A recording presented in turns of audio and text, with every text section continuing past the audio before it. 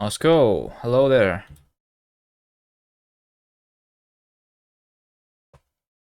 How are you doing? Is your language done?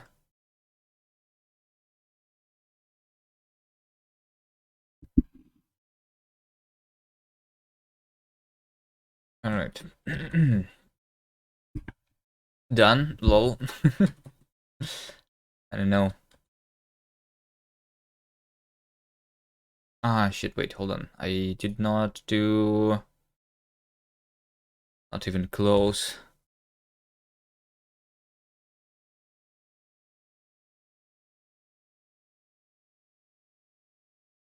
How long have you been working on it already? It's been a long time already, right?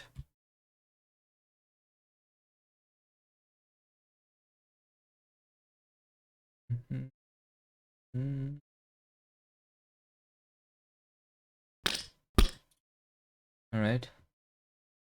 There you go, Adagon, hello.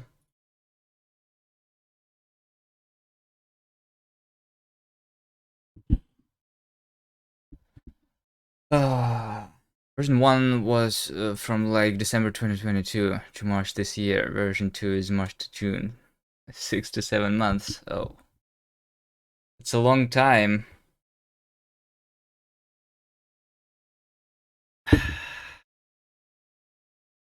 Alright.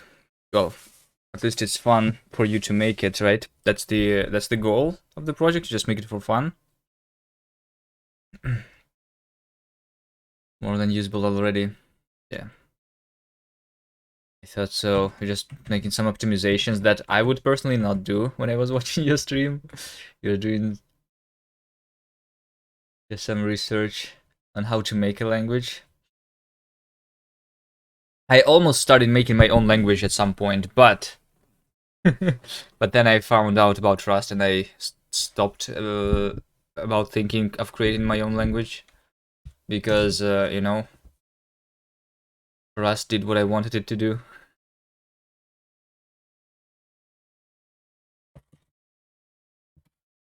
Okay, we are working on linksider again today.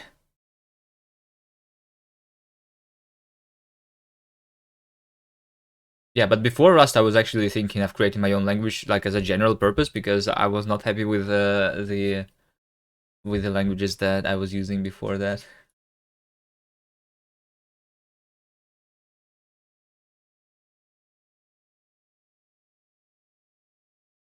I almost actually started making one. Alright, we want, just like yesterday, to create an in-game level editor for the game. We want to finish the rewrite from Bevy into Gang. And maybe work on some other stuff, on some other random stuff. So yesterday what we did is open my Vim.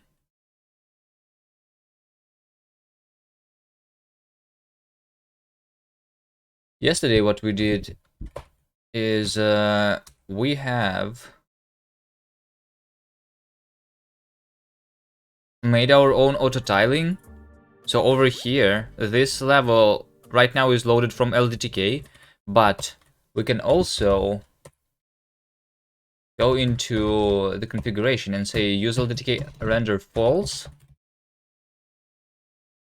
And this is going to make the level look exactly the same, but it's working differently under the hood, because under the hood now we use our own renderer to do this tiling. We have some issues, like over here we have a missing tile because we don't have this tile actually in our art right now. So yeah, that's like the first step in order to make the level editor, was to make sure the auto tiling works. So now all that is left, basically, is now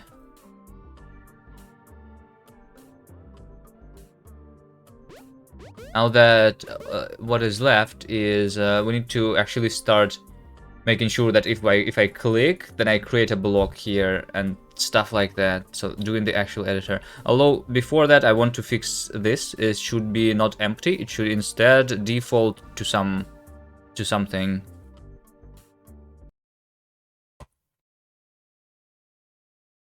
Should instead default to something. So here's how we are defining um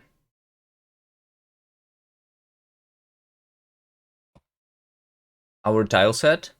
We are using this texture. One tile is of size 16 by 16 pixels, and we have 3 tiles over here, which is the player, disable block, and regular block. Regular block is auto tiled, and the auto tiling rules are actually in this file over here.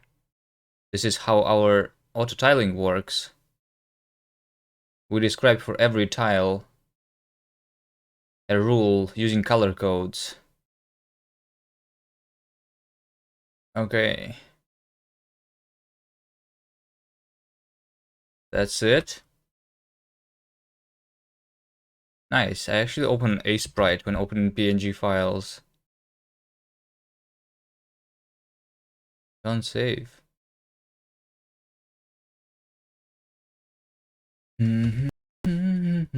Okay, so I have this error, but this is not yet parsed or not doing anything. I think I also need over here to actually set the auto tile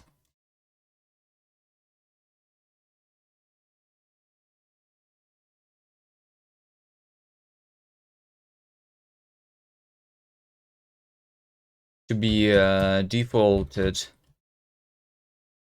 to a specific position.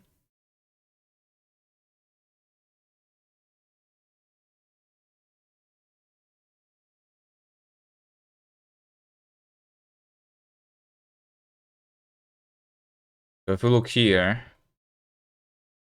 I think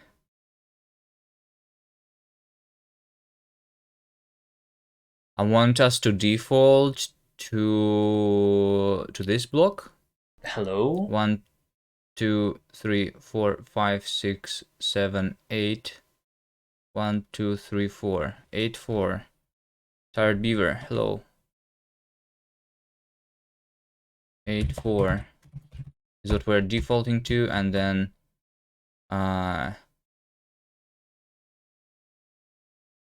color coded there. Okay. Auto tile, color coded, default. I mean, I don't even want the default here for the disabled block, I think.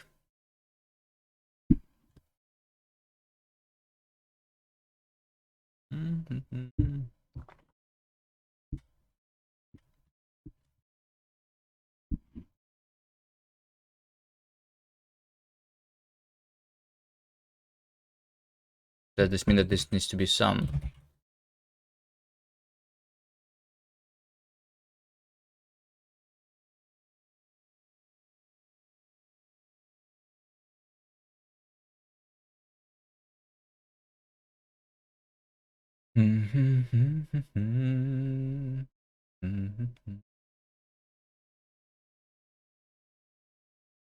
All right.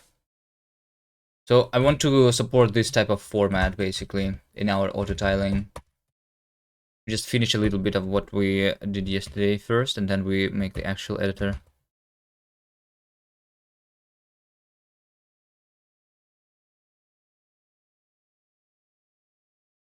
So what I want to do, tile config over here, we have the auto tile, which is going to be color coded at the path, and also we have the default, which is an optional position.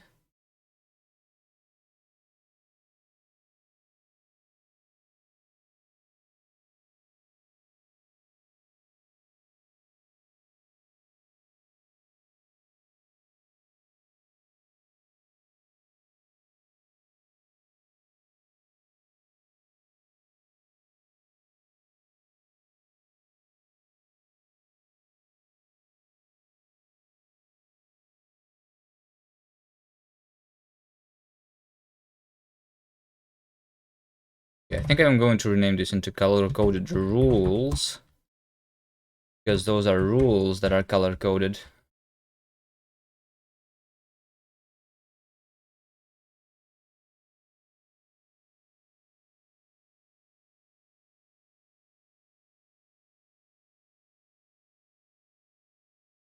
And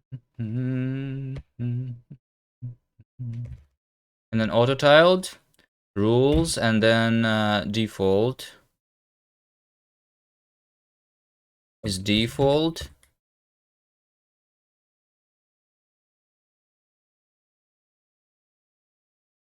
Dot.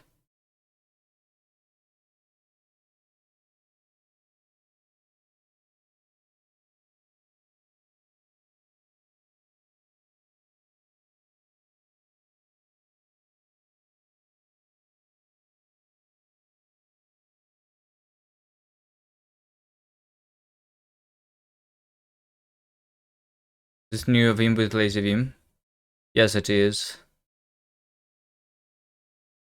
No, wait. Lazy Vim is like framework. We use lazy and Vim, the package manager, but the configuration itself is based on the nvchad, and then I changed it a little bit.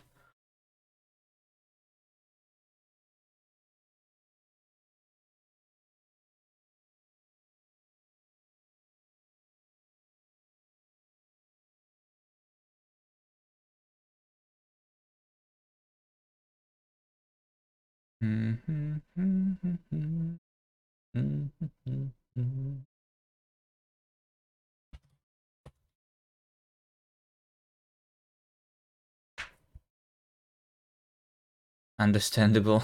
What does understandable mean?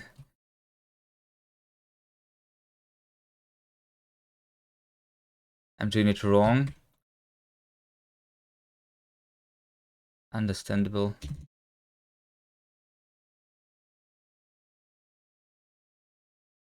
I'm going to change the configuration here even more away from the nvchad because I want to change the package manager from the lazy NeoVim to actually using the Nix package manager because I'm using NixOS. There are some plugins that just don't work on here. So I already changed the Mason to not use Mason basically. And I'm going to change the lazy into just installing plugins through package manager on the operating system. I'm just trying to think here. I want to figure out the UV here, just like over here. We have a to-do, right? If a tile is located at a specific position, then I want to calculate the UVs. But the UVs, in order to know the UVs like 0 to 1 coordinates, is what we have for the UVs usually. It's not really working because I don't even have the texture here. So I think the texture tile, the UV is going to be instead of this, it's going to be actually the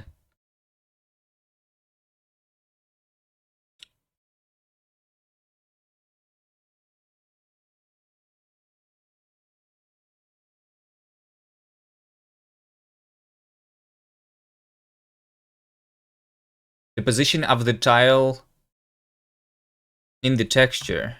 So it's also going to be something like that, I think. I guess. Yeah, I think so.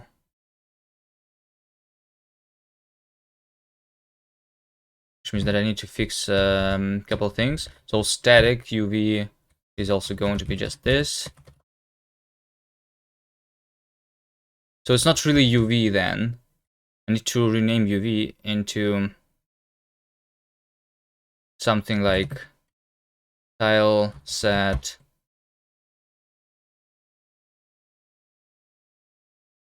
tile.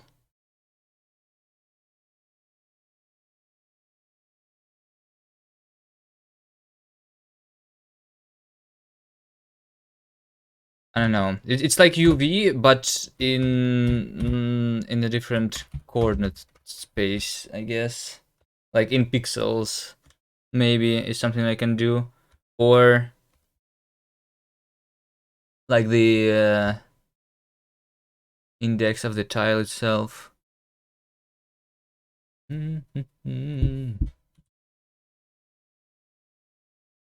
Maybe tile set position. Tile set position is a better name for it.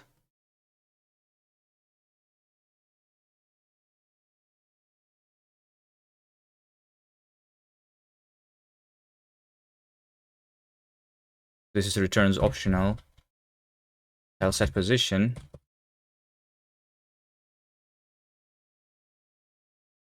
And for meshed rules, over here also, we have a rule, and the UV is also going to be tile set position, which is instead just this.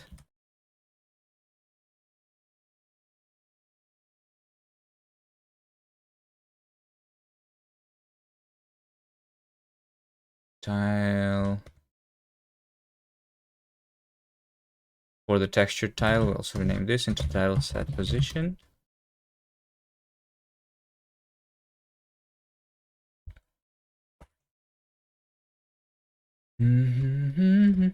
Okay, so mesh over here is going to be this and that.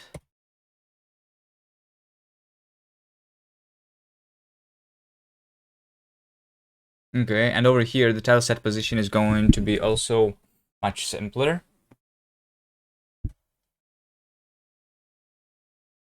I guess over here, we don't... I guess X index and X in this step Y. I need to enumerate here, basically. And I need to enumerate on the Y when iterating. Y index.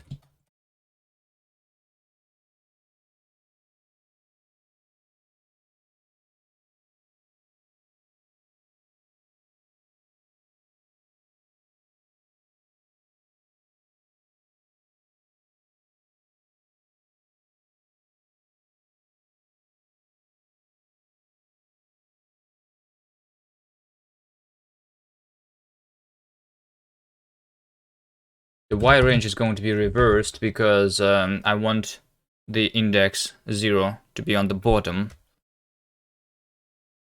The Y coordinate, I want it to go up all the time.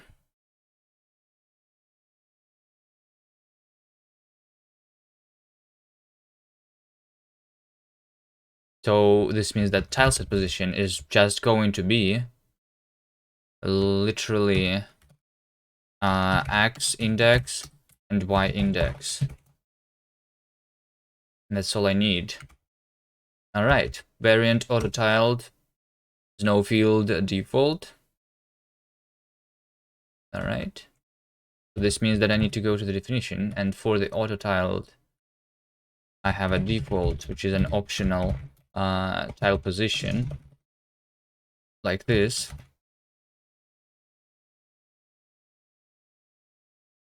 And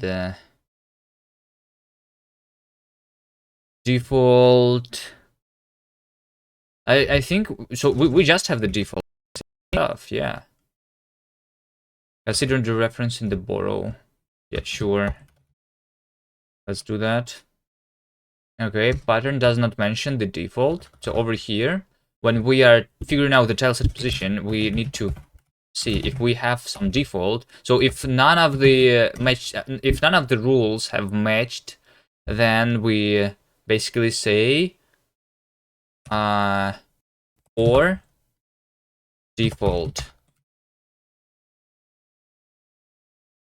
or default. Just like that. So if this means that if none of the rules are going to match, we're going to fall back to the default tile position.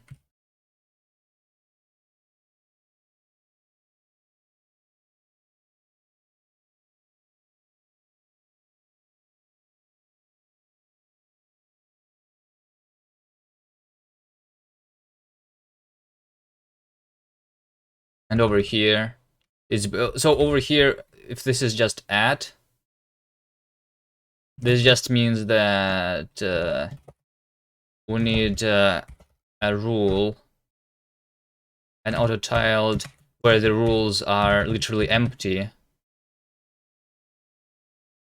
and we only have the default, which is this.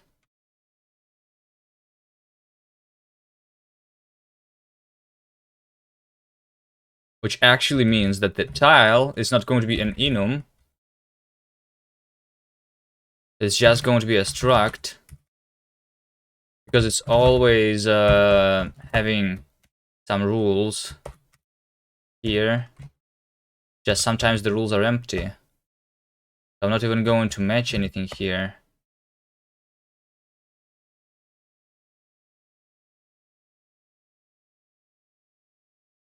Or self default, and over here we do self rules, like that. Pretty simple.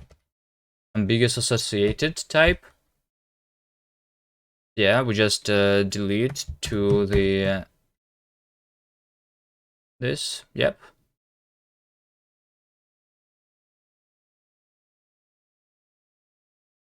Default is optional, so I'm going to say that default is something here. All right, nice. Arguments are incorrect. Hi. Hello, Davey. Star X, star Y. Godot is better. I mean, how's it going? No. Rust is better. I mean, how is it going? We use our own custom engine, which is obviously better than any of the existing engines, so you can't really compare to a Godot. Did I have a good sleep? Yeah, I did sleep for like 12 hours, I think. How is it Godotting? Are you asking? A 98k dev? Because I never tried Godot. We wanted to try Godot actually, because just to compare stuff, because I never actually tried any existing engines. I only have been using my own custom one, and then recently we tried the Bevy engine for the Rust. So Bevy is basically the only engine that I actually tried.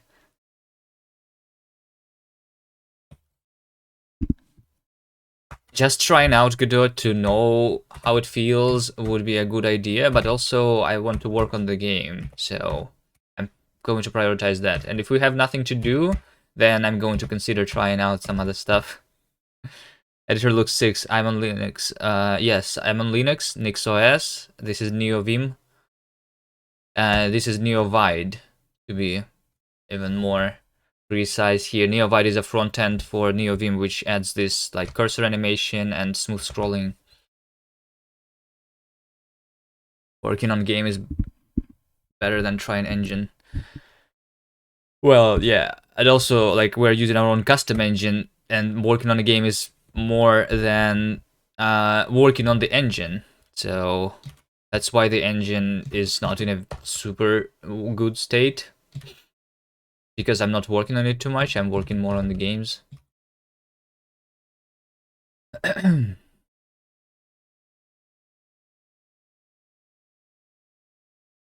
Alright.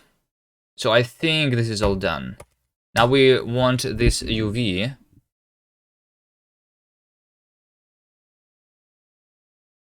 So UV is going to be tile set position dot. Hold on.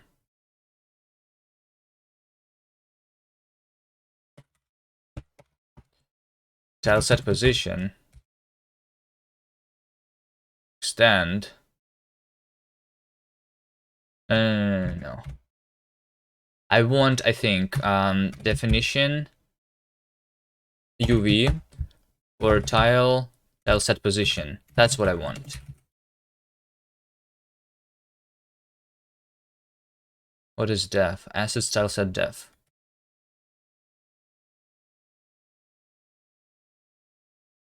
So we want to create another method here which actually gives us the UV.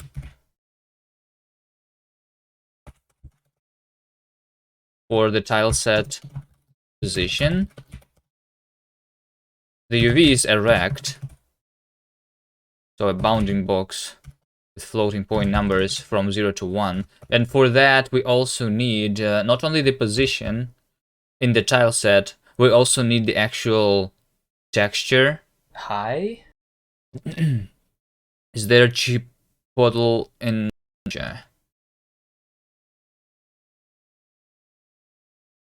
Translate.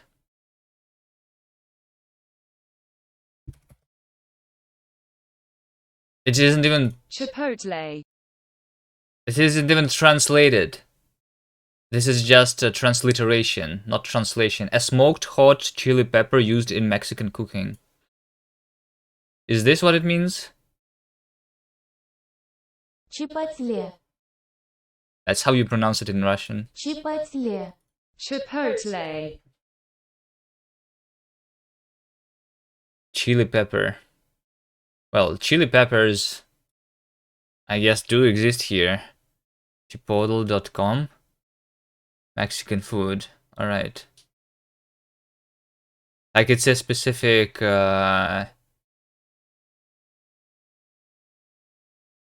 like brand? I was trying to customize my Ubuntu to look sick, but after seeing your setup, I'm seriously humbled. Well, I didn't really configure my stuff too much. I only spent like 1 day on it. This is a Hyperland window manager, first of all. With almost the default configuration, and then this over the top is the way bar, which I want to change, but I mean, it looks okay for now.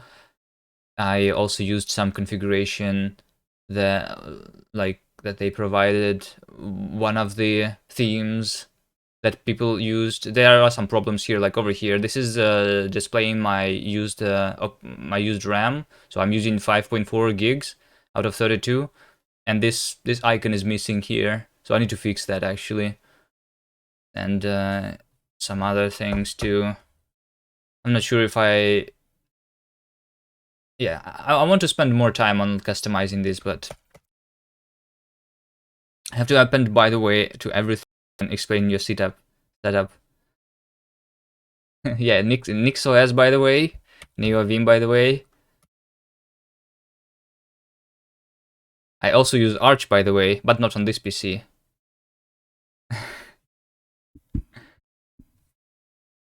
Seem like my kind of guy. I have Tails, hello there.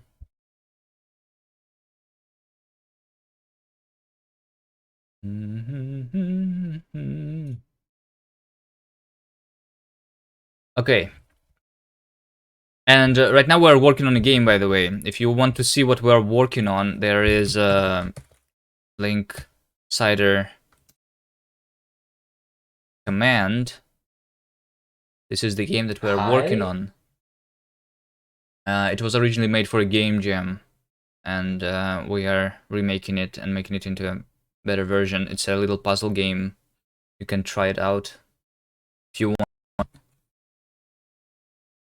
Code Monkey, hi.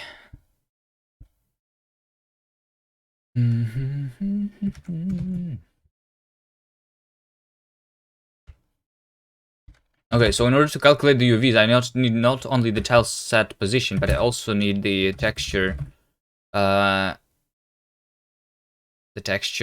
size. I don't necessarily need the texture itself, I just need to know its size, right?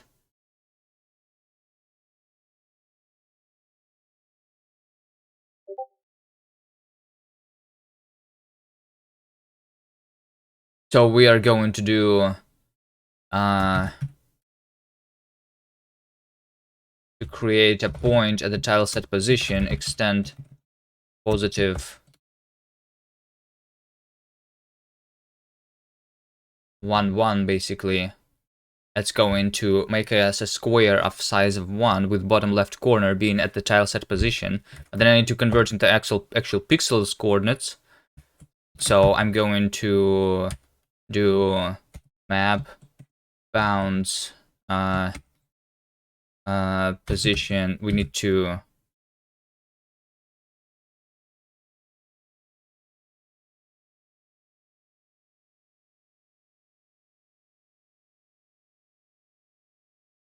I couldn't sleep, so here I am, Fedora 38 and i3 window manager. By the way, I wanna die right now.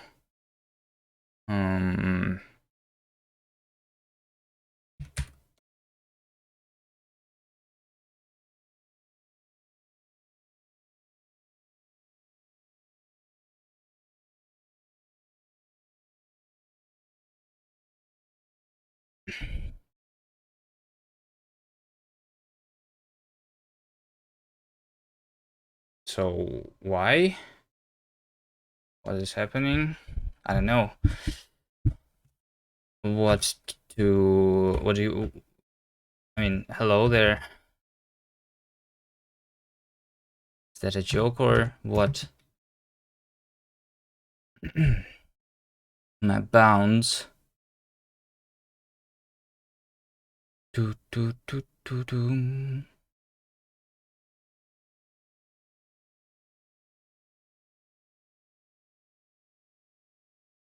The making a snake game in C, and it is a pain. Oh, I understand. Yes. Yes. You just need to go into Rust instead of going into C. C is hard. It makes you want to die. Yeah. I understand. I understand the feeling. Why did you choose C to make a snake game?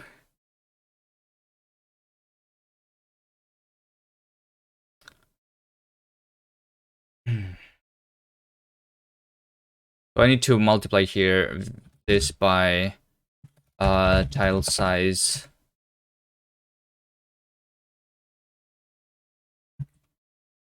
And then I'm going to convert.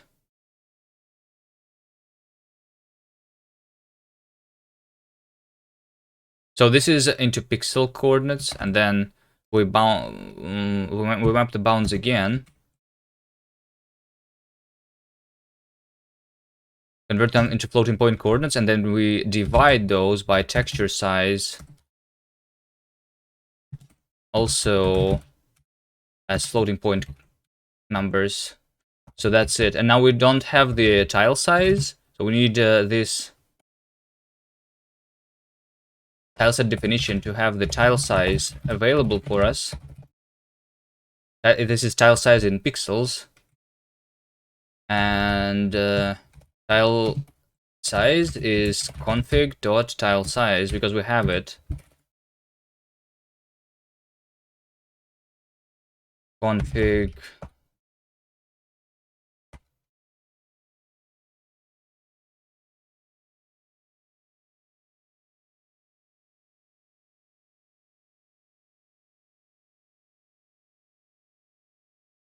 definition. There you go. All right. Now we have the UV. This takes 2 coordinates, so we need to calculate the coordinates for the size of the texture. The texture itself is going to be tile set texture size. Yep. All right. So tile position is the UV. Am I from US? No, I'm not. I am Russian. For some reason, Kelly dies on Rust. Kelly dies on Rust.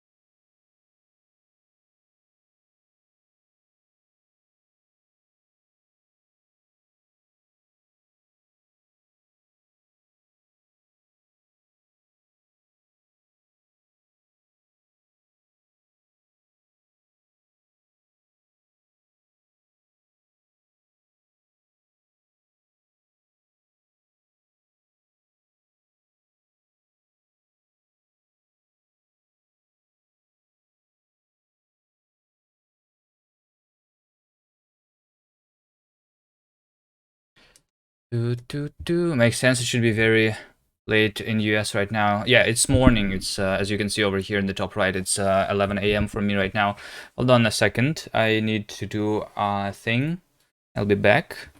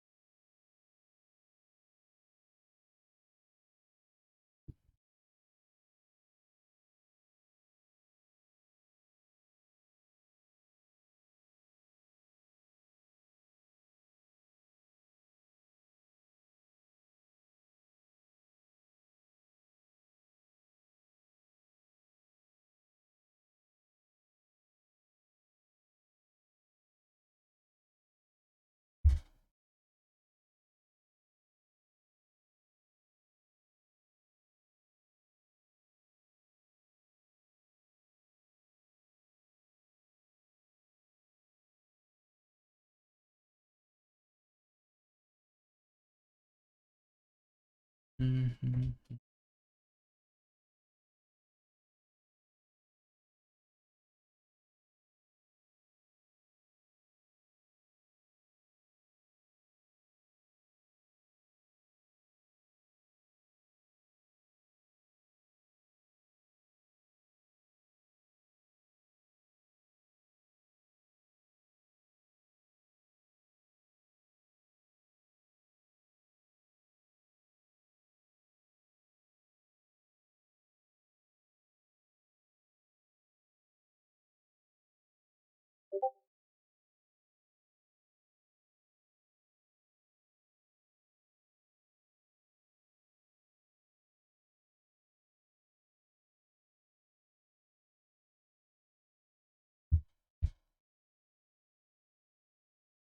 Did you call cargo new main? Kali will crash.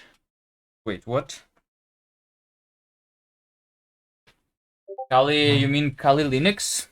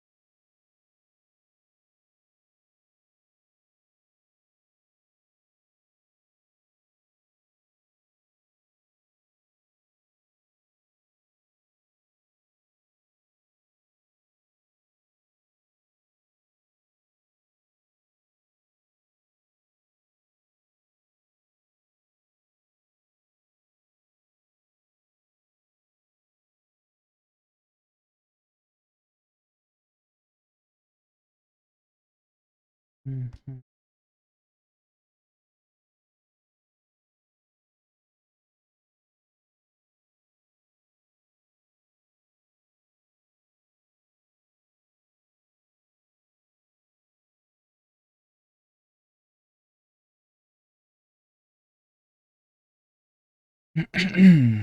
Okay.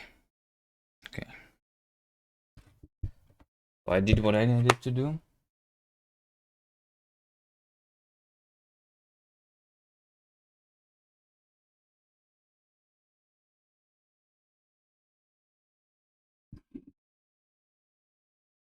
Hmm. What happened?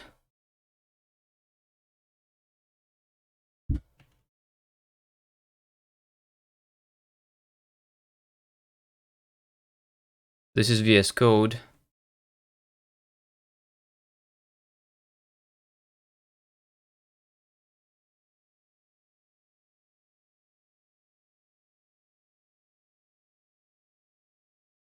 This is VS Code and this is Java. Ooh.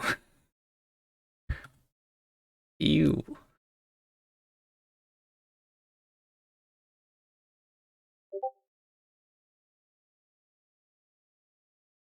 Looks nice.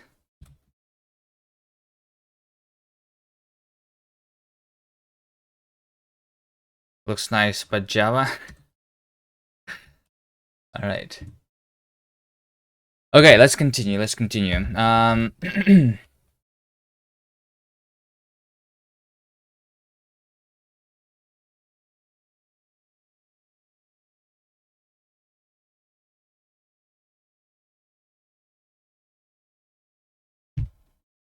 Let's continue. What was I doing? Everything is working. So did I finish everything? Yeah, we calculate the UVs and then we do this. Yes, yes, okay. Nice. Corners. I think 4 corners also might want to make this a little different. We need position, map.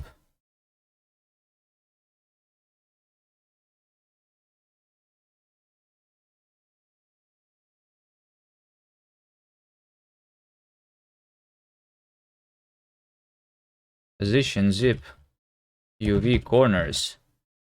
This should be working. That's what I was trying to do yesterday. And why did it not work?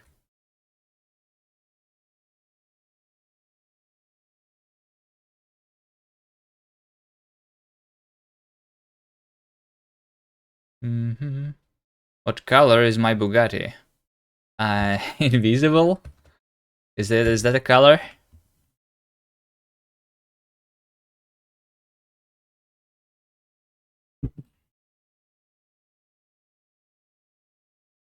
So hold on. Let me take a look at this over here. I'm zipping one rect with the other rect, and I want over here.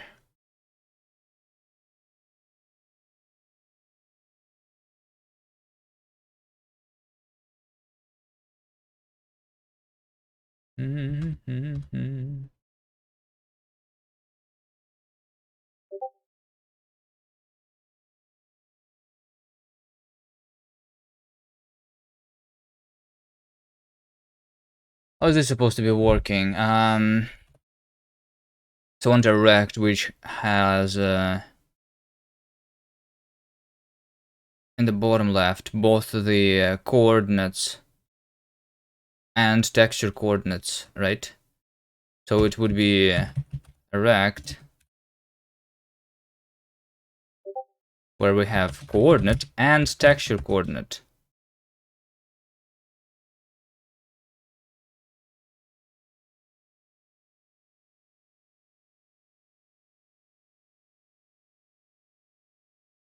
Which means that over here we have vec 2. I guess I will need to like transpose here something, because basically we have here position x and UVX and position y and UVY, right? That's how it's working.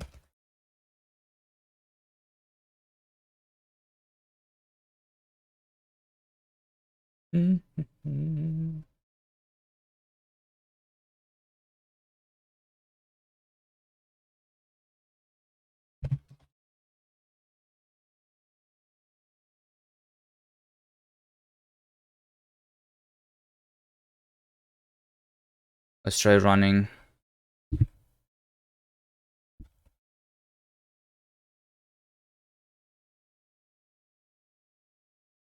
Rest analyzer panicked again. Out of bounds something. Lol.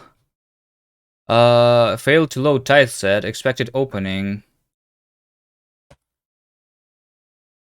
Okay, so our configuration over here is wrong.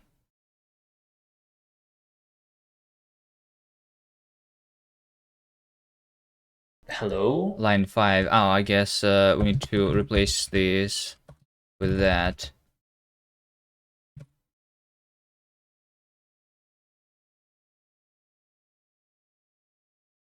I cannot use the curly braces anymore. Hello, Nerdzel. Assertion failed. Assertion failed.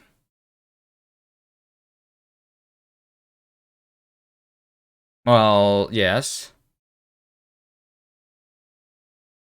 Shit. I know why we failed. Over here, when I'm reversing, I need to reverse after I did the step by, I guess.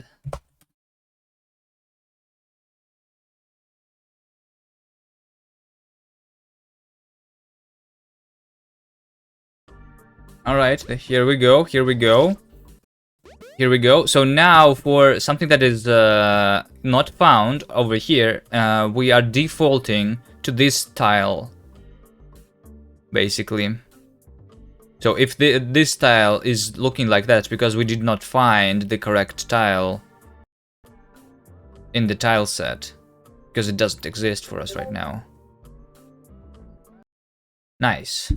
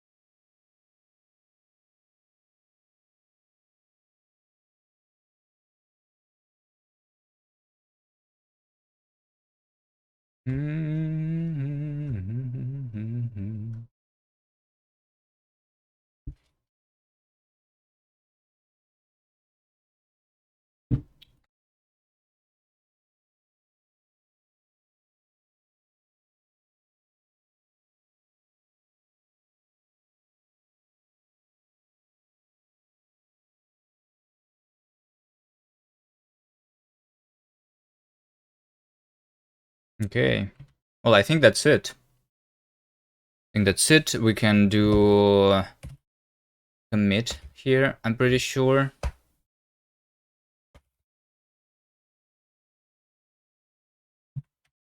Default tile set position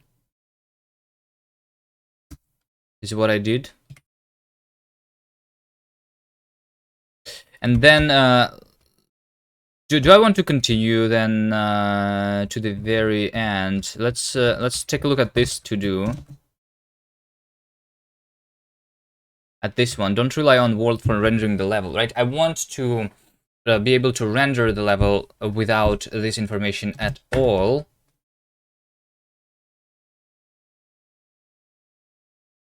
So I'm going to say that if we use LDTK render, then I'm doing this.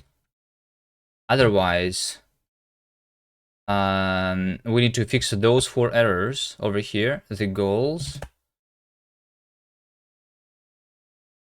the entities,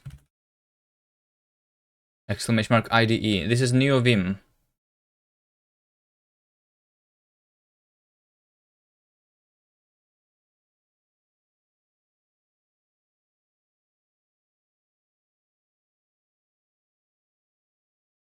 Actually, you know what? I'm going to even remove the if there. Just don't. Just do this and fix the errors. Which means that I'm going to remove this use LDTK and render completely. Use LTTK render.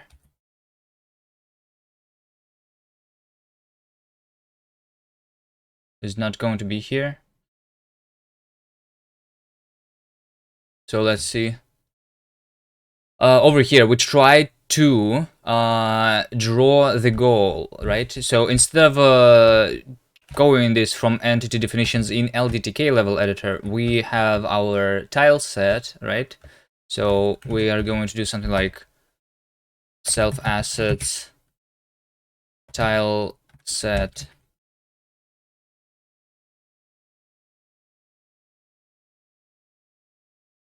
my Rust analyzer is broken again.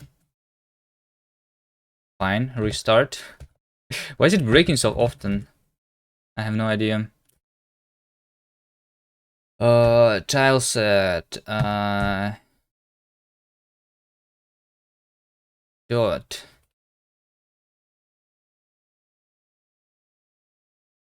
Okay, this is not LDTK mesh. This is a regular mesh.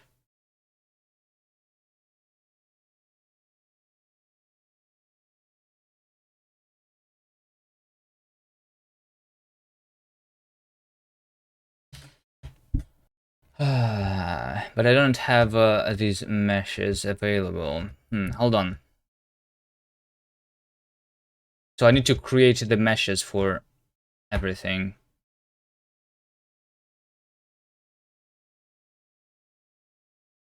This is me creating the level mesh, but I need to create the meshes for all of the entities, basically.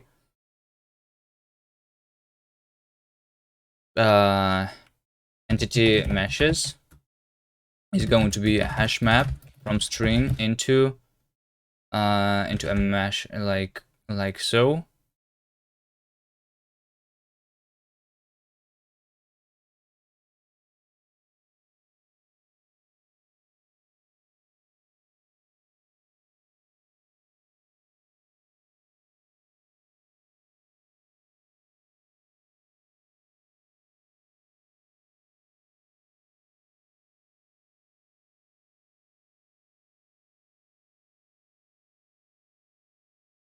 So using the tile set definition tiles, we need to iterate, and we need to filter map here. We have name, and we have tile, and we do tile default map position.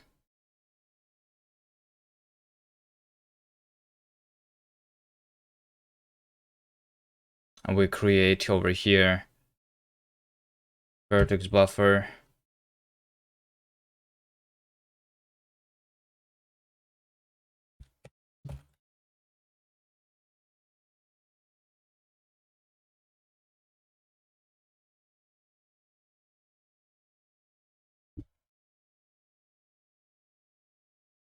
So what do I need to do here?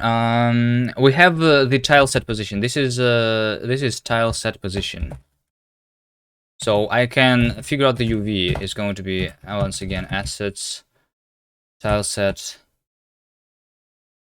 definition UV for tile set position. Texture size once again is tile set texture size. So we have the UV, right? Basically, I'm going to do the same thing here.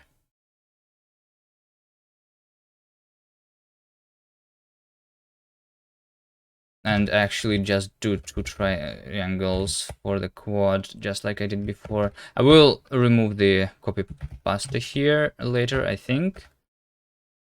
Let's see. This is going to be a vec.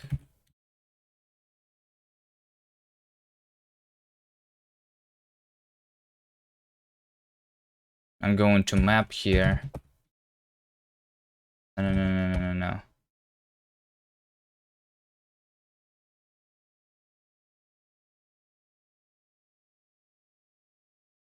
Yeah, this is a copy paste also needed. So yeah, I will remove the copy paste once it's working, I think.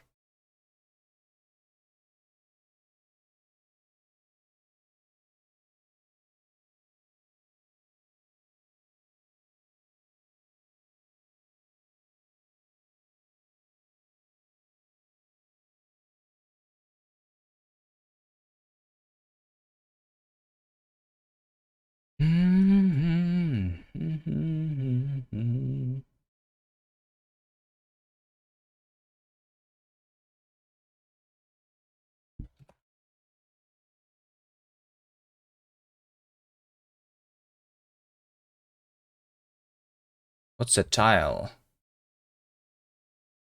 Okay, we just do a simple quad, right? So 0, extend positive, splat 1.0, like that. No field LDTK. Yeah, that's the only error that we have. We expected a hash map because when we're doing the filter map, then we need to collect in the end.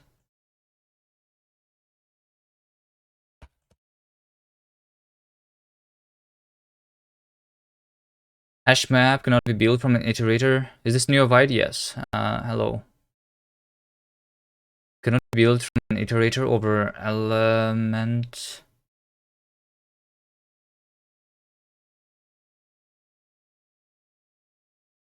Yes, because it's not the. Hold on. You need to not only create a vertex.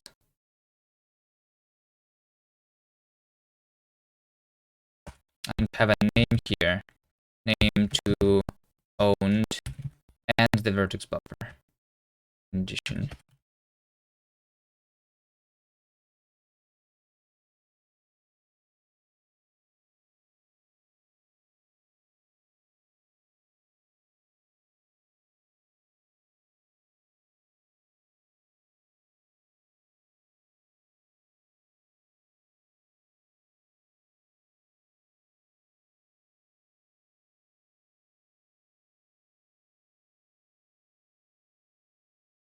Hold on. I'm a little confused about my stuff here. So we mapped.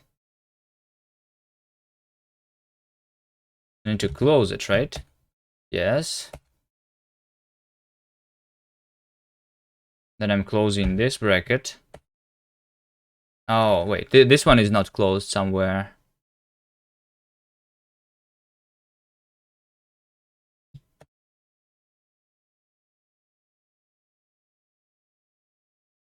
It's because I just can remove this one.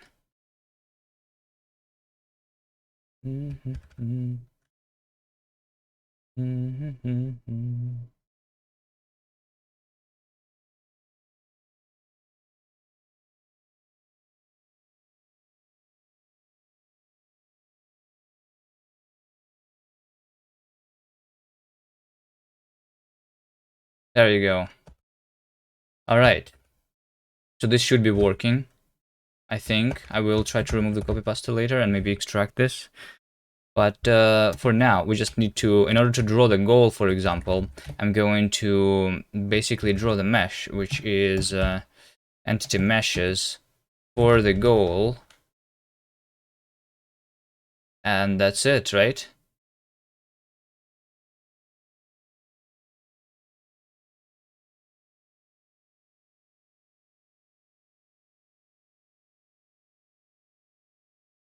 Oh wait, it should be a mesh, okay.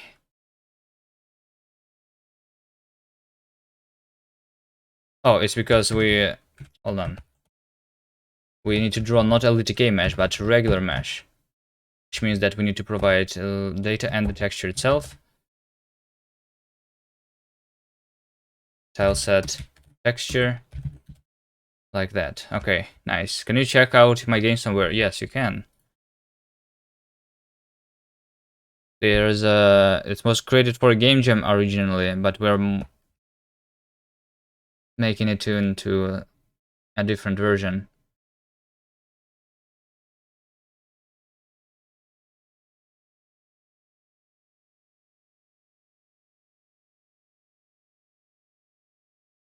So I'm one of the things that I'm doing is I'm writing this into a different engine. It was done in Bevy, and now I'm migrated to my own engine. We have most of the stuff working. I want to work on my own custom level editor for this instead of using LDTK like we had before, because it's going to be easier for the level designer, and I guess we can also allow it for the players themselves to create their own levels inside the game. So we can have an in-game level editor. That's the goal. We're going to start with something simple, where the level editor is going to be short, like key-based, basically. You are going to, I don't know, press 1 to select like player, and then you click by creating player on the screen.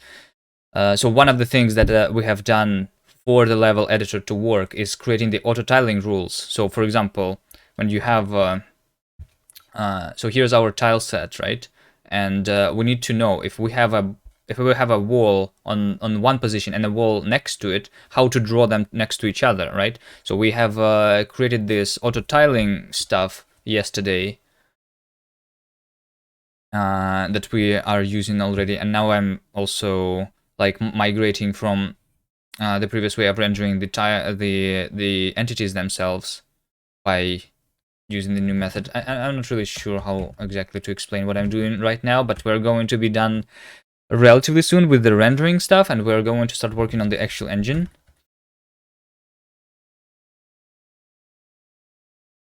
So over here, for example, I am in the process of drawing all of the entities, right? Right. So I'm going to draw a mesh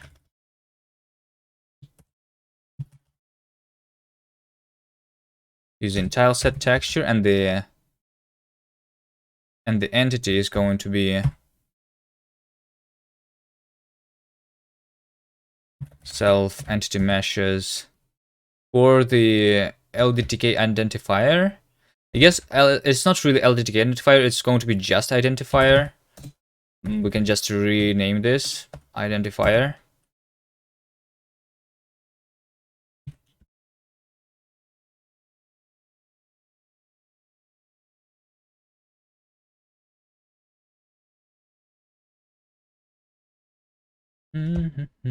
Okay.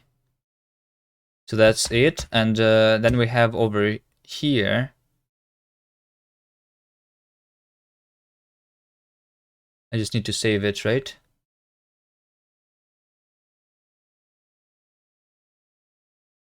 All right. And then we have 2 more errors. Over here, we are drawing the power. So the power ups. So once again, we're just drawing not a LTK mesh, but a regular mesh. Using tile set texture. And this thing is going to be entity meshes. For the jump power, let's say. And then over here is going to be the same. This is exactly the same. There is some... I want to refactor the rendering a little bit, but it's okay for now.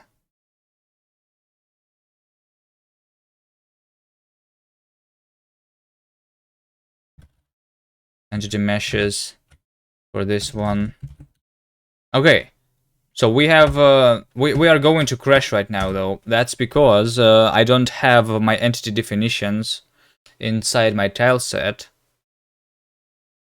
So we need to take a look at the texture that we have. As you can see, we are crashing.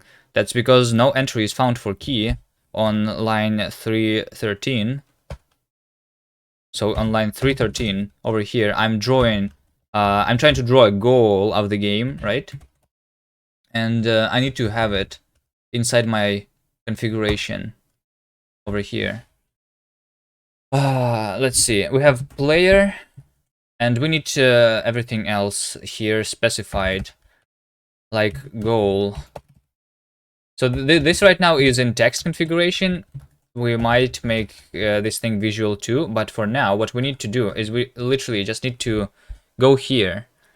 Can you make in the A sprite so that when you have the grid, I want the I want to know what is the tile position of this one.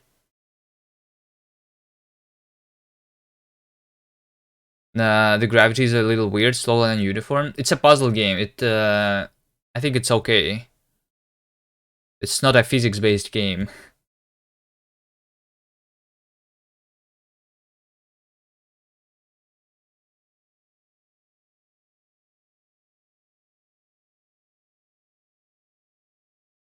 Like, if I have a grid, can I know?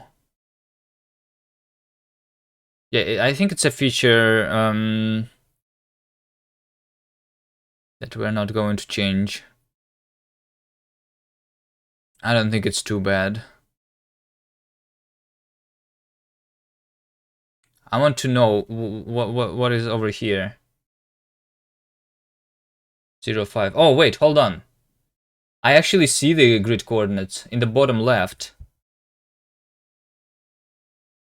In the bottom left over here when I'm hovering, this is, you can see it right over here. This is 0, 0. This is 1, 0. Shit, wait, but but I made it that this is 0, 0. Because that's how I like working. But A-Sprite does it this way. Okay, fine. Fine. I will make it the way A-Sprite works. So, right. Let's do instead. At least inside the configuration.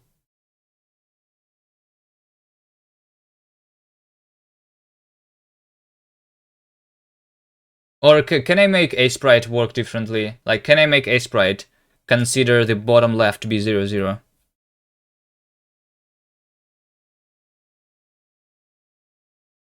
References, maybe?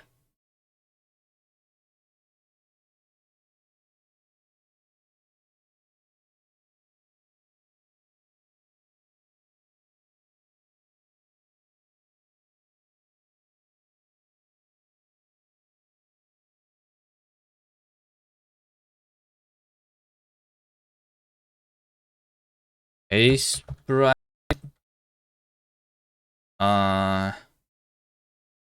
Change, inverse y axis direction.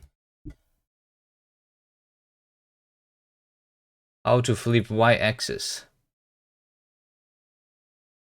In A-Sprite, the origin is the upper left corner. This is great for most IDEs. However, I'm using libgdx, which sets its origin to the lower left corner. Is there a way to change the coordinate system in A-Sprite such that my origin is in the lower left corner and the y plus is going upwards? That's what I want to do. And they were wondering the same thing. So I think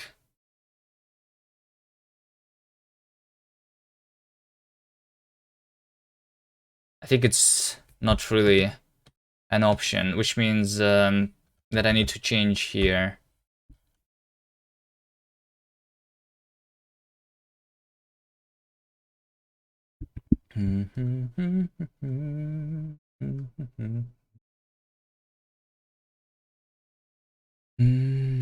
Fine, fine, fine, fine. So the auto tile is going then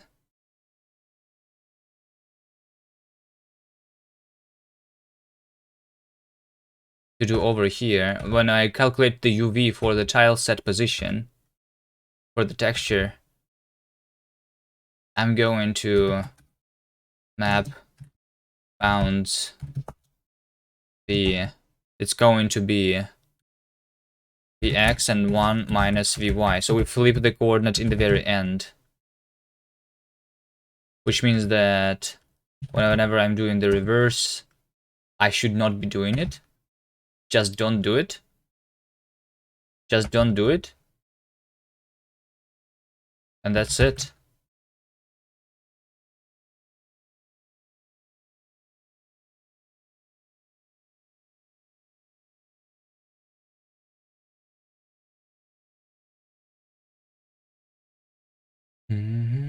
So this is going to... I don't like working with the coordinate system where y goes down, but sure. For this thing, I will. So over here, we're negating the delta y. Why are we doing this? Because of different coordinate system in gang/image. But we just don't.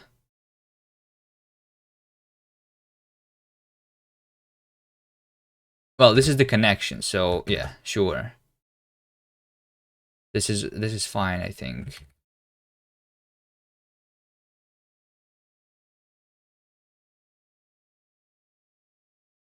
Let's just take a look at how this works. Is it going to look correctly? I mean, it's going. We are going to crash because we don't have everything.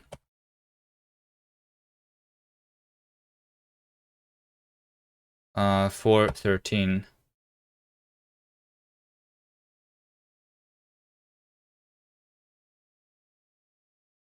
Such a different experience seeing a custom engine. Well, we're basically just writing code instead of going visual editing, right? Is that what is different? Maybe different is the language tools. Like you use some other language usually.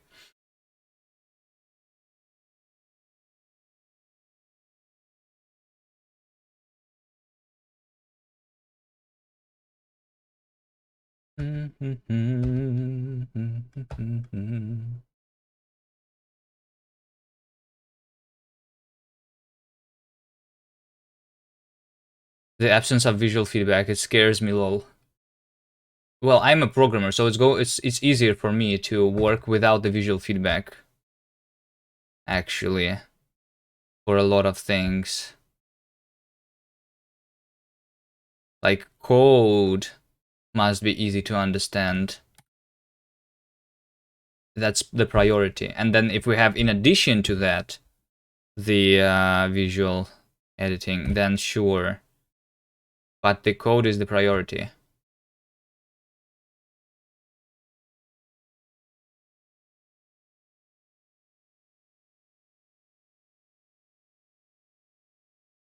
Yeah, we don't have the power up here basically. As GDScript because it's pretty simple.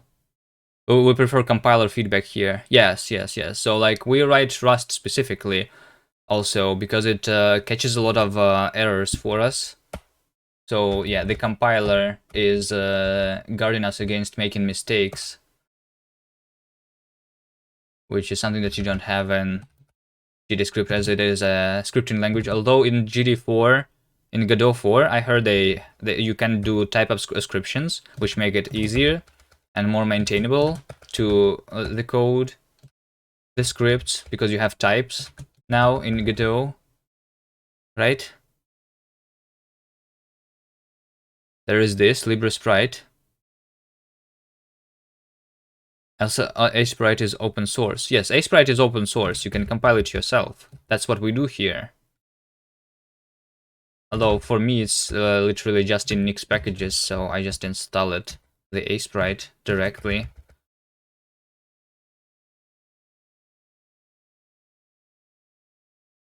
There is also the Asprite unfree in Nix packages, which I guess has a little more features than the open source Asprite. Like the thing that they sell, they actually have more features in it, no? The Vim cursor move like that? You mean the animation? It's Neovide.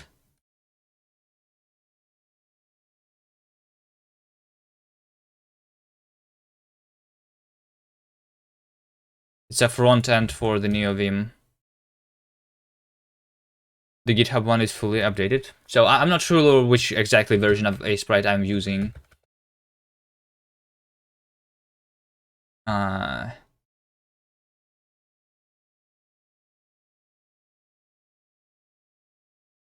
Latest version of Sprite is 1.3. Let's see. How do I see it even? About? I use 117. Oh, yeah. This is like old.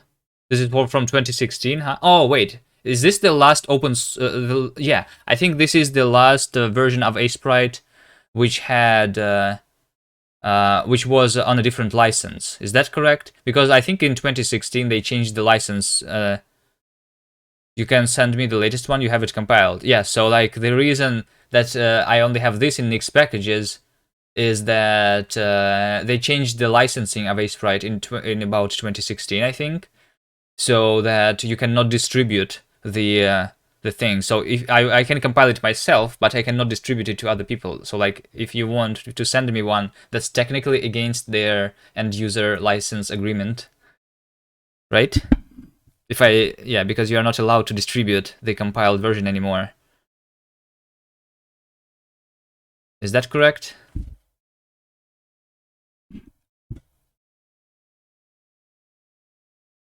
So that's why I'm using old version of Sprite here. But I can compile it myself still for personal usage. That is allowed, or you can use Pixelorama. I mean, I'm not the one who is doing the art anyway. I'm usually using Paint. Like I don't have Paint installed here because I'm using Linux. But before I moved to Linux, I was making my game on Windows using VS Code and using Paint. So yeah.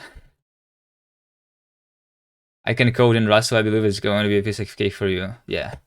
I think I can compile it myself. But for this game specifically, I'm not being the artist and not the level designer. I'm just being the programmer. But sometimes I do make games just by myself. We participate in game jams.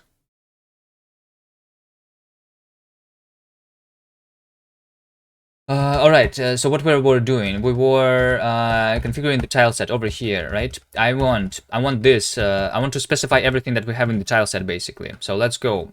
We have the goal, this is the goal, so this is 3-3.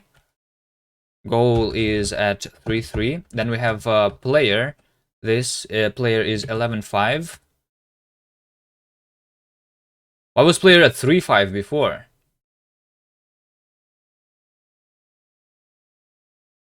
I have no idea. Okay, then we have the jump power at 9-5.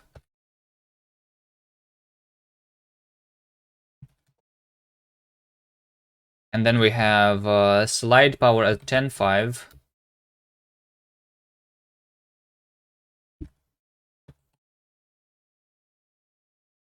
And then we have magnet power at 11-4.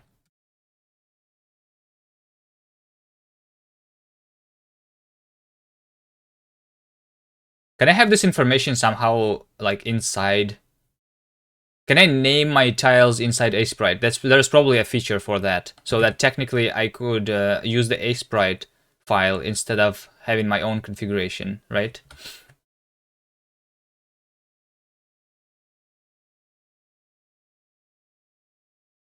Go to view grid settings. I can. I mean, I have my grid over here. It's 16 by 16 pixels.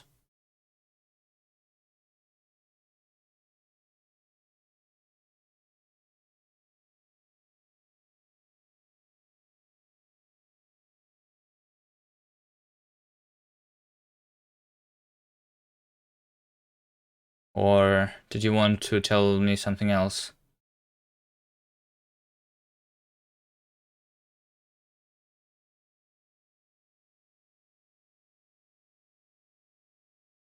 I guess we need to go into LDTK also to figure out what are the actual names of everything, because I don't remember.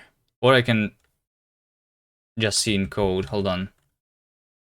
Because if I go into over here, We have a cloud. We don't have a dedicated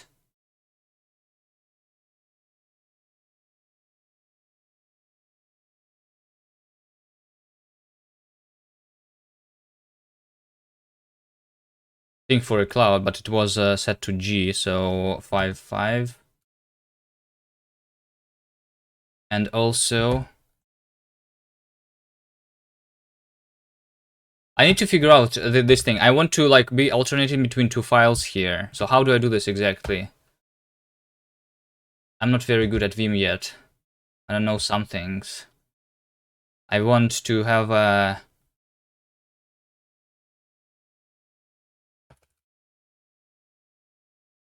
this file opened all the time, and then so that I can switch to it.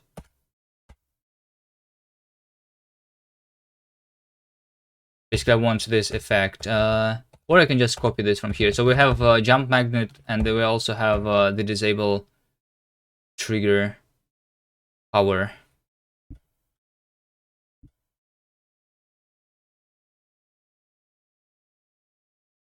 Is what we have, disable trigger.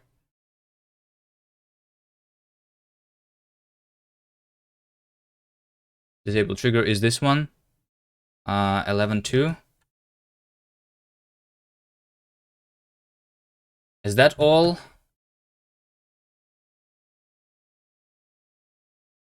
I think that is all. We're not using these yet for anything.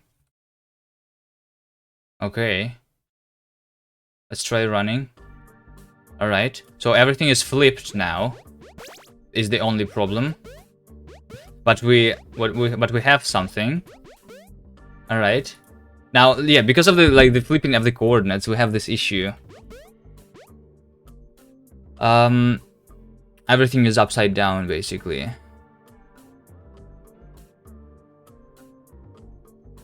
Every single thing is upside down. But the locations of the tiles themselves are correct.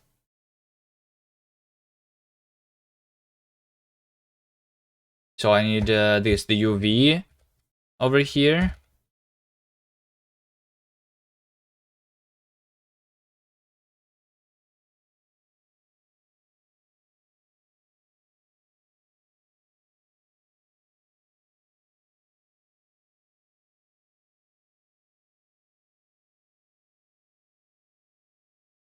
Wait, should I just not do that? I should not even be flipping manually?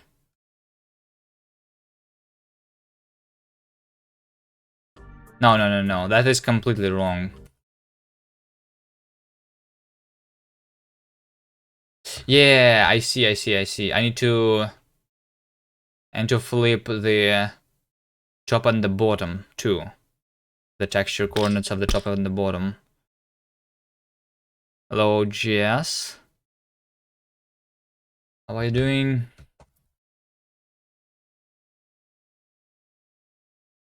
How do I flip just the Y? There's multiple ways of doing it. But how do I want to do it? Like, I can do... swap, for example. A result, minimum Y, and result, max Y, and then return the result. That's one of the ways of doing it. Fine, if it's going to work, that's okay. So now draw LDTK mesh is never used, so we have completely now migrated from using LDTK for rendering. We still use it for the level itself, so that's the next step. Now we also have no entry found for key.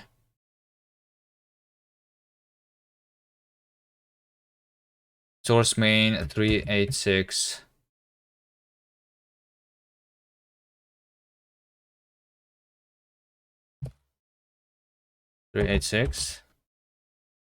So there is some entity on the second level.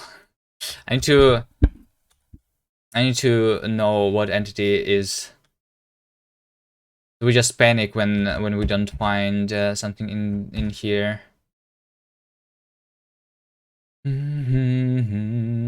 Right now. Oh, wait, we have crates. That's right. We have crates, we have boxes.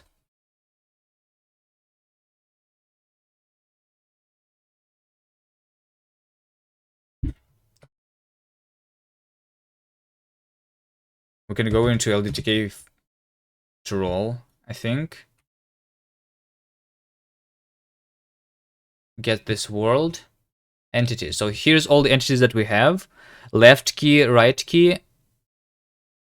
Unnecessarily use those, but we have the goal, magnet power, disable trigger power, slide power, jump power. So yeah, create, disable box, and box.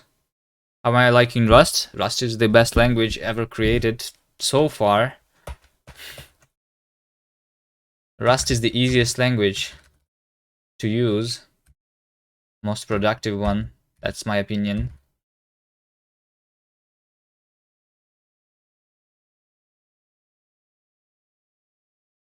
Okay, so we need to add more here, which is the box. So for the box, we use the down. So this one for right now. 3, 4. Serious? Yeah, yeah, I am serious. That's why I'm using Rust. If I liked a different language, I would be writing a different language right now. Nobody is forcing me to use this language. I'm using it because it's the best one.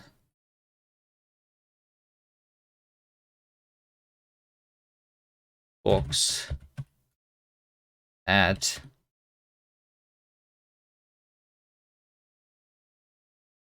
Three, 4. Okay. And we have create, and we have disable box. Create is the one that's pointing up. So 4, 4.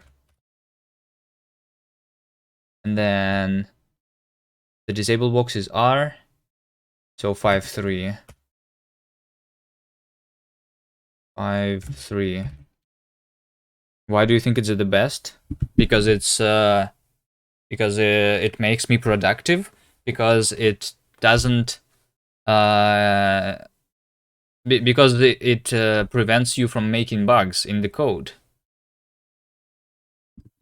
Because it prevents more bugs than other languages do. Because of the existence of borrow checker, because of the advanced type system. The only other language that, like, I don't know, is like theoretically better, maybe, is Haskell, or some other like functional languages like Idris, maybe, with more stuff. But there are problems with those too. So like some of the features, I would like to have more features like those functional languages. Like we don't have existential types yet, for example, which are useful. We like sometimes when I push the type system too far, I don't have the like some of the things are not implemented basically yet for the language. But then eventually Rust can improve and become better, and it's already better than a lot of pretty much all of the languages. Do you think an OOP style, Rust style language would be helpful? Helpful, I don't know. What does it mean, OOP? No, I don't think. Well, I don't know. Maybe if you add to Rust the objects, like the ability to create objects, it's going to make it easier for people to convert from other languages to Rust, you know? But being forced to use just object-oriented style is bad. But like it's useful for some problems, but overall, I think overall object-oriented is worse than just using what we already have in Rust. But sometimes it can be a little easier to use regular like inheritance and stuff. You can kind of mimic that in Rust, though, so it's not a big deal. And like the use cases for object-oriented programming, there's not a lot. I want to make a Rust type of language that has syntax and object-oriented features like C#, but the performance and safety of Rust. Well, I don't want that though, because there are better alternatives to object-oriented programming a lot of time, like most of the times.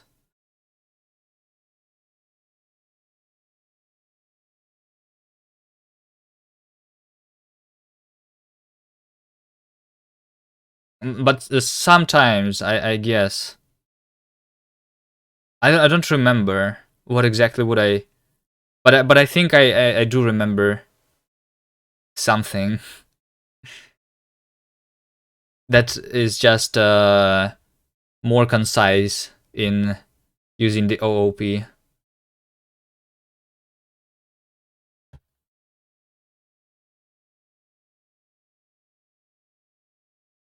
What are some downsides to using Rust throughout my career? Is it hot there in Russia? Yes. I mean, it's well, it's 30 degrees Celsius for me right now.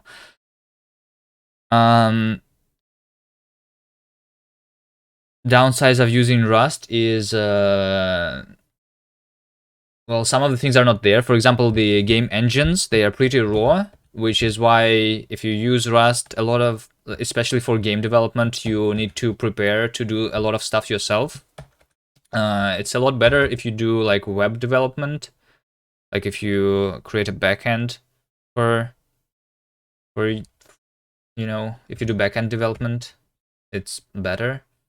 But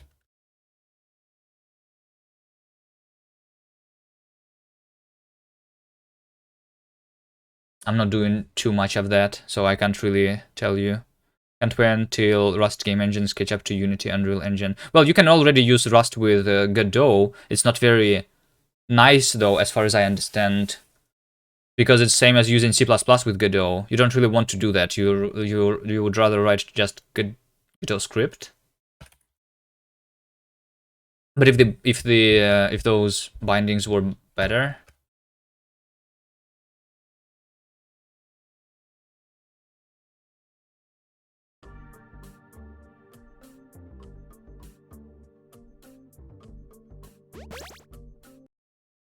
And to fix this default. So the default, when we don't have a tile, is going to be this one, so 8.1.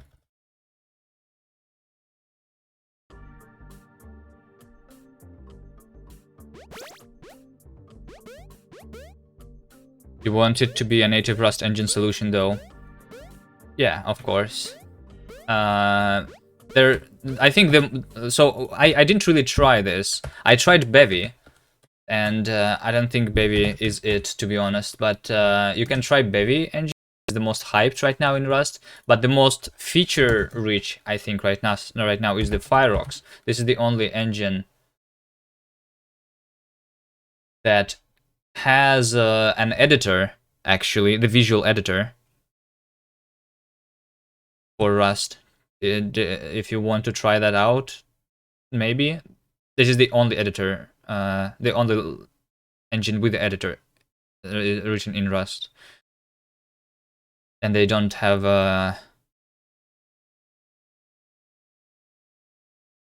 they're also not ECS based like Bevy. I mean, they are not ECS based unlike Bevy. So it's more like a traditional game engine, but in Rust. I didn't try it though.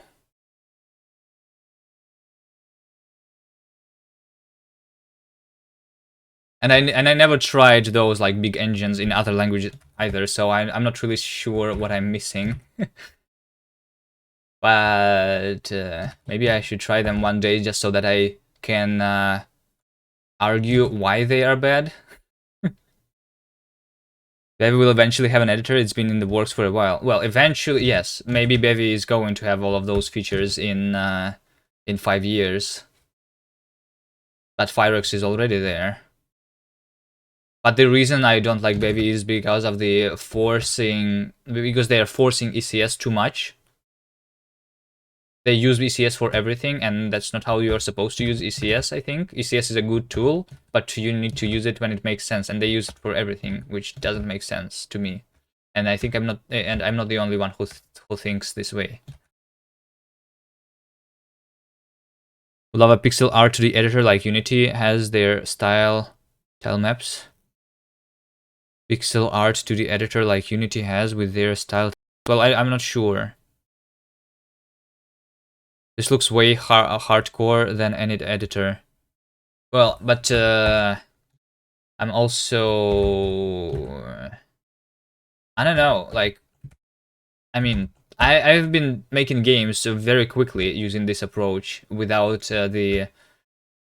without any editors. I've been making a lot of gem games, so it is... I can work really quickly here, especially if I don't talk at the same time as I'm trying to work, if I'm not being distracted all the time, you know? Okay, I think let's just play through the game here, because I think everything has been done that needed to be done.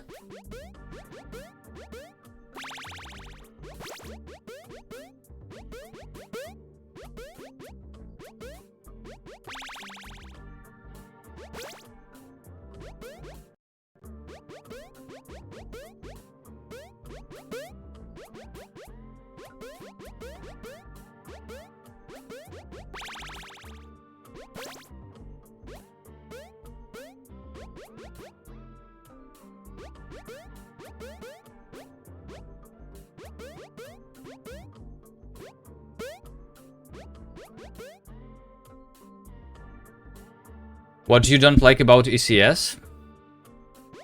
Because it's too dynamic. The reason I use Rust programming language is because it's a statically typed language, which prevents errors at compilation time, not at runtime. It's the same reason I don't use Python, for example. And I guess it's not the ECS itself, but the way they do ECS in Bevy, right? Because ECS can be static.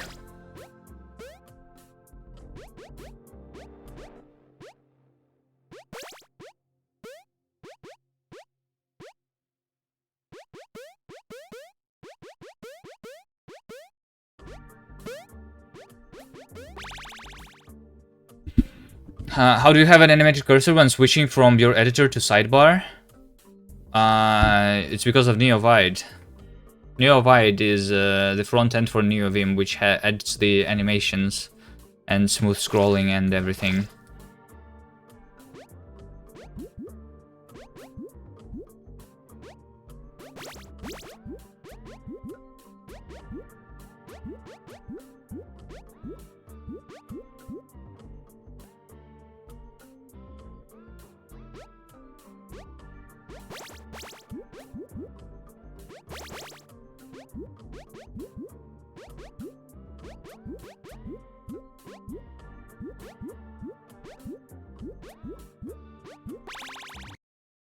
Okay, we panicked.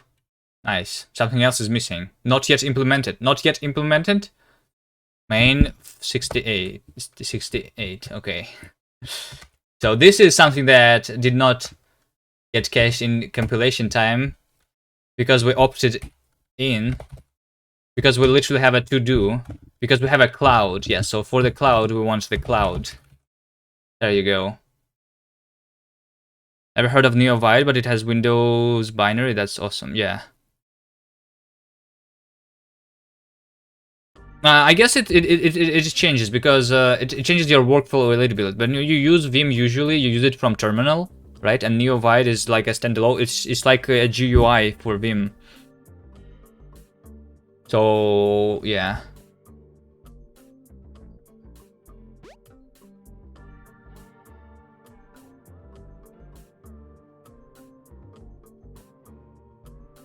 Yeah, this thing has a cloud, okay.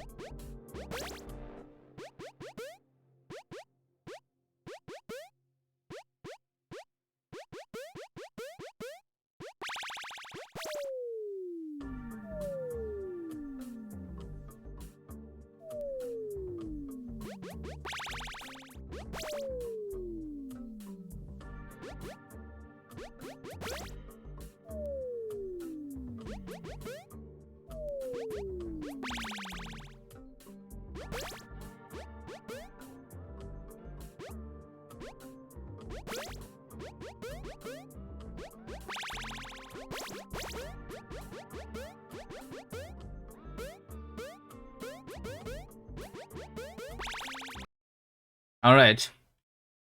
And then no entry found for key. Yeah. So I could make it not a crash, but something else. What was this level?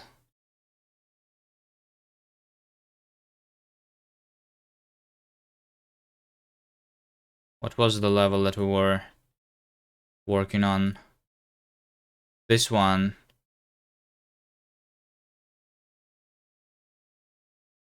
Disable trigger power.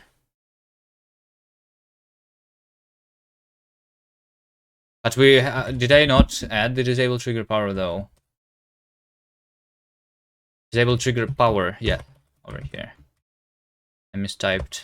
Okay.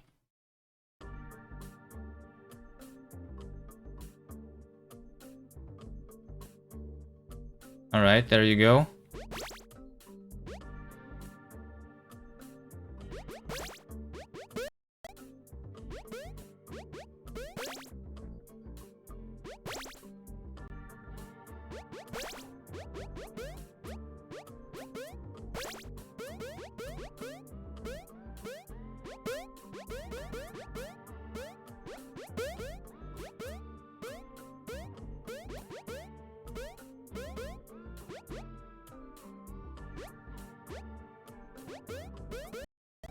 Oh shit! Wait, what did I do, Davey? Are you here? Did you see what I just did? Let me see. So we jumped over here to the right.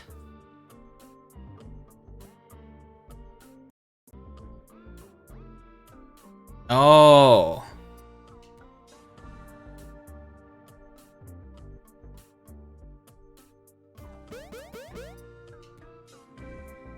Look at this. This is a different solution to this level, basically. Well, at least that's not what we did before. This is technically.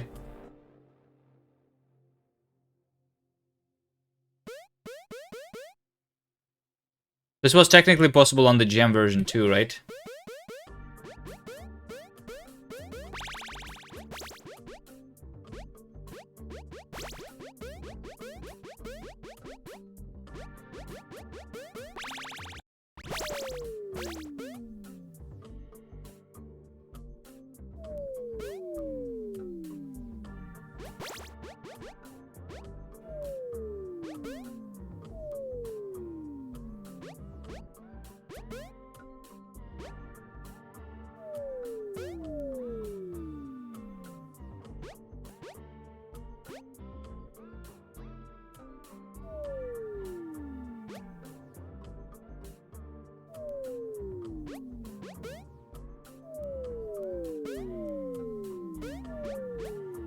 Hold on, how do I solve this level again, baby?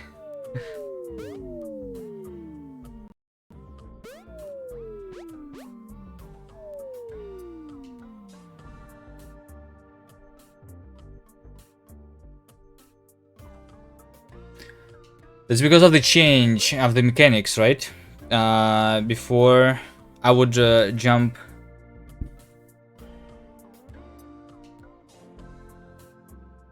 You get stuck in your own game sometimes. We're changing the mechanics from the gem version, so like some things work differently. Before we would jump over here when I'm rotating to the left, just straight vertically up. But we changed it because maybe this is more logical.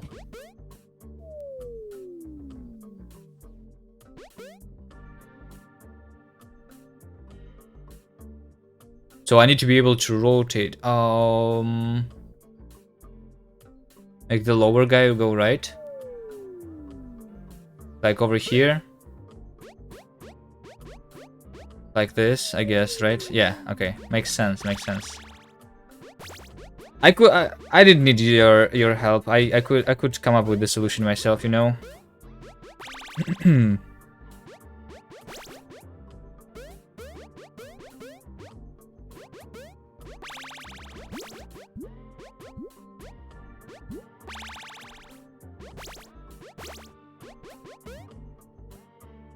Specific font used for the code editor, it is the JetBrains mono font that I'm using.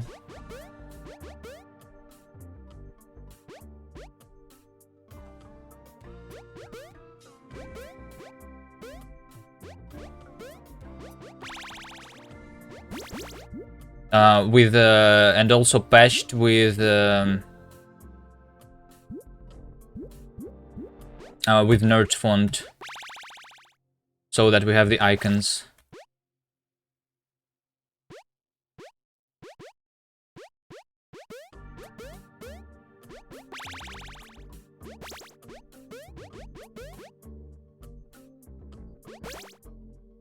I'm not doing this level, fuck this level. Pam, pam, pam.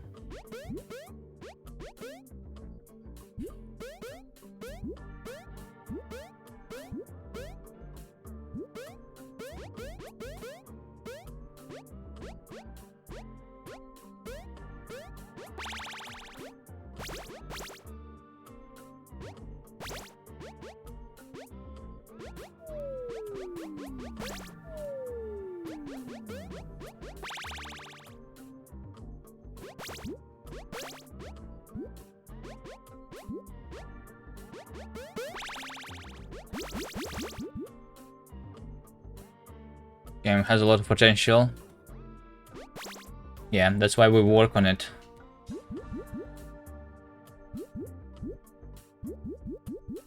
Have you finished the version that we have on the... Because you can play the gem version for an hour already. It already has quite a few levels. You can see me going through them here. But if you try to actually think about them yourself...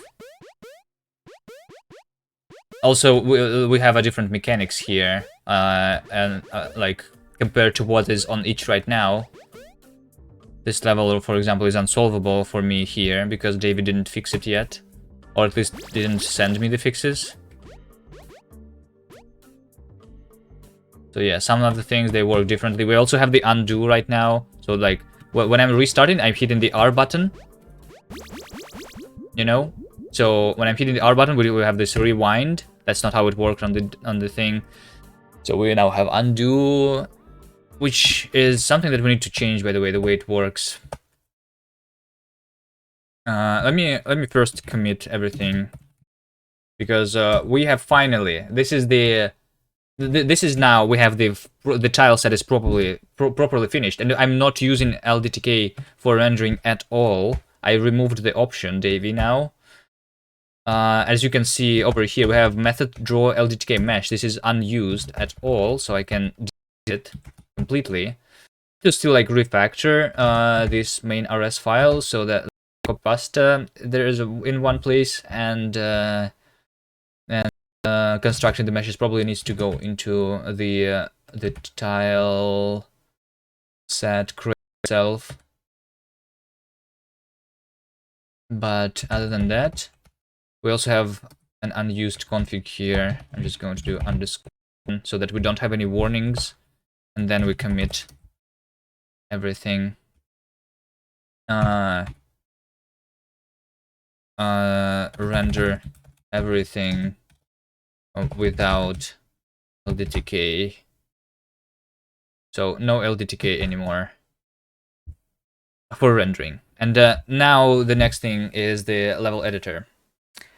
Do we start working on the level editor right now, or do we postpone this even longer, Davey, by changing the way Control Z works, the way undo works, optimize undo? Because I think, let's talk about this one for a second before I go into level editing.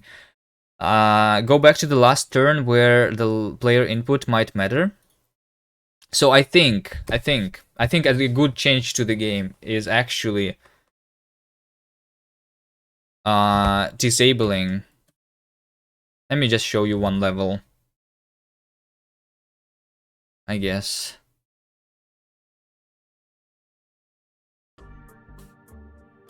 We need a level with 2 players.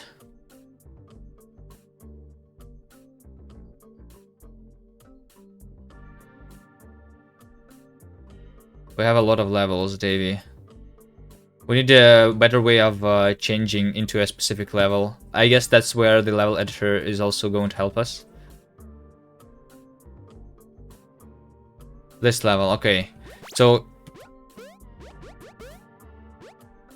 over here, while this player is jumping, we can switch to a different player and we can start jumping ourselves, right? Doing this. And I think we should disable that. Right? I think we should, like, you have this in separate issues. But I think they are connected to each other. They undo and also prevent player from switching when your current player is not in a stable state. And let's talk about this one first. Like without the undo even. I think we need to prevent switching when it's not only about the current player. It's about the game state itself. Like, even if a different player is moving right now, it's still considered one big move. Do you agree? So, while everything is unstable, when everything is stable, yeah. Including boxes and everything, yes. So, like, you can only... So, there is, like, turns that are, like, the middle turns.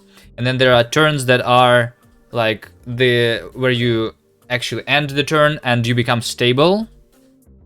And you can only do the undos between the stable states then. And also this is going to fix a different issue, which is so we are going to fix 3 issues at the same time by doing this. Also, the magnet power issues. It indeed has some serious issues. Wait, what? What does this mean? No. The other one.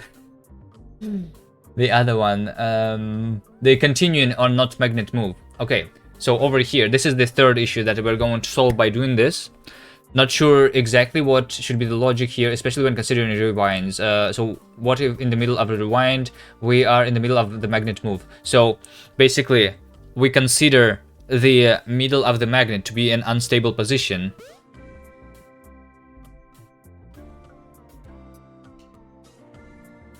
Like, so basically, yeah. If we continue pressing right, so that we finish the magnet move around the corner, then we're going to like then the stable position is going to be when we finish the rotation, basically. So this is going to be fixed, if you know what I mean.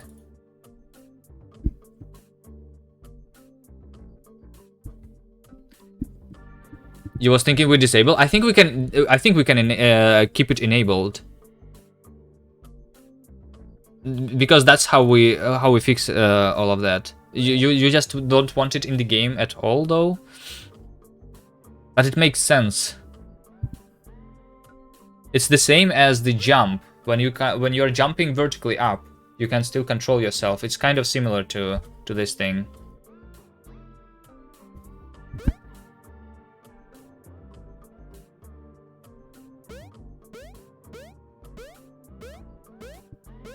It feels really confusing when you do magnet. So we are going to make it less confusing, I think. It's making, like, it's going to be... Maybe we do some visuals also to, like, to tell the player that you could have holded the button to continue moving. So, for those of you who are wondering what we're talking about...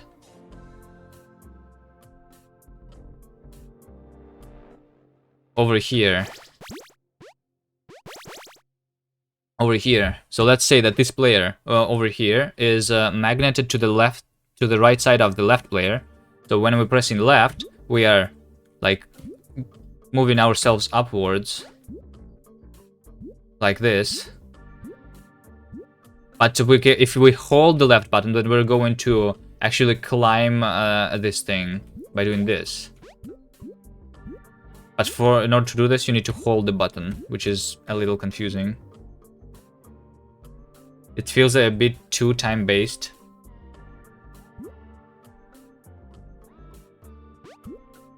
But it's not.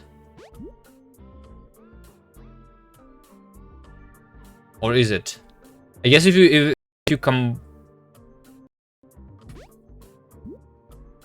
No, because you are going to be in a stable position here, right? So if you did that on accident, you just can Control Z and then do this. Then Control Z and then you choose. I don't know.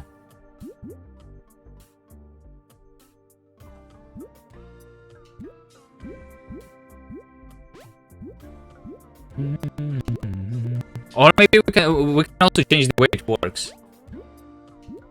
For example, maybe you can only climb, like if there's a magnet on this side too. Although probably that's not what we want.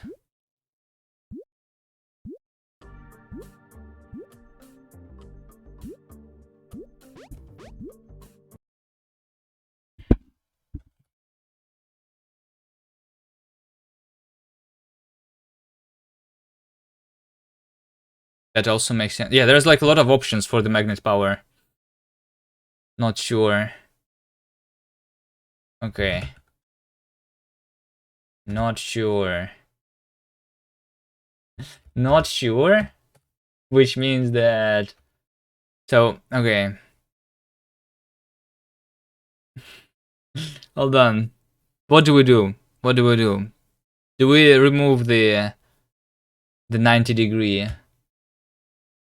That's going to be easy to do. But if you say that 90 degree is a little too time-based, but then the ability to control the jump direction when you're jumping up and down is also kind of time-based.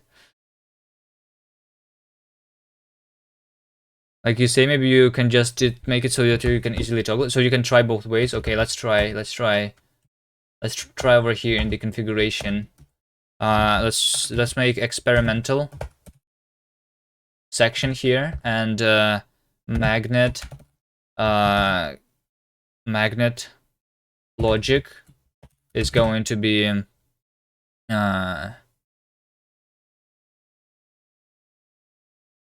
so we have three options here. We either have always 90 degrees. Do we want to only have 90 degrees, for example? Because that makes more sense to me, to be honest. We can disable the 180 degree move, but keep the 90 degree move. Because that like makes visually more sense to me, I think. So I can give you all the three options here.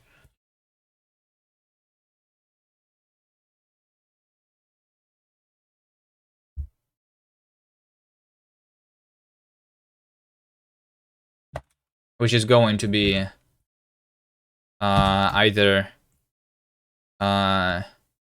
control. How do we call them?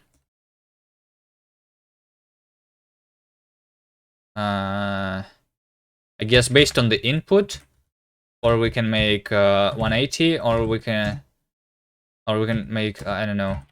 Hold on. Input always 90 and always 180. So one of those three is that you can put in this configuration file, maybe.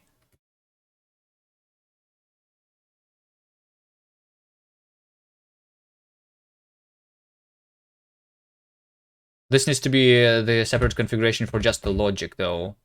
So I'm going to create a new configuration file, logic.toml, because this is configuration for the logic specifically. Experimental means that we are going to delete it. And because I don't want to support all of the three options, I think. But oh yeah, whatever. We just do this. Fine. Okay, so this means that I need to have the ability to do this option. So on our logic side, we are going to have config.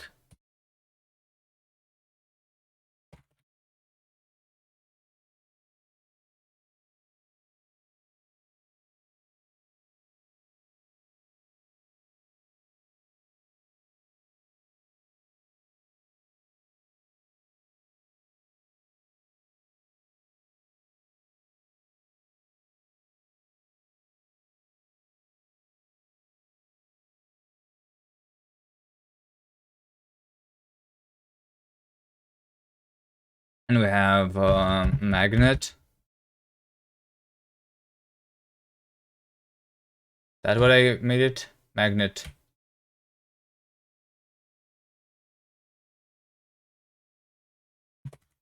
Or wait, hold on. Magnet continue. Because that's what we are having here. We either say never continue, always, always never, or based on input. Right? Because this is the continuation move that I'm going to disable or enable.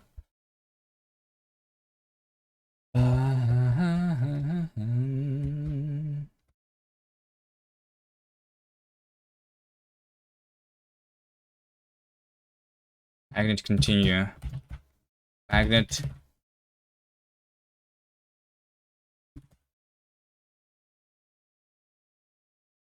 continue config.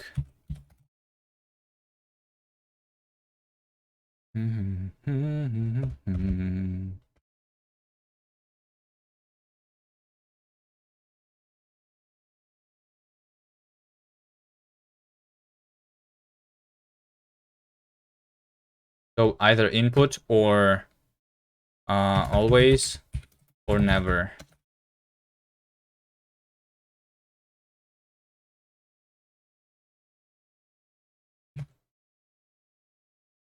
Okay, so over here we have the continue move system.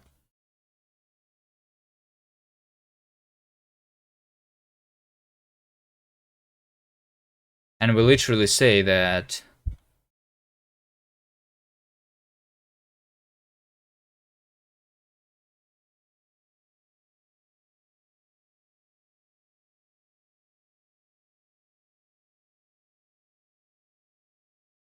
over here, if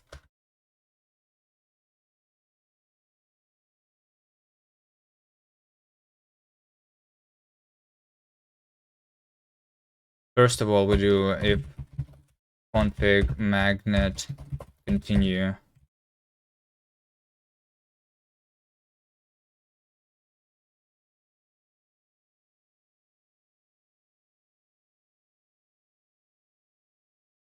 So we need to have a configuration inside game state is what this means.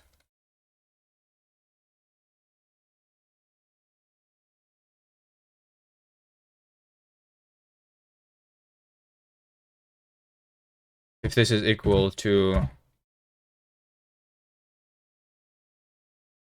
never, then we just return none immediately. So we disable the system effectively. Oh, it's called continue config, which means that we need to be able to do this.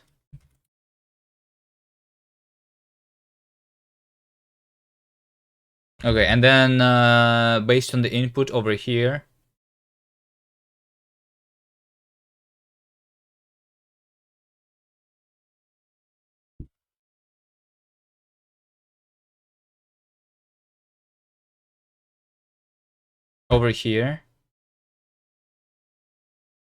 the input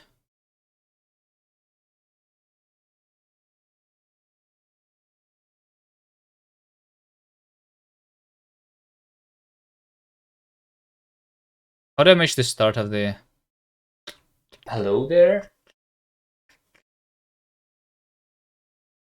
word in regex? No idea. Well, let's search for input. Yeah, we only have it in 2 positions.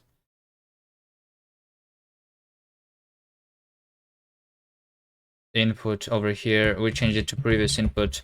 So we are actually using the previous input all the time because it's equal to input in case we are using the input. Well, actually, hold on.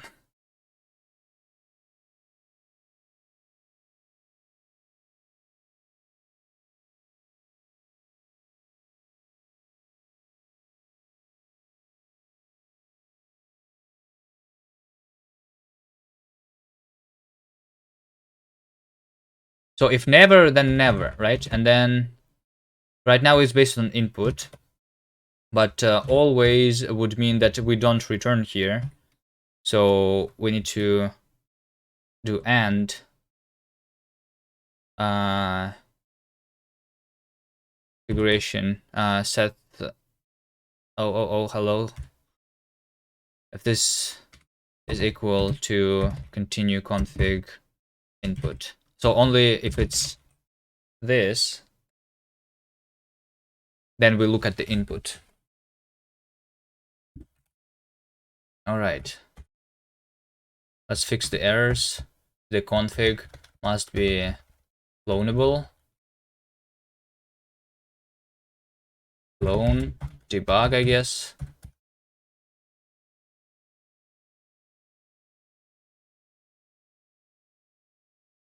And then this means that the continue config also needs clone, copy, and debug, actually. All of those. And then we are missing the config here. But the config is just going because it's not in LDTK. Config is going to be config.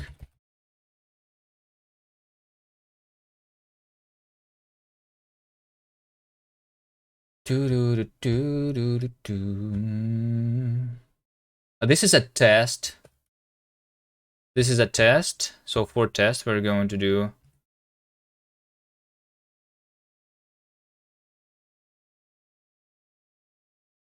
config.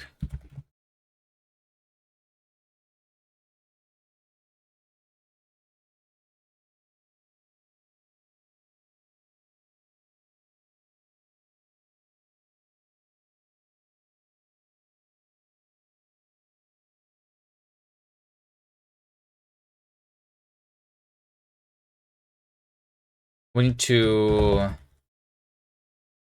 load the config from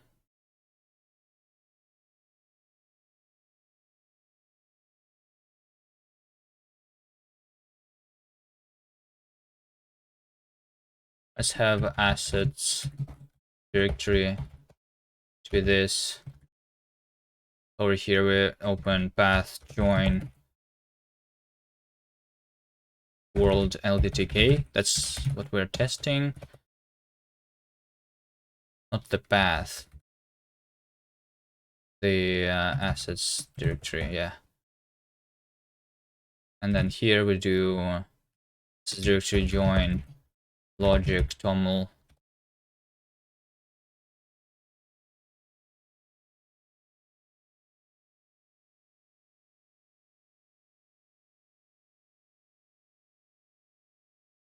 So this needs to be just cloned there, I guess. Or I rather make the constructor take a reference. I'm not sure which one is better.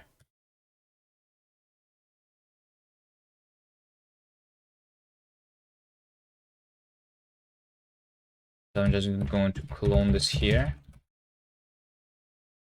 This function takes 3 arguments, but 2 were supplied. Okay, so this is us doing that. So we are going to have the logic configuration here.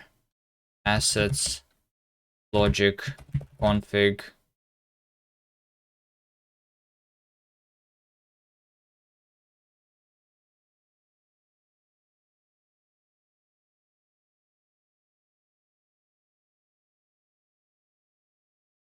Well, regular config, and we also have logic config, which is going to be logic config.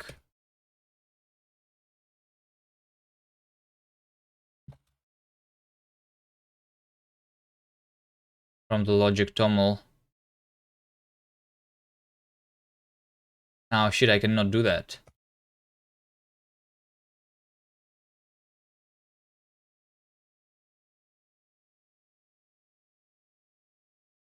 Do, do, do, do, do, do. Path is logic toml and then surd.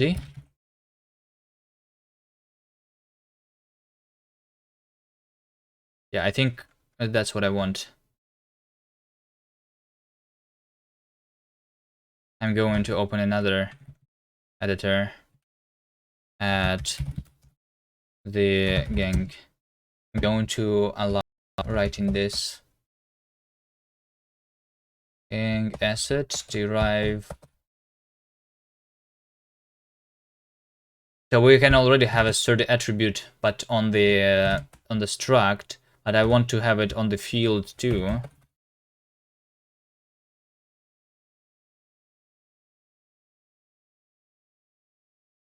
Just a boolean, right? Surdy boolean. So when I'm loading a field loaders, field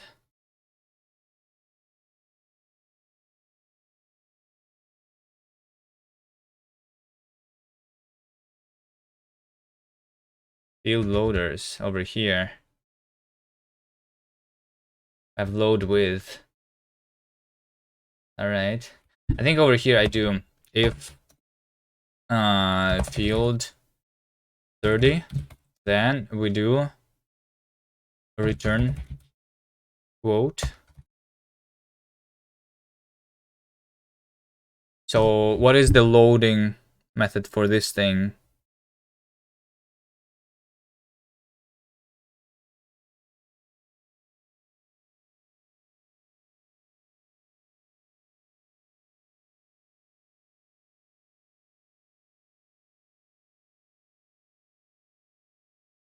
Davy is here, is always here. Hi Pigorly.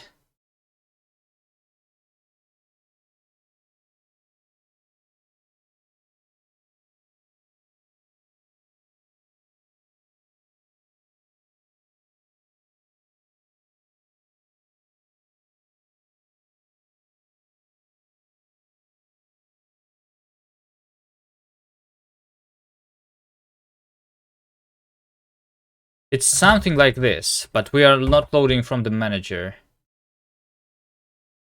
Basically.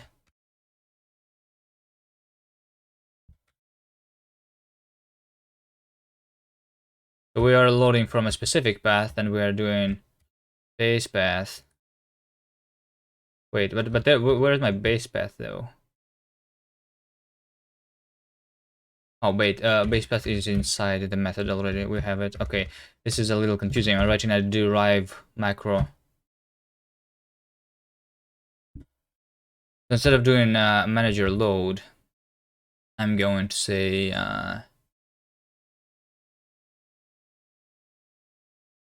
bad box load detect. That's it.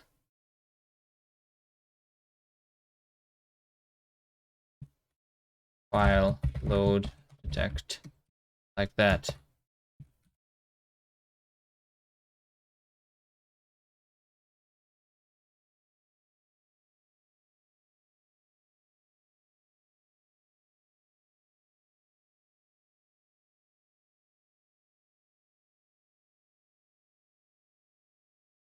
Then we return this as a loader. We don't have the extension though. I guess we need the extension before.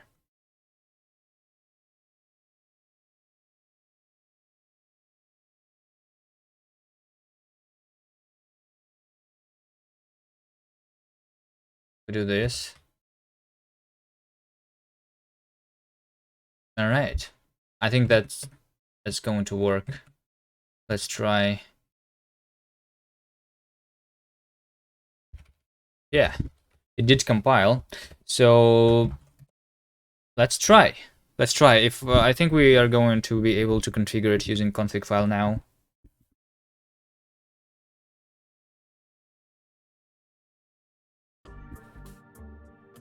Let's go to the level with magnets.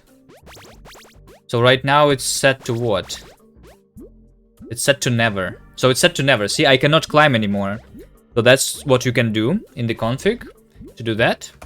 And then I can go into logic, toml, and say that this is always.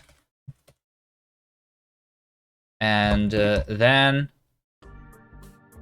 it means that you will always do the continuation here. So even if I tap, I'm going to climb this guy. And if you do input here, and then it's going to be based on the input.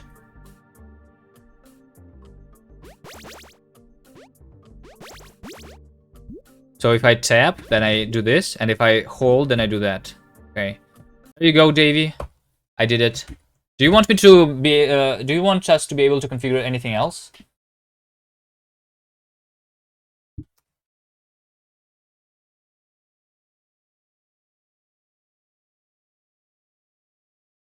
Logic config for magnet continuation. That's it, I think. Okay.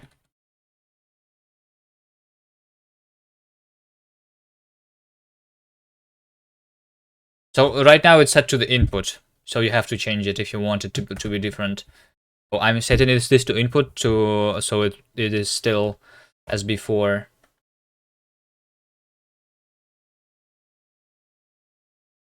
Made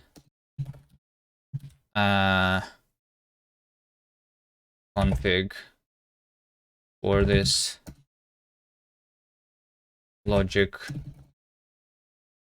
toml. I'm not going to close it, but because we need to think what exactly like we want here. Continue, not the magnet move.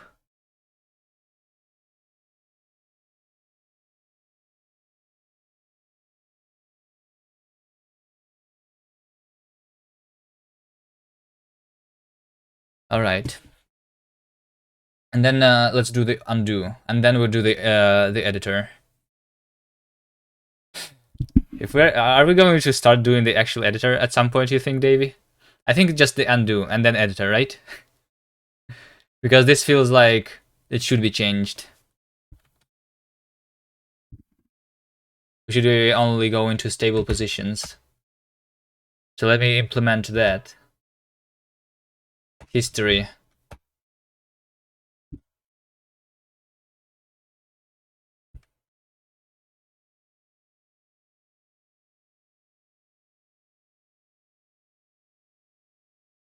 Stable. So we need basically. We basically need stable states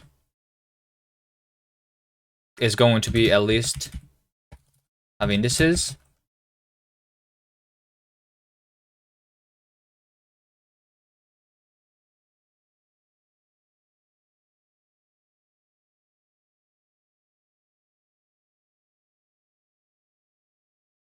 Stable states. Let's go here. When we're processing the move, I'm going to say that if some moves have happened,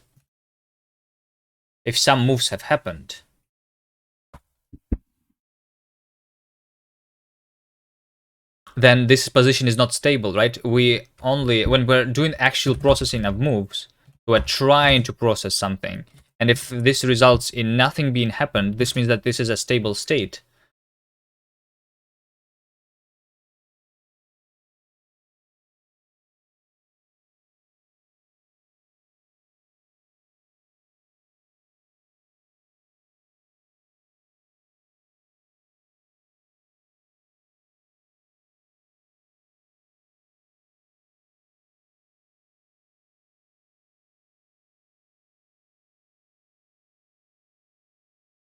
that this is a stable state, so we do self stable states push target position.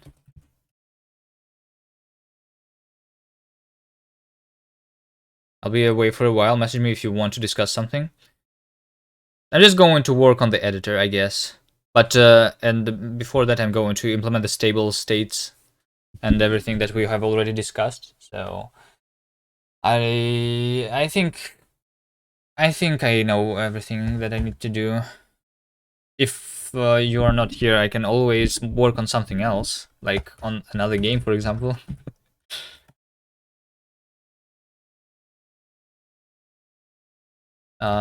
Stable states.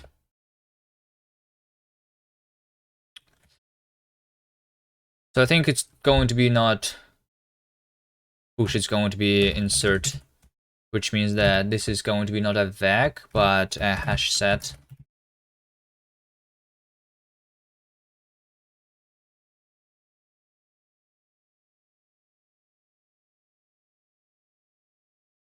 Alright, so we know what states are stable and what states are not stable. So let's make sure that we cannot... Or should this be in the logic and not in the rewinding?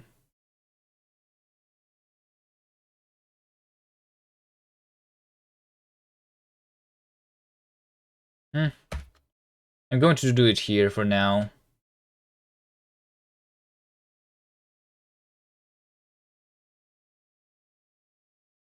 So change player selection, for example, is going to be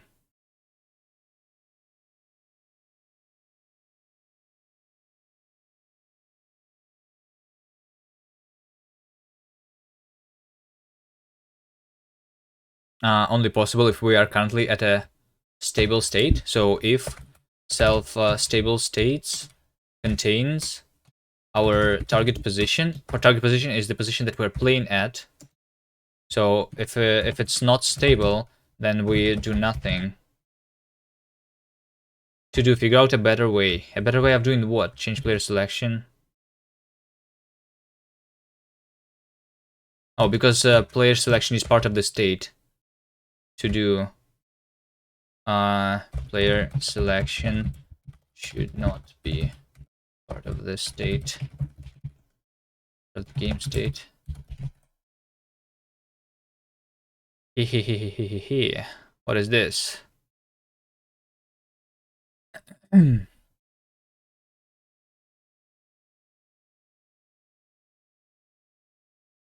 Graydon is one of the creators of Rust. Am I right? I don't remember, but I think this person is one of the original creators of Rust, right? Alright, in a recent podcast about Rust leadership, BDFL, the Rust I wanted had no future. What is this?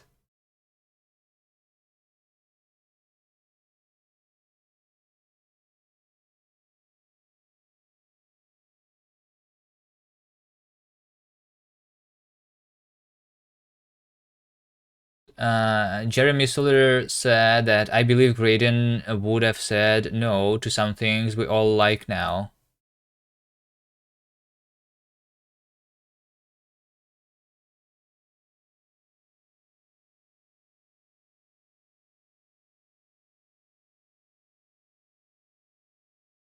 This is describing the Rust he wanted. Yeah. But then he said that the Rust he wanted had no future.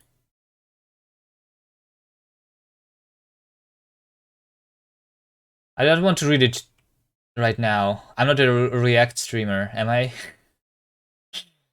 Let me just take a look a little bit. Agreeable improvements. Move semantics for opt-in rather than the default. Some of the examples from that list are the easiest targets for the more minds make the better designs argument. Move semantics were opt-in rather than the default. Why? What? No. That should be the default. What? I'm not just talking about stuff I didn't understand how to do right. There's a lot. The design was best half.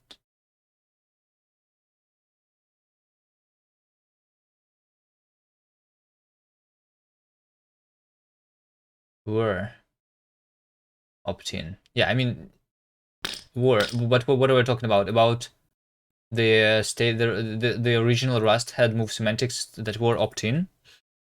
Some examples from that list. It is derived from arguments. What list? Hold on. Didn't understand or guessed the wrong setting for. Didn't have wrongly. Okay. So that's what he wanted it to be originally. But it's called agreeable improvement. Okay, I don't know. I don't want to read it right now. It's a lot of words. It's a lot of words. I will read it off stream, okay?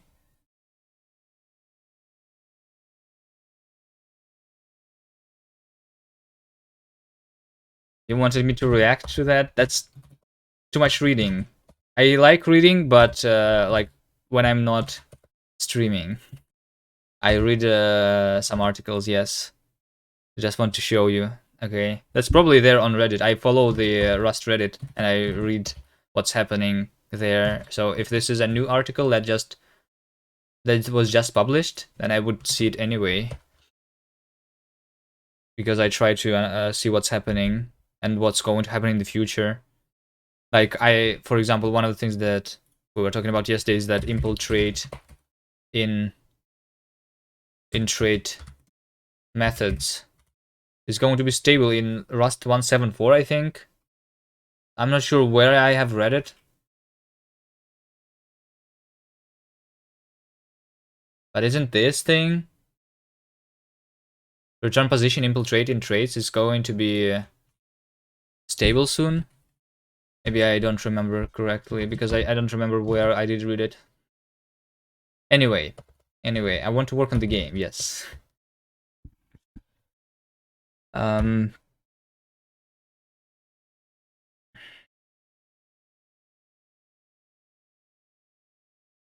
So yeah, we can only change the player selection if we are in a stable state.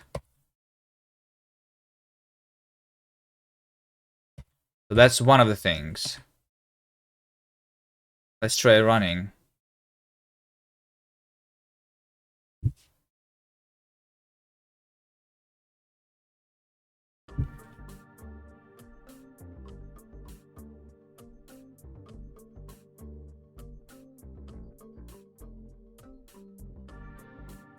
What level do I want to test this? I guess over here we can test it easily.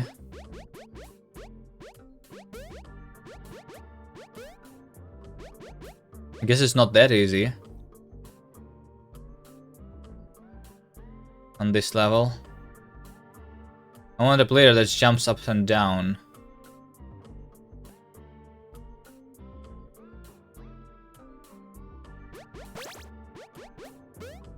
Over here. So when I'm jumping up and down, I'm not able to change the player. But I will change the player here because I'm stable. But not here. Okay. So that's what we wanted. That's what we wanted. And then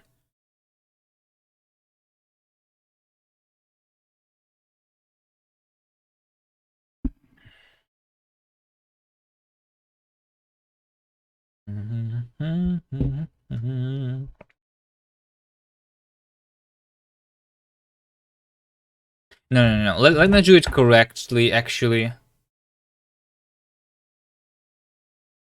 So maybe player selection should be part of the game state because this should be stored in the state, whether we are stable or not. Stable states. We don't need this here. No.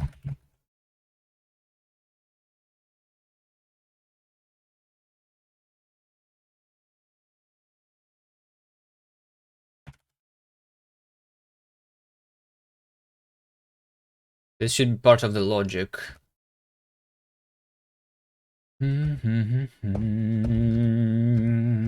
Over here, when we are processing the turn.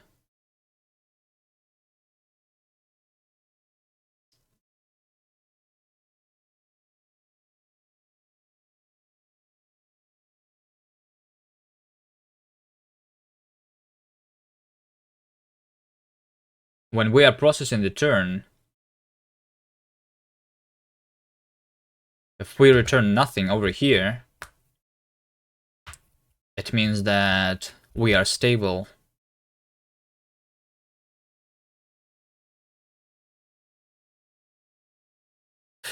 Technically collected power-ups. It's only the moves. I'm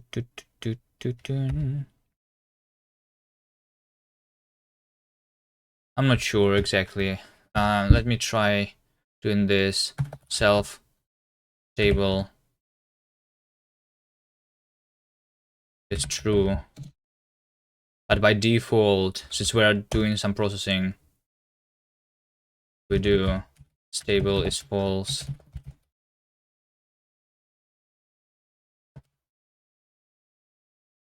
We have this stability inside the game state.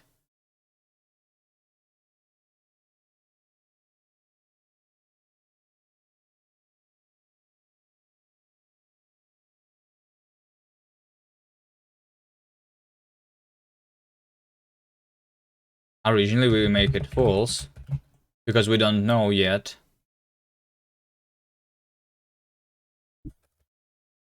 We don't yet know.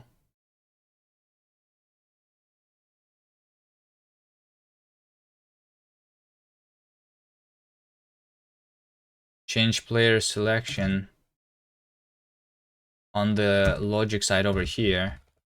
I say that if we are not stable, then we do return, because we should not be able to change player selection if we are not stable. That's very simple. The only problem with that is with the history, because this mutates the state here, but we don't put it back into the history, which I think means that I need to replace it here. So self states that the target position needs to be replaced with a new state. Okay. And I think that is it.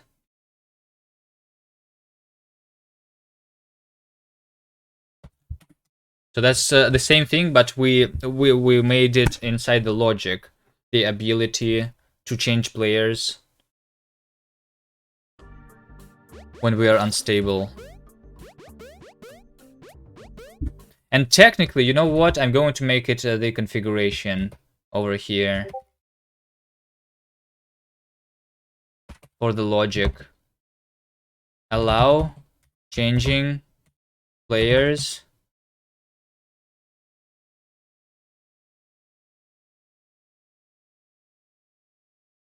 allow unstable change player stable player select player selection. Sure. It's going to be false.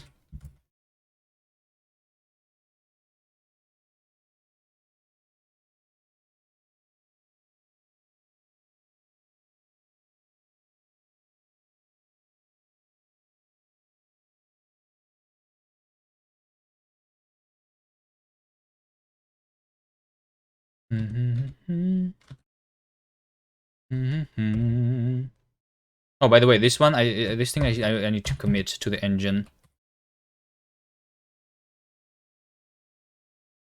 Oh, we also made something for the bounding boxes. Yeah.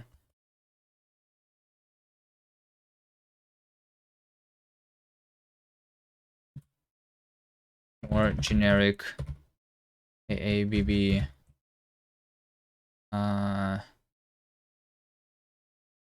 Corners.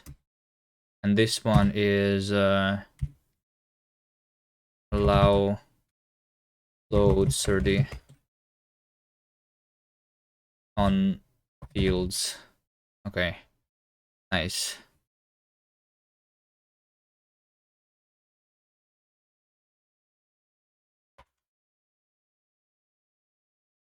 Okay, auto tile, I don't need that. I want to go to the config here, pub, allow. Shit, what did I call this thing?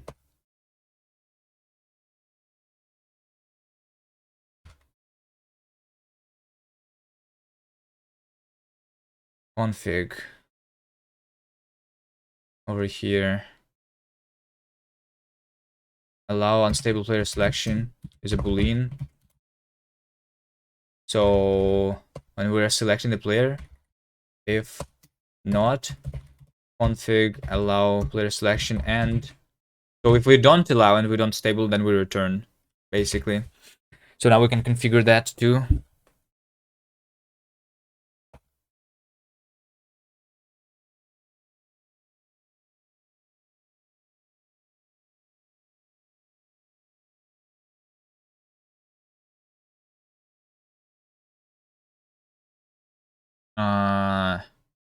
Logic config allow stable player selection. Wait, I committed but I didn't test. Yeah, that's correct. I didn't even test that it worked.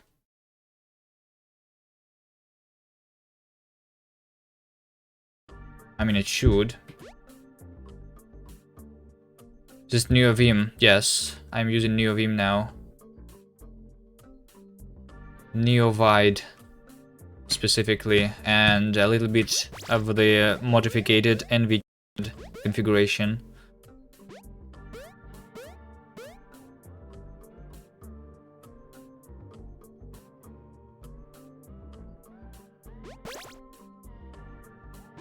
Okay, so over here, for example, we're unstable, so I cannot change the player. But once I go to the stable position, I can. Okay, nice. It works. So I didn't do anything wrong. So now that we have this, we can change the moving backwards and forwards in history. The undo.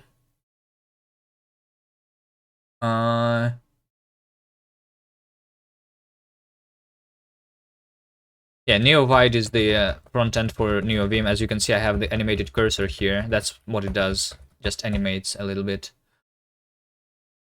And makes smooth scrolling also possible.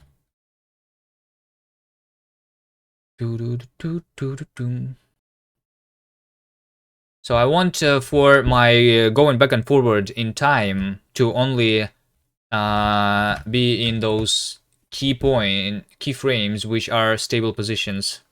Cursor animation is delicious. I agree. If only we also had like screen shake and particles when I type text, you know. When is the power mode coming to Vim?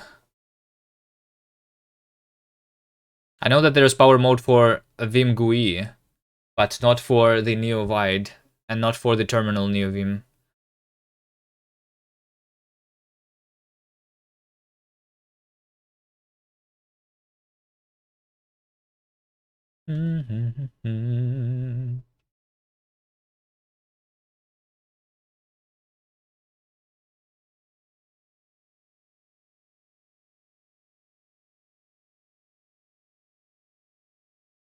There is a power mode for terminal Vim, but it's janky. Okay.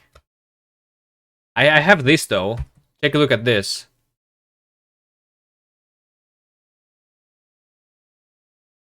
I can do this with my code.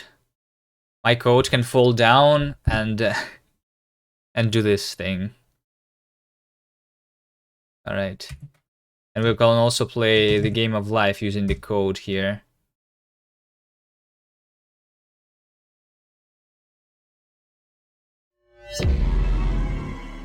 This game has puzzle factor as well as action. Looks nice again. Yeah, this game is pretty good that we're working on, and we did it originally for a game jam, and we did win the jam. It was a small jam, but still. Will I monetize it? That's the plan. Yes. We are currently working towards like we just finished. We're almost finished rewriting everything from Bevy into our own custom engine. We don't have some of the like particles available, but we have some new features compared to the gem version already. So we are going to work towards making a demo and putting up a Steam page, I think, somewhat soon. When we have the like, we're redoing some of the mechanics of the game, and once we are happy with everything. Could you remind me what is the reason to leave Bevy behind was? Because it's much easier for me to work this way. The Bevy is like, I don't know, doing it. The reason is ECS specifically, the Bevy ECS. I don't like doing the Bevy ECS. It is dynamic, not statically checked. The logic and also the way we do the systems is I don't know, it's just easier to write game logic using regular Rust code with no magic. You know? I'm just writing regular Rust. That is everyone able to understand. You don't need to learn anything. So I think it's more maintainable this way. The code. Because of the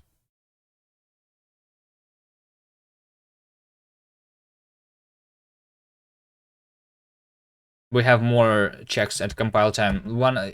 Let me show you. For example, here's my model, right? So here's the entire model of the game. I specifically don't have this in Bevy when I'm doing ECS, right? Here's my entire game state.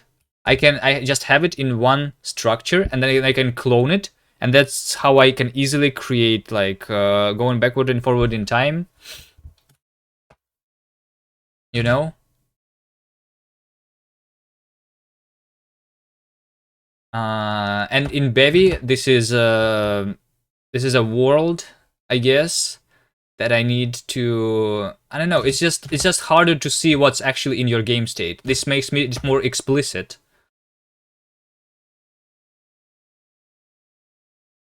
And I don't know, like,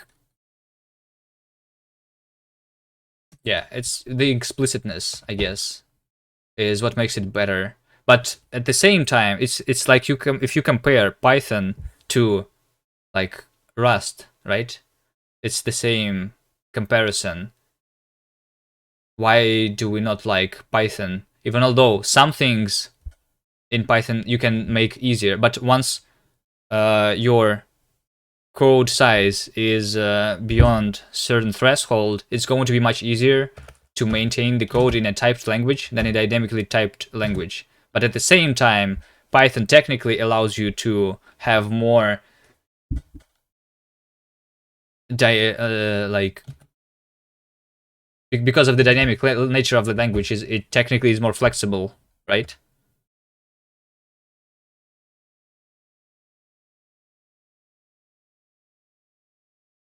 So yeah, we have rewritten this, and it is much easier to work with now, in my opinion.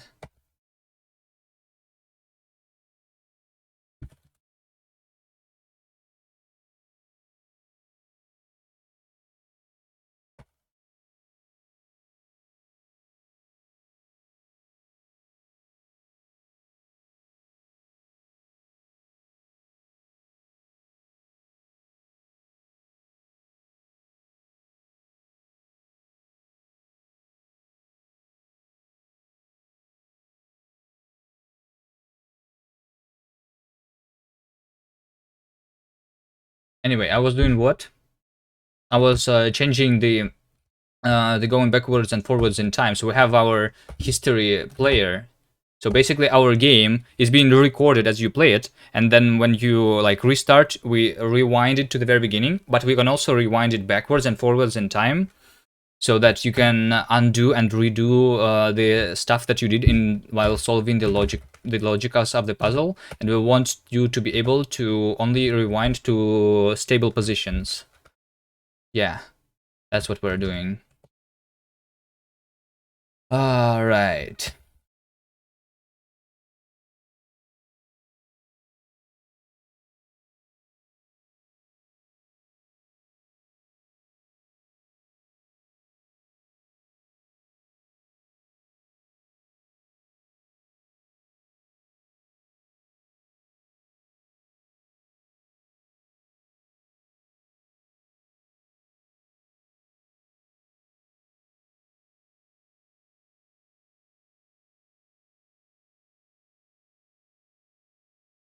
Okay, so this means that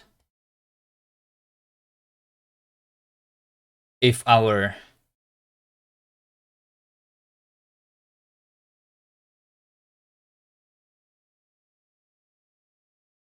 over here, if our current position is not stable, then we should still continue doing the previous timeline input.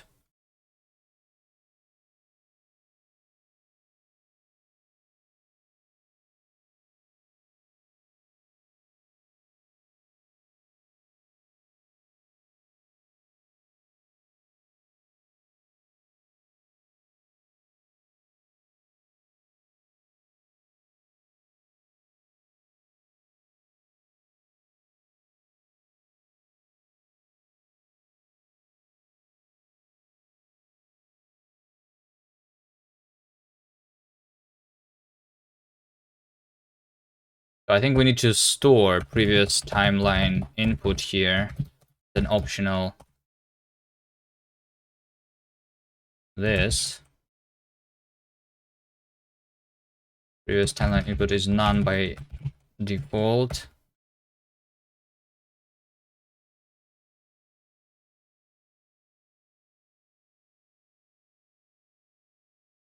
This is the target position that we are rewinding to. Actually, hold on. We're doing undo and redo.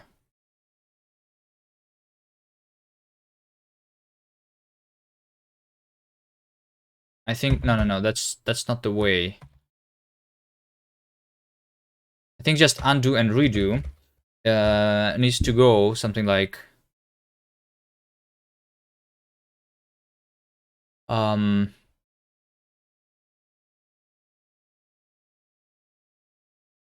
I think we just need to loop here. That's what we do.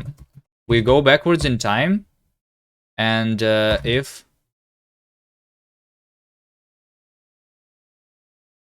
states at the target position, or I guess we do basically while target position is not equal 0, we do target position minus equal 1, and if the state to where we rewind is not stable,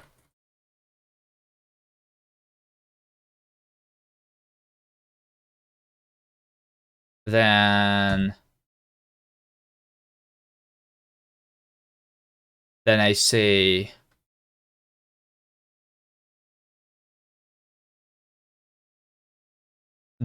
that, I mean, if it is stable, then we break the loop. That's what we do, right? And over here, we do the same. We do while this. If it's stable, then we stop. There you go. Pretty simple, actually. Much more simple than I thought. Because when we're setting the target position to be like far away from our current position, we're going to like do the undo pretty fast. It's just like we're doing the restart, because restart is what changes the target position to 0. Yeah, and it does the rewinding animation faster if we are further away from our target position. So let's try running. I think it's going to be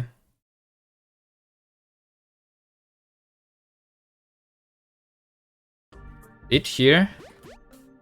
So let's say we jumped here, right? If I press Z once, then this is where I rewind to, because that's the last stable position before I picked up the jump. Then I jump, I rewind. And if I rewind forward in time, I also rewind to the position where I already landed. Okay, forward, backward, just once. Is looking like this. And if I jump again, and if I jump again, and if I do this, also... Wait, hold on. This is wrong, because this is stable position.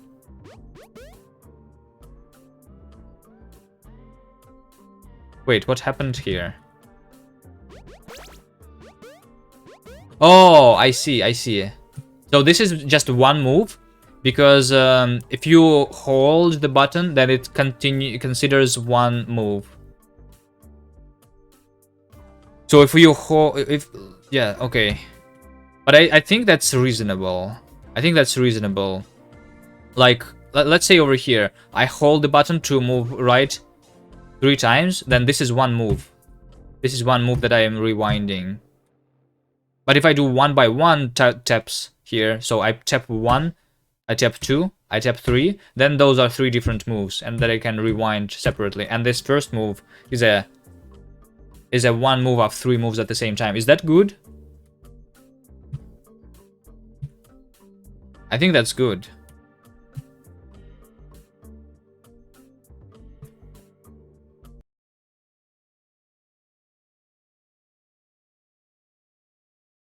Only rewind to stable positions. Close. I want this opened.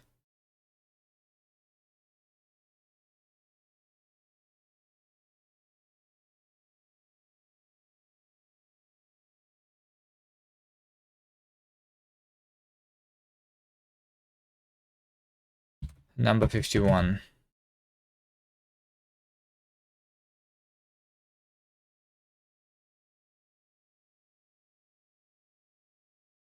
All right. Nice, nice. So now that we have done that, it's going to be much more intuitive, the controls. Have the rewinding. And we can finally, we can start working on the actual editor.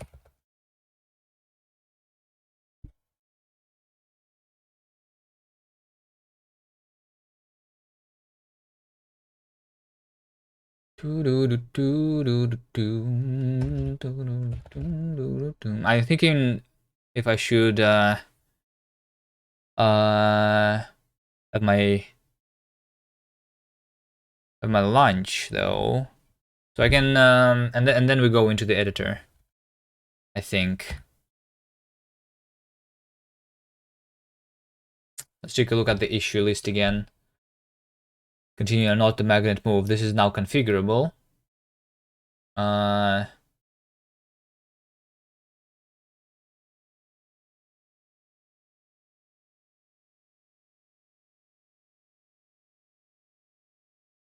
Do we keep 90 degrees for rotation? Configurable in a logic. Normal. Now.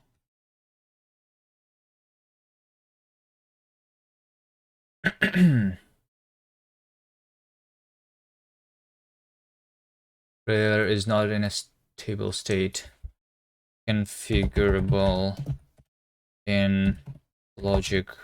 Normal. Now. I think the answer is yes.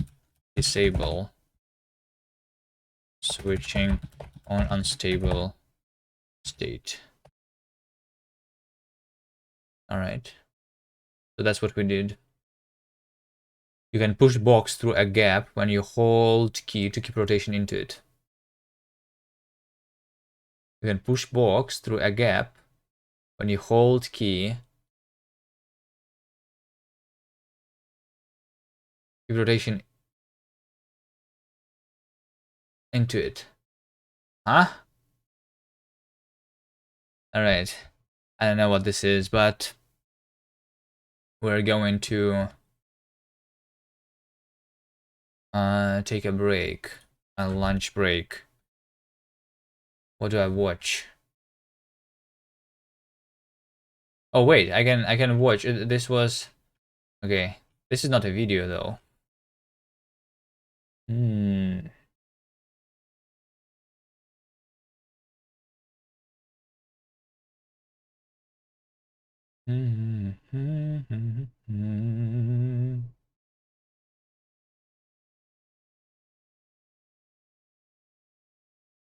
Lunch? It's 5 a.m. No, it's 1 p.m.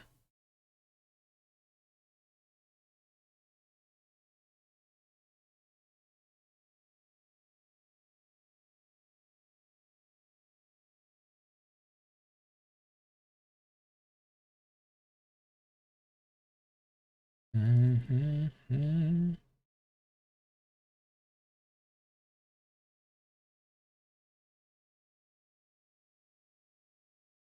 I don't know. If you guys want, I can give you a video to show while I'm eating. But otherwise, I will just play the game music here. Wait, I can make something awfully dark for 1M. I'm gonna have my lunch going AFK. See, I'm not the only one having lunch. Put a linksider speedrun on. But I don't have the... Yeah, that's what I wanted to have. But I don't have a recording of anyone playing the game. There have been a couple streamers who played this. But that was long ago, so the VODs are deleted now, probably. And I'm not going to play the game myself. Okay.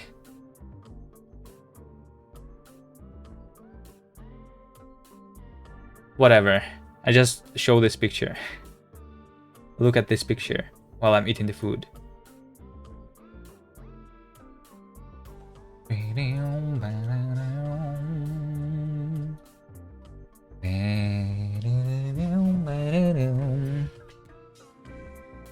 Alright. I'll be back in like 10 minutes, I think.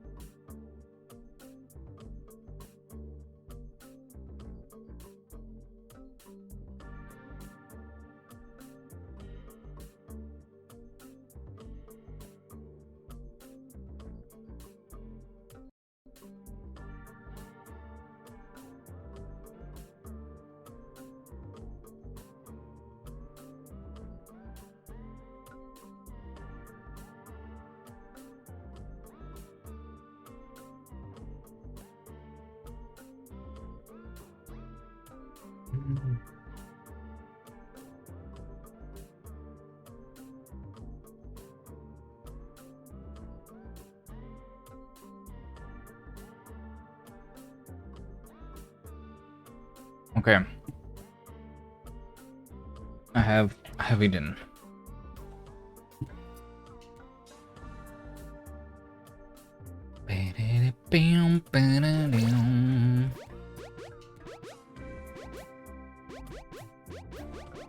Wait.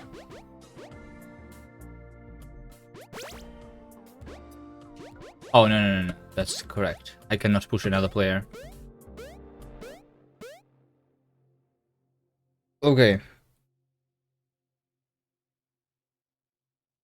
Alt F4.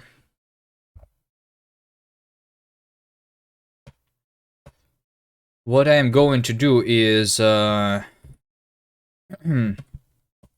going to start working on the actual editor now. It's going to be simple. And maybe we make it more fancy in the future, but let's start with at least something.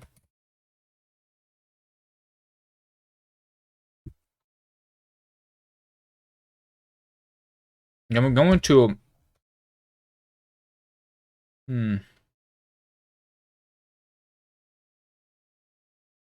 Okay, I'll make it here, and then I will probably extract this into a separate crate. But for now, editor. Alright, it's just one separate module.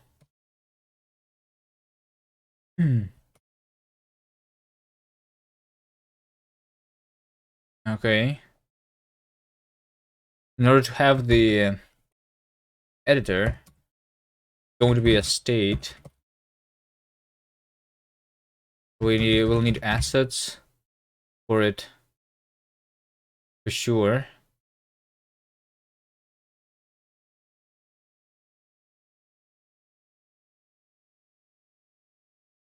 It's going to be similar to the game state over here. It's going to be similar. So we will have to extract the common parts of it, like the rendering, into another thing, which is going to be called renderer, probably. So, yeah. Yeah, we probably will have to have a renderer RS.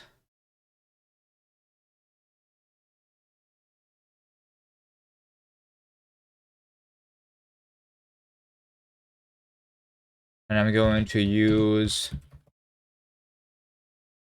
editor and use renderer. Even although we don't have it there.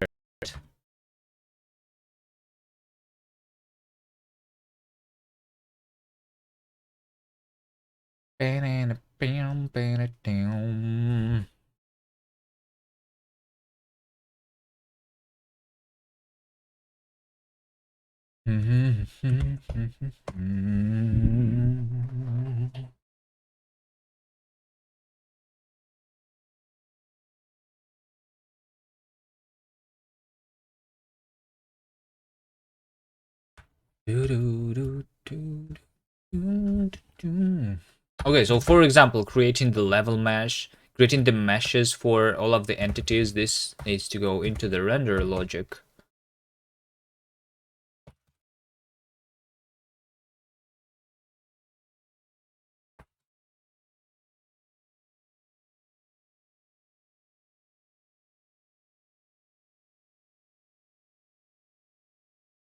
I think render is something that needs to be created once and not every time. So it's going to only take a reference to the engine and to the assets, but not to the level. But when we're editing or we're playing a specific level.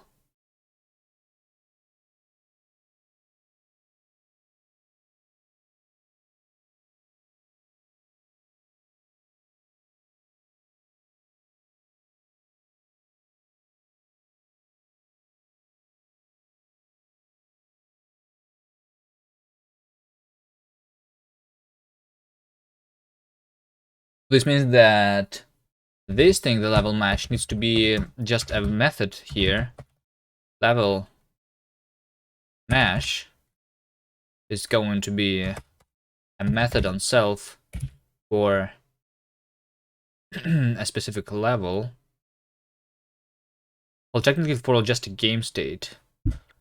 Level mesh for a game state.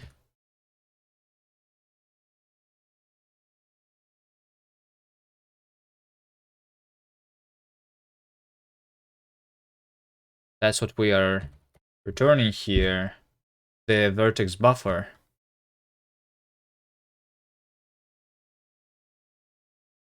And we're using the tile sets from, yeah, okay. All right. Mismatch types. This needs to return vertex buffer. Or I can just new type it, technically, I think. Level mesh. I'm going to have here struct level mesh.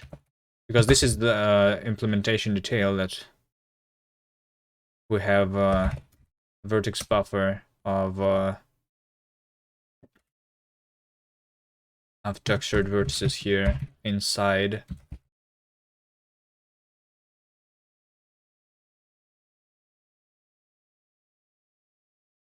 So we create a level mesh with this vertex buffer inside. Now game state is just state. Assets is self assets.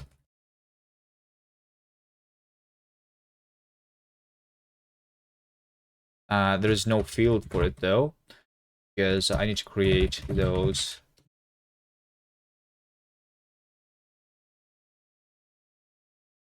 Assets are reference counted. Okay, so that's what we have. This generation mesh is... Wait. Okay. I mean...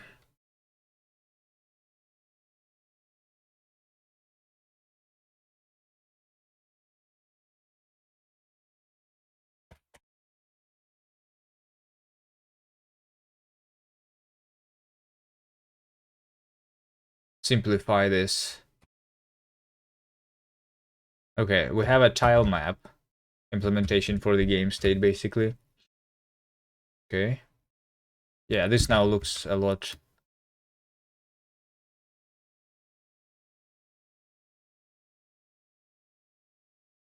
better and a lot simpler. Just because of that. Okay. Fine. We have the level mesh, and then we're going to have on the render itself, we're going to have the method draw level using the level mesh. So you're supposed to create it once and then use it as an argument to this.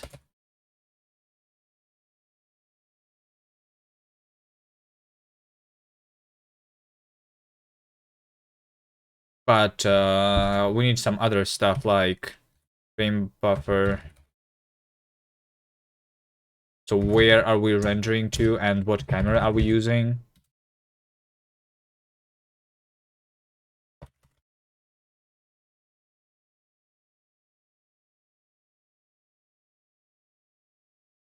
Stuff like that.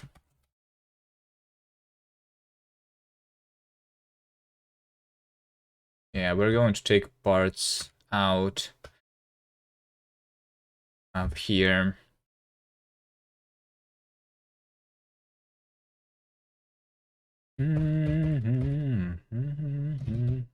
Actually, technically, we want to delete all from here.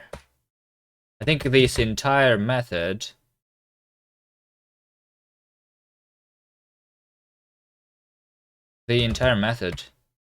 is going to go into the renderer. We're going to say draw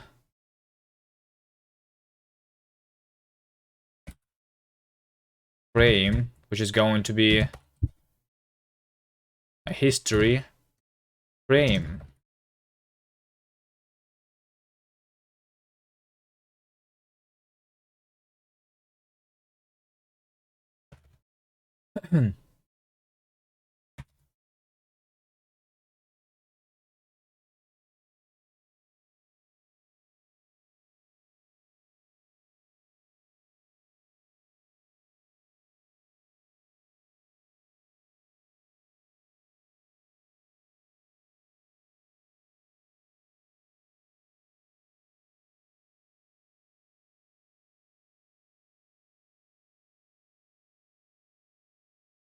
Isn't in Vim Control O is going back and Control I is going forward? But when I'm going forward, I'm always going into this config toml file. Control I is like switching the tab here. And that's something that I don't want. This is pressing tab. Is it because I have it mapped like that? Help. CI. Help. CI. Map.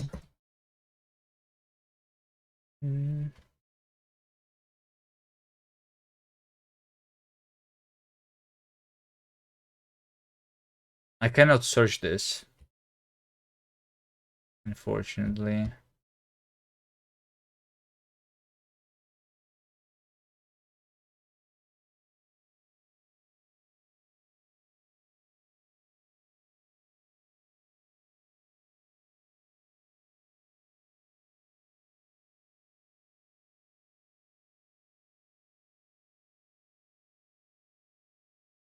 Not bound to anything.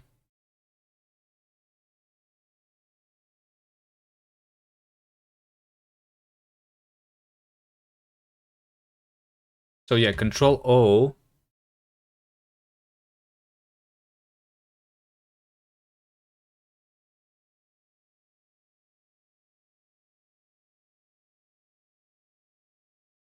This is Control R, Control O. No, no, no, no. I have regular Control O.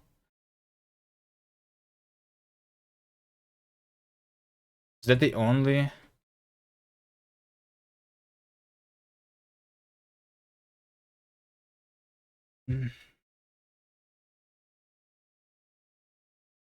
Oh wait, hold on. Control O.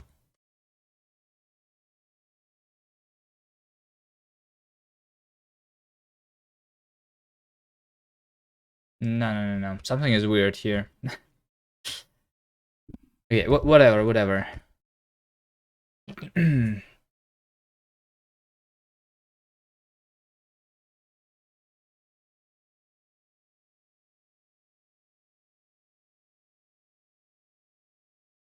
No field camera on type renderer.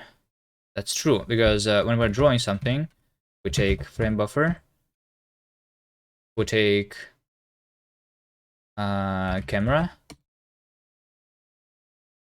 and we take frame, which is history frame.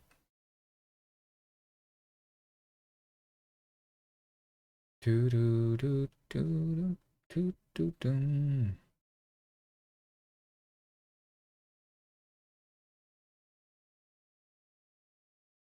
So I think we can cache the level mesh inside of ourselves then.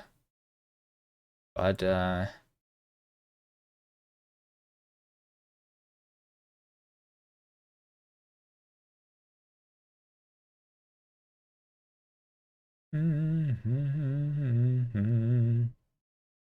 like the part of the level that is static, even though we still have it in the state.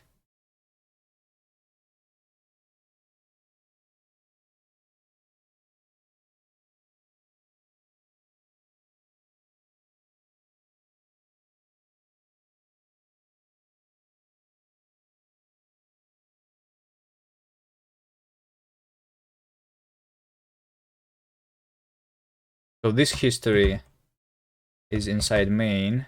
That's what we are rendering.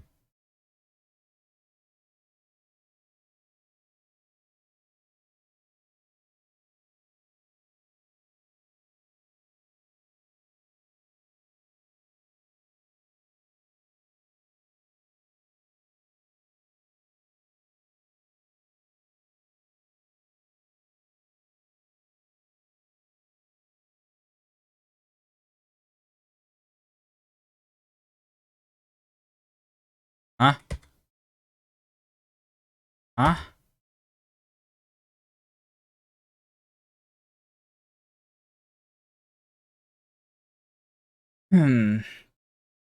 History frame be the frame like that. We destructure it.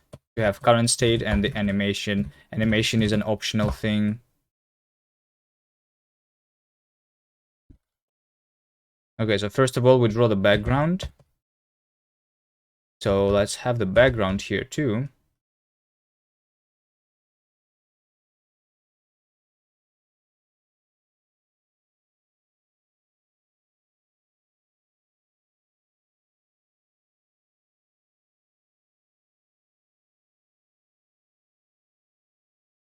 Guest renderer is going to be a module, which means that background needs to go into here, and renderer is going to go into here. I'm going to rename it into mod rs.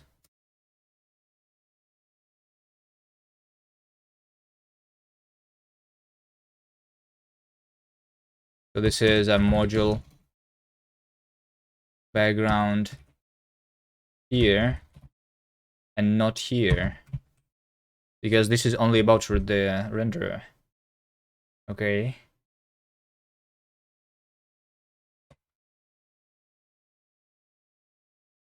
So and then we have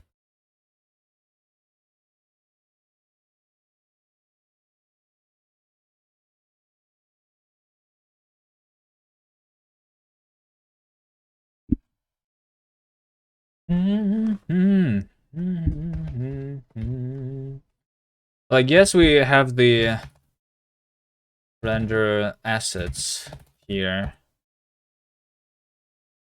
also, which is the shader.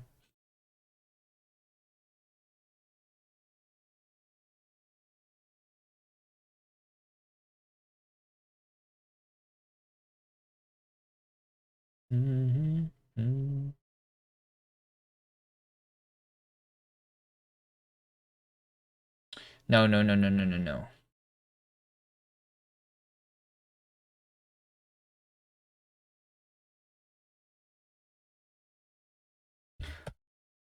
Or yes.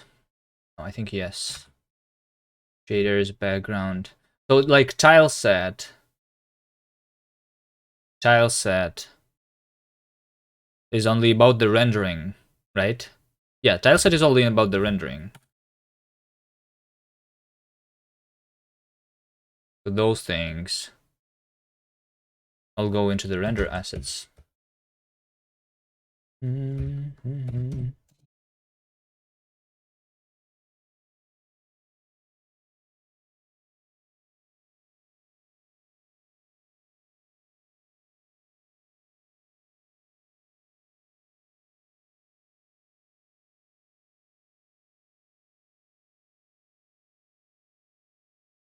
Take a reference to all of the assets though, I think.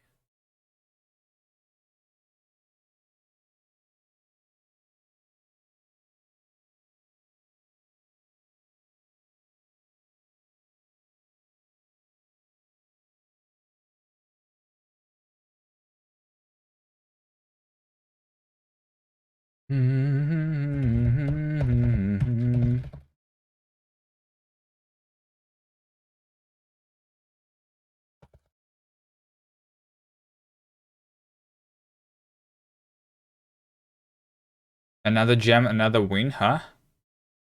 What do you mean? I'm not doing a game jam. Or are you doing a jam? Huh?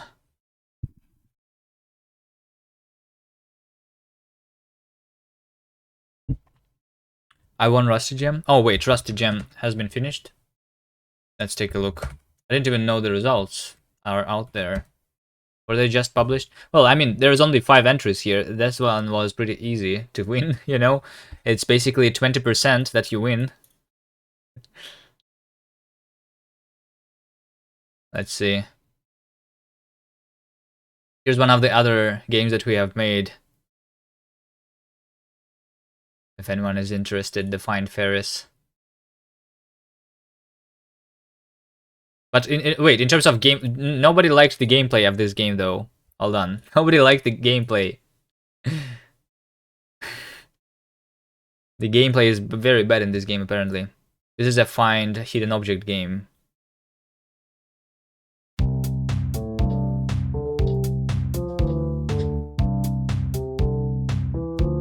It's very loud.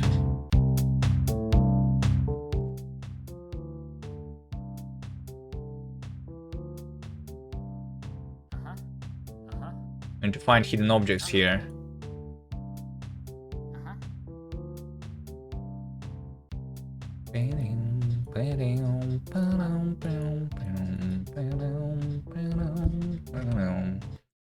If anyone is interested.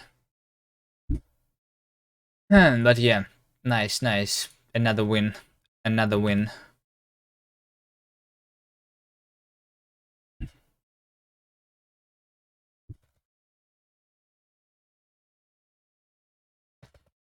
Background.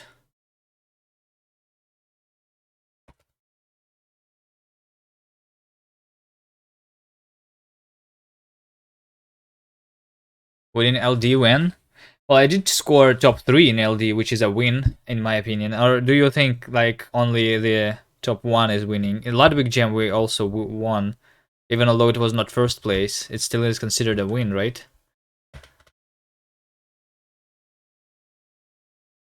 Top 3 is a win.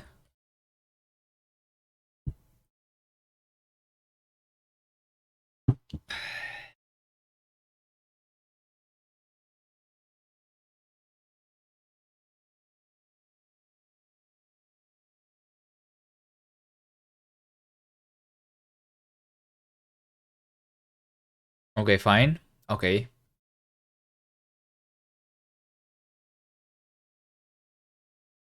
Okay, entity meshes. This thing also needs to go into the renderer.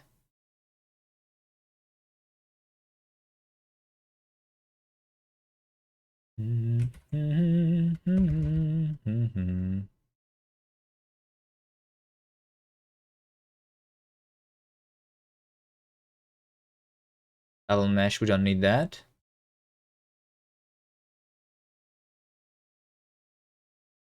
Don't need that.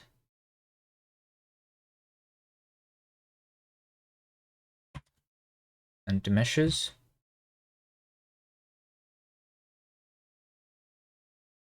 Here.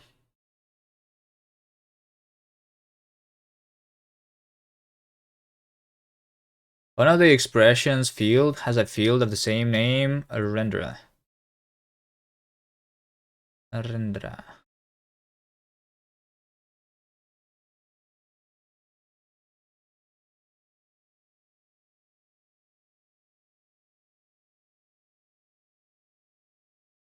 Tile set is assets renderer. Tile set. We're just going to delete this. Delete that. Delete that.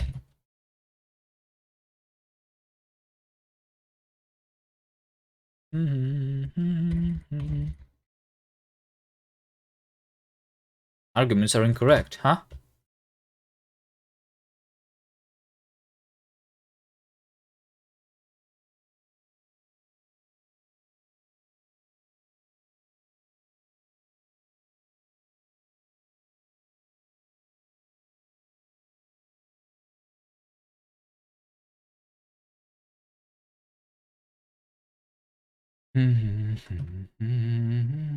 Okay, draw mesh. This also goes to the renderer.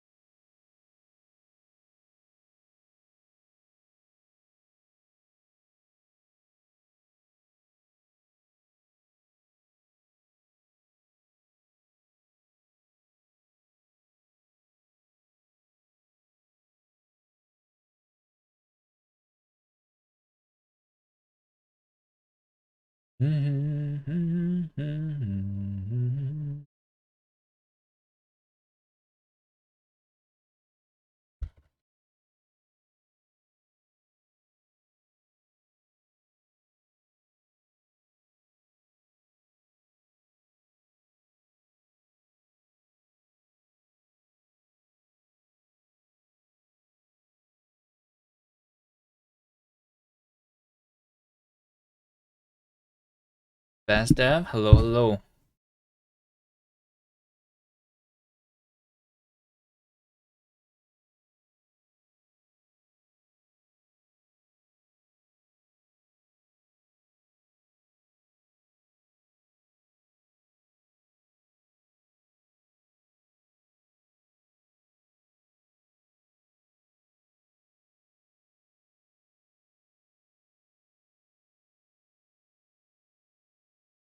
Pro mesh, level mesh does not exist. Alright.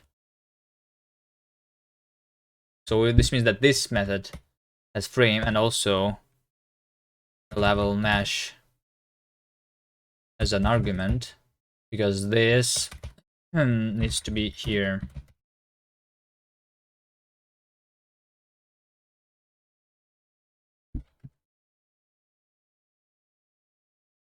Level mesh dot 0. Yep.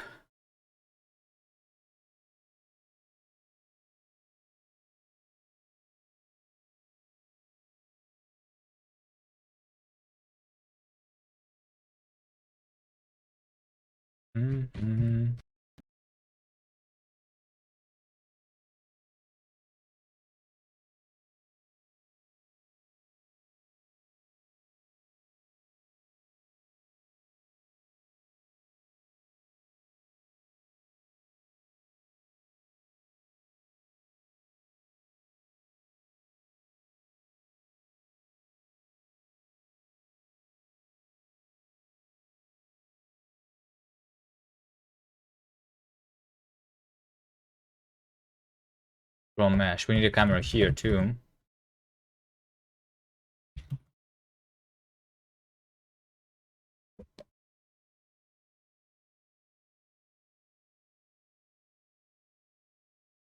From mesh.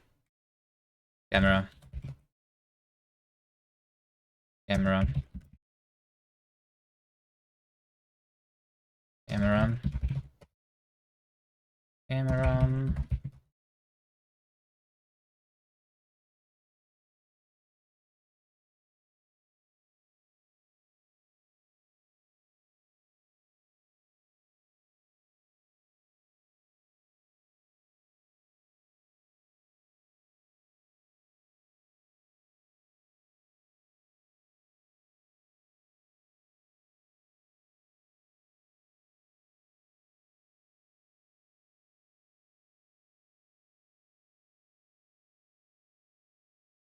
Cannot borrow. Background is mutable.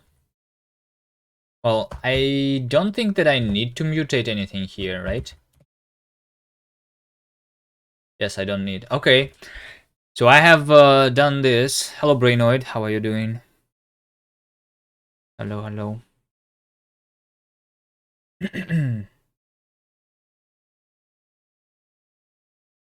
Have you tried? Do you want to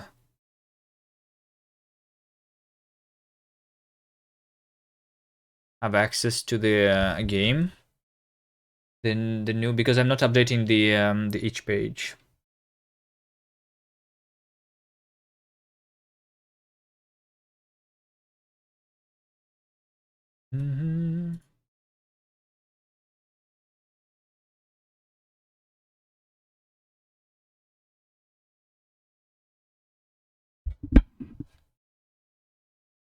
At some point, you would want that.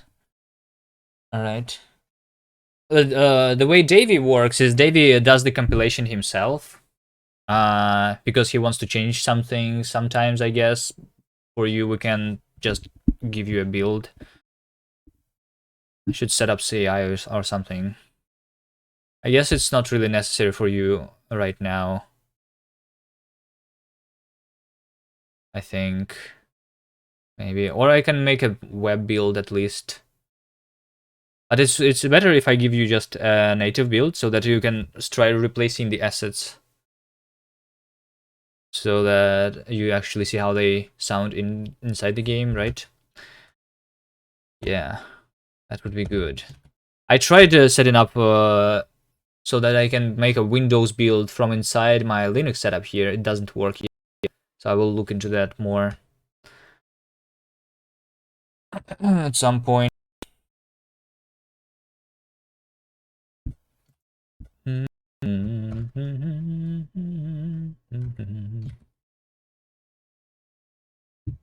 But anyway, you have another project that you're working on, so I'm guessing that.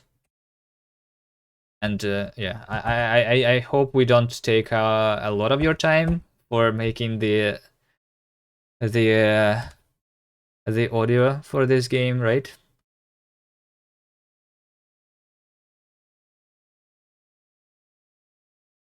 Yeah.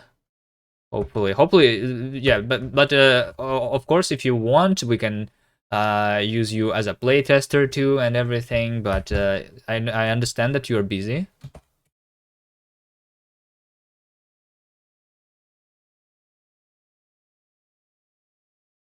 But you want me to do something? Just tell me, and I can make it a priority. Right now, I'm working on the making the in-game level editor because that's the priority for Davey.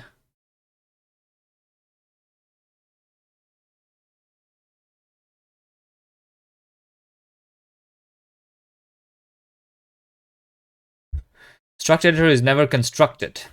Yep. Okay. Well, editor is never constructed, but for now, it's not even about the editor yet.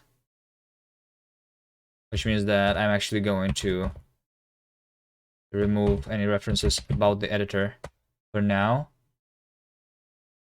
And make sure that we have the renderer. So we have a sound system already reference counted, and I think the renderer is also something that we need to initialize only once.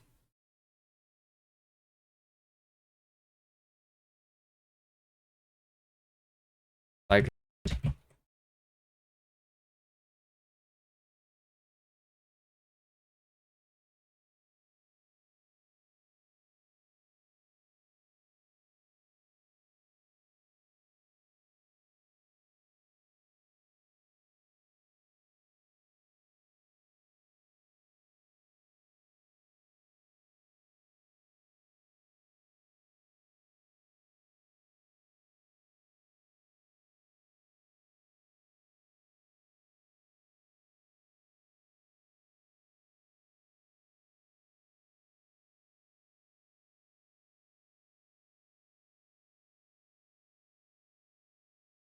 then over here we also have the renderer.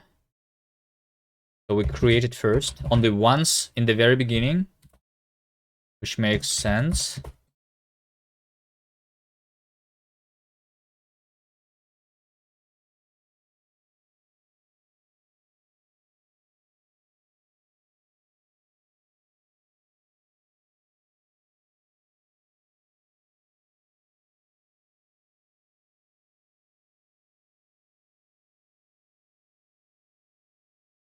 Like I said, I just need some footage with final assets, so you can experiment on it.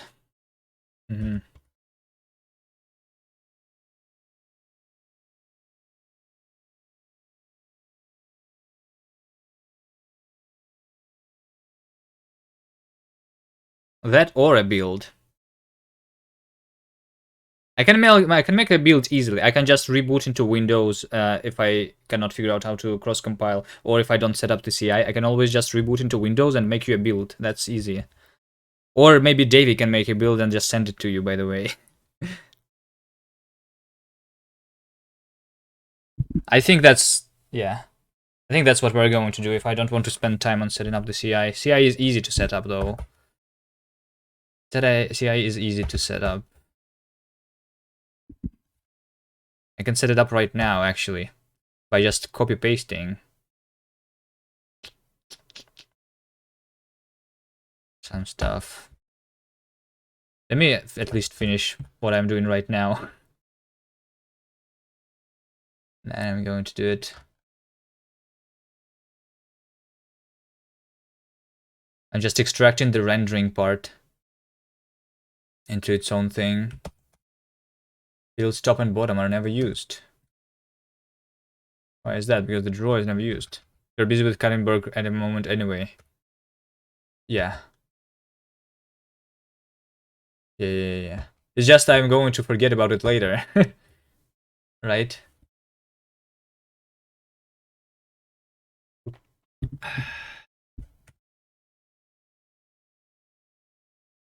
And CI is nice to have.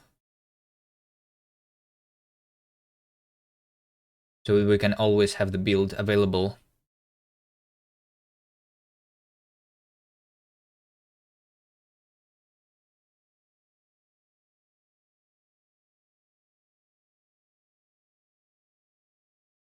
I guess it's because the rendering is never... Yeah, okay. It's because we never draw. So inside the draw over here, we need self, renderer, draw, frame buffer, self camera, and frame is this history frame.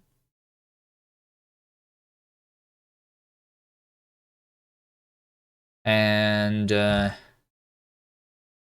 course, I don't see what's next. Level mesh. Wait, is there a code action here? No, no code actions available. Alright.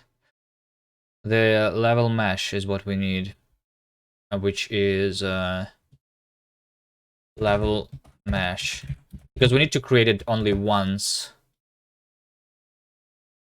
The level mesh.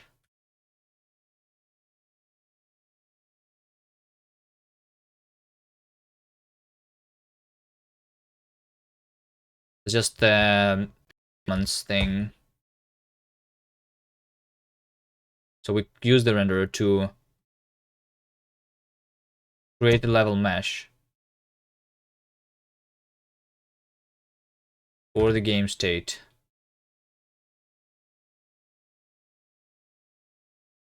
But the game state has been moved, which means that level mesh needs to be created before that. Or rather, history player will be made here. History, I mean, this.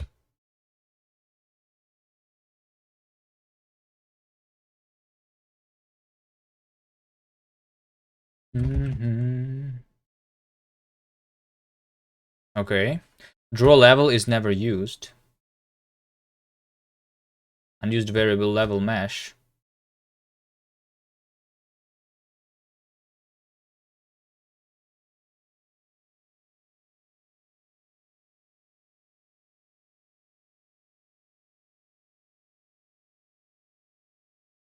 Well, technically because I don't need it.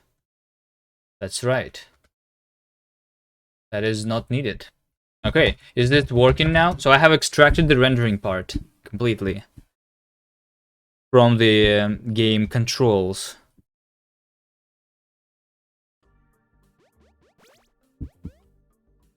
And it all still works.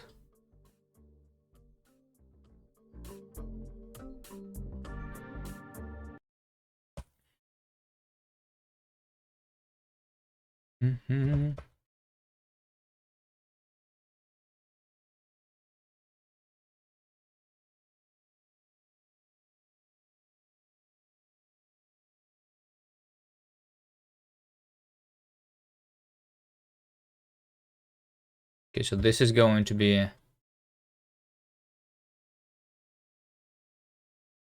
added, this and that, everything except for the editor.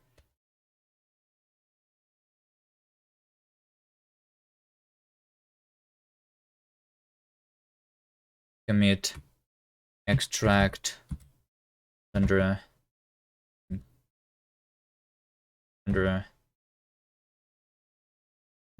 module. Okay, and now we start on the editor.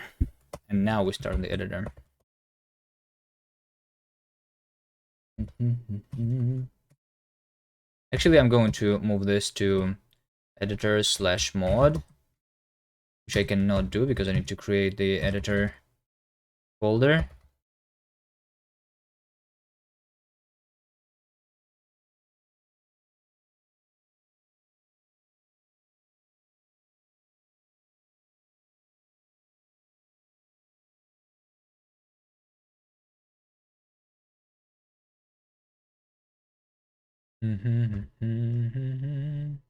Wait, hold on. What am I doing? We were going to do the CI.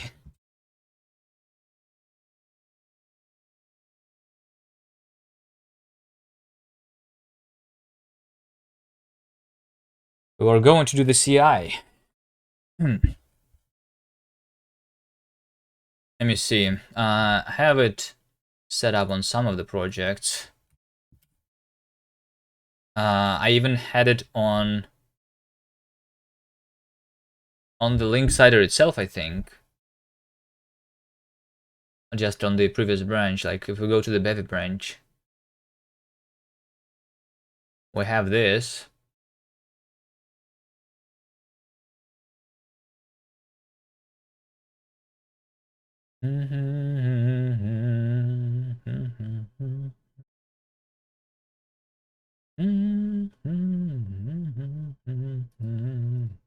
That's for Bevy. So I want to go to something else.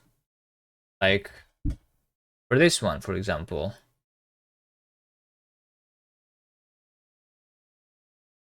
I don't build the Windows build here though. Let's see, what games do I have here with a Windows build?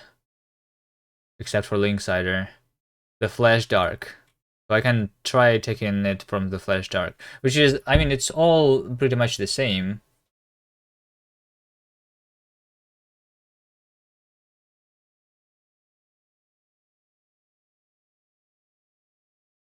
Okay, let's copy this and then see what we need. Because we don't need the uploading to each for sure.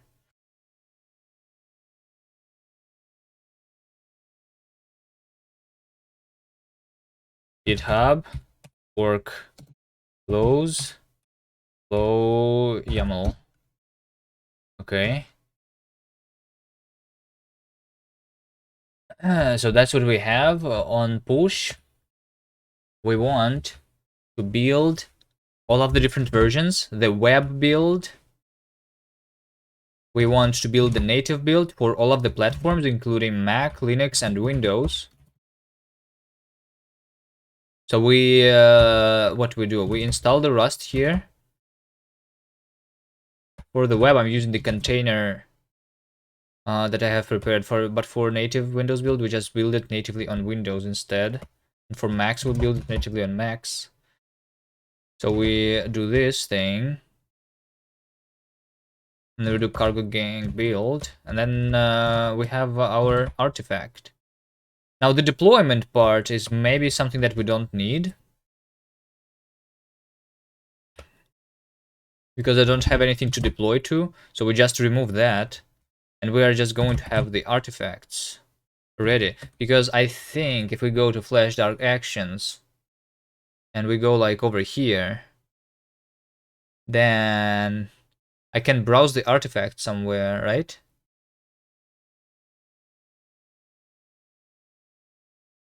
Logs has been expired and no longer available. What has not expired yet? Maybe they find Ferris. Find Ferris I didn't even create the CI, I think. Yeah. um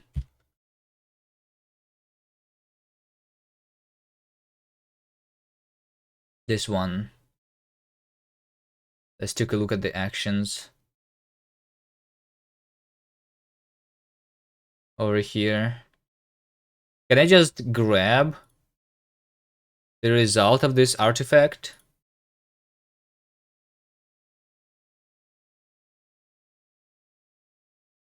Size of downloaded zips, for the repository. For more information, upload zipped artifact downloads.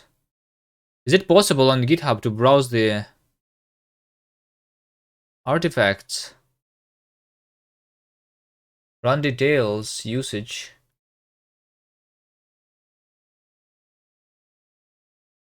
Workflow. Do I need to upload them somewhere? GitHub, download, build artifacts.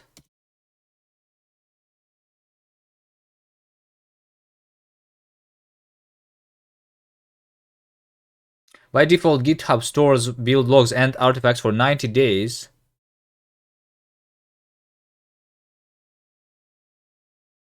I need to click somewhere. Build? Where is the button? Download log archives.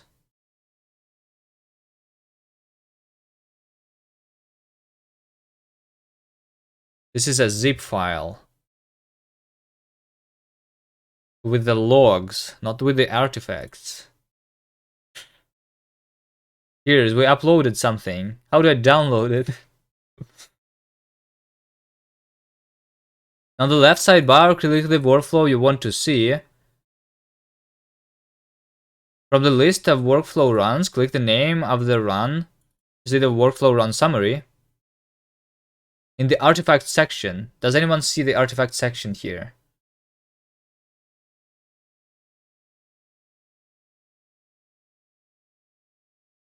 Where is the artifact section? Summary? Oh wait, it's in the summary. In the summary, it's not here. It's only in the summary.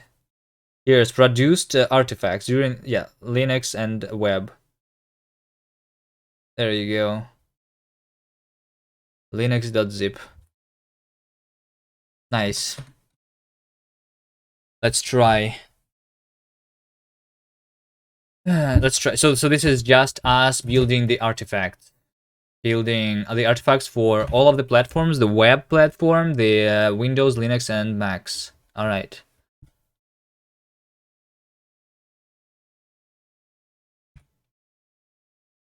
GitHub actions. So we just push this, and then we wait for the build to happen. It is pretty slow. I can set up caching to improve the times a little bit. Did I not have caching enabled for FlashDark? I don't think we had it.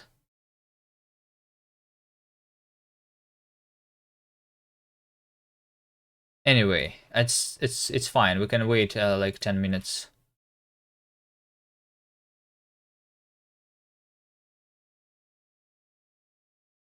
Here we go. We have 4 jobs that are running right now, and we're just going to wait for them to finish. And we have a build.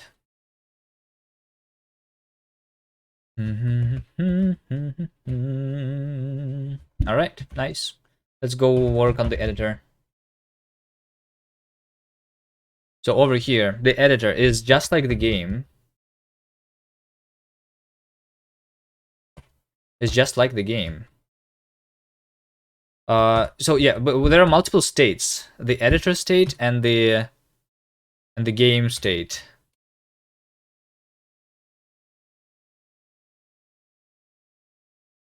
Where we're actually, I mean, how do you call the state where you're actually playing the game? I can call it play.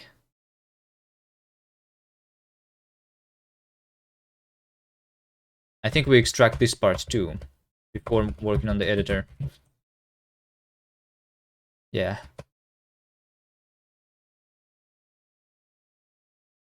I think so.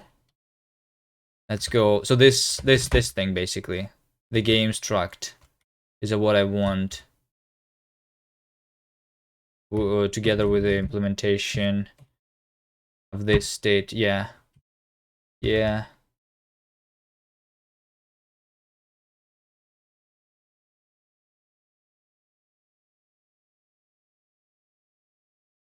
There you go.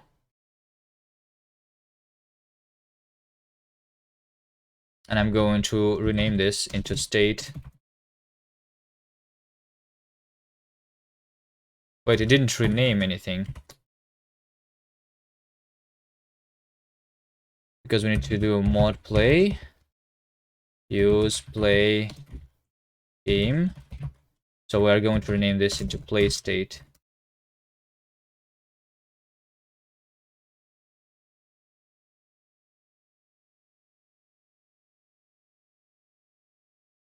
Right? So inside the main, all we have is, well, technically this shaders should have gone into the renderer too.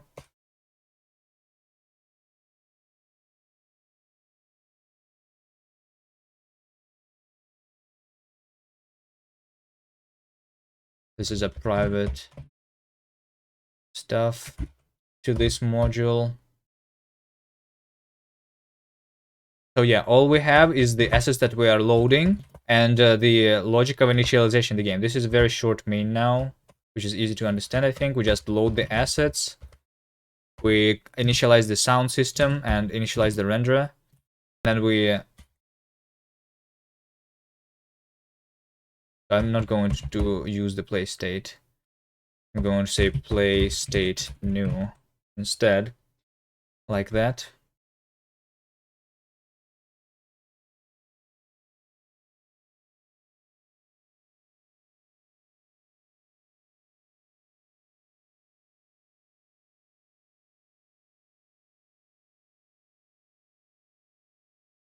All right.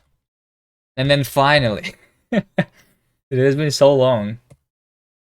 We have been postponing so much. The renderer, the editor.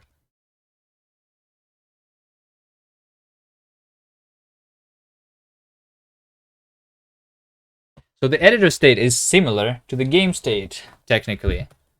Maybe we should just, maybe we should just copy this file over here. And this is editor state.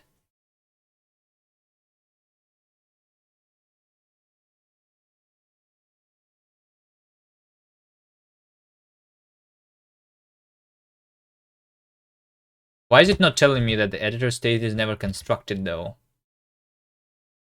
Because I never construct this, right?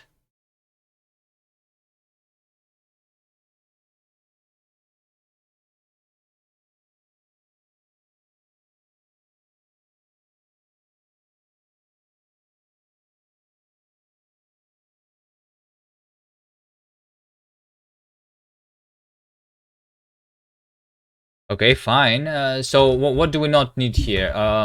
We edit a specific level.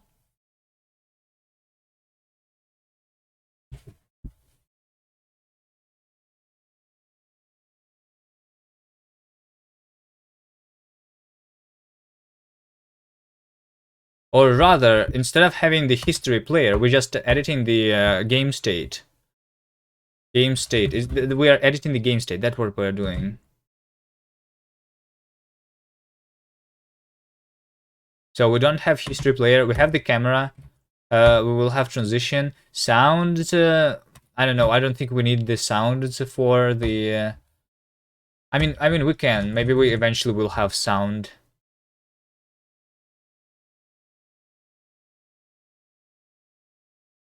In the editor. But for now, we don't have it. Level mesh. Is level mesh. Yeah, so instead of having the level here, we give it the game state directly.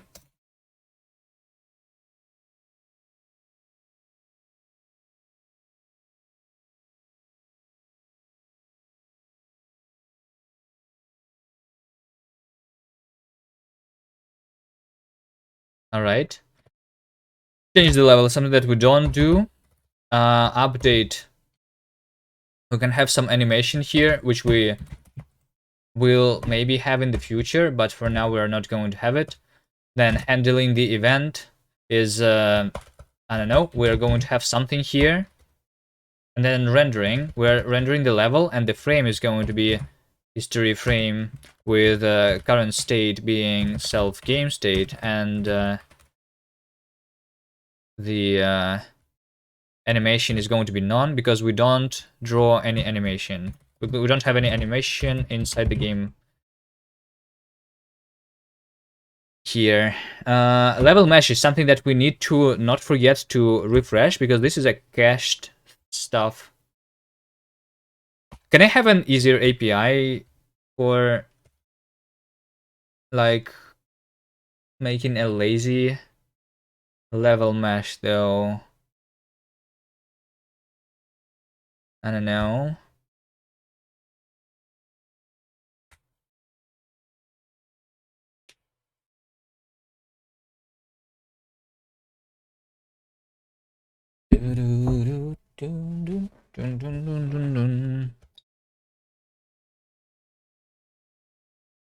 Okay.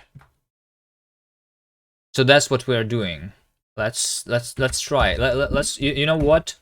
Let's make it inside our play state. In order to go into the editor, how do we even go into the editor?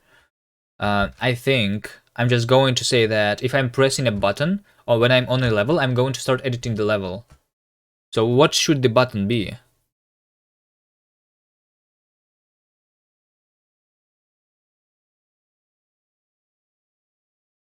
I don't really want to have a UI yet, so when we just press the key, here's our cheats, right? And we can also similarly do the editor.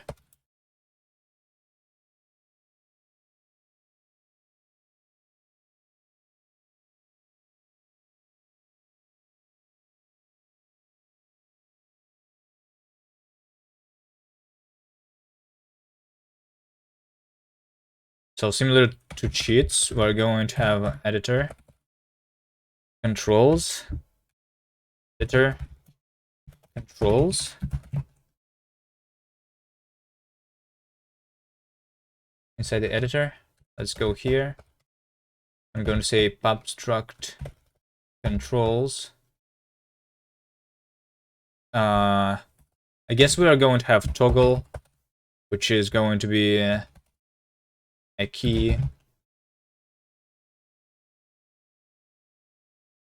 So one of the things that I'm going to do is when we are handling the event here, how do I go back into the game state again? I say that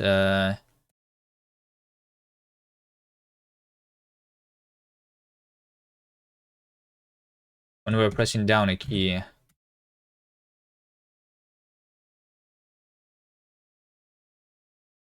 I'm going to say that if key is equal to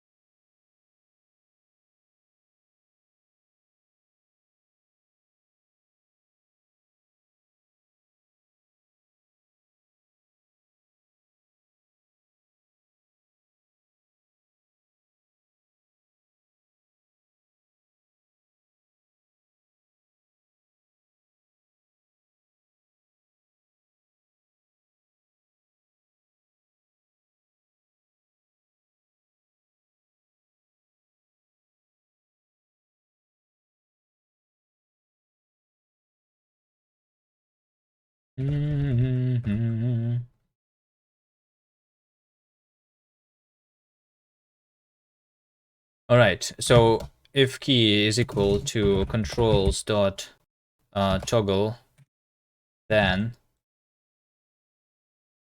transition. We need to transition here back into the game, which means that I'm going to switch into play state.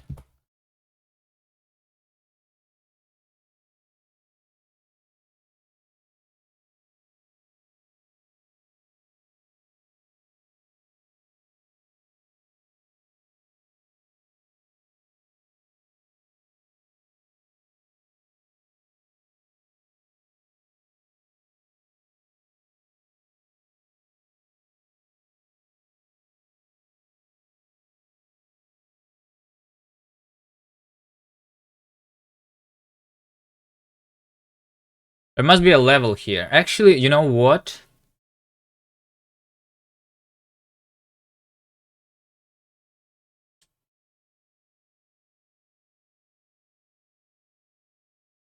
No, I don't know what. Because the last argument to the play state is our current level.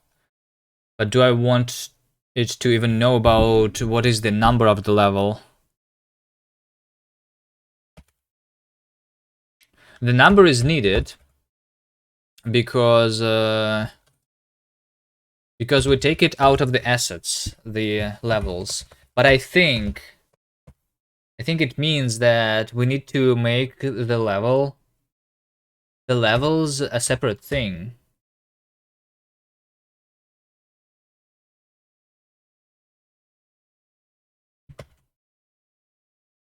Let me think. If I play something,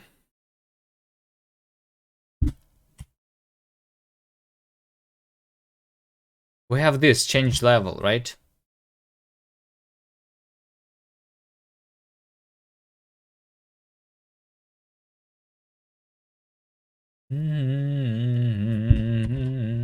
It's almost like this game state has a result of whether we have completed the level or whether we want to do something else.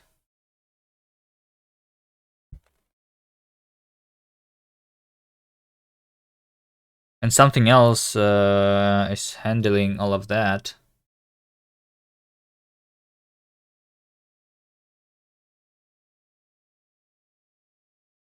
I think we have a level. Yeah, I think we have something like this. We have something like this here. Instead of having the index of the level, we're going to have actually a game state, which is a game state, yes. So this goes somewhere else. I will make it in main for now. Something is going to be there. And instead of having the index of the level, I'm going to have a level change is going to be a function that takes that takes a change. So like, do we go to the next level or to the previous level?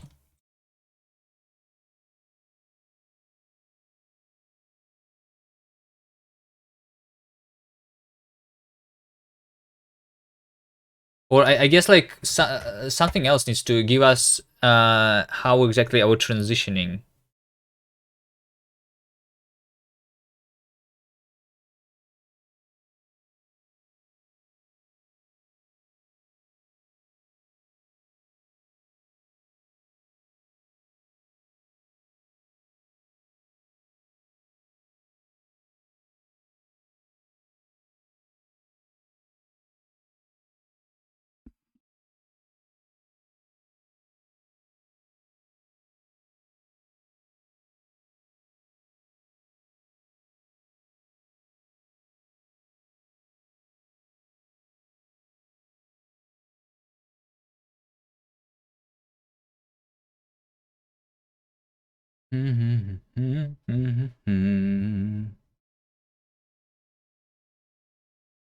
It's not even a function. No. I want something else to control it. Yes, I do.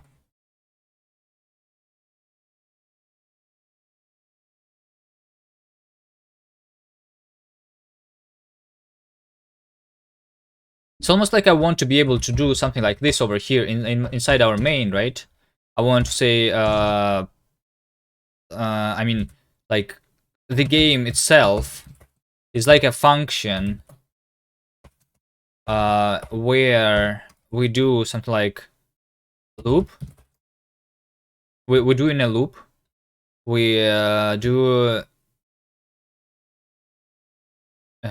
play state, which is play state new something, right? Using our current level,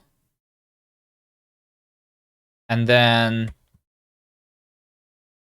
we run this state, and this needs to give me a result, something. So the result is something like either I have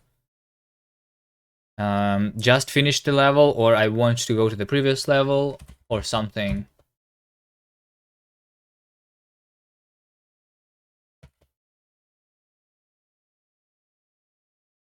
Because I don't want this play state to handle it itself. Maybe.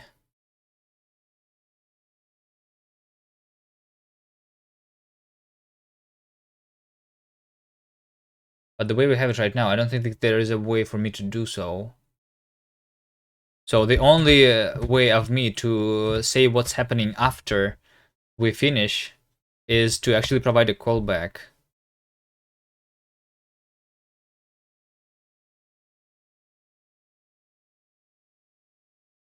Finish callback is going to be something that implements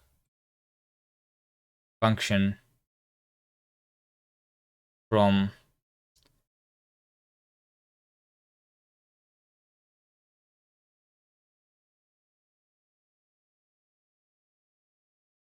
the finish, and finish is an enum. So this is like the result of our state, basically. We either go next level or we go previous level.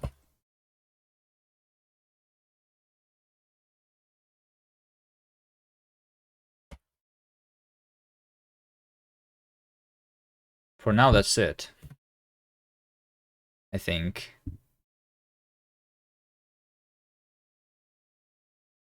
And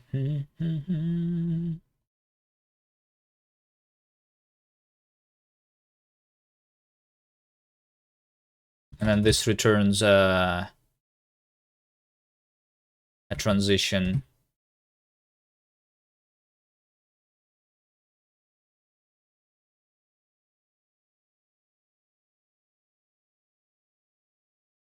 Okay. So we don't know what level we are playing right now. But we need to store the finish callback. It's going to be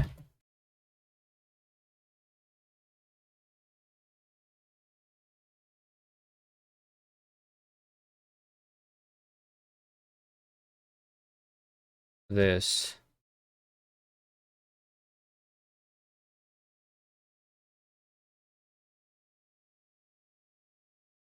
Hello, bad cop.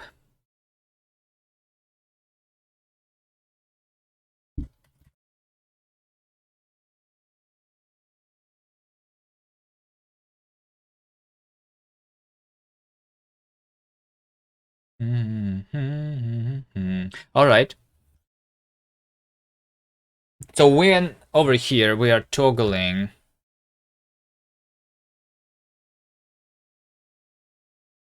we oof.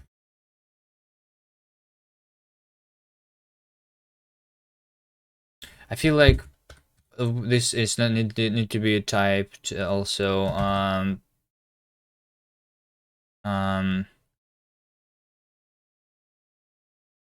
finish callback. I'm going to create a type here. Finish callback as this. Finish this also public. And then finish callback takes the finish callback. And I don't need to box it myself. It's going to be the caller that's going to box it.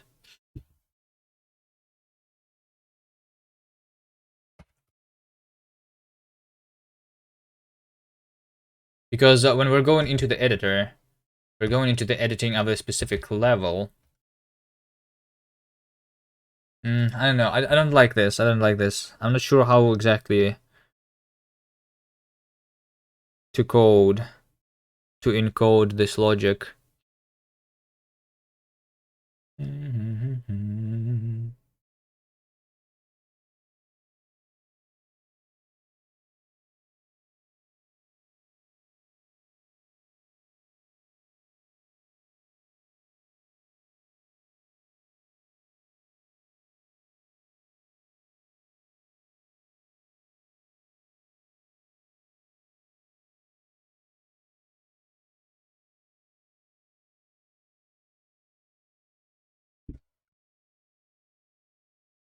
Mismatch tab in whom expect transition. Okay, fine. Hold on.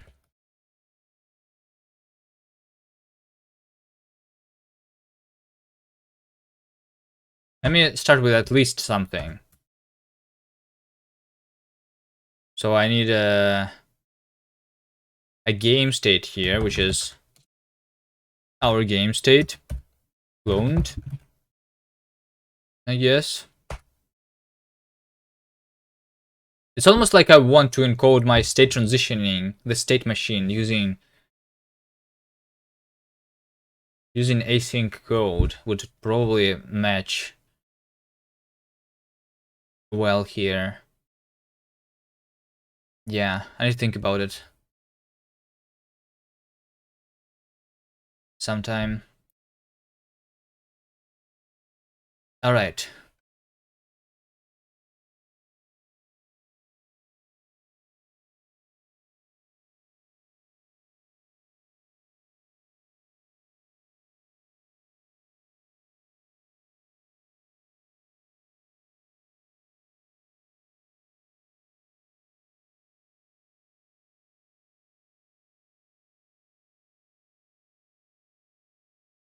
Hello?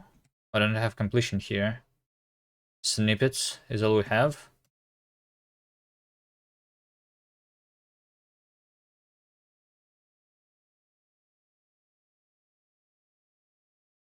Oh, it's because I see. I understand. That was loud. Hello, Arya.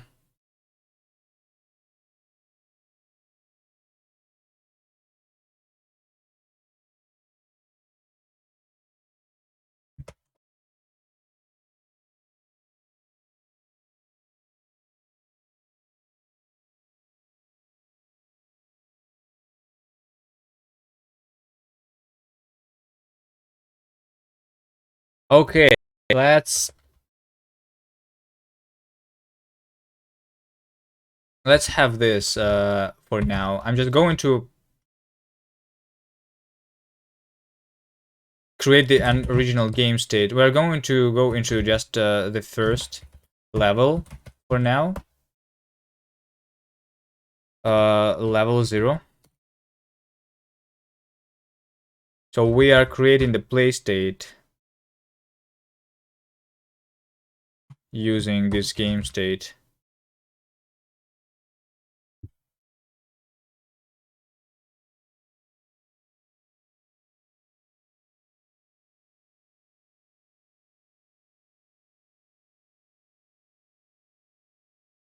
I look 10 times younger with everything short.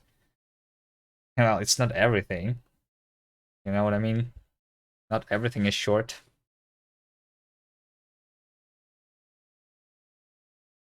Like we have a long list of errors over here, for example.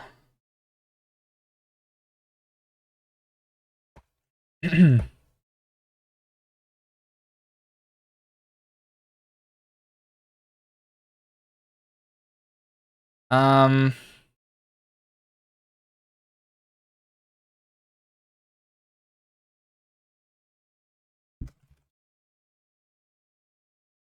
Consider removing the borrow. Yeah, we'll consider.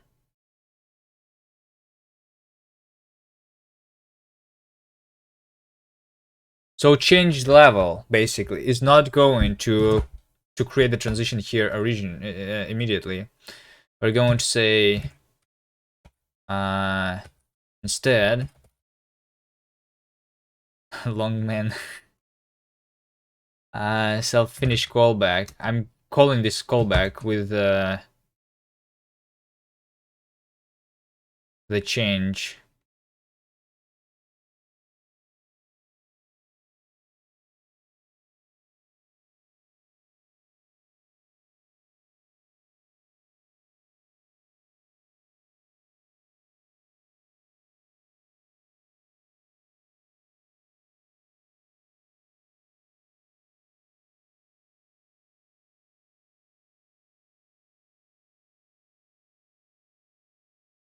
Finish callback.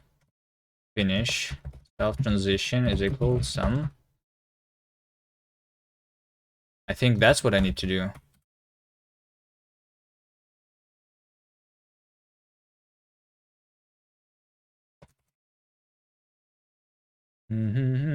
Yeah, having callback based is bad. So I need to have a way of doing state transitions differently, I think.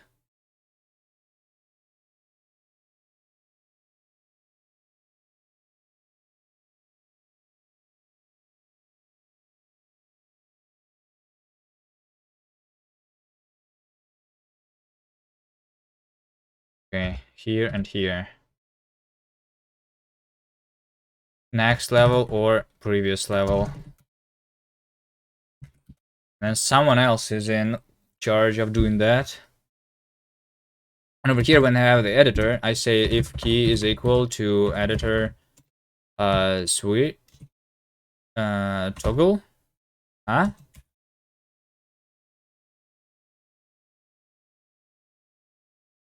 Oh, this is private. Yeah, sure. Should not be private. But that's probably the only thing that should not be private. Toggle, and we do transition is we transition into the editor state.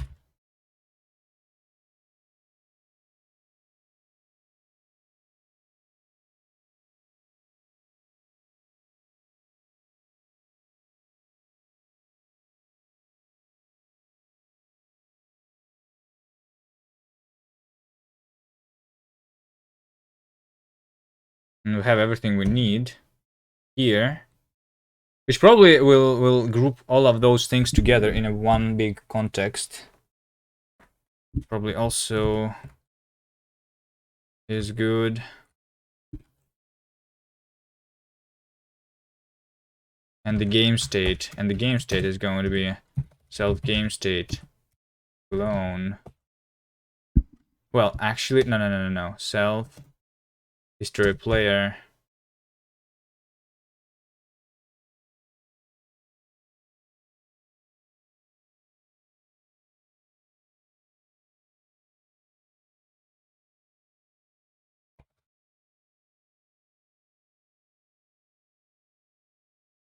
Guess we are going to just save the original game state here.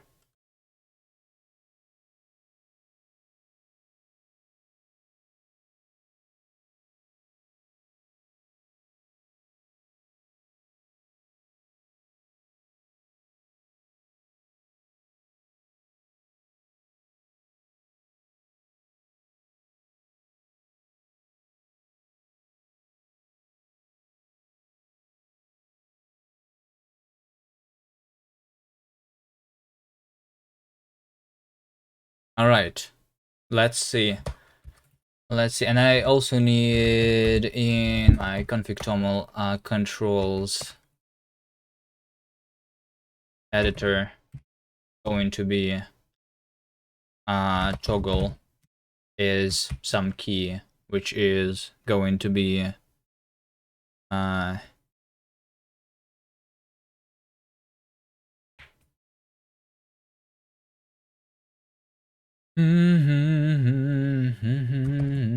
E for editor, I don't know.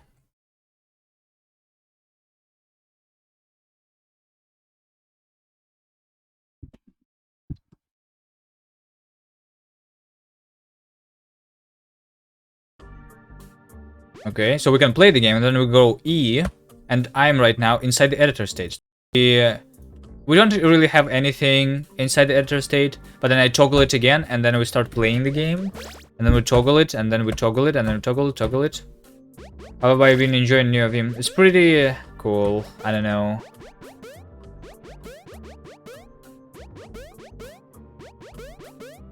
I tried the multi-cursor plugin for it, which is why I think VS Code has like this feature, which is why it's better.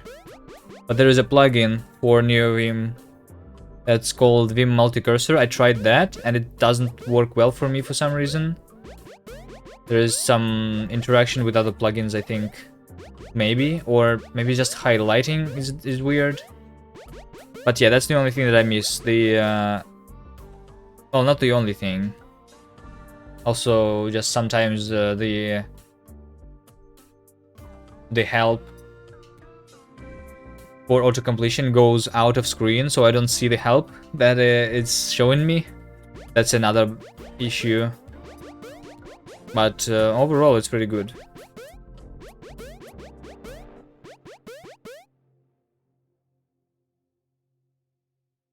So we can go into editor. The only problem though is that when we try to go to the next level now, we actually don't go to the next level. You should give it a try. Well, it takes time though, so if you are into trying these things out, then sure, yes. A lot of people are using Vim. There's a reason. Oh, you use Vim bindings everywhere? Oh, okay. But not actual Vim. Okay, so I guess if you don't really use multi-cursor, that's the only thing. But even then, maybe you can figure it out for me, how to set it up. I have my configuration based on the Envy chat if you want to try doing the same, but I guess it's easier to understand what's there anyway. So yeah, I don't know. There's a lot of ways that you can configure your Vim.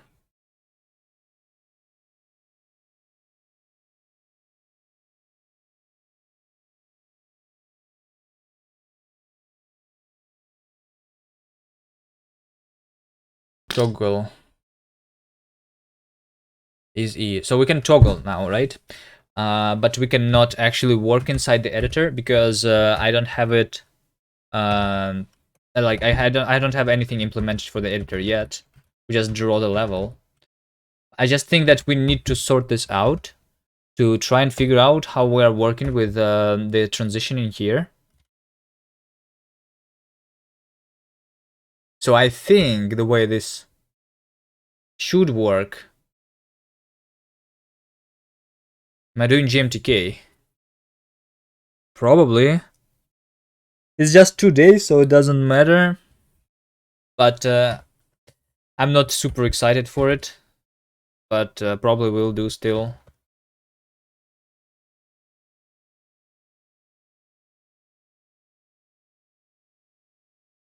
I'm more excited for making something finished. When is GMTK, by the way? Hold on. When is GMTK? Because we want to create a playable demo of the linksider and put it somewhere.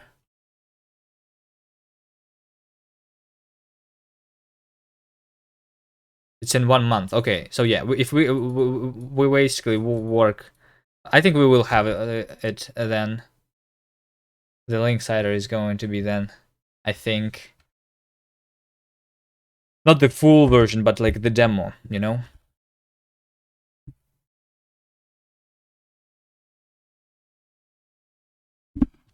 I'm working slowly here because I'm trying to make things like right, unlike in the game jam.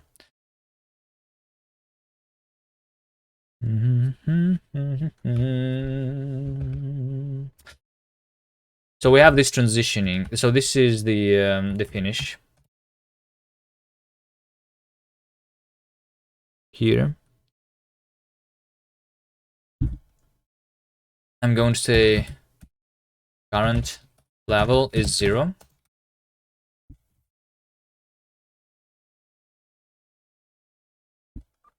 I can do something like this. Current level is, I can create a cell. My cursor is way too many FPS. It's even more FPS on my screen because I have 144 Hertz.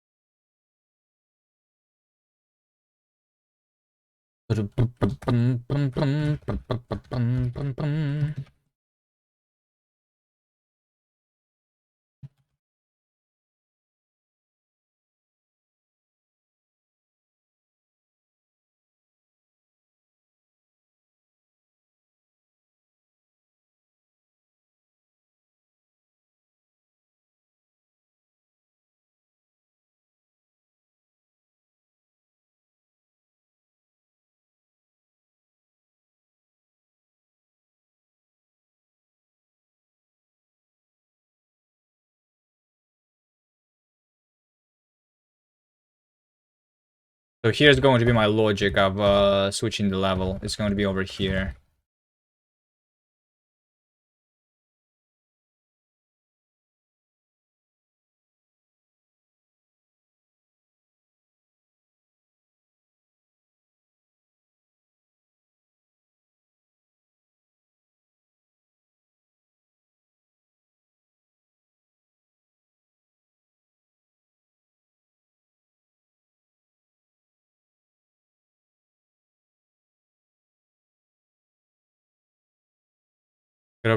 Gina, see you later. Okay. This is not my theme. What does that mean? Okay, so this is going to be a closure that returns the transition, right?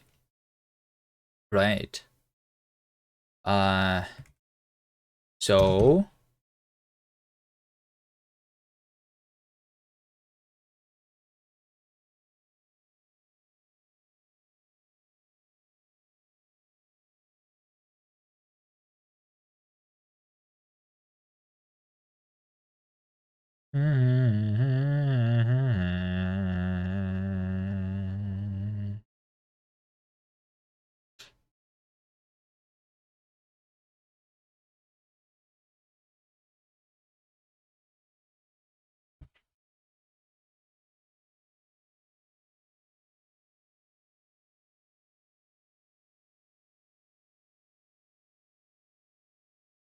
well, it's not. It's just. It's yeah.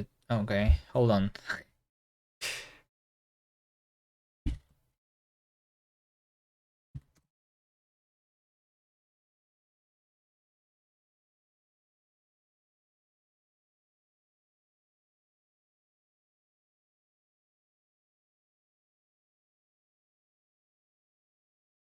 So here's the problem that we have.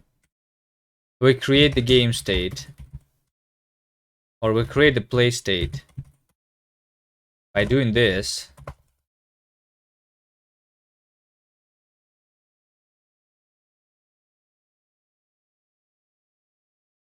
So we need a finish handler here, and we did this here. So this is like recursive closures, which I cannot do, which means that we need something else.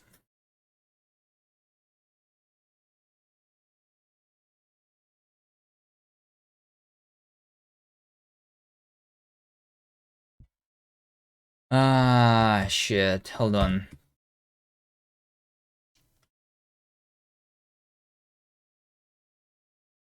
So I need to have something like struct level changer. I don't know. Current level is going to be 0.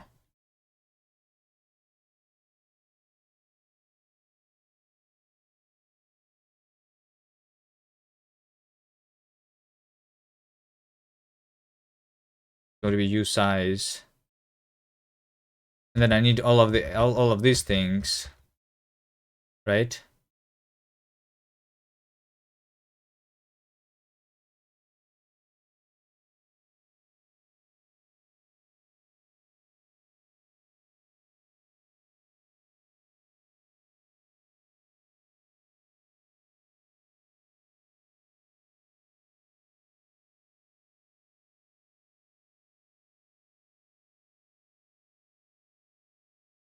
And for the level changer,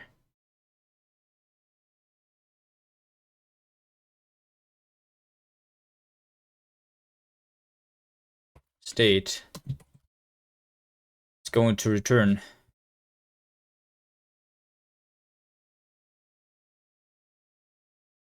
this is going to be a reference counted itself, I think. It's return state, which is going to be something implementing inc state. And this is going to be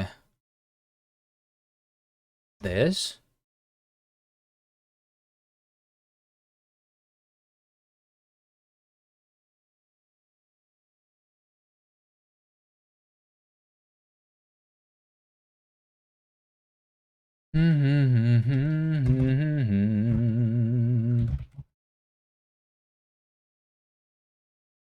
Could I make self is RC self? I think I can. Because that's what I need. I need to reference count myself here. Because the finish handler is going to be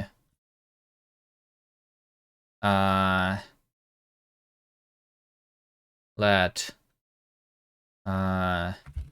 state is self clone, and then we do move finish state finish like this. So we have a function called finish. I want another gem. How did you know? Did you scroll up the chat?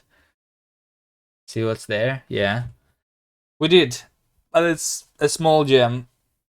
Even smaller than the Bevy gem with only 5 participants, which was the Rusty gem. You remember? We were creating the clicking game, the Find Ferris. Yeah. We were making this for a gem and we did win. Yes.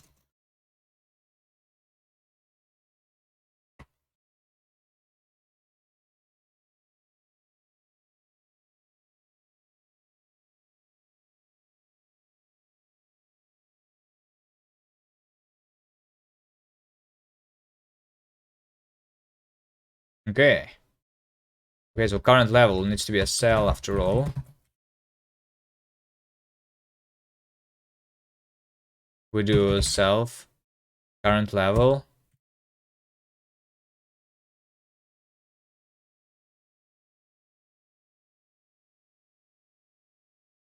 Is going to be equal. Set, current level get.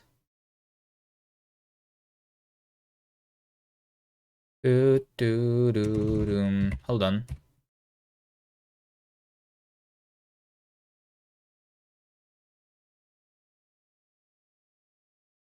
Get as I size plus match finish next level 1 previous level -1. That's what we do. Then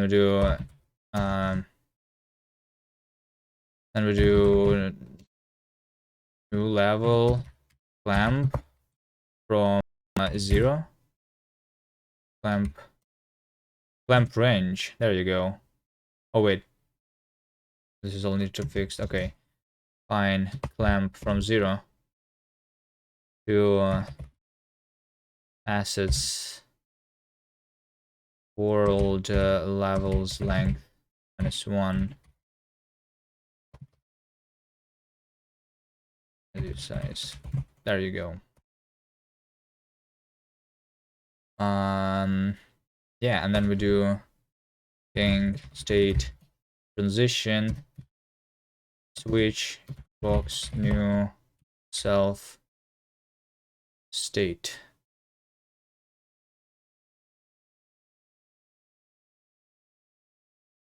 State self play. There you go.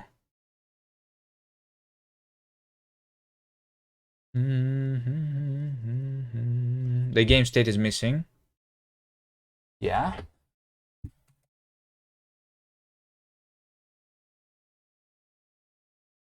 So the game state here is going to be self assets. Well, the game state is going to be from LDTK somewhere.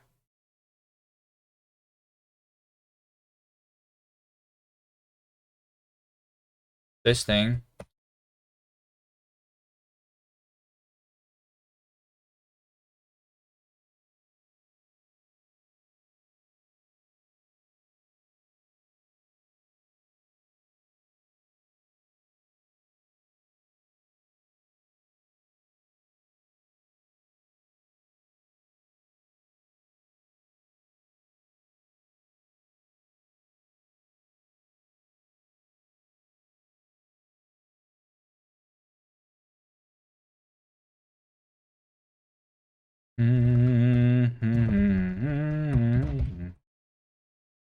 All right, so now we do just basically reference count new level changer with all of the things that I need here.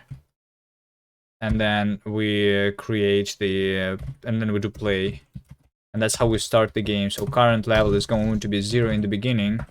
And then gang is gang, clone, assets, clone, sound, render. Current level is cell, new 0. Okay, so, but I don't like the way I have handled this here. But it is going to work.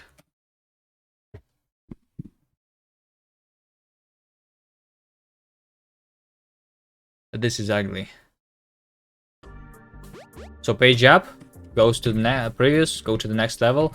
The only problem is that when I go edit, and then I go back, then I can no longer switch the level. That's because we need to, in the level editor, now,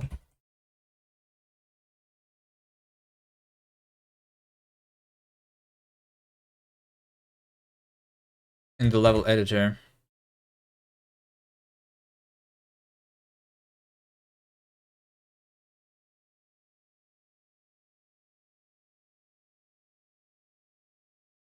when we have here, yeah, see, this is popping the state, but we need the same self finish callback clone. So we need the finish callback here too.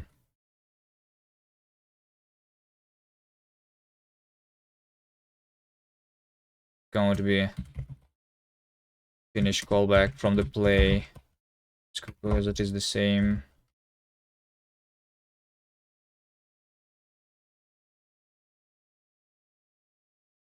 So yeah, first of all, we need this thing to be clonable, so it implements this plus clone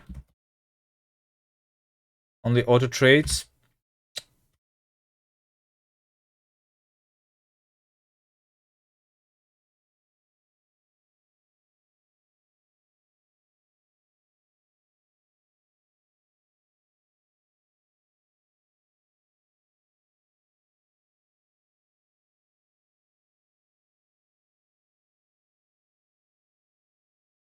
How can I make it clonable?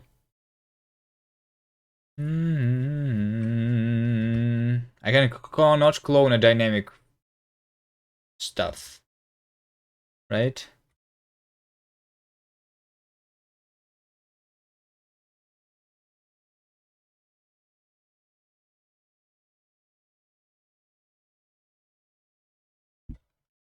I guess I can make it reference counted, and then it's going to be clonable. Which means that over here, we just make it a reference counted. That's it. Nice. Nice. Nice, finally. But still, I don't like this way of doing things. I will have to think about how to... So I can go edit this level, and then I stop editing this level, and we are back here. And we're gonna go next level, and we're gonna go and edit this level now. Yes. Okay. I feel like I need to commit this. Editor. Nothing there yet. Okay. Now we work on the actual like implementation of the editor. First of all, what do we need to do? We need to be able to drag the camera as much as we want. So I'm going to say camera drag. It's going to be an optional position where we started the drag from. Right? Camera drag is none. Let me first of all make sure that I can drag my camera, because that's pretty important. I wonder if I can extract this into a reusable thing, which literally did this for the Find Ferris from scratch, and we have an, yeah. I need to be able to extract this, I think. But basically, we handle two events here, which is the mouse down and mouse up and mouse move. Three events. Okay, fine. And I guess we say the button needs to be, if button is equal to controls dot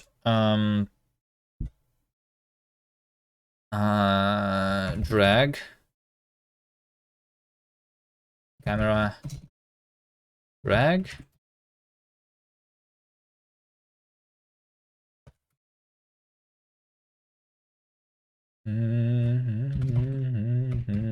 So camera drag is a mouse button.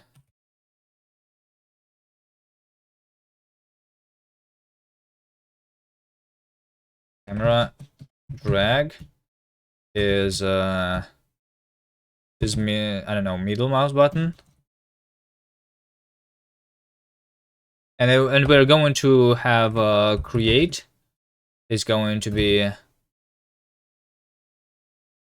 left mouse button, and then delete is going to be right mouse button. That's what we have. Those three things. And the only thing that is going to be left then is, so we need to be able in the editor to like control our camera, create things, delete things, and select the thing that we are creating. Yeah. So choose is going to be tab, I think. That's it. Yeah. So we are going to choose what we are currently going to create.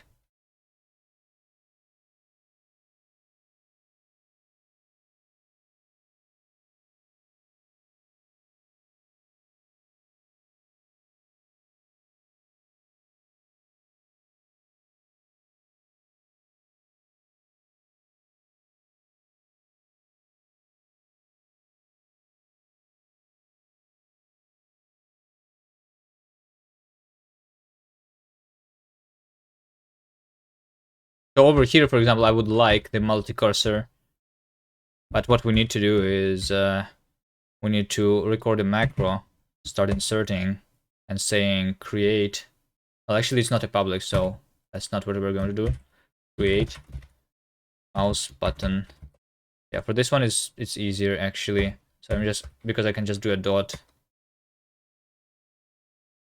but I cannot. Hold on.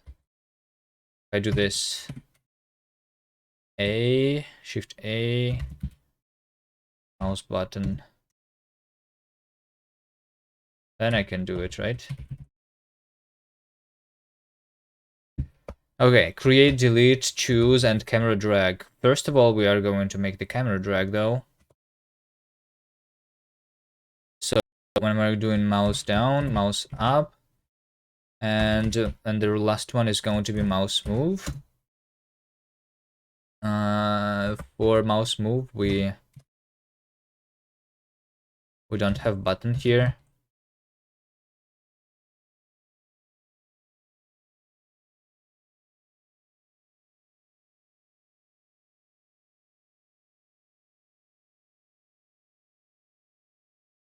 All right.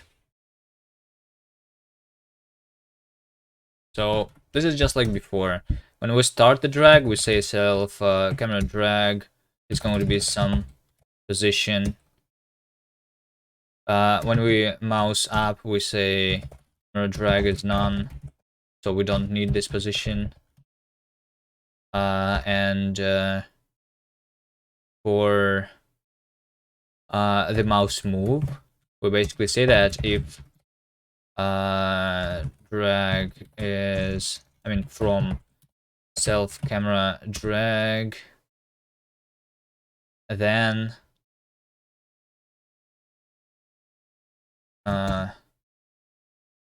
semicolon drag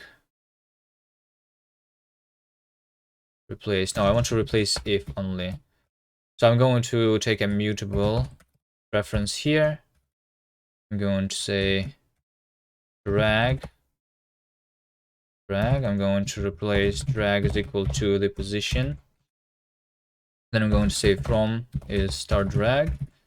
So I need to over here. This is some. I need to over here say that from is. Let's do this. World position is equal to for position.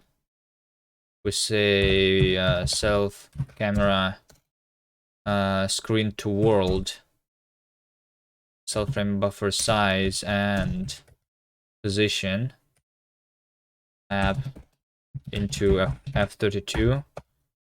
So from is world position of the where we dragged mouse from, and then to is of our current position.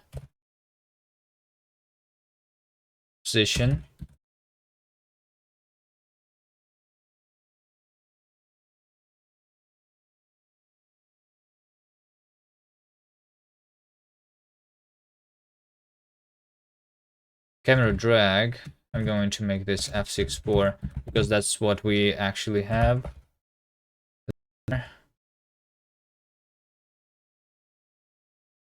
This returns 32. Yeah, okay. So we do self camera center plus equal.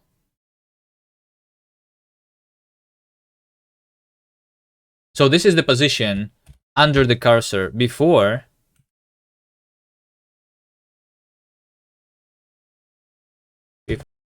And this is now position under the cursor. So what we want here is to make the position underneath us equal to before in terms of game world. So we add before minus now to the camera position. And that's it. And that's it. We just need to remember to save our frame buffer size, but I am.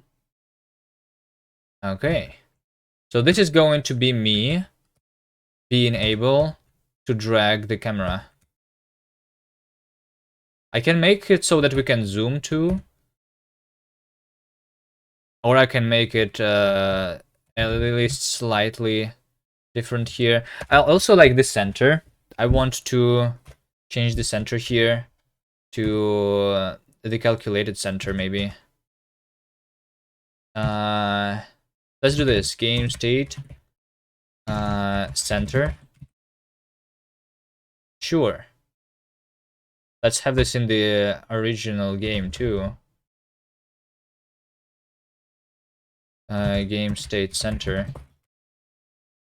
So game state center. It's going to be something like this.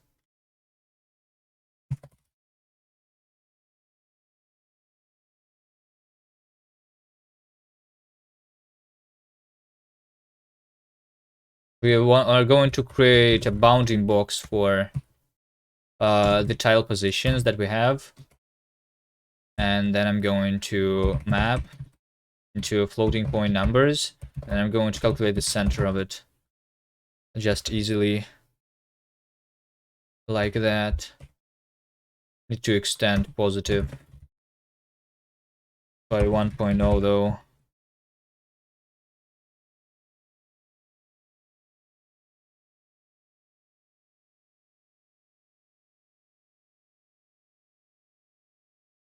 Alright. I think just like that, we are going to have what we want. Let's try running it. So like the camera control is just 3 lines, but I still need to think about it. Fail to load configuration, unknown variant tab. Oh yeah, that's right. Because I want in my editor. The choose is not the mouse button, it is a key. I probably want to also have for these like keybinds, I want to be able to select either a key or a mouse button, and maybe even a... So yeah, let's take a look. When I'm going into the editor, it's going to be more obvious because I'm seeing the entire thing, and this is the play state, and this is the editor state. And then inside the editor state, using the middle mouse button, I can move my camera, and then I go back into the play state like that. That's pretty cool, I think. But it still is nothing. We still cannot change what we have, which is something that we will. Oh, Davey is back. Nice. I can only change the camera position. I already have created the keybinds. I just need to be able to use them. That's it.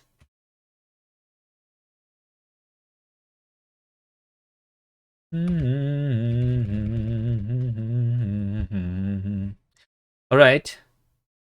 Mouse down.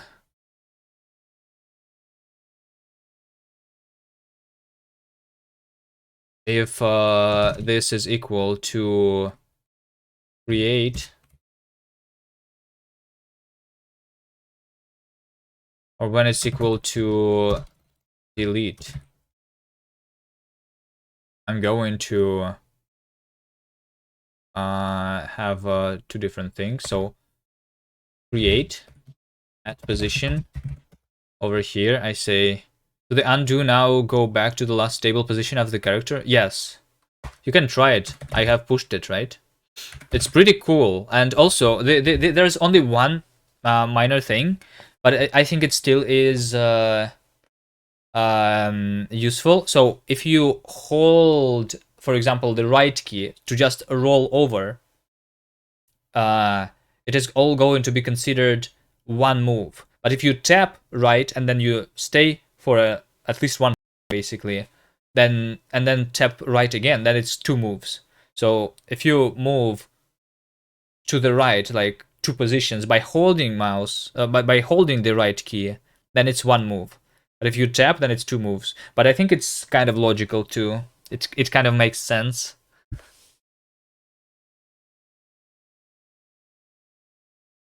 I think I like it.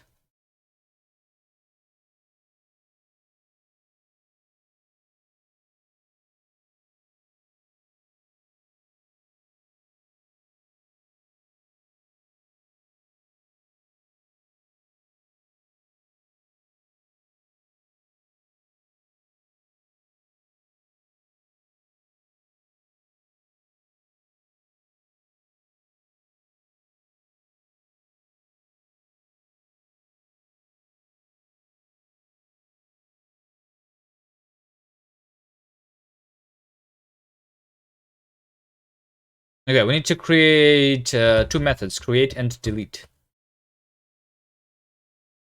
Create.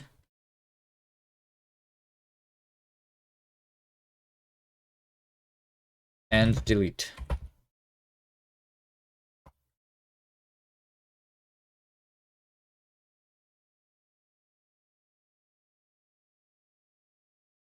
All right.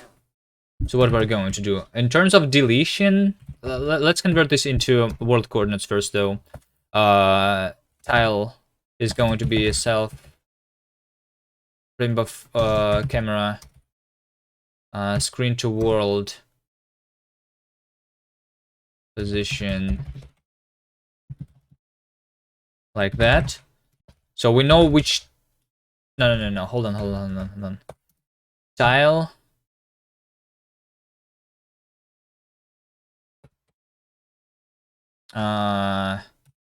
Screen position. Or the screen to screen to tile coordinate.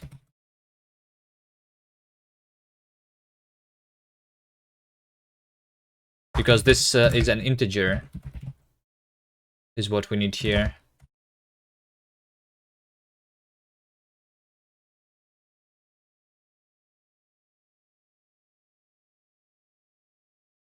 So we first convert into world coordinates.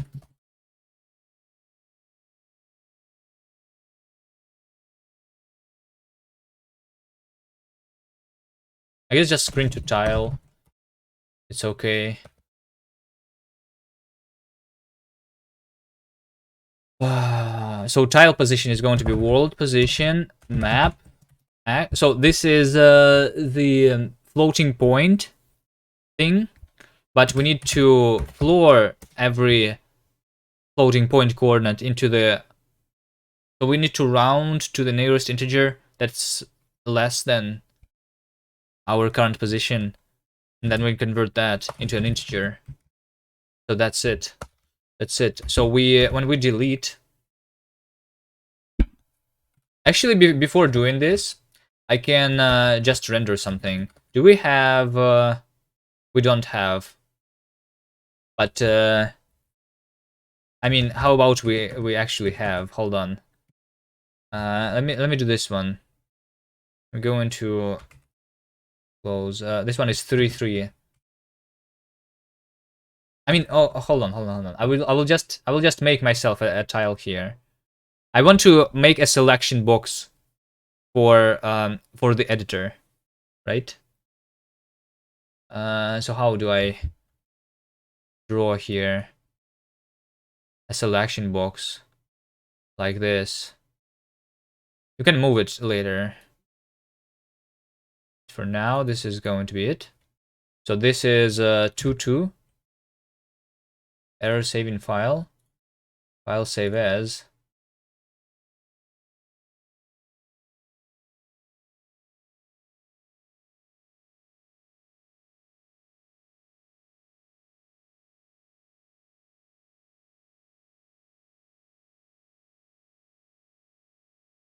How come we have soft vibe here still? We have two soft vibes. I need to delete one of them. Oh, this is for the world LDTK, I see. This is the old world that we are going to change.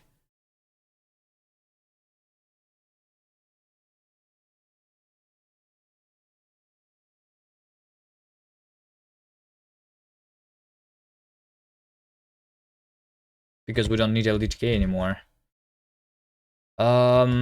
Update.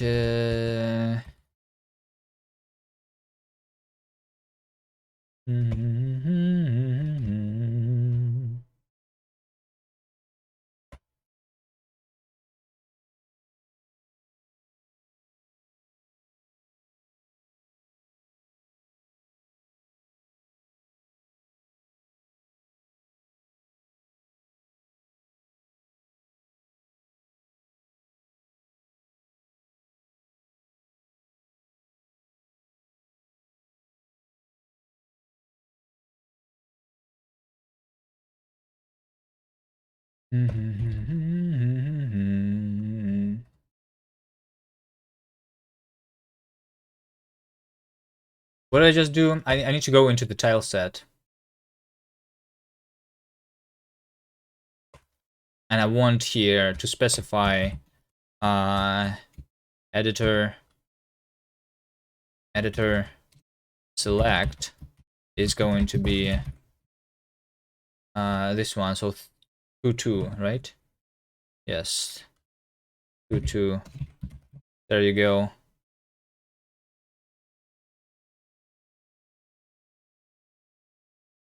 And we can continue. So on the editor, we're going to actually draw the thing that we're hovering currently. Pixels. So we're going to render the level first, but on top of the level, I'm going to say self-renderer. Draw. Hello there. Mesh. Draw.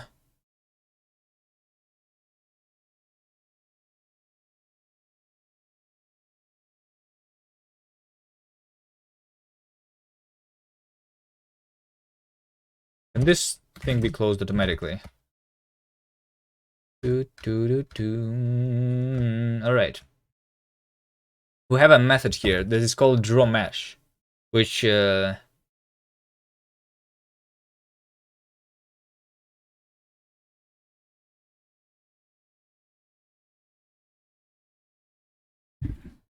Cell mesh.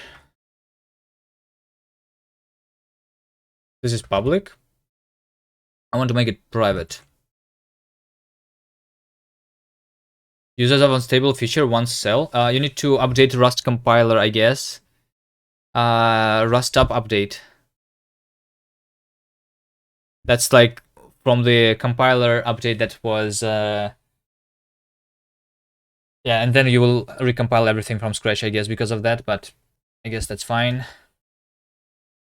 We just tried using one of the new features from the compiler that has been updated a couple days ago.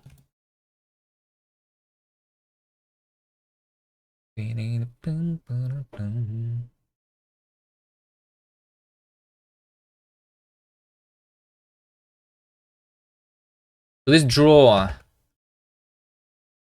mesh.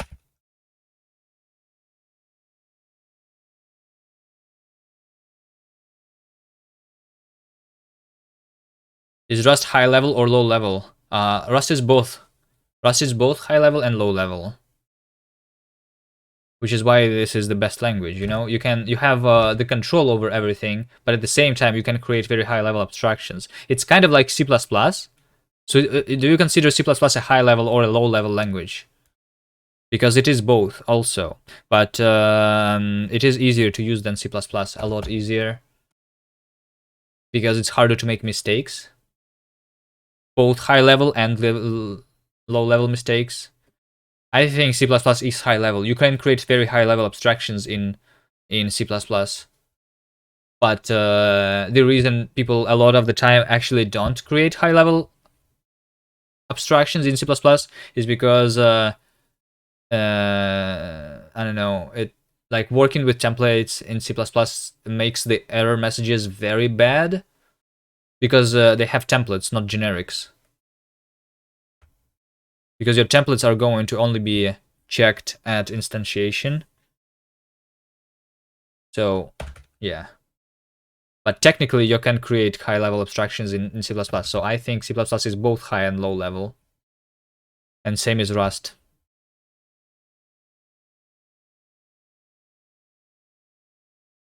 Yeah, that's what I'm saying. Also, yes. It's both high and low level. And Rust is similar. But better. Obviously.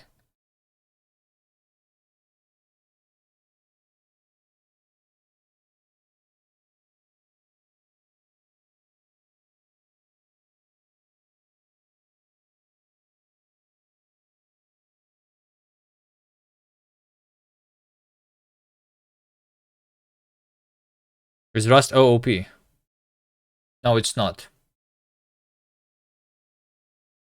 Rust is basically C++ with Rust. Well, I guess C++ has object-oriented programming, but Rust does not have. No.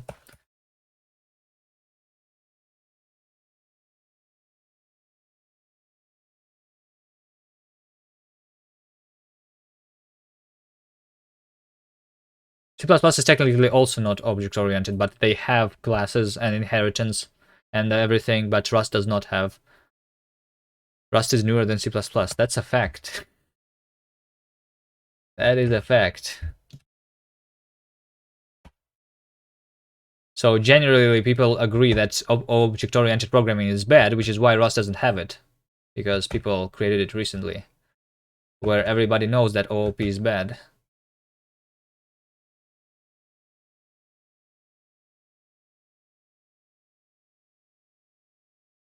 Why is OOP bad? Well, the same reason as why a functional programming is bad. It's because it's limiting. It doesn't let you. You need to have options. Object-oriented programming is just one of the tools that you can use, like ECS, for example, that we were looking into before. The entity component system that Bevy is built on top of is also a good tool, but you should not be using it for everything. So I think it's better if you just don't have it most of the time, because it is useful sometimes, but those times are very rare, in my opinion.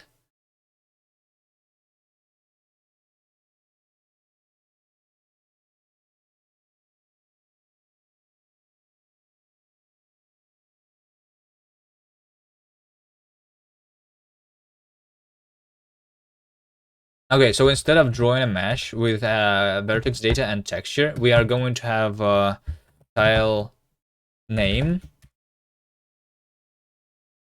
which is going to be, or rather like entity, I mean, yeah, tile, I don't know, we draw with name. That's what we want, yes.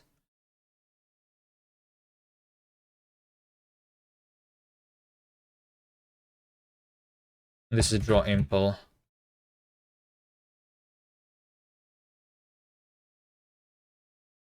We do draw mesh impl. Vertex data is equal to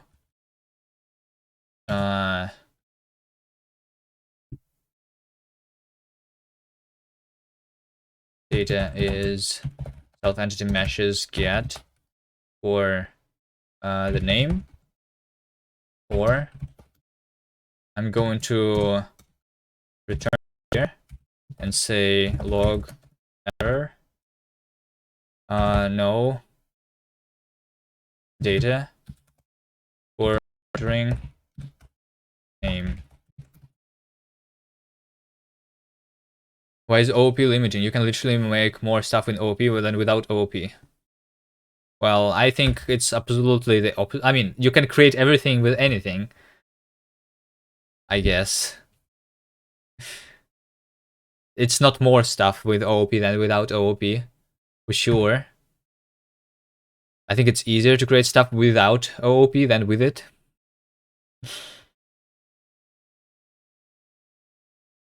It like what do you think object-oriented programming is? Because we have in Rust, we have struct, which is basically a class, right? And class can have methods, right? We have this, but this is just a syntactic sugar for basically procedural programming.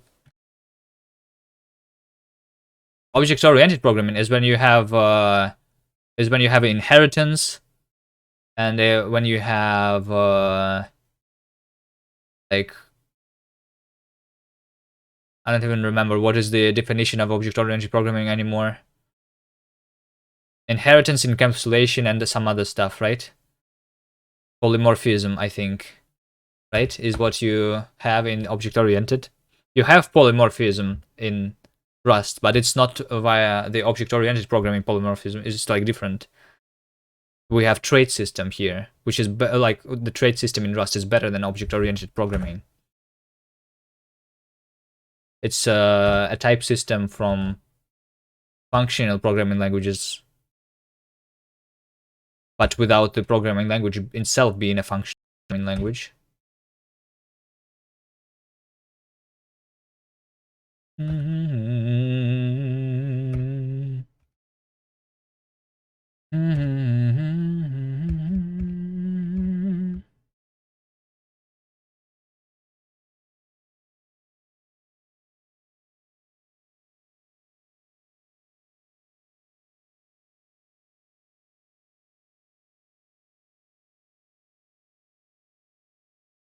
Okay, there you go. So now all we need to do is to just specify the name of the thing that we want to render.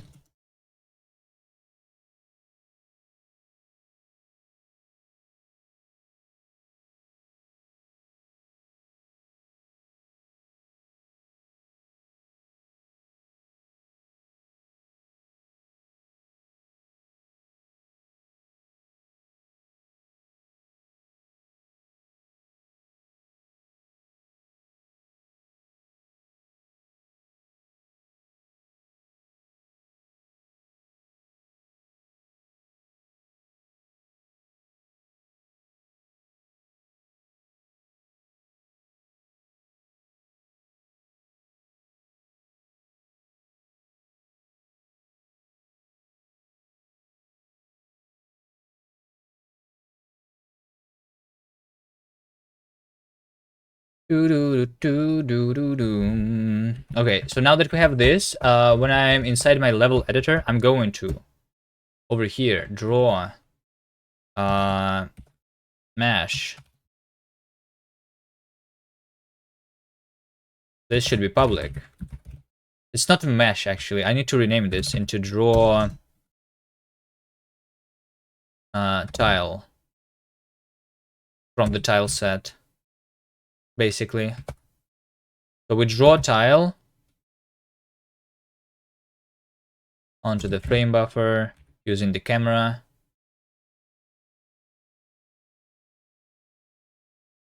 And the name is going to be editor select. Is that what I called it?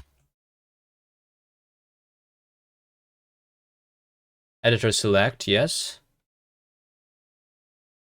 And then we'll have the position basically, right?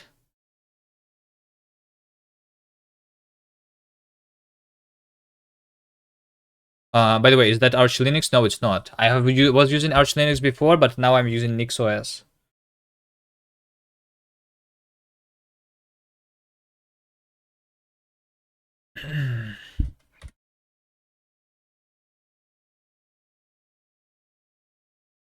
It's not Arch based, not.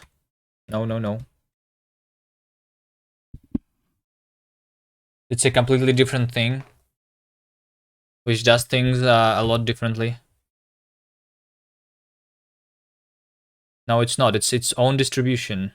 It's based on the Nix package manager, which is a separate thing. Do you actually think holding right key for continuous movements should be treated as different moves? You think?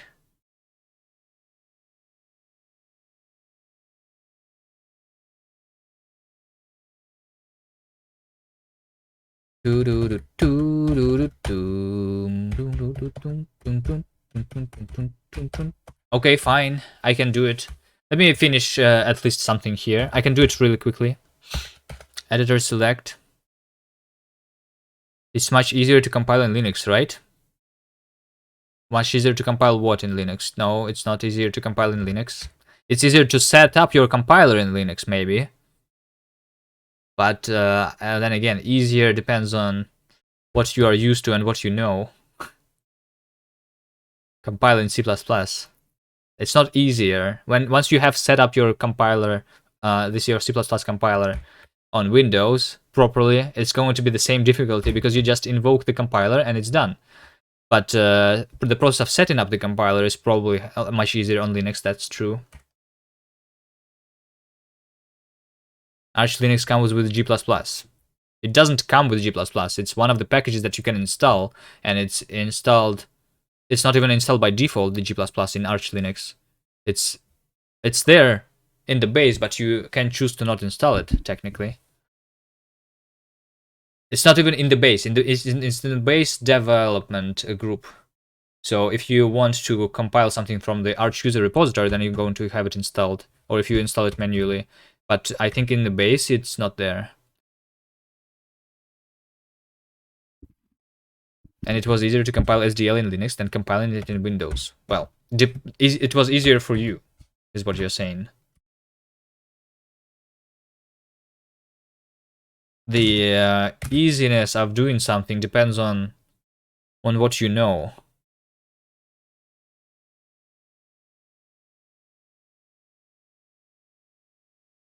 So like one could say that C++ is easier than Rust. But maybe that's because they only tried Rust for one day, and C++ they have been writing for a long time. It's literally sudo pacman as SDL, sudo pacman as SDL image. Okay. Yes, it is. It is.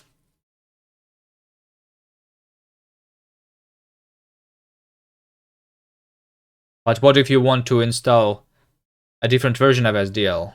Then it's going to be harder in in Arch Linux than it's going to be same difficulty in Arch and in Windows, I think.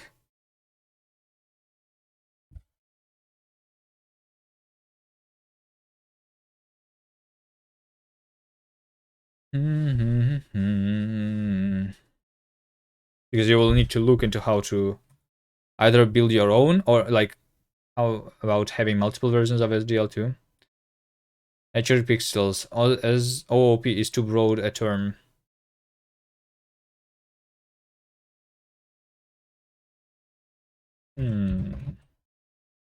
There is a definition of object-oriented programming, but I guess it's like used for multiple things these days, right? Maybe. In Windows, I took a lot more time to figure out how to compile SDL program, and I ended up using Visual Studio. Well, yeah. Like I said, it's harder to set up originally. But then you just set it up once, and then you use it the same way every time, and it's going to be the same difficulty once you have set it up. So it doesn't matter. Because in order to install SDL in Arch Linux, the first thing that you need to do is to install Arch, right? And that is already harder than installing Windows. So that's why compiling SDL in Linux might not be easier than compiling SDL in Windows, because you need to have this step of installing Linux first. You installed Arch first try? Okay, well, you are good at following the documentation then, but it's not everyone who can install Arch first try. I mean, if you have a goal of installing Arch, uninstall now exists. I know, but still, it's a command line installer. Arch install is the script that you have, and you need to know how to use command line, which is something that Windows users don't have to think about.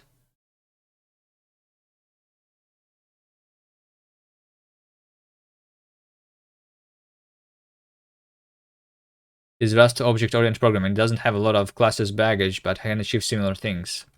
Yes, like I was saying, it's different. It's not called object-oriented programming, basically, though, right? You have objects, which are structs. You have methods. You have interfaces, like in your other programming languages. But it's like the same as graphical interface, but you need to use the arrow keys. You are trying to convince me, or what? Because I have installed Arch, and I have used Arch. Yes, it is simple, but it is simple for a person who, like, knows how to use computer, I guess. That's also a requirement. Not every programmer can install Linux, and it can install Arch Linux, I think. Not every programmer can just, I don't know. Windows is already pre-installed on your laptop most of the time when you buy a laptop.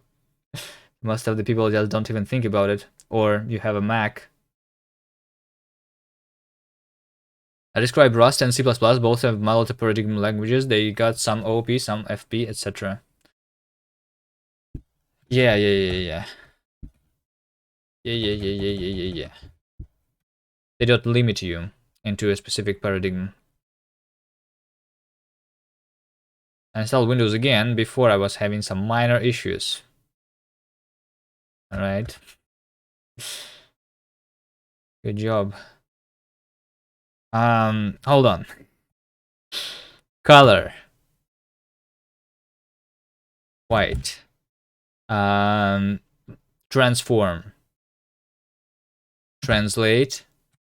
Self.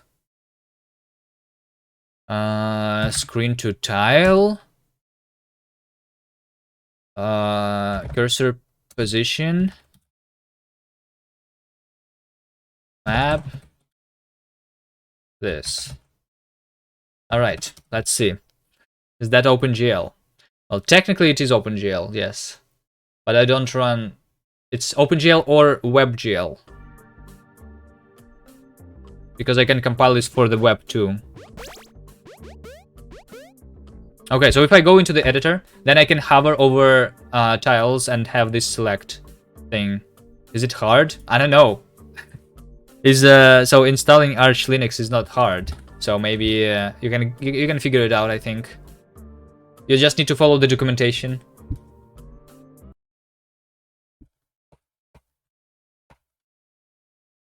Is OpenGL hard?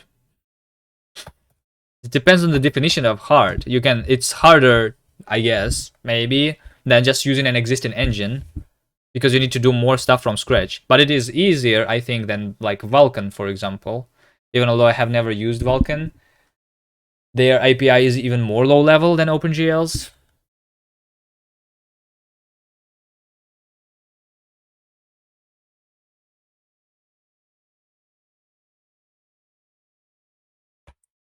But then because it's more low level, you have more control and you have more speed, more performance. If that kind of performance matters to you, OpenGL is still pretty fast enough for me. And for a lot of people, you don't, yeah. Okay. I also want to eventually migrate to, I think, the web GPU, because they abstract, because OpenGL is kind of meh, I don't like it too much. But there is a web GPU.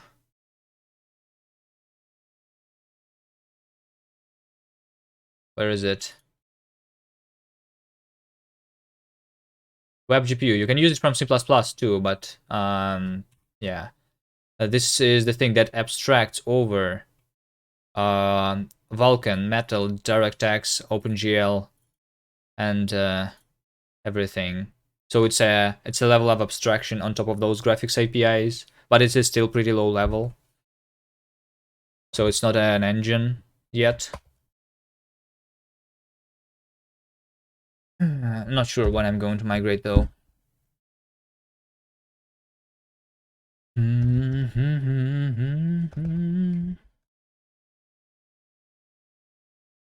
Let me commit.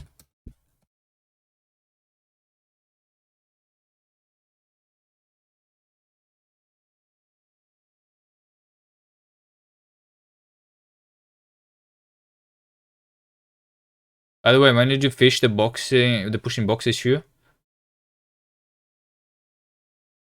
Did I fix it? Maybe I was doing a little bit of one. I did one change yesterday off stream, but I'm not sure. I'm not sure if I have seen the pushing box issue. I was wondering what this even means. I seen the issue that you have created, but I'm not sure what you mean. You can push. You could push a box into a wall.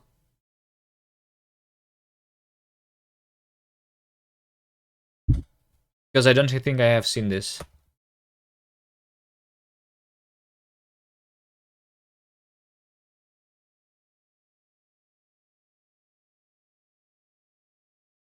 I can push it through gap.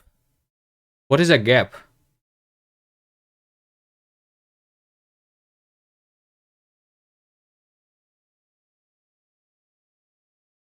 Oh, like a hole. Yeah, I see. This is still probably going to be able to happen. It's RNG because it depends on the order of processing of the entities. So if you're yeah, we need to fix that.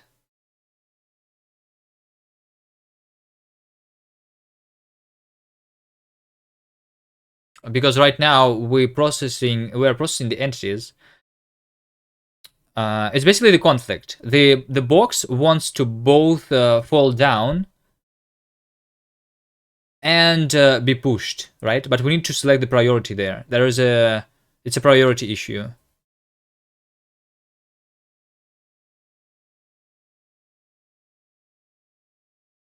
We need to select what is going to actually happen.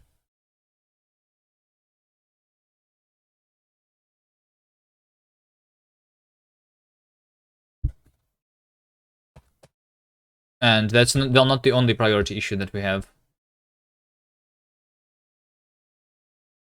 I think. I guess that's the only way of... Yeah, I think we don't have really priorities on...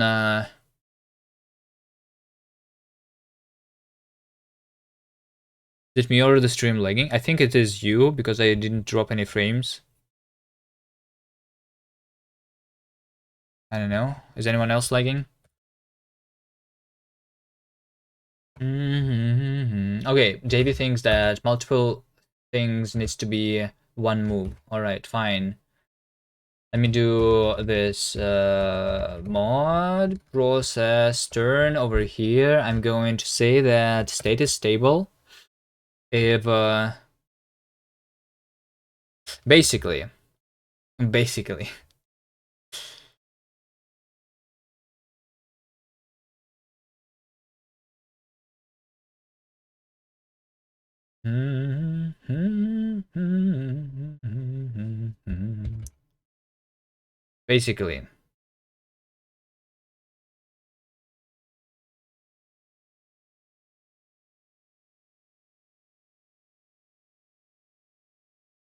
not empty, but iterate all entity moves and move type is equal to entity move type move. There's like a regular move type, right?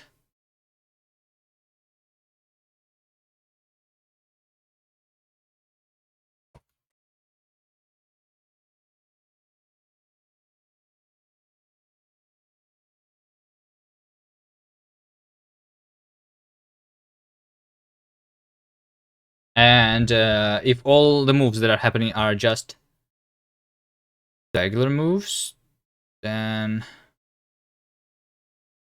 no.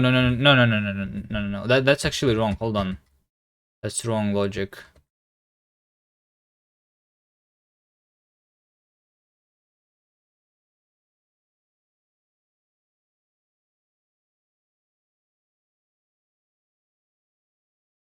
What should be the logic here? If I think if it is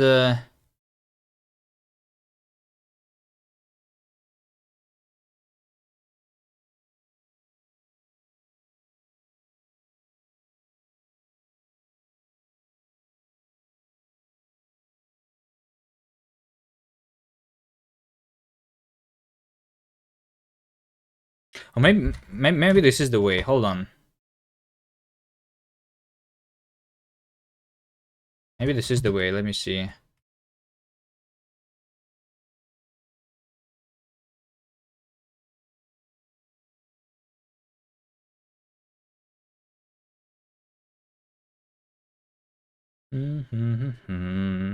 So if everything that's happening is the regular move.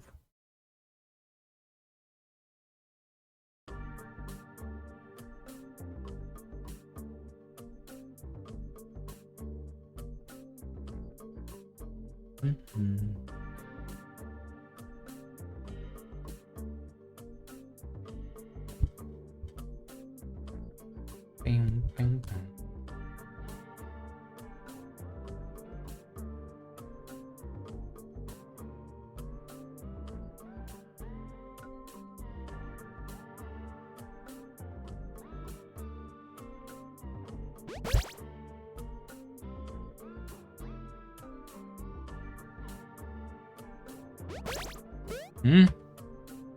What's happening? Oh, I'm rendering this guy at the wrong position, I think.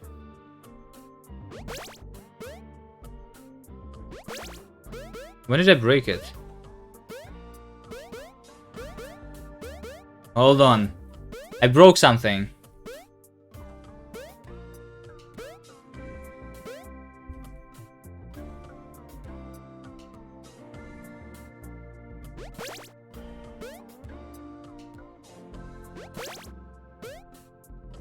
I mean, the history is correct, I think. Like, why is this player here? Press left key, then I restart.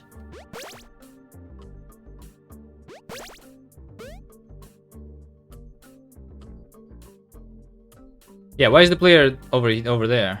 Over here? Why is the player over here?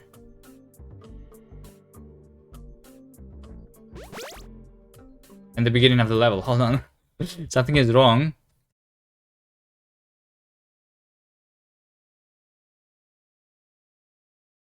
It's not because of that, though, right?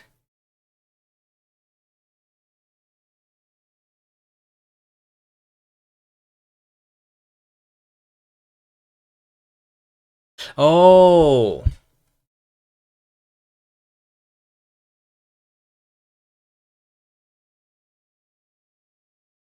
Stable is true. Okay. I see. I think I see.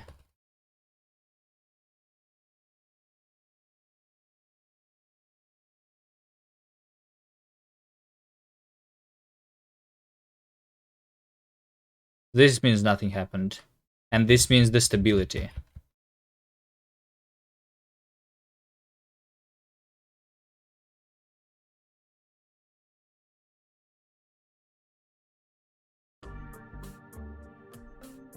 Well, this is also wrong though.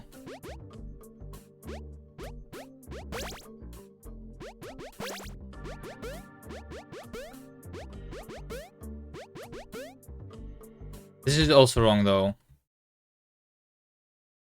The stability is wrong. Oh, wait, how do I understand? How do I understand what if the position is stable then? Hold on. If you didn't press anything.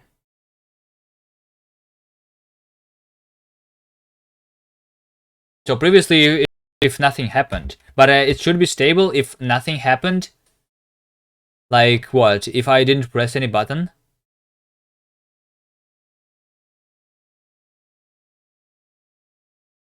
Right?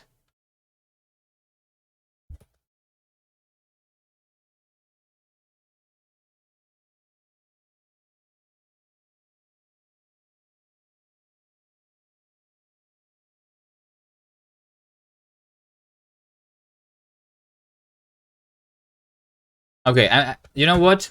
I will think about it a little later. It seems like it's harder for me to figure out the logic here. So, to understand what does it mean to be stable. I think there might be another issue here. No, there is not. Oh, actually there is. Hold on, over here, see? One move is considered when I'm picking up this thing. This is considered two moves. Oh, one move because I'm undoing, redoing. Okay. That's another problem. I may work a little more on the editor.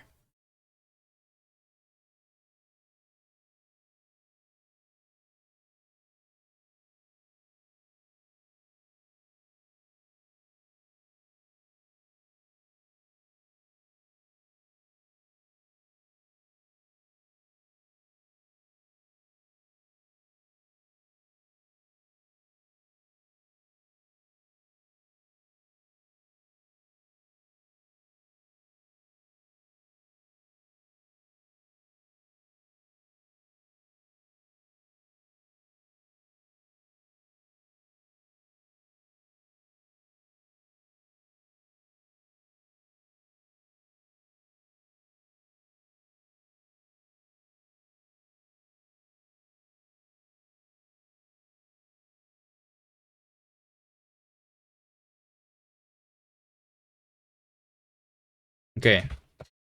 Let me work a little bit more on the editor first, and then I will think about it more.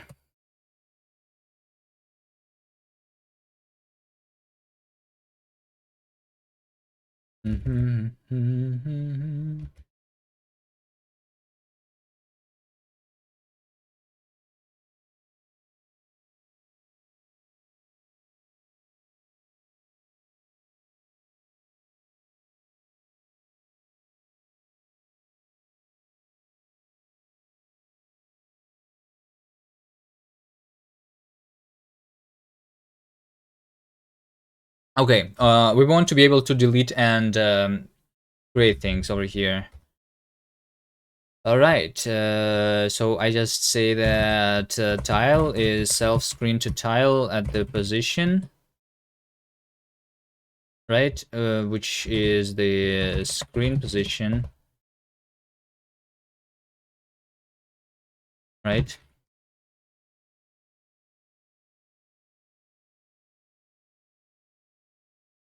I'm going to say that self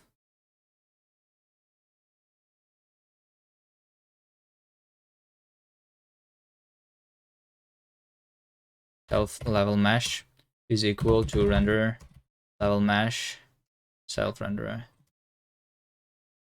level mesh self game state here and here. And I'm going to say that self game state tiles retain, well, I guess technically remove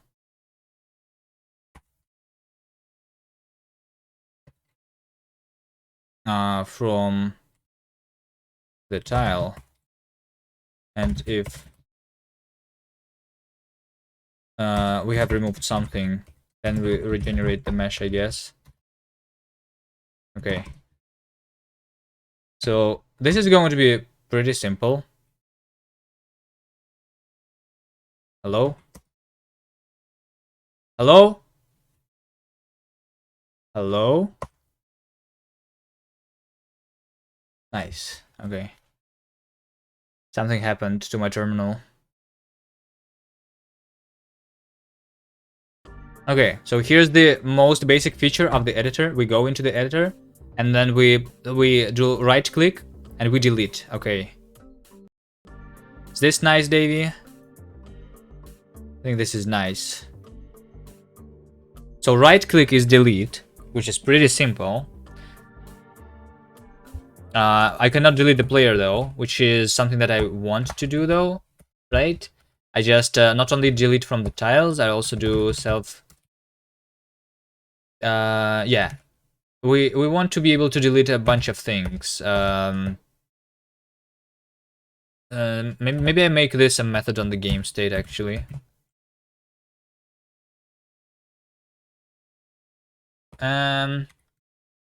Whatever. Game state. What else can I delete? I can delete the entities.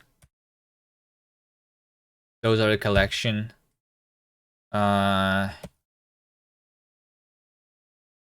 So if I find entity which is located at this specific cell, and the cell is equal to the tile, then we remove this entity by having its ID.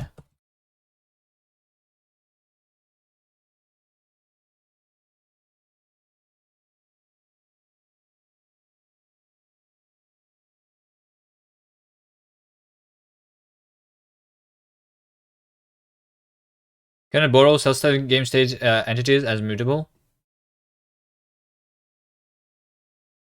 And the immutable borrow might be used here.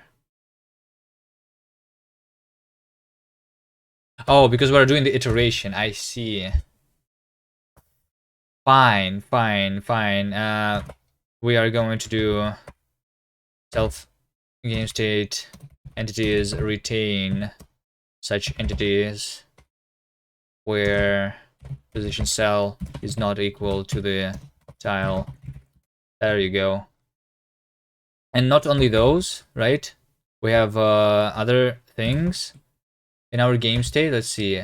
So we have modified the tiles, entities, power-ups, and goals. Power-ups and goals is the other stuff. Power-ups and goals. But I think I will make everything an entity. So eventually it's going to be not necessary.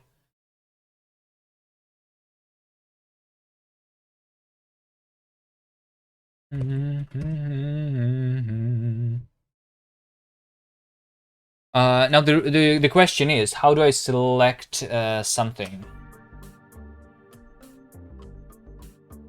I guess we can. Hold on.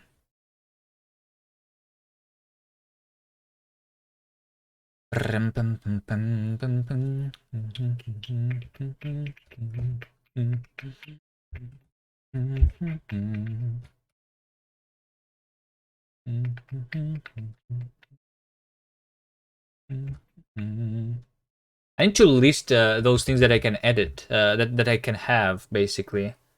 Because the game doesn't even know if a crate is a crate. You know? We need to specify it somewhere.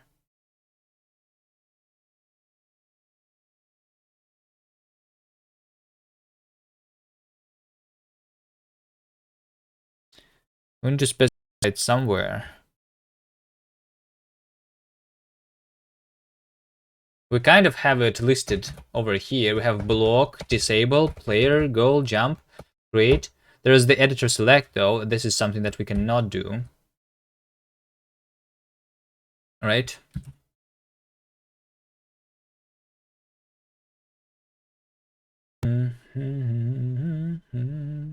That's a different configuration though. That's a configuration of the tiles that we have. That's like a rendering thing.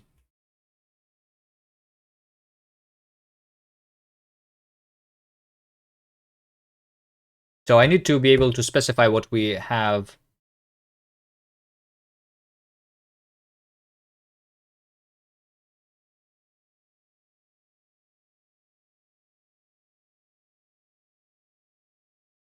Inside configuration of the editor. Is this it? Available.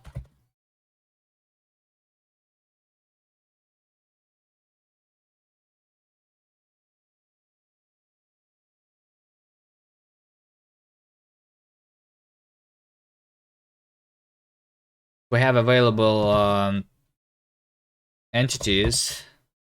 I don't know. Let's see. I don't know. Options. I don't know. Something that we can create. How do we call this? It's not always an entity. Sometimes it's a tile, right?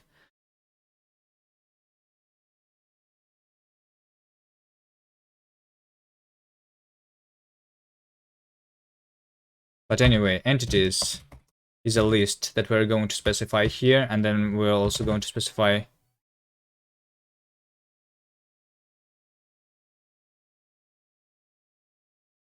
tiles. You're going to get 10k points. What does that mean? Oh, you have a game? Sure. You want me to play your game? I have already played your game though. Or did you make a new one? That's not for LD. I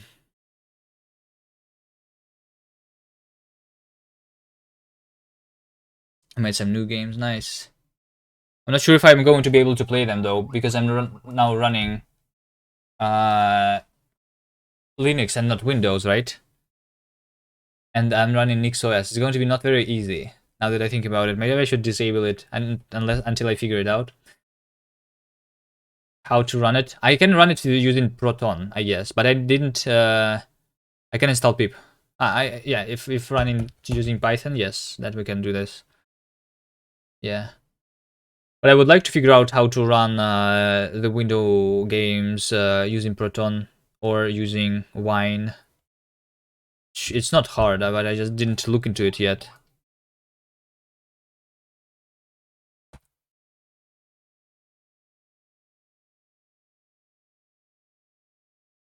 Wine game XZ.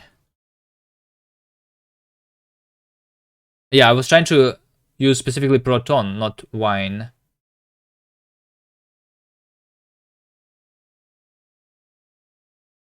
I was trying to figure out how to install Proton on the NixOS because it's not in the Nix packages, I think.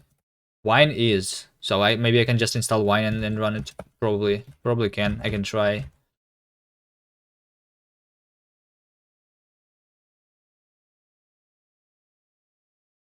Tiles, entities, and power-ups. So you need to specify them both on the tile set because tile set is just for rendering,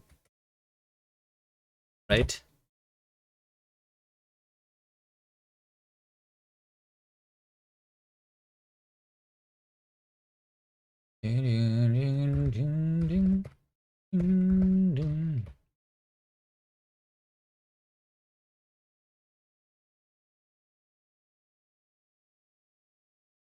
Let's see, we have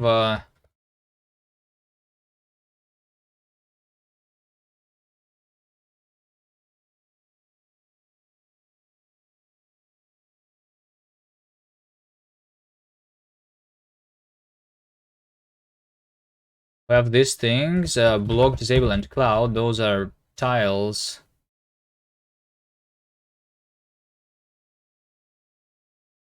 Well, technically, hold on. It's only the entities that I need to specify, because the tiles are already specified in the code, what I have.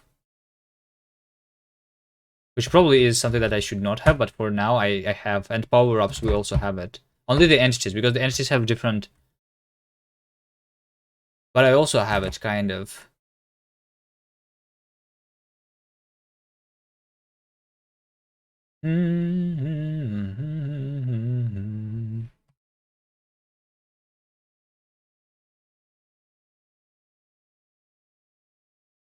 I think I need to do something like this. For Proton, you need an hour package. Well, I'm not using Arch Linux, right? There is a Nix user packages, though. Maybe it's there, I don't know. I didn't use it, though, yet.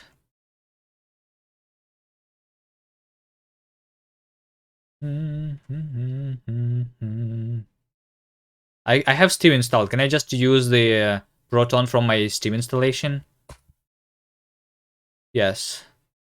It already works, so I just need to find out where is it installed and just run it from there. Yeah, I need to just find the path. Probably not hard to do. Entities are... Let me see. Configuration. I want to have something like this. Let's see. Configuration is going to have entities, which is going to be a hash map from a name of the entity into properties. This properties is from logic, so whether it's a blocking, a triggering, a player, or a pushable thing. Because right now,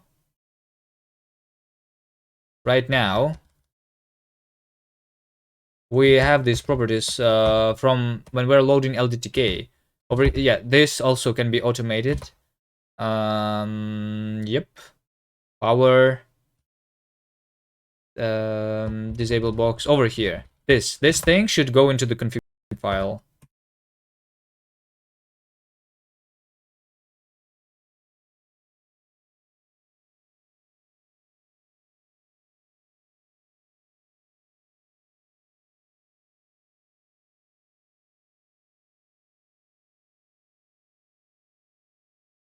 Maybe it actually goes not here, but into the logic configuration over here. Because that is about logic, right? What kind of entities we have. This makes more sense.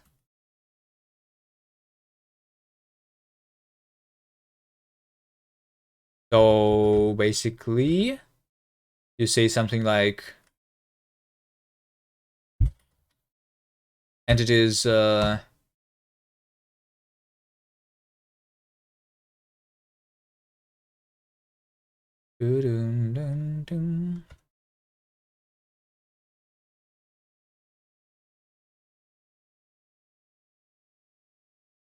I do this?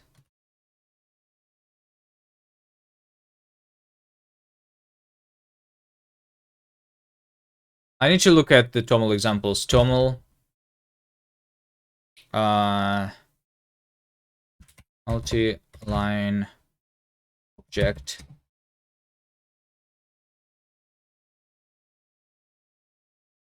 So I can do this, for example.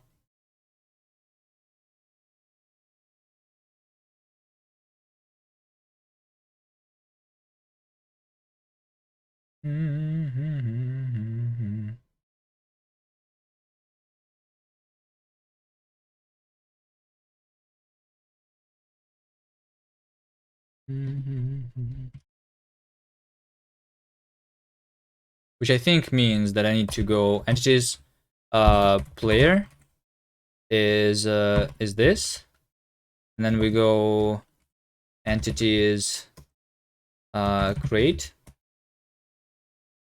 I think that's how Toml works.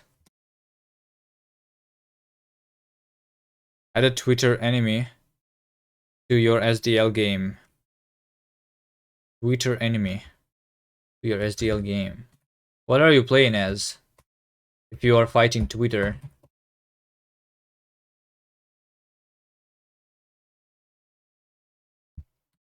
Twitter bird. Not the website.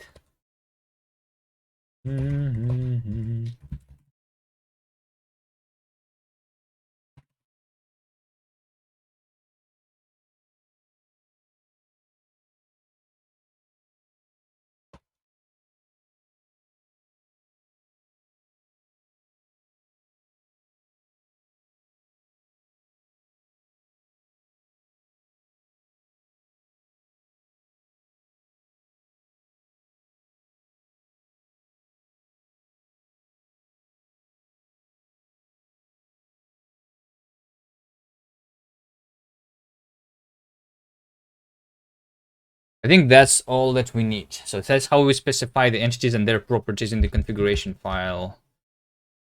Yep. So this doesn't go here. Instead, this goes into the logic configuration. So properties must be deserializable.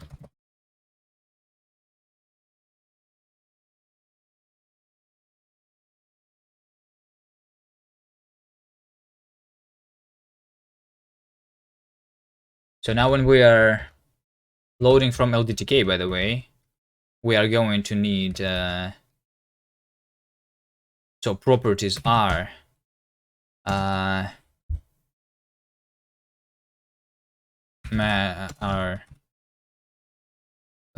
config entities get for entity name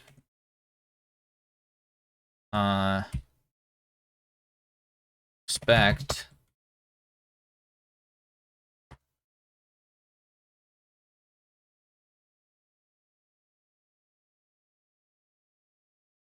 format.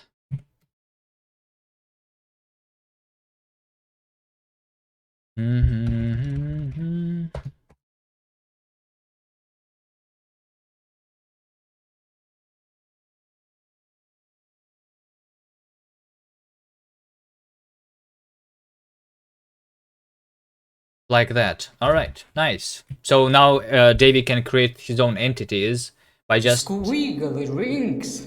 hello rings. We're just adding the entities into the tile set Squiggly to rings. understand how to draw it, and into the configuration Squiggly rings. to understand what properties we have. Yep. Okay, nice. How it goes? It goes pretty nicely. Pretty nicely. Let me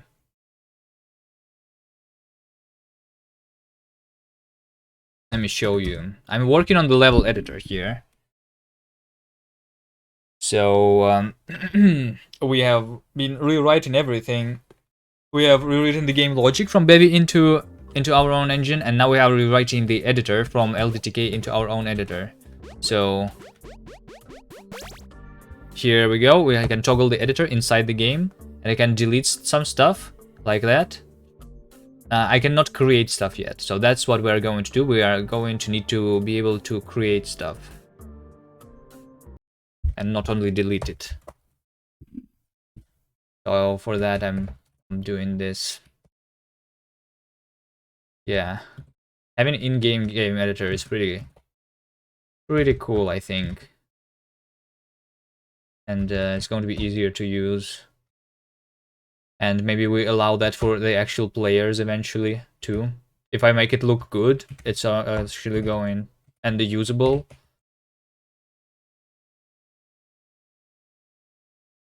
And we can allow you player levels.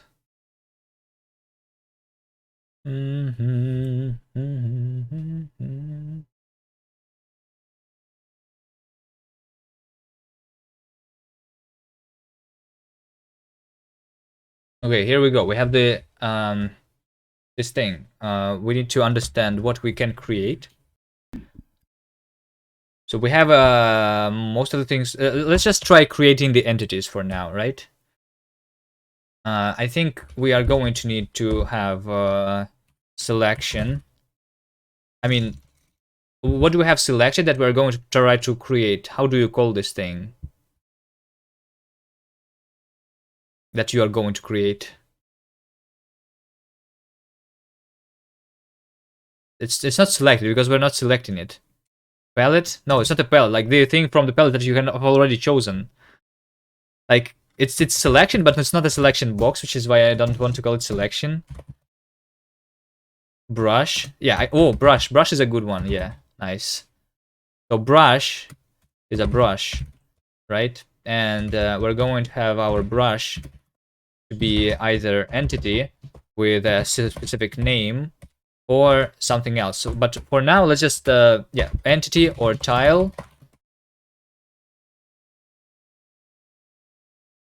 Tile is just going to be the tile from the logic, which is just the tile, right? And then we also can have power up, which has a specific effect on it, right? So those are the brushes that we have. So our brush is going to be brush entity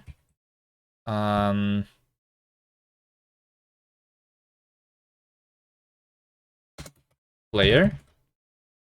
I think we can make it aesthetic. No, we cannot actually. You owned. All right. So here's it's going to be simple then. I think Squiggly rings. I think before we create, we actually creating means replacing also, right? So I think before creating, we actually do the deletion at the same position. So we replace the thing at the screen position using our brush. So I'm going to do match our brush. And if it is an entity name, then I'm going to have game state entities insert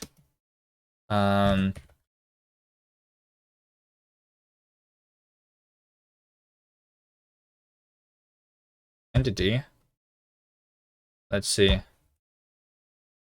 Insert ID is going to be generate ID. Identifier is name. Properties are assets, logic configuration entities at the name. Cloned. Position is position where cell is the current tile. And angle is int angle, right? Because that's the default one. Yes. Previous position, previous moves and sides. I think I need to do new entity, or rather, how about we create a method here? Game state, insert, add entity. So I'm not going to specify the ID, but only the identifier, which is just the name here, and properties are this. It's going to be cloned internally, position, and that's all we really need to create the entity.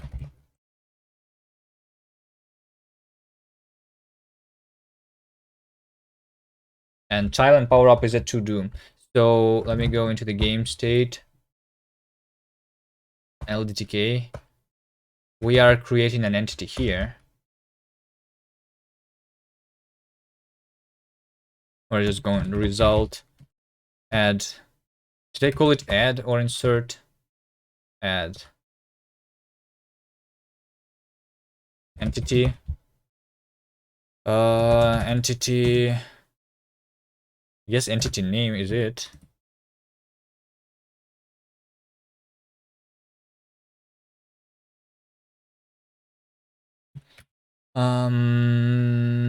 Properties is that.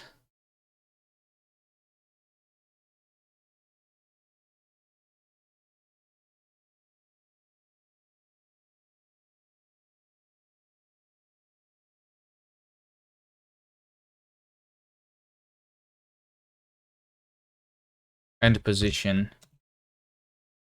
All right. Okay. This is LDTK, but I want to have I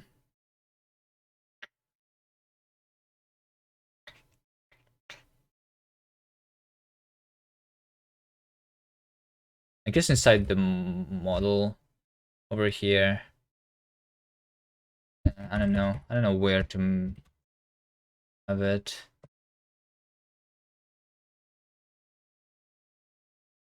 Yeah, fine. Over here. Add entity. I guess name or identifier is what I'm calling it. Identifier properties and position.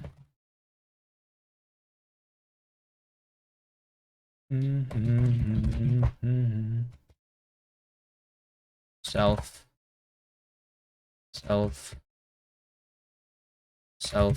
No, not self. Identifier to owned. There you go. That's pretty simple. So right now I'm going to be able to create the layer by clicking left click. I cannot yet choose what I'm creating in my level editor, but I can go into the editor and I can spawn a bunch of players wherever I want. Okay, and then we can play this. Well, apparently we finished the game by doing this, but yeah, we can just do this and then we can play this game.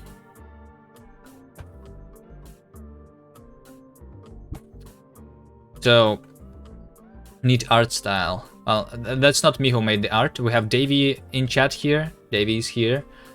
Davey is our level designer and graphics guy. Immediately bits level. Yeah, I can just go into the editor and create the player over here, and it's falling down onto the exit, and we exit, beat the player the level immediately. That's nice. You like it? Good job. You can try playing it. We are working on rewriting the game.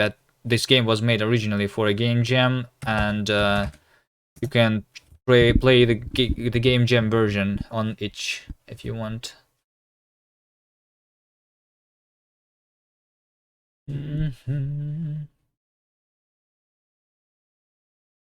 Okay, so now the only thing is changing the brush, right? So one thing that we can do is we can have a palette, but I think how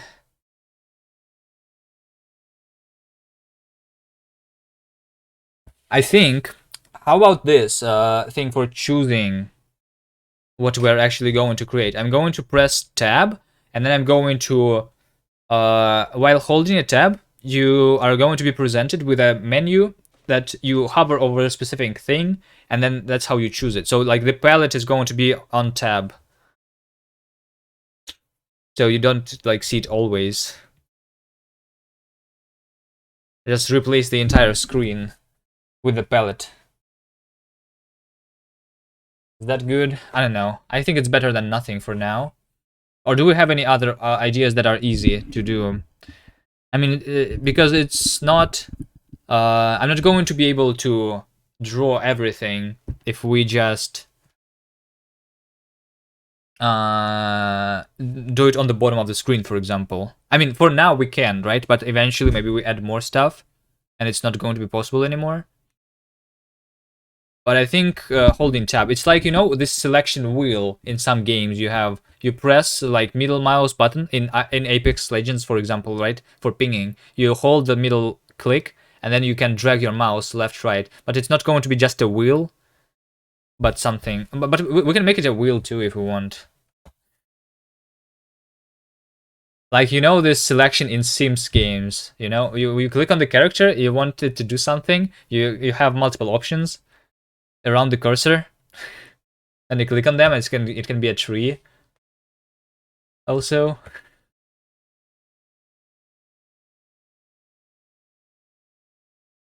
Can I make the options rotate? I can do anything I want, yes. But do we want it to make easy for David to use the level editor? So what? Can I make each tile rotate? Yes, I can. I can do anything I want.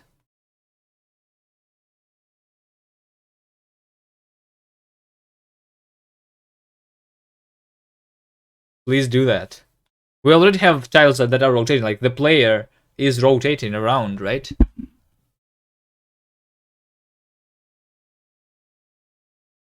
When the player is moving. So yeah, of course I can do that. Spin the level. I can spin the level while I play it. Yeah, I can. I can. Well, I can do anything I want, but spinning the level is probably just changing the camera rotation.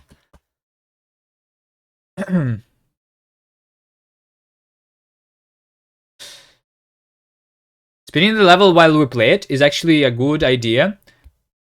If you're thinking, you can rust it. Yeah, so rotating the camera, by the way, is probably maybe a good idea if we add the ability to change the direction where the gravity is pointing, which is very simple to do, by the way. We can change the direction of the gravity. In terms of implementation of that feature, it's simple. Just what does activate the change of the gravity? And then we can rotate the camera. New ideas unlocked. I think we had the idea of changing the gravity originally when we were making the game jam version.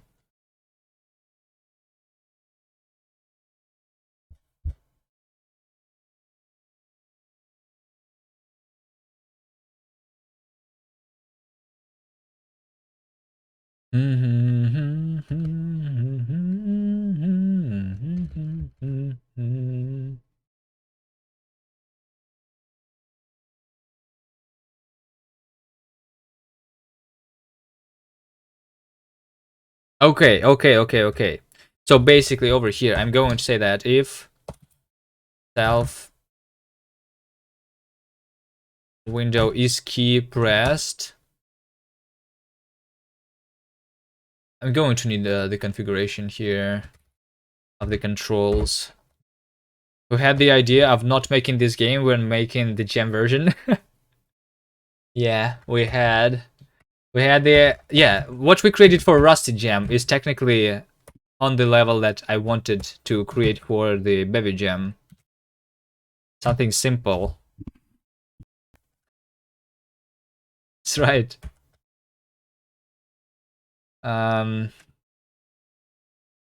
Controls. Toggle. No, not toggle.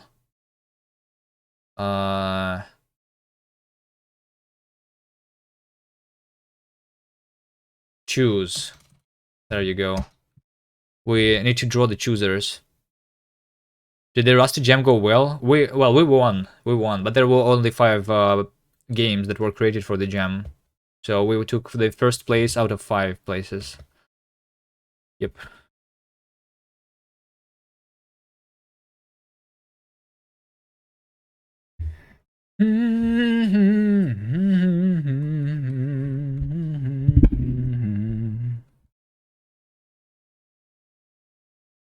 Let's see.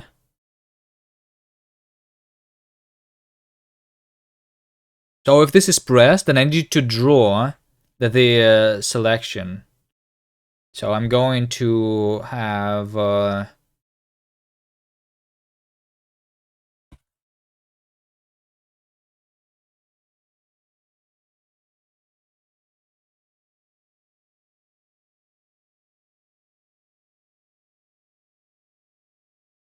I need to create an iterator over all of the available brushes, or maybe it even is yeah,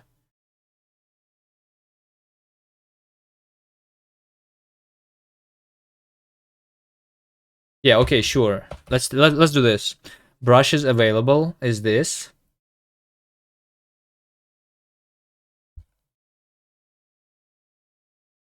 We need to create it, the method like that. Let's see. Brushes available. This is going to return ourselves an iterator where item is a brush.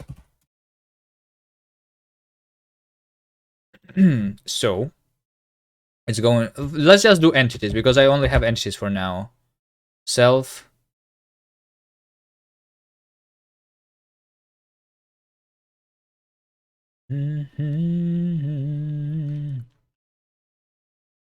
Logic configuration entities, because we have all of the names here and we have the keys cloned. I mean, keys, map, name, brush, entity, name, clone. There you go. So those are the hidden type for impleterator brush captures the lifetime. We need to add an anonymous lifetime here. Okay, so now we have all of the brushes available to us, and we need to draw them on the screen.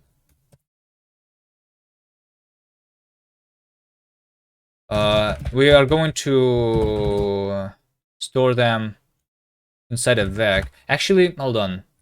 I think I want the brushes available, or let's call this instead chooser. I don't know, brush, like it's not like it's not only the brush but also the position of the brush.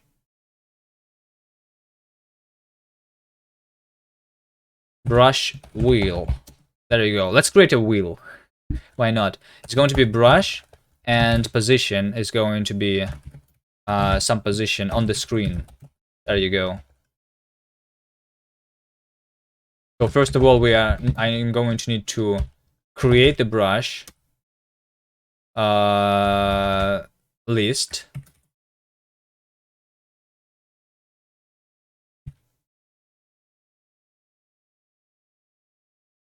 And then we go basically number of brushes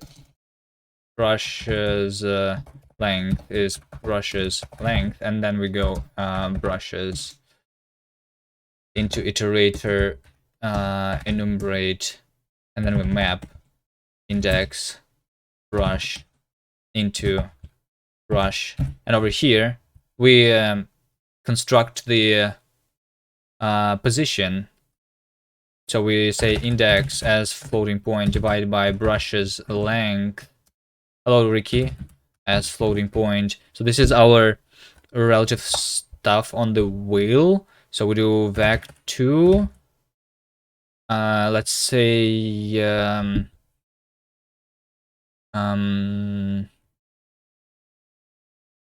oh yeah, Ricky Lee.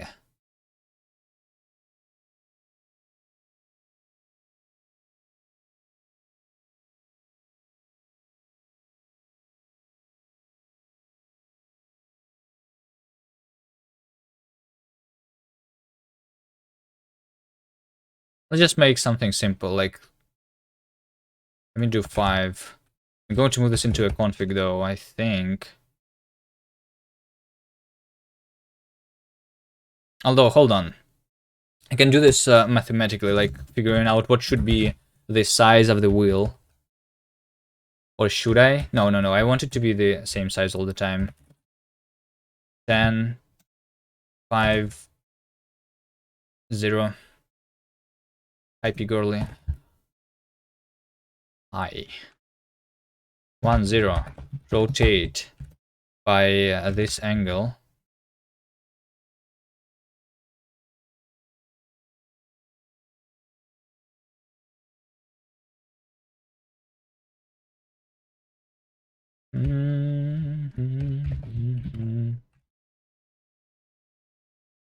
We rotate. This is not the angle though. In order to convert this to an angle, we need to do full circle, which is 2p. Then multiply by that. Okay, nice. So now that we have the brush wheel, we do 4 brush in our brush wheel. I'm going to say we need to draw a tile. Go into the frame buffer. Self. There must be a different camera, I think. Or should there be a different camera?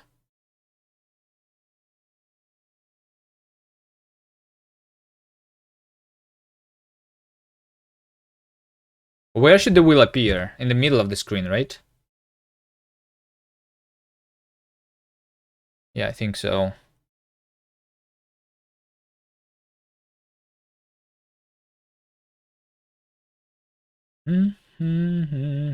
Or top left. Yeah, but your mouse cursor is going to be like. Do I need to like change the mouse position then? We're doing the wheel. You think the wheel is not is a bad idea? I think it might be a cool idea.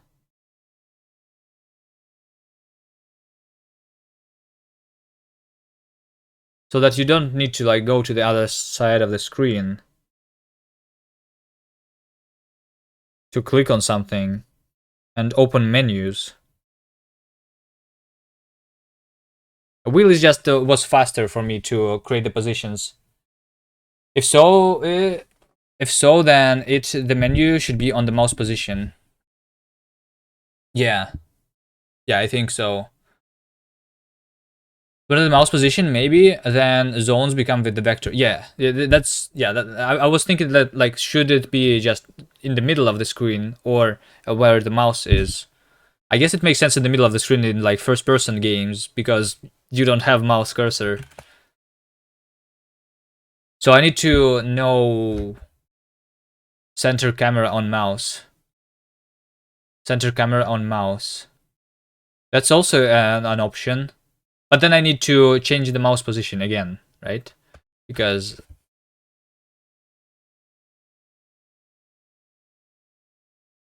Okay, that's an addition, centering the camera. I'm not sure if it's needed. I can change the mouse position on the screen too, though, if we want to. Okay, let's see.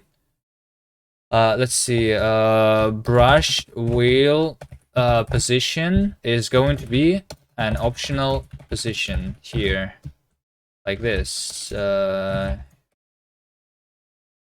wheel position. Brush wheel position is none, and we are going to instead of doing this, position is self brush wheel position, and we draw tile. So the name of the tile is going to be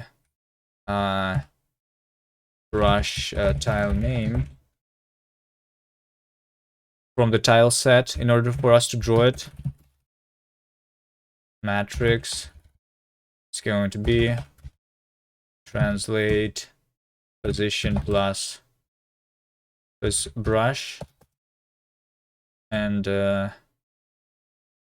v, which is the vector, so we add the v here. Okay, no method called tiny name frame buffer camera. So now we just need to create the tile name so that we not know what to draw for the specific brush. We're going to say that match self.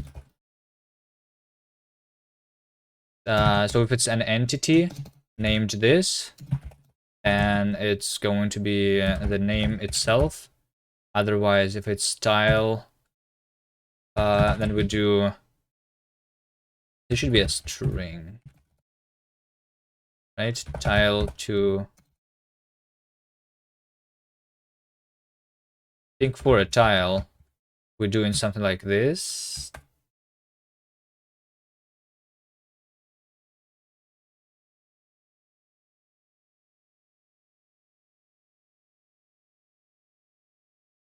power up with the effect is going to be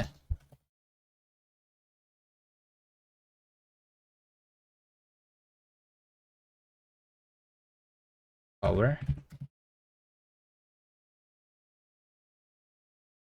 Effect power.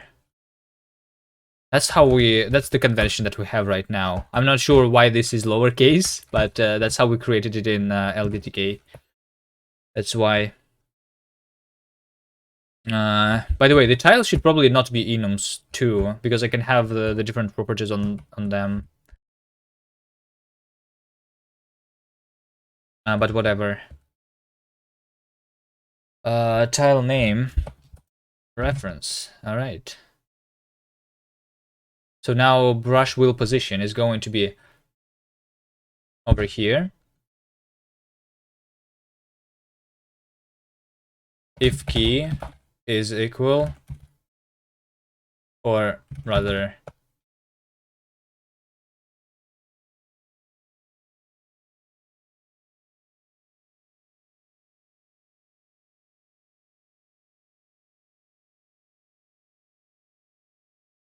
if we want to make everything look similar, then we do this. This is the toggling of the editor, and this is key down. The key is controls choose. So yeah, this is us starting the choosing, and this is us ending the choose when we release the key. Over here we hide the wheel, brush wheel position is none, and over here we open the wheel, which means that brush wheel position is some camera screen to world like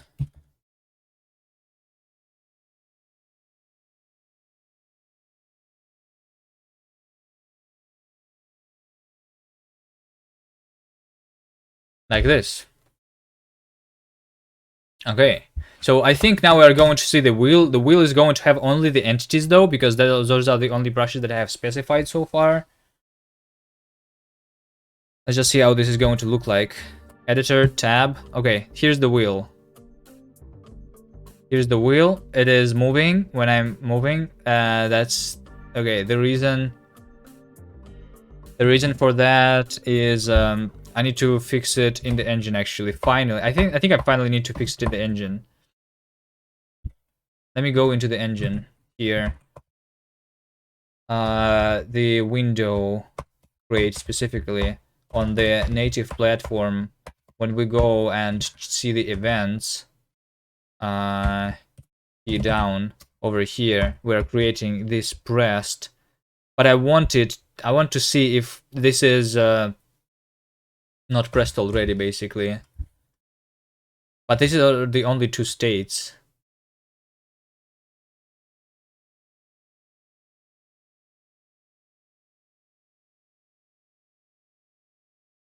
So I think the keyboard input from this thing, element state over here.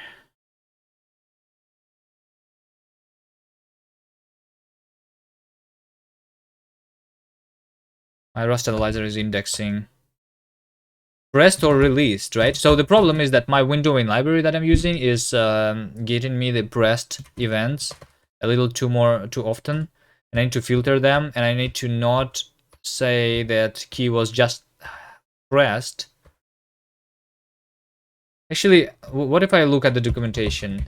Maybe they have something for it. The winit is what I'm using.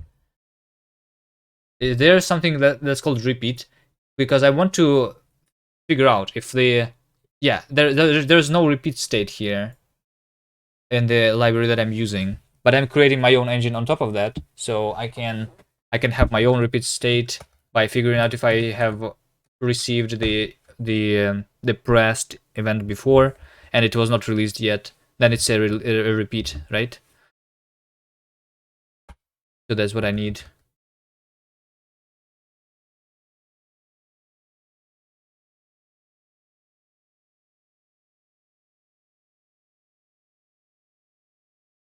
over here. Need a counter. I already have it because I already store all of the keys that are pressed. I don't have completion though.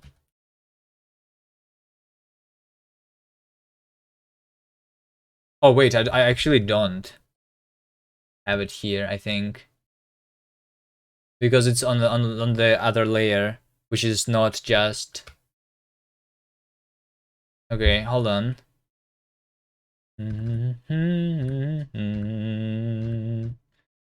Get events. I need to figure out where this function is called. Oh, Rust Analyzer doesn't work. Nice. Get events. So we're calling the get events over here when we're swapping the buffers. And here's my event handler.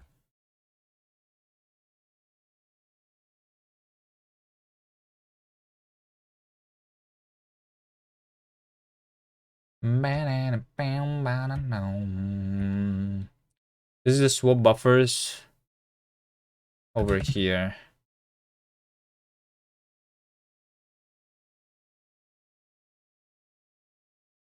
Swap buffers.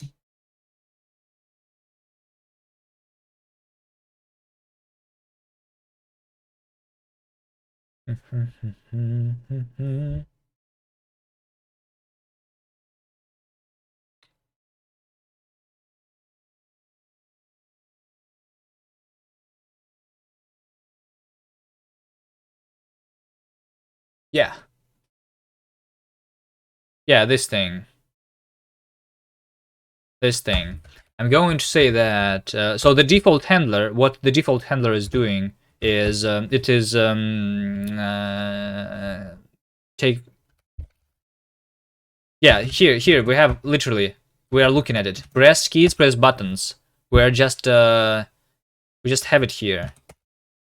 So I'm going to say that, match, I guess, if, event key down key is event, then I say if pressed keys contains key, then I'm just going to return, and that's it. I think that's all I really need to do.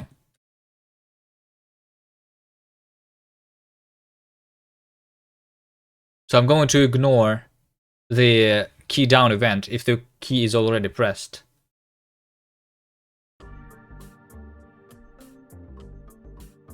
Okay, so now we are drawing this, and we are showing the wheel. The wheel only has 4 things because we only have 4 different entities. This is the player, this is the box, the crate, and the disable box, which should have different textures on them. That's what we have right now, because those things were not in the gem version. I also see that it's a little bit off center, because yeah, I understand why. Because we need to translate to this minus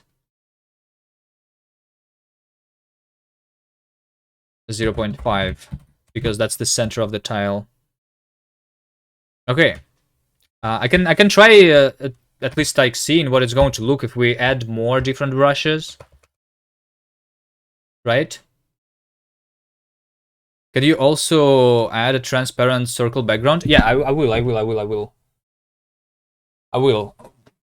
We can also make this circle like multiple layers if we have too many, but for now I'm just wondering what is going to be if I actually create all of the brushes here.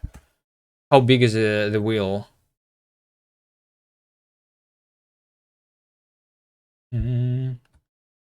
So brushes, yeah. We need to chain entities. So entities is this.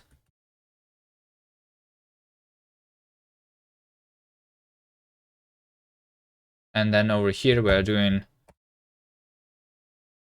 chain entities with some other things, entities, tiles, and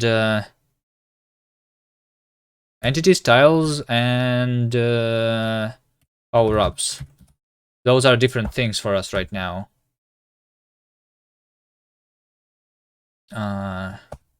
So tiles is tile.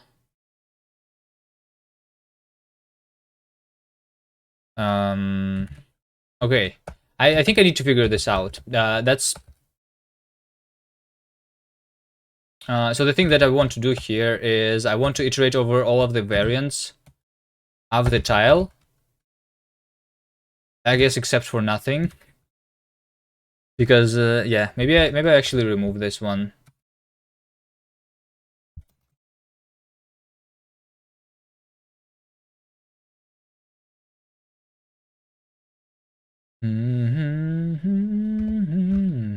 So like over here, for the effects and for the tiles, I want to be able to iterate over all of the variants of the enum.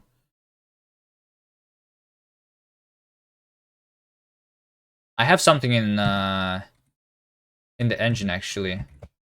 I mean, I'm really expert in something already.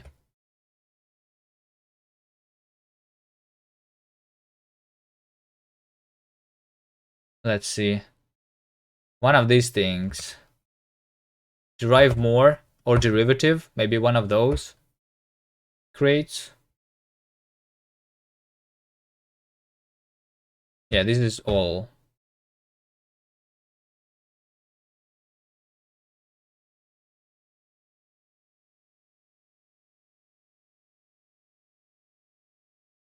External creates.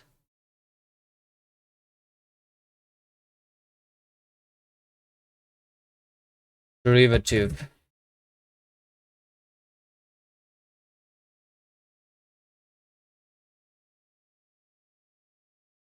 Where is the documentation? Derivative. This creates is stable. Alternative customizable. Documentation. All right.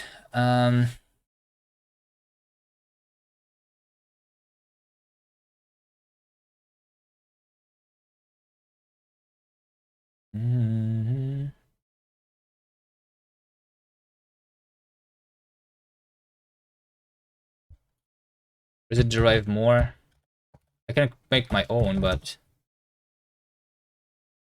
build traits that are implemented for basic types, add not from or display. I want from string for an enum. No, not from string. I want from string and display for enums. Wait. Iterate over variants of the enum. Is variant for each variant foo of an enum type derives is foo method. Constructor unwrap. Do I need a different crate for it? Strum. Strum is here in my log file. I think that's what I use, if I remember.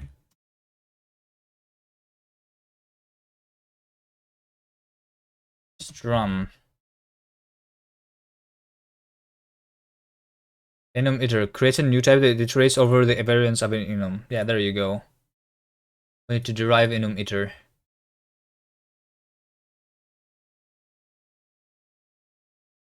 Iterate over the variance of the enum. Any additional data on your variance will be set to default. The macro implements enum into iter.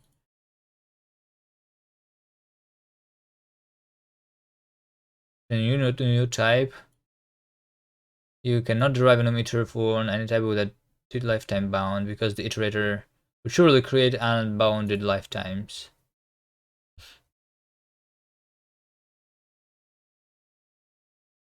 I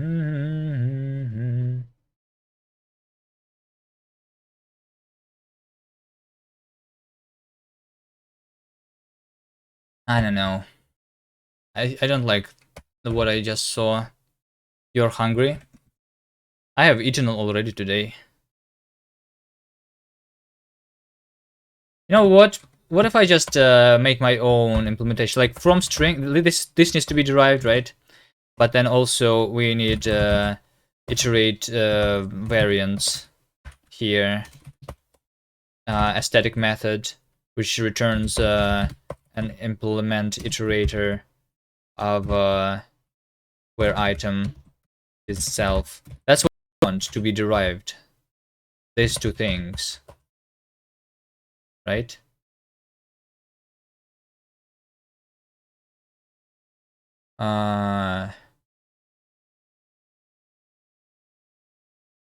Yeah.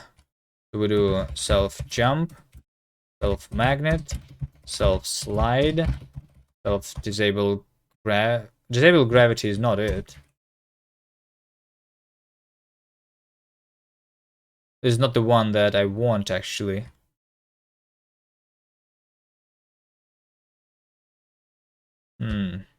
Just like the nothing. This is a fake effect.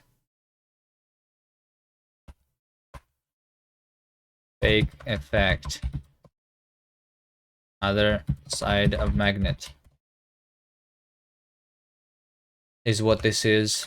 Okay. We need this, and we need the iterate variants for an for a tile.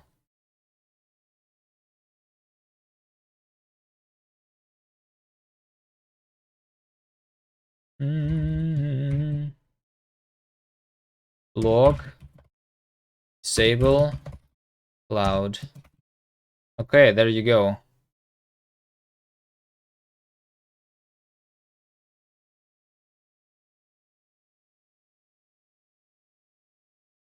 Now we're going to go back into the editor and over here I'm going to say that tiles is assets. No. Tile iterate variants map tile brush tile. I guess just like that. This is a brush tile, and then we do the same with power-ups. Is effects iterate variants brush power-up. All right, let's see. We're going to have a wheel with everything in it now that we can add.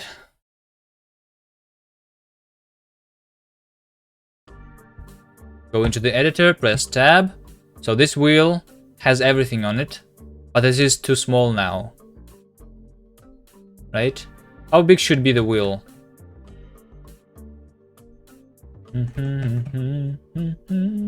I guess if I just make it a little bigger, you're going to be able to see everything you need, technically.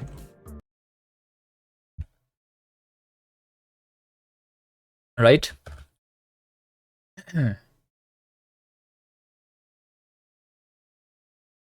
Maybe I do over here. Self assets config editor. No. Config. Even a lot bigger will be okay. I will just make it a configurable thing for you.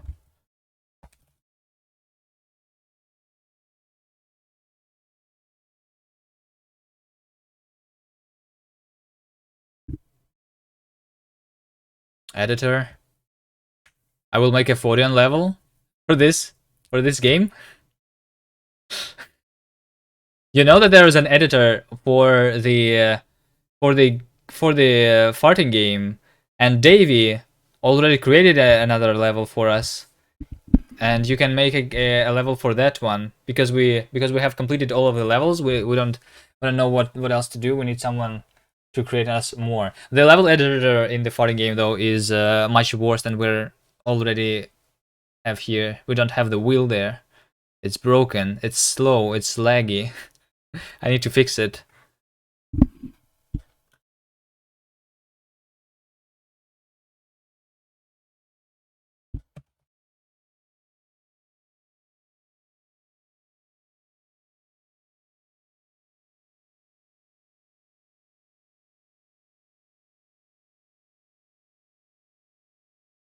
Nurse is also waiting for the fix of that editor to create a map.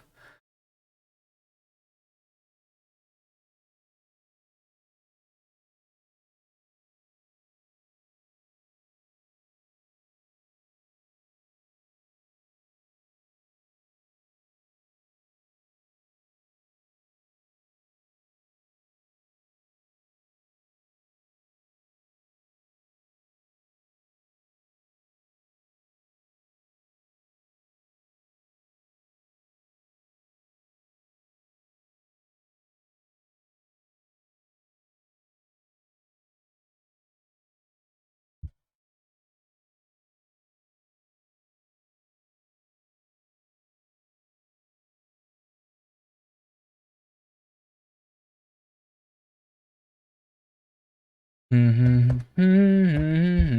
we have controls editor, but I think it should be instead editor controls and editor brush wheel radius. Oh, how about this? 3. There you go, and we will have the color also specified here.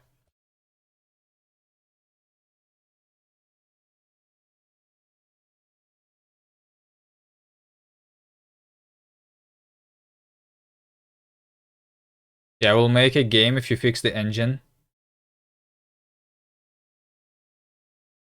What?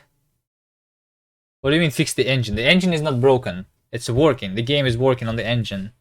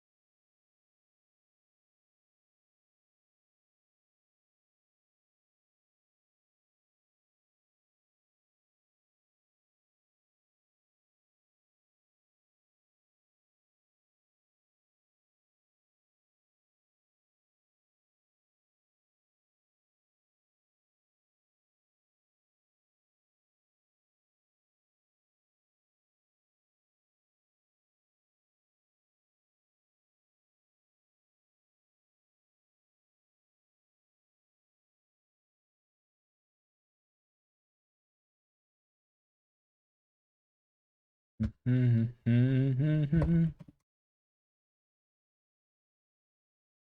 map is working on the editor.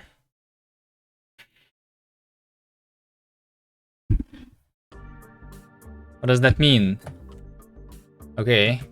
So now we have a wheel that is pretty big and might be okay. So now we need to draw. Is one of the things over here missing? So the game is working on the engine and the map is working on the editor. Okay. No data for rendering disable. Oh, there you go. Why don't we have no data for rendering disable? That should be there.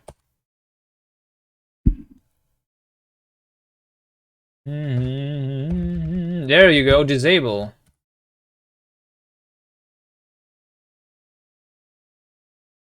Oh, we need the default. Yeah, okay. We need the default. Let's see. This one, 10.2. I mean, disable is just basically add 10.2. That's what it is. Okay, now we have everything. No data. Yeah, if it doesn't have a default, then it doesn't know how to render for the just the auto tiled.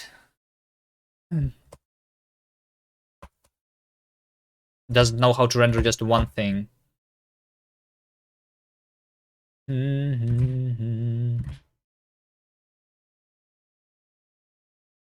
Okay, so we need now to draw what is being currently selected.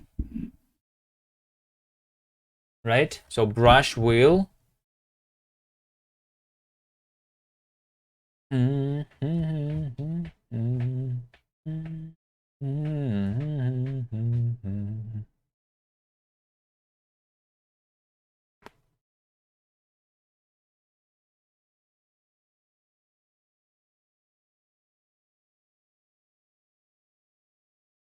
So I need to do what? I need to draw sectors and the sector that is selected. Wait, do we have the ability to draw sectors in the engine, Nerdzel? I don't think we have, right?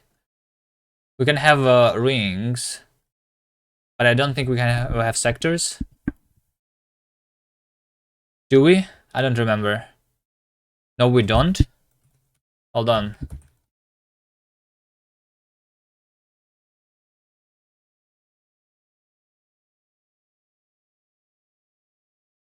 So we have even ellipses with cuts. We have different things, but I recently made a custom shader for that.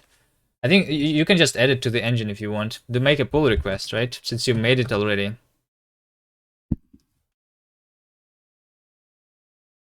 I think I'm going to redo the draw 2D stuff at some point anyway. Because it's not super efficient to use it. Especially when you draw a lot of those primitives.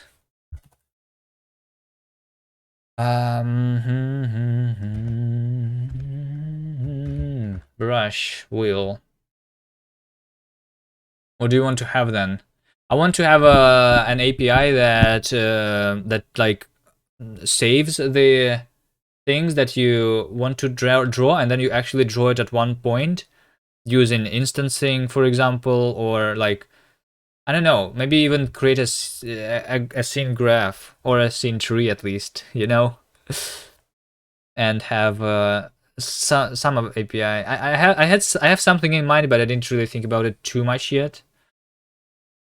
I want to create either a graph so that like things like shadows are going to be automatically like we can point what casts shadows, what receives shadows and stuff. That's what they have in the engines usually, the scene graph.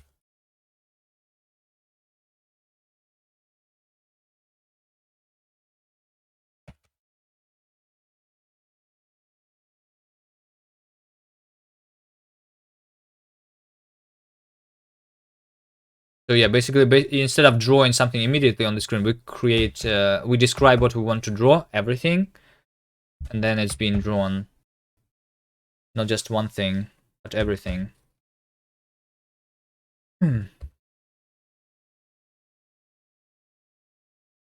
What do I want here? I want my brush. I want to be able to select them.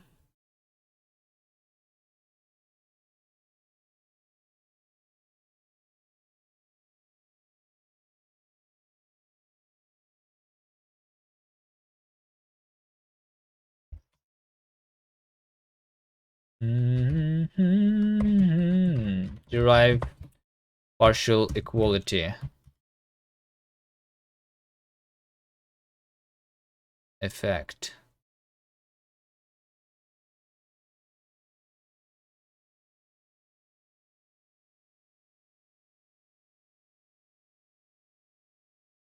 I guess the regular equality can be here too. A debug. Although I'm not going to use it really. Brush.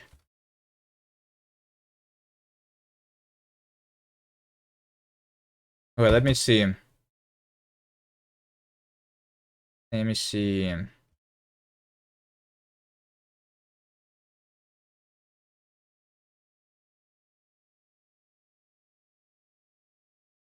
Where do I have it? Whether it's selected or not. I think a boolean. I need to have a separate struct. Like not just the brush, but like struct brush wheel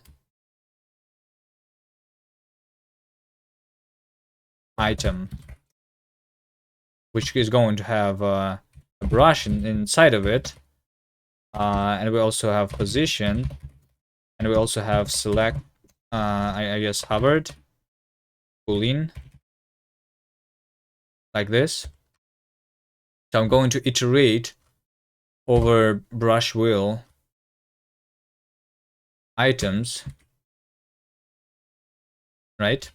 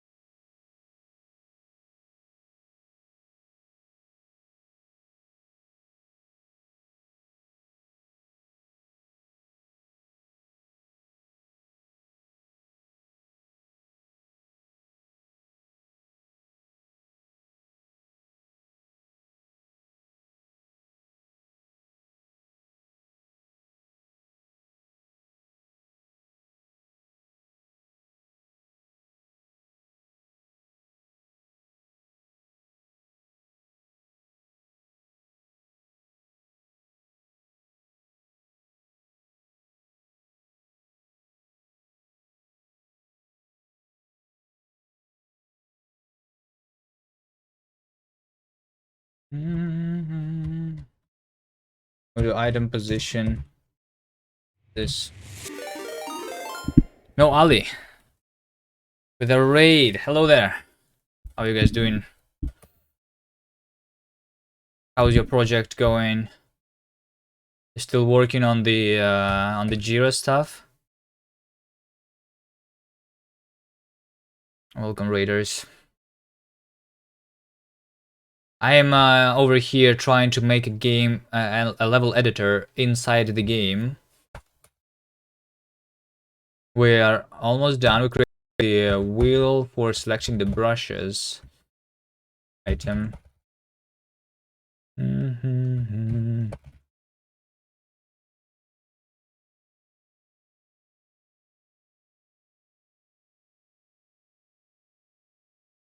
Okay, nice.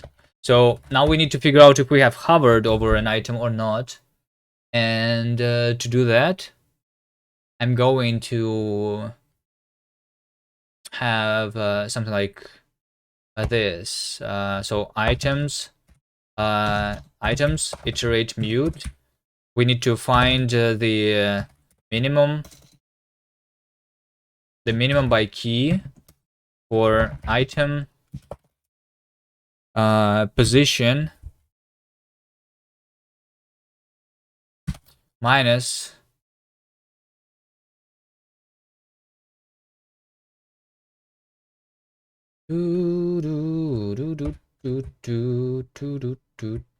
maybe this should return option, by the way.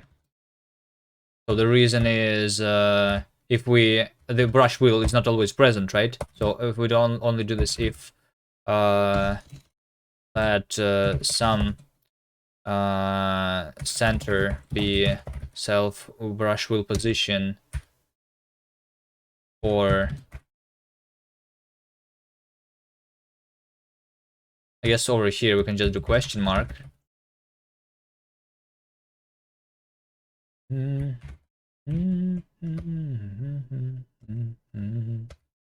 return this.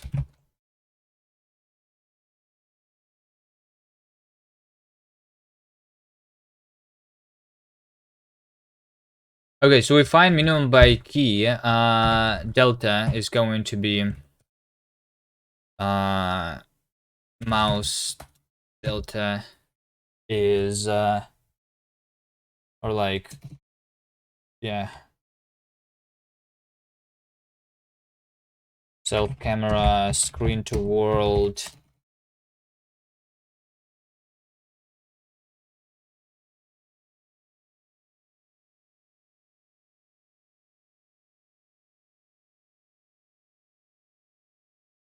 minus center.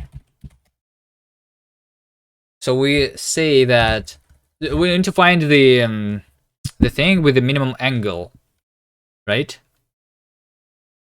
So how do we do this? The minimum angle between two vectors. The angle between two vectors is what?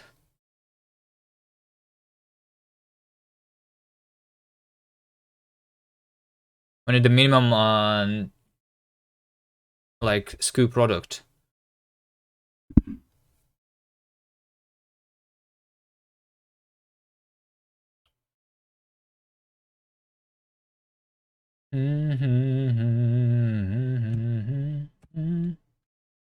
But also we need to do first of all we need to make sure that they are pointed in the same direction. So cursor delta and item position. I'm going to do the dot product, but only take the sign of that and take negative because we need it to be positive. Or I could also filter them, I guess. Let's filter. Yeah, let's instead filter. Hold on, because we want to do more filterings. I want to filter item that dot product of item position and cursor delta is more than 0. So they are like less than half. More than 0. They're in the same semi-plane basically. They are not. Yeah. Also, I want to also filter. I mean, not filter. I guess I want to see if cursor delta length is this must be more than something specified in the configuration, because I think if you don't move the mouse when you press tab, then you don't select anything, right? So editor, brush wheel, inner radius, which is something where you don't even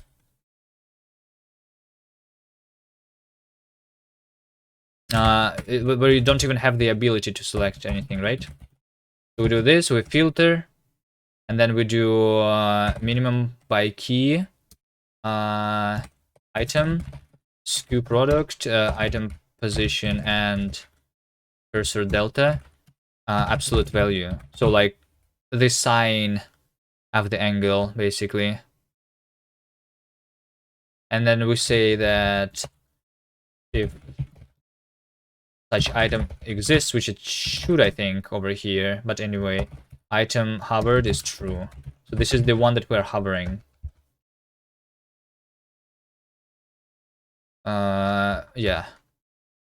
We need to make the floating point that is comparable. So we do this.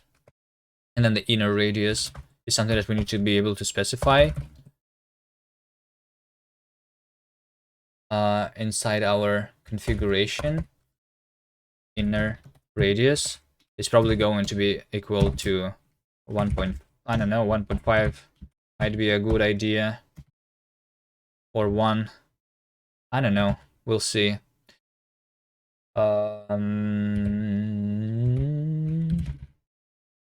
Editor, I want now to go and draw it.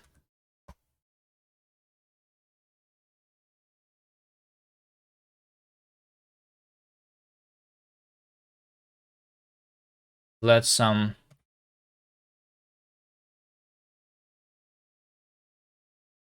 wheel is self brush wheel for item in the wheel. There you go. Translate.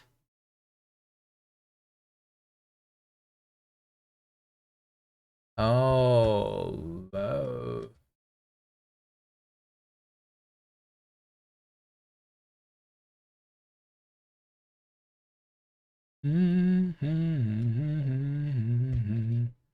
Okay, fine. Item position. That's all I need. But inside over here, the position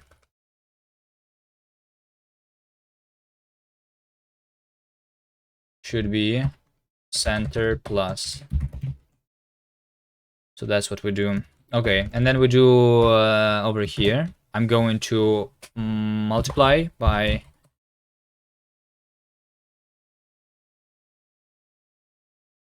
I guess we translate to the position. Before that, we center the tile by doing translation into the split of -0.5. And then over here, I'm going to scale it uniformly, and the factor is going to be if item hovered than 2, else 1. I can make it configurable, but okay. So this is already going to let me know which item have I hovered. But we also want to draw some background on it.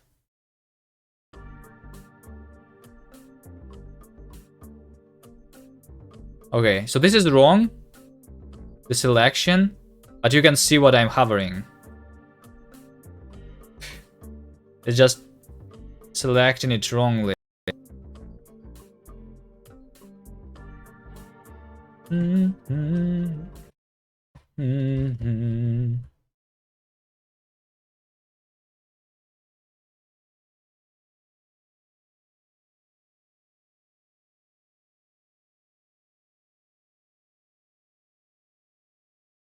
Perfect, ship it. Draw, frame buffer, self camera. No. Draw 2D. Ellipse, draw 2D, ellipse. Circle with cut, center, inner radius.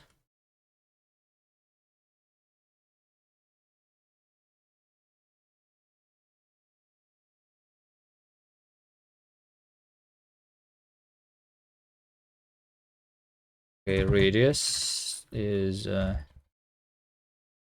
is so long. Config.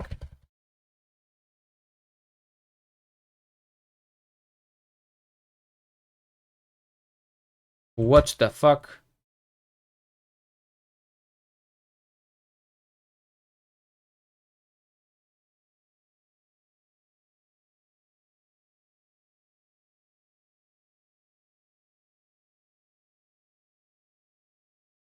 Is that modern GL? Well, you don't really see me using the OpenGL here. No, I'm using my own engine. So this is something that we have in the engine, a helper.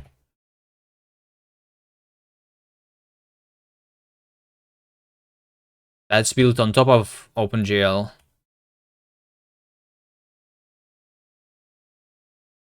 So the radius is going to be config radius plus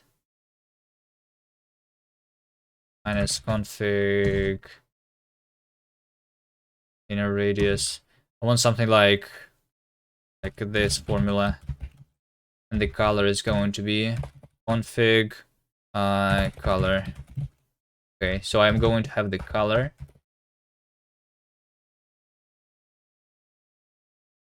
In the config here, color.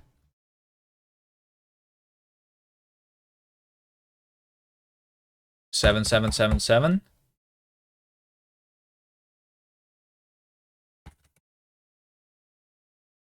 It's not being highlighted when I have the alpha here, but that's what we can do.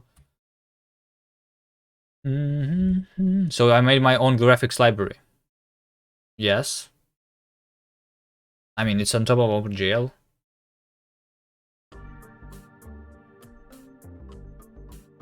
Okay, there you go. I have a wheel. So the inner radius, I see it. I think we are going to change the inner radius to be instead like 2, maybe. How about this? Yeah, this is better. And we want... can I render without a graphics library? Well, you need to use something to render graphics. I don't know. If you go to assembly, and if you go without an operating system, there is still a way. What do you mean the without a graphics library?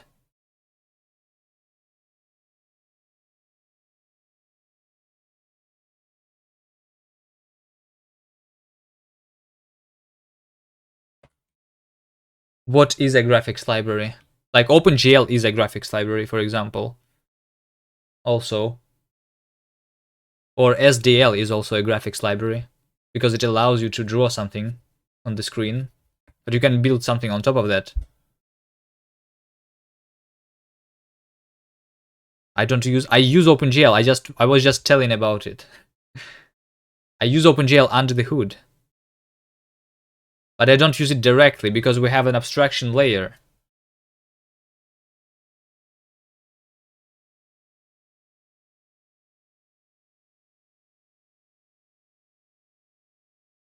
You can see it over here. I can show you. Here we go. We have a library that's called ugly over here. So here we go. Here we go. Here's a draw calls over here. Somewhere. Over here, I'm calling OpenGL GL disable vertex attrib array function, for example. This is GL draw arrays. That's function from raw OpenGL. I guess technically like over here. Here's, for example, here's GL bind texture. Here's some unsafe code.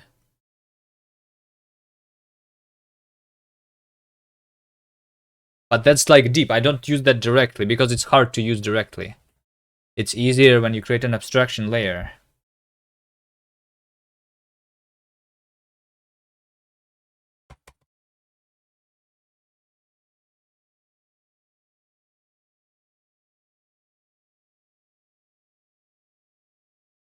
I mean, I can just do this as a color, so it's not going to be transparent then, even.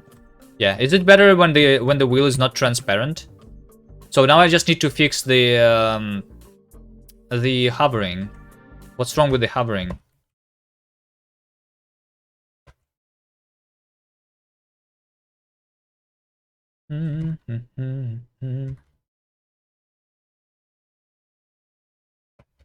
Hover is true, so yeah. Cursor delta is screen to world minus center.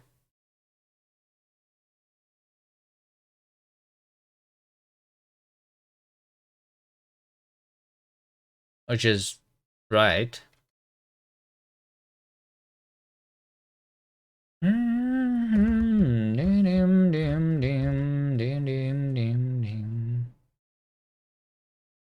Oh. And a position minus center, because that's now the position on the screen. We need a relative position of the item. Okay. I found the bug.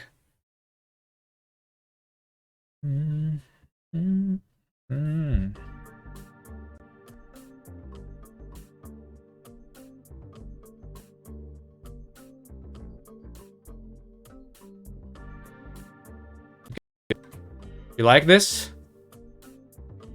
So we open the wheel and we select like player, and now we're going to be able to draw with player. I don't actually have this yet. I am going to do it right now. We are going to say over here in the editor, when we stop over here the choosing, I say that if some items are self brush wheel, then I say if some item is items, find item that is hovered. So if when we release the button, if we were hovering over something, then I say that our brush is going to be equal to item brush. And that's simple as that. We are having an working editor now. Oh fuck. Brush is assigned, but it was already borrowed. Can borrow items as mutable? As it was not declared mutable. Okay. And assign self brush because it's temporary is created here. Okay, fine. I will rewrite this a little bit. We need to have items. If we have some item which is on the wheel, right? So we do flatten basically, and then we find, okay, there you go. Consider using option expect. Oh, okay. Into iterator, flatten.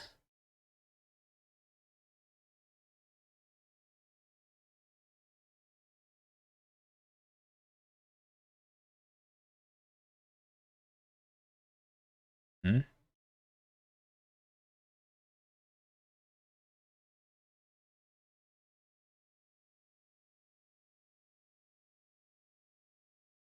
Can you show the selected brush in your cursor position?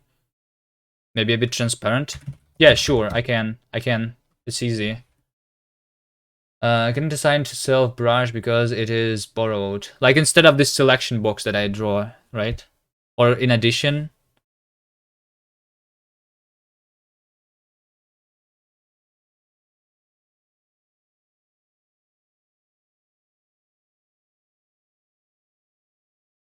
This temporary thing. Okay. Let me do this. That hovered item is this. If let some item is this hovered item, then we do this. Okay, so this works. Unfortunately, the temporaries are meh. Their lifetimes. So this is going to work. Yeah, with the selection box. Okay, and also I will make, I guess, config toml over here for the editor.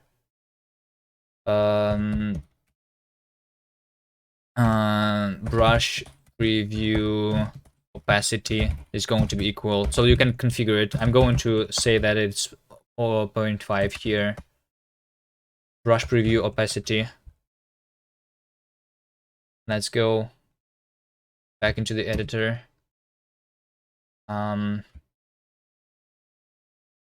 Config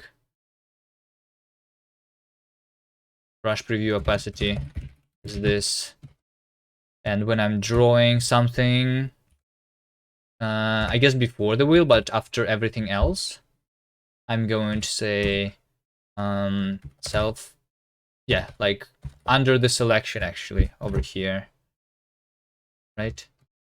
We are drawing the tile, self brush tile name at the same position. Hello there. Third tile. Hello, hello, hello.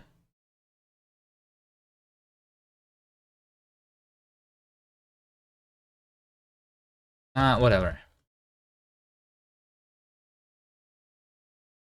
So this color is going to be white color, but with the opacity of the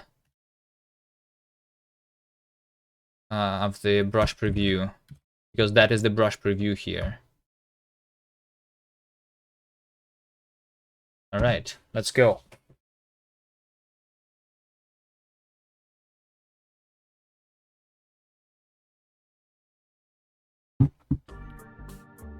So we go into the editor by pressing E, and then we have the editor. Here we go. Here's the preview that you were talking about, Davey. Now I press tab to open the wheel, and then I hover over this block so to select it, and now I select this block that I can crash the game with. Okay, not yet implemented.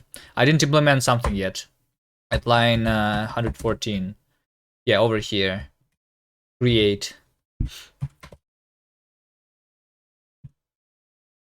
Let me fix that. Game state tiles insert tile. Oh shit. We have 2 tiles. I'm going to rename this one to cell.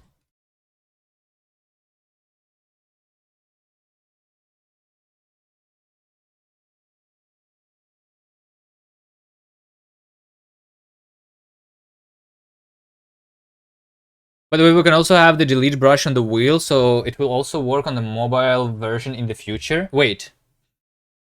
On the mobile version of the editor? You want to have that?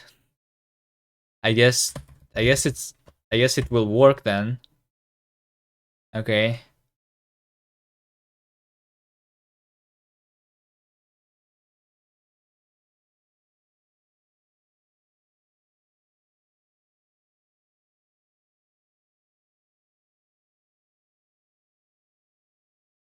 I really want that, so you can edit levels anywhere you want. Okay. Okay. Okay, I can make it work. I can make it work in the browser. I didn't try to make the native mobile build, but we can make it work on the browser on the mobile. But then we need to figure out where do you save it, because you cannot save something on the browser, right? I mean, you can. Actually, do I have it?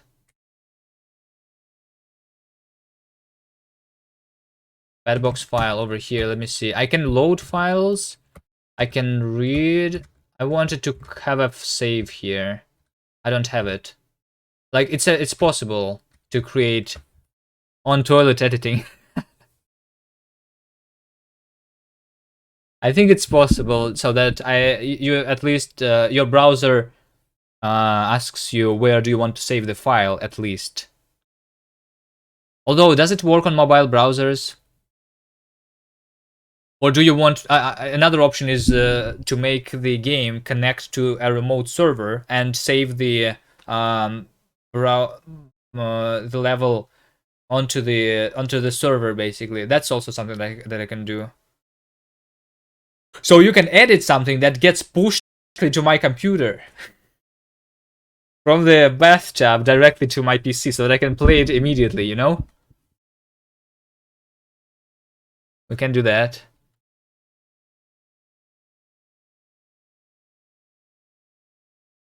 Okay.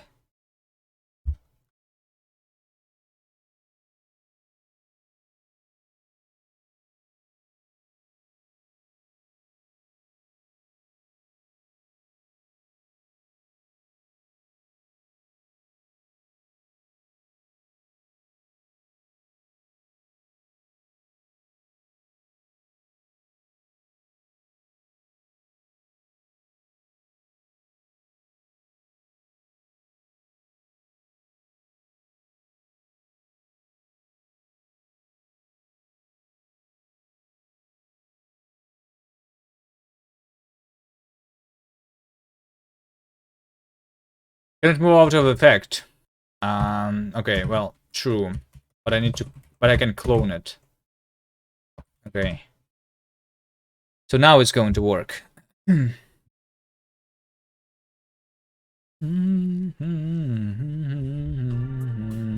Right now we don't have the ability to save the levels at all. We can just go into this level editor UI. Okay, there you go. Wait, what? Hold on.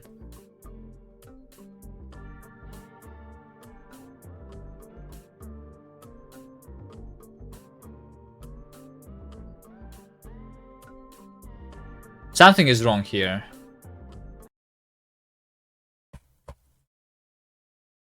Oh, the angle is incorrect. For this one, it should be down. But, wait, hold on. No. This doesn't matter. We are doing the tile. Hold on. Something is wrong. It almost is working, though. And then we just need to have the save feature.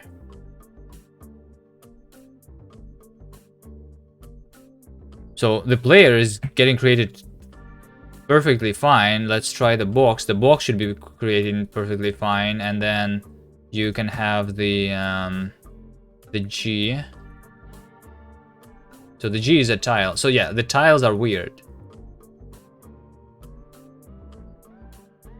Wait, I know exactly what's happening here. Yeah, I know exactly what's happening. Because we have edited the tile, we need to regenerate the mesh. That's the only thing that's been cached right now. So I need to do this when we are changing something on the tile. It's not RNG placement, it's behind in time, basically, because we are still rendering the old version of the map.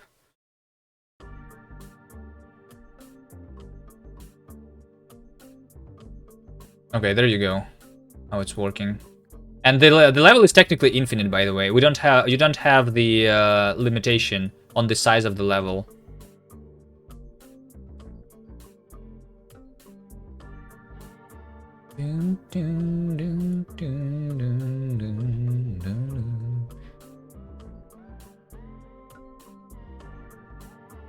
Okay, well, let's try just let's try the power up, just in case it doesn't work for some reason, and then we can play this level that I just created. Let's see. That's pretty cool. Now we just need to be able to save them.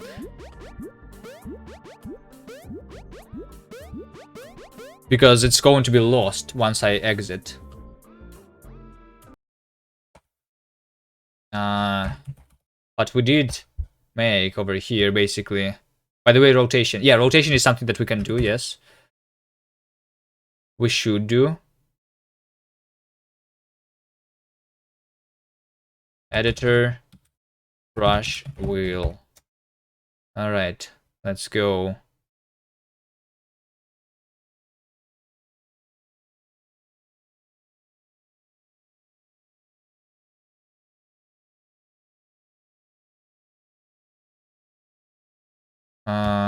Don't send repeated key down events.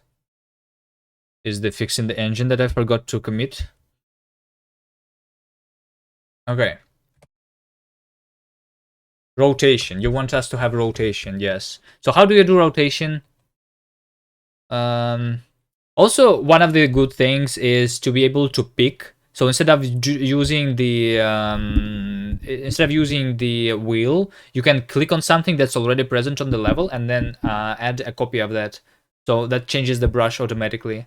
The pick tool that I can just bind to a key, for example.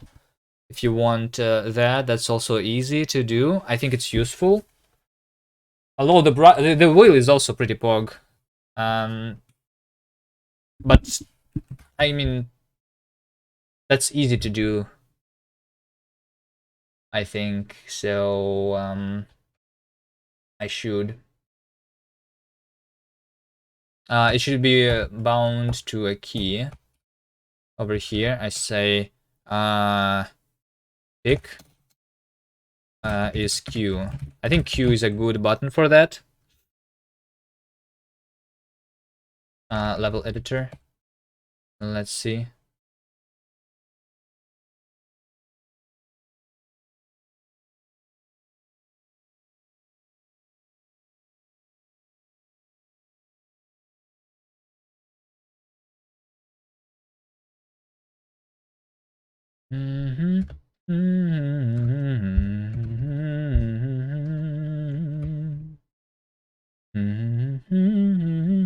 Undo and redo will also be pretty easy to make this time, right? Actually, yes. It's not going to be too hard. I can just copy paste the entire game state. Yes, it's pretty simple. Copy paint, copy what programs do. Alt modifier is peel brush. X is swap previous brush. I don't know. Maybe. Alt modifier is peak brush. So like alt clicking? Is that what you mean? What you mean? I don't know. I think Q is okay, and X to swap to previous is a good idea. But I think I like the Q.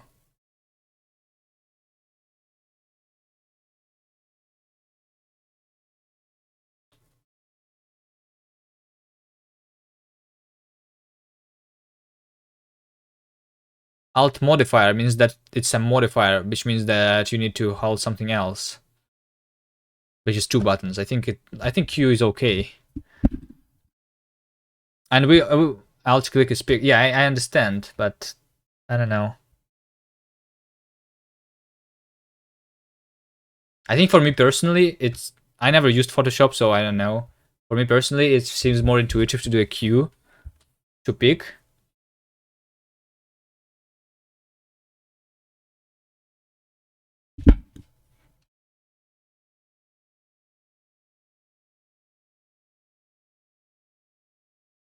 And some programs have two colors that you can select at the same time. So join with right click, right and left.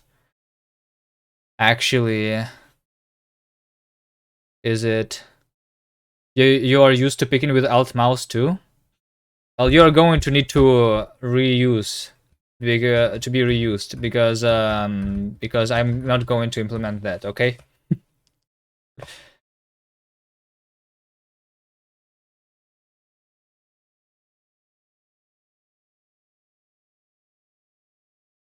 He was thinking about two brushes left and right, and then you can bind like the deletion to the right. But then then you also want to be able to delete. I guess you can. I guess E is usually what you bind to deletion. To the eraser, right? So you click E, and that's your eraser now on your primary tool.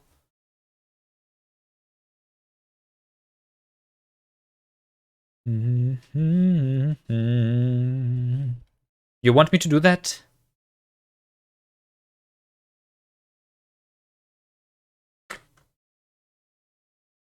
I'm going to change it later. Let me just only do the pick. Whatever you want. Yeah, I think more. It's more important to have the save ability right now because you cannot save anything.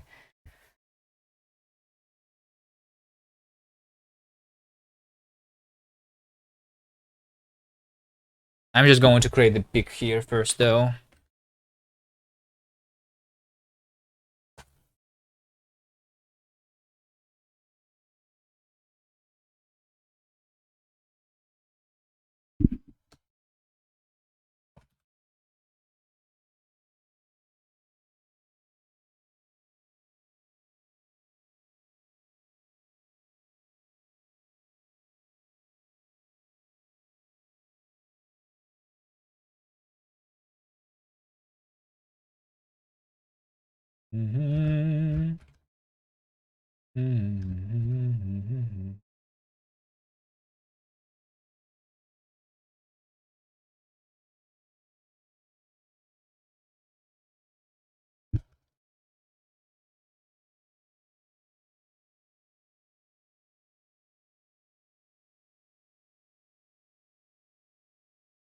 One more idea to randomize you in Amiga Deluxe Paint.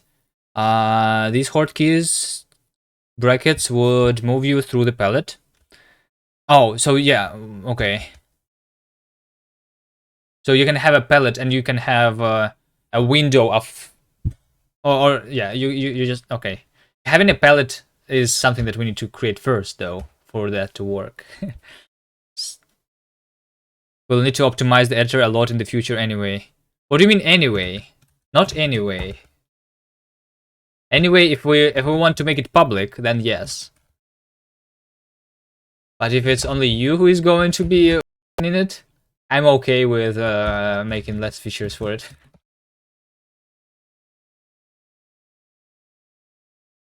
If we want to make it public. Yeah.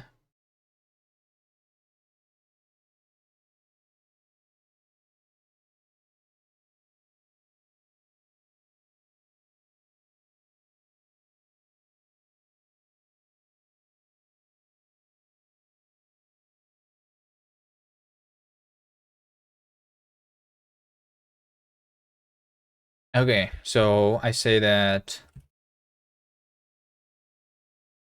How are you doing? Didn't know you stream for so long. Well, we have the editor working, except for the save feature.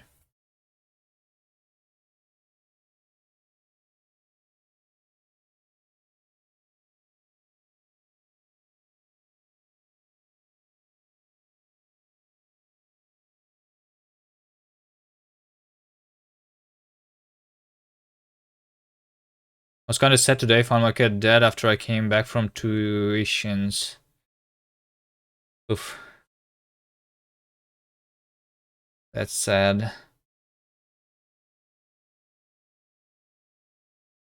He's not a human. No, I am. I am. Technically, like, I haven't even been working for 8 hours yet, right? It's 7 hours and 50 minutes, which is less than what... Like, how much do you prove it? That I'm a human? Wait, how do I don't know. You think I am what, an AI? So I'm going to conquer the world. But as you can see, I'm not ruling the world yet. So that means that I'm not an AI, right? That's how I prove it.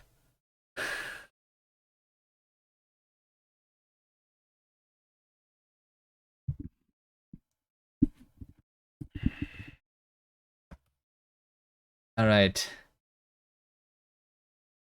Option self. Okay. It's basically same as deletion, kind of.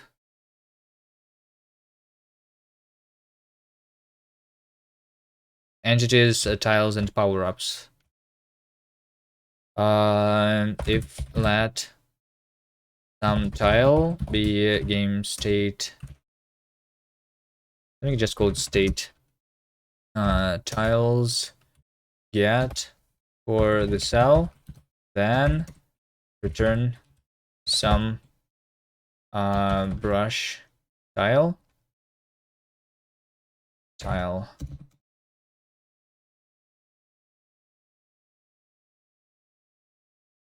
Okay. If let some entity be state entities. Ah, shit. Entities.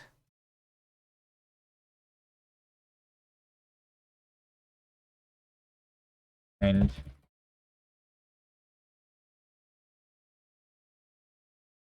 is this then entity position?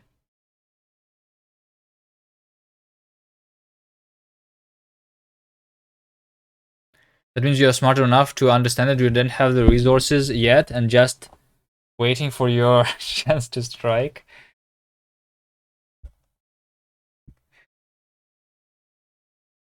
All right.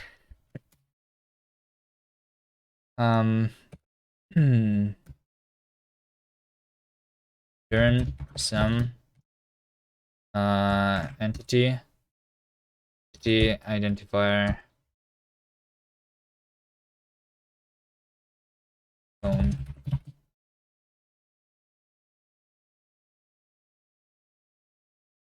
If some power up is like absolutely the same, but we say that it's not an entity but a power up, then we return power up backed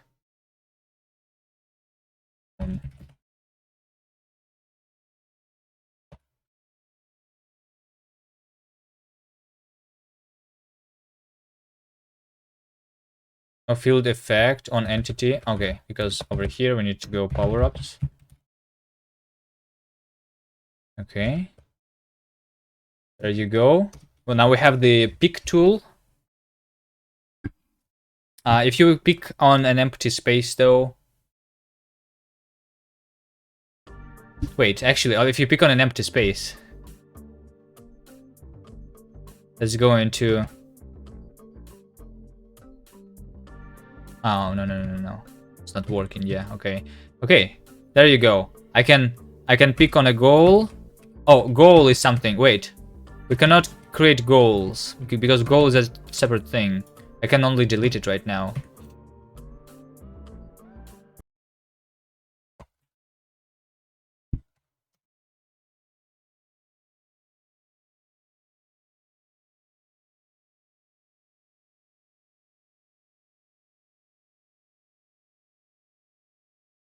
There are 4 things, not 3 things.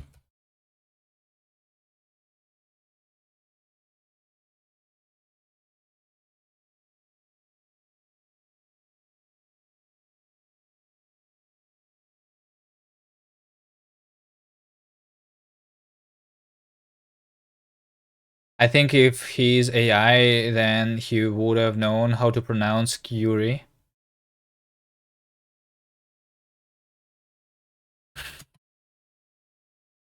Curie.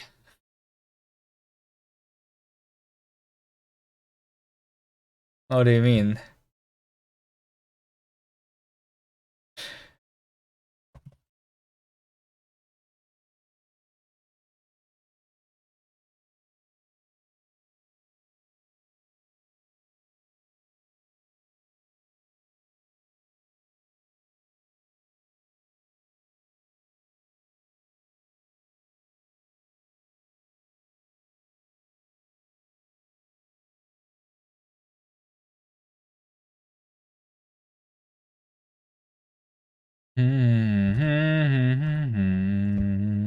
Okay, when we're creating a goal, goals, insert goal.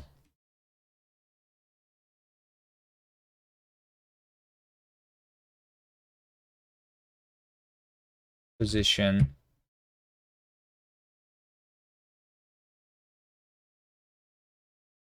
Over here.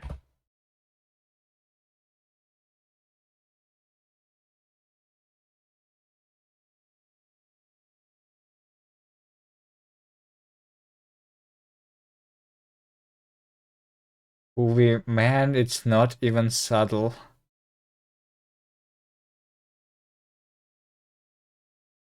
Huh?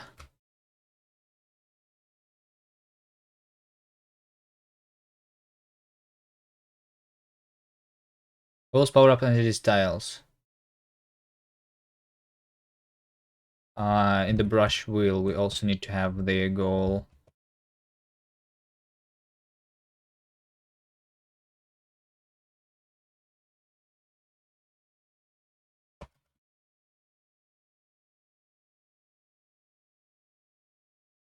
Well, I guess I just do like that. If we have more singular items.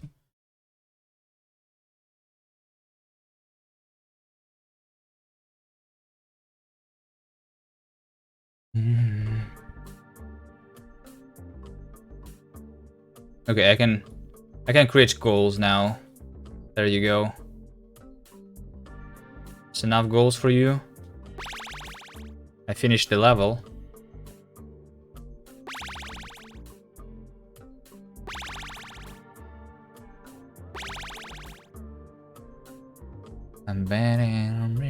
But by the way, we don't go to the next level over here because not all of the goals have... Yeah, as you can see, the goal is disappearing. There must be an animation that we must do when you are entering the goal. I'm gonna go back. G. GG.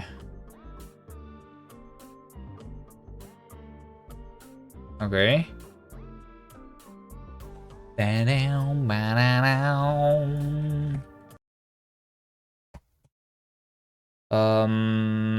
Lazy git. All right. Editor. What's wrong with my lazy git? Lazy git is like super laggy. Is that normal? Nerdcell? When it just loads up, it's super laggy.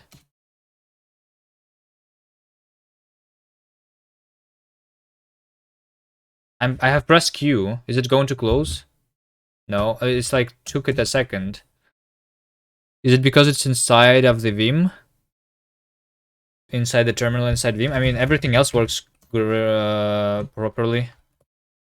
Only the lazy git.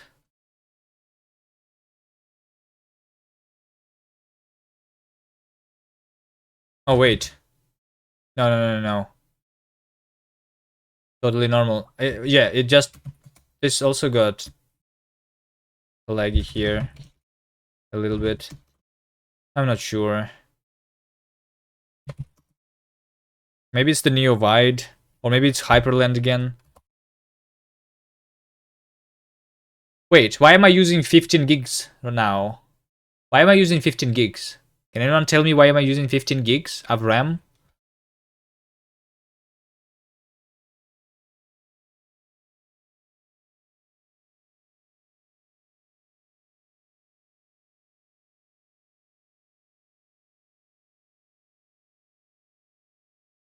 Wait, NeoVim is using 11...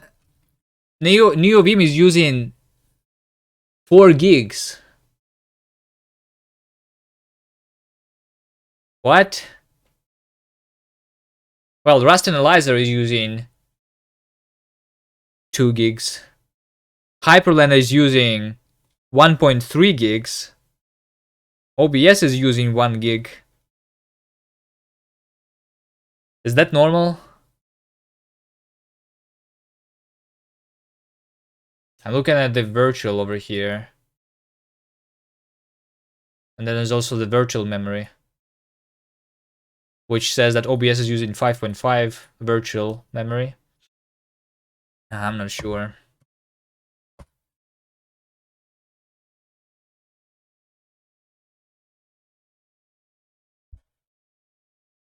Well, whatever. We didn't explode yet.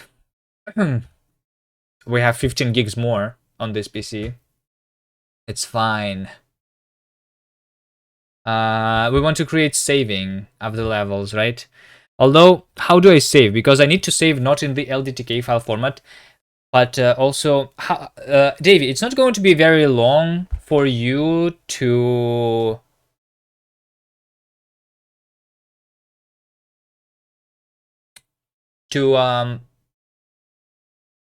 to recreate all the levels using the new level editor, right? It's not going to be too hard. It's going to be simple, just to redraw everything. Have the game open on one, like the old game open. I mean, have LDTK open on one screen and then just copy paste. It's going to be simple. Because I don't want to create the automatic tool to convert all the levels. We don't have that much. I will do it myself if you are too lazy, okay?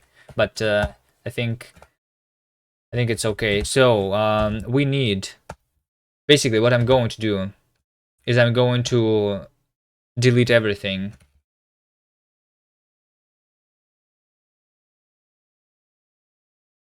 And have assets. Over here, I'm going to create a folder called levels. And levels.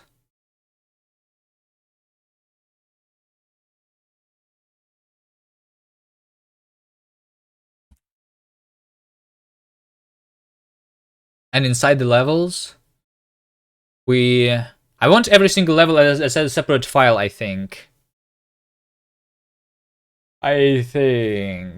Or what? Yes? No?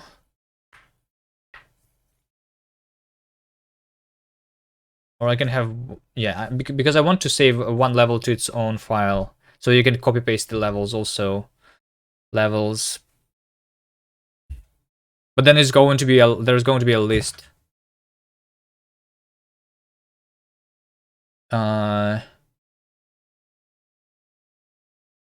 Or there's going to be a file that specifies how many levels we have.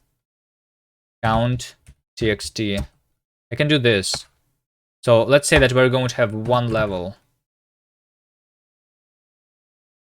Okay. And then inside the editor, I'm going to say save.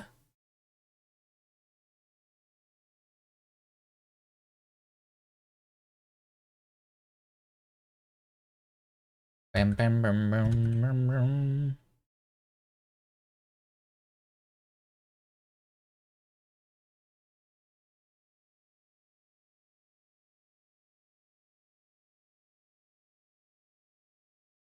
Inside the editor, the save key.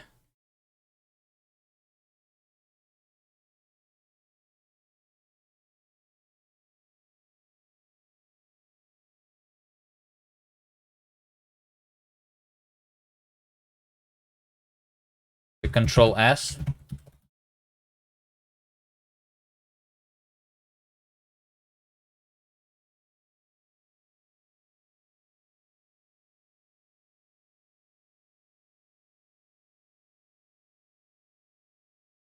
Save.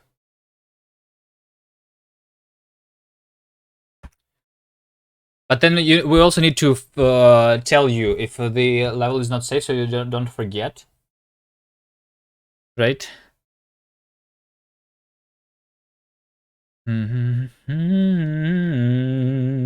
Or do I want it to be saved automatically? Saving automatically is a good idea, I think. And when you exit the editor, maybe at least,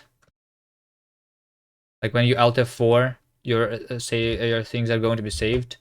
I can just do something like impl drop for state drop self save, just like this, and then we say save. So you don't really need to do Control S, but Control S is like a manual save.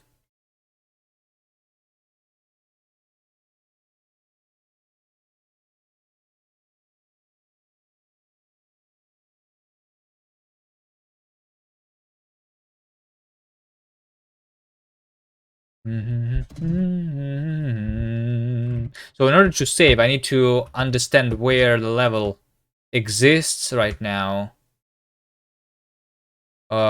which means that we need to know where are we saving it, right? Which means file name is going to be something.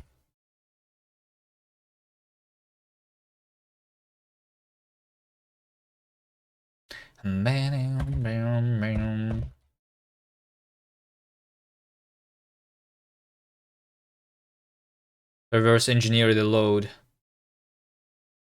Huh?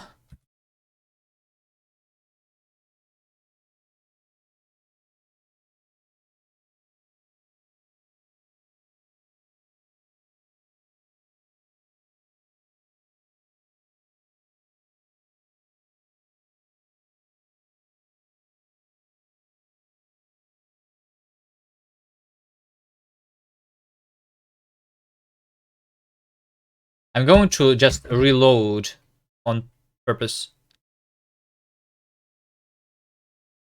here.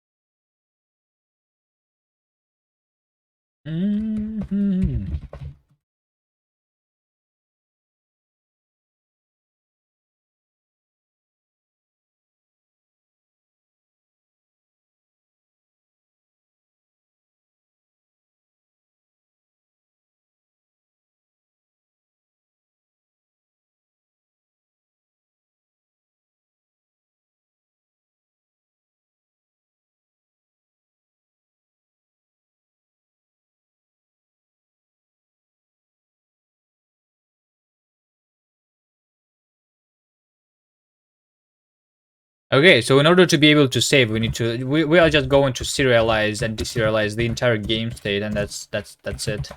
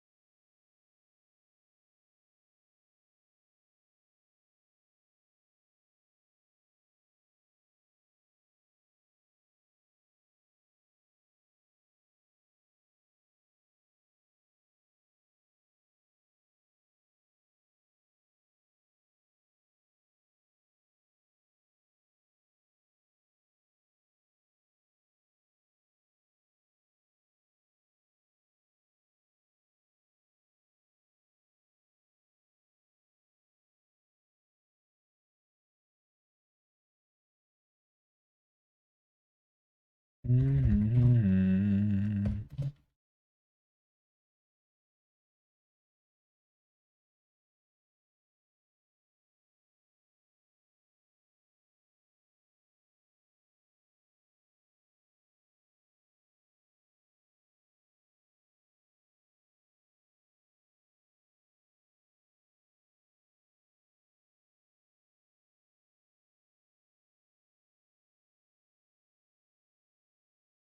Okay, so here's the problem. We need to not have the configuration here, although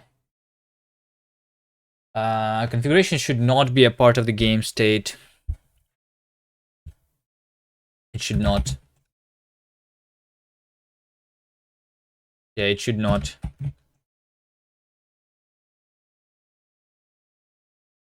Entity move. Right. Well, over for this one, whatever. I just make it serializable, whatever. To move type and input.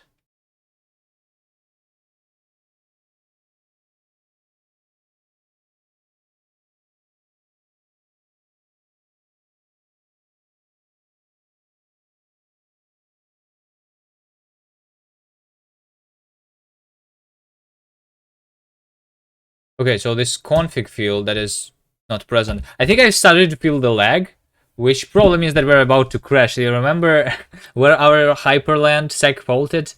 I'm feeling the same thing right now. Might be a sec fault soon.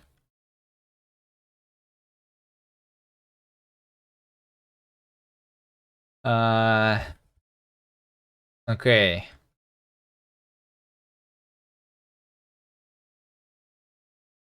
So I'm going to have config here. The config reference.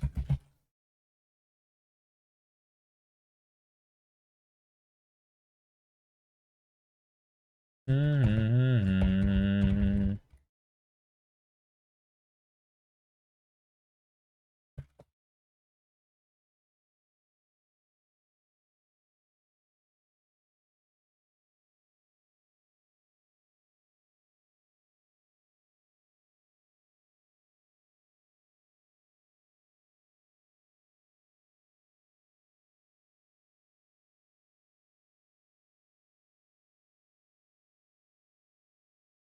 Okay, well, it's going to be into anything, into everything here.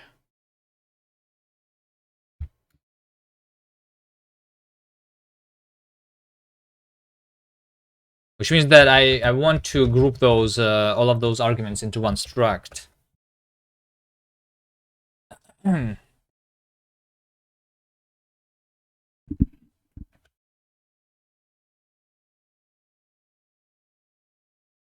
which is like these things.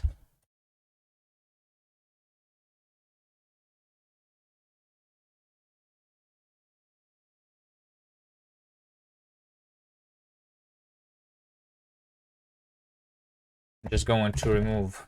Yeah, okay, fine. I'll do the refactoring right now.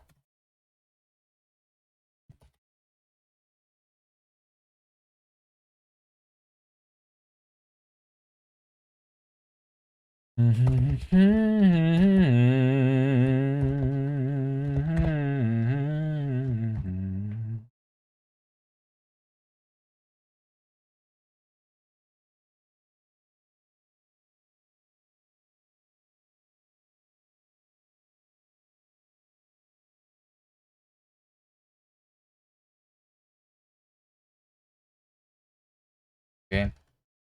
These functions of systems are taking entity move params. Yep.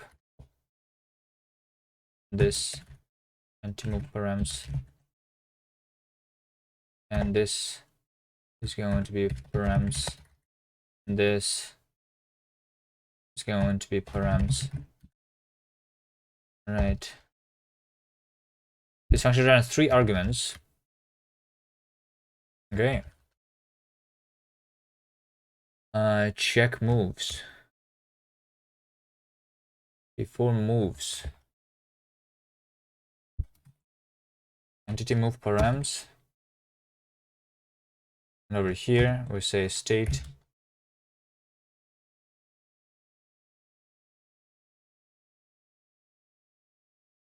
Wait, why is there 2 states? What?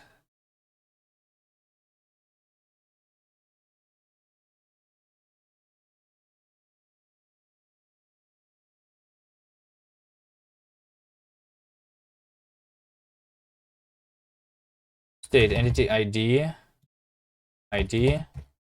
Input is this. And we need a config. Okay. Probably we'll have to do the same thing here.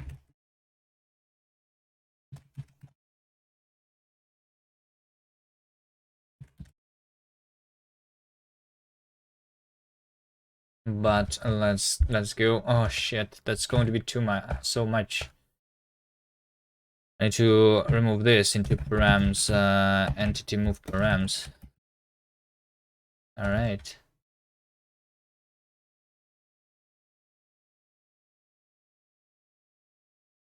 Entity move params. Hold on. Config, entity ID, input.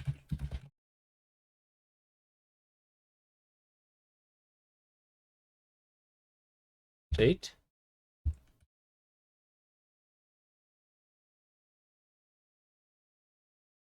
Those are the things that we need.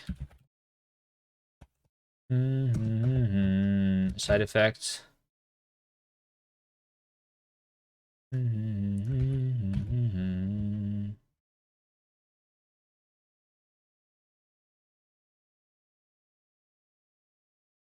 Entity move params. State, entity ID, and input. And I don't need the config here.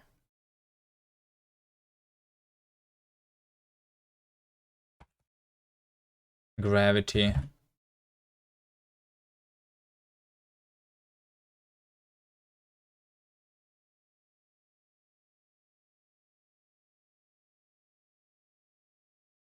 Entity move params. We need state. And we need entity ID here, but nothing else. Yeah. Nice. You can actually see what this thing is using.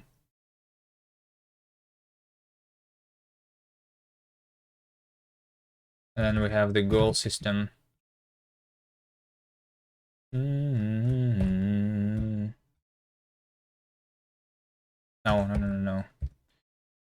The move params.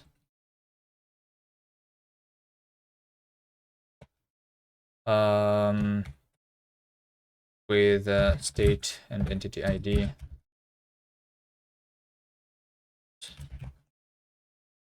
And the just move system. is going to remove params. I do not need the config here, right? But I do need the input.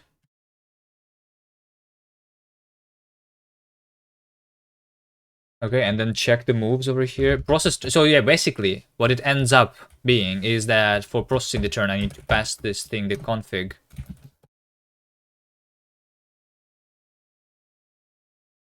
What the hell?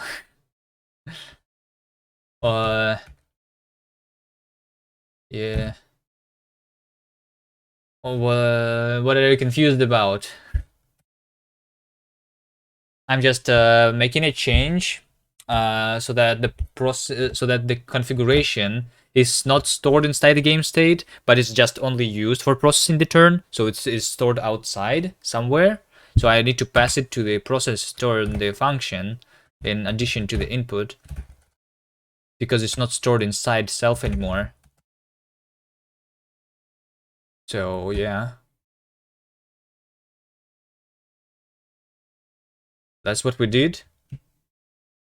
And now the entity move params. This thing must be public, I guess.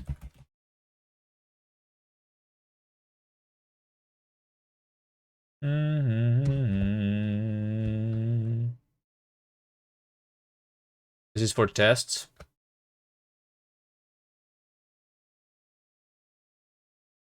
So we say config, literally, because we have it loaded here.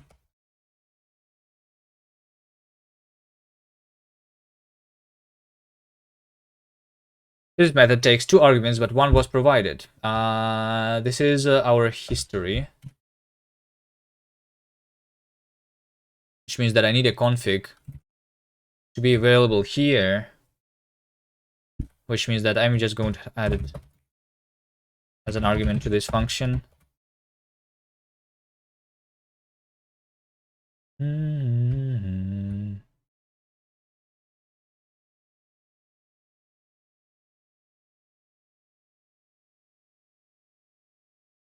Yeah, because this is a logic config, which is different from our config.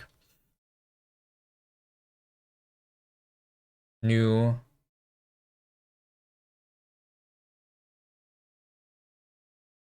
state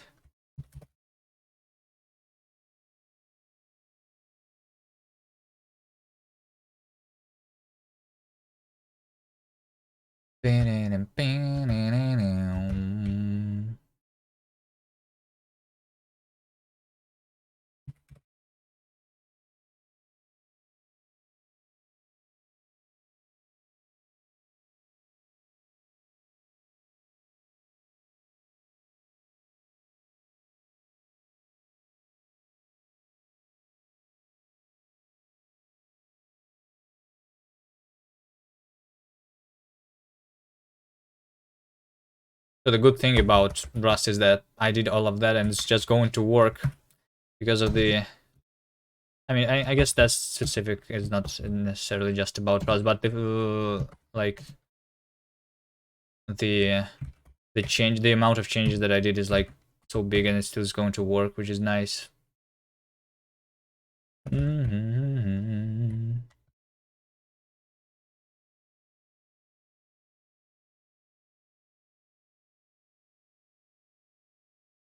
I mean, this is too basic though.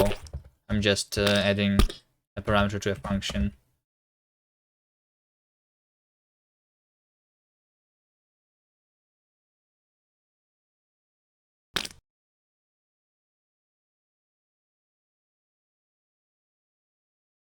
Hi Ricky.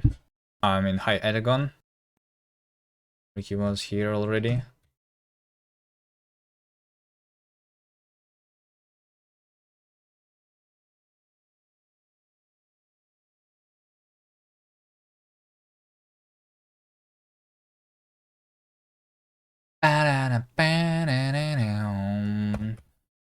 Okay, this is the new stuff for the editor. I need to say to understand where do I need to save and load it from. You went to sleep and I'm still here. I'm going to hopefully make that the level editor can save the levels, and then we can play the levels, and then I'm going to stop. So we're close to have it done. So over here, I need to figure out what is the file name?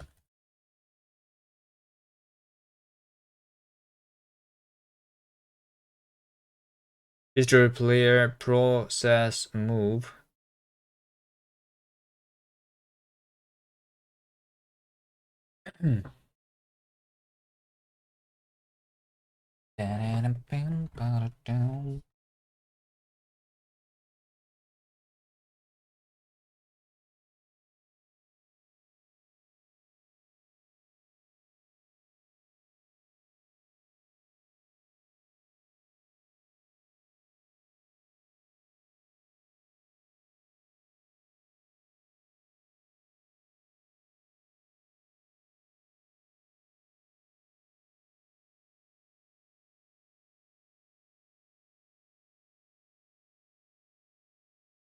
All right, so that's the only thing that is left.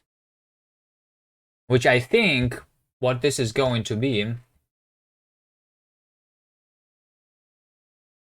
By the way, over here, I'm just going to say self finish editor.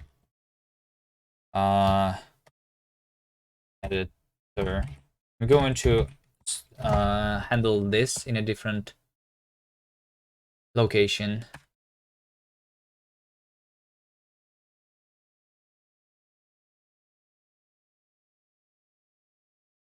Okay. So over here, if we are being requested to edit the level,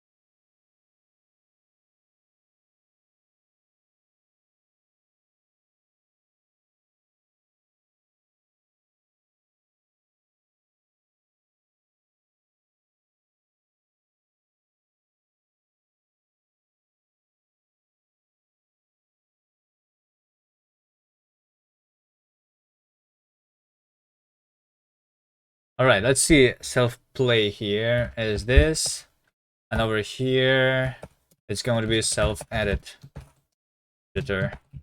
Those are the two things that we can do with the level. We either play the level or we edit the level. That's it.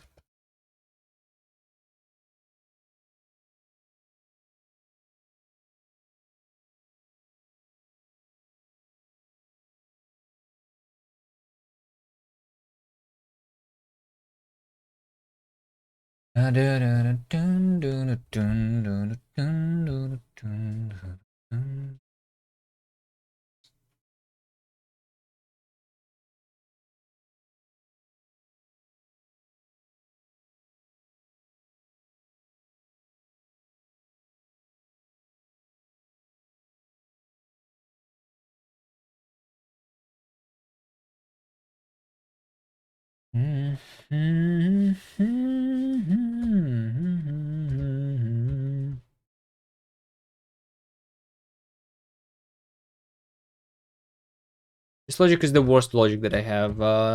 This logic of changing the levels and going into the editor.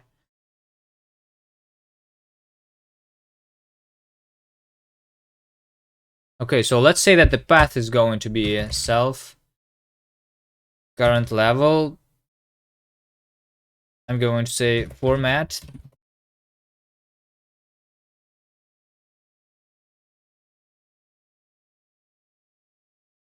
this, let's say JSON.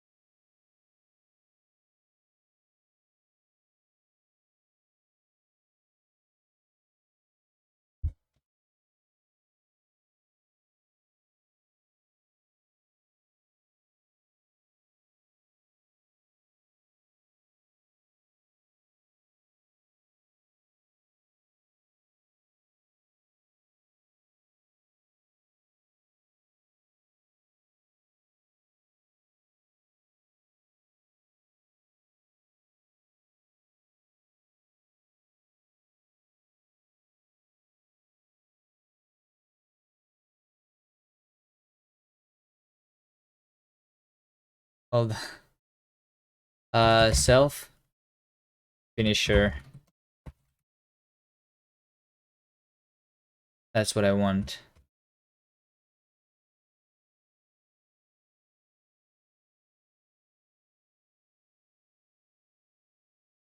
Finisher.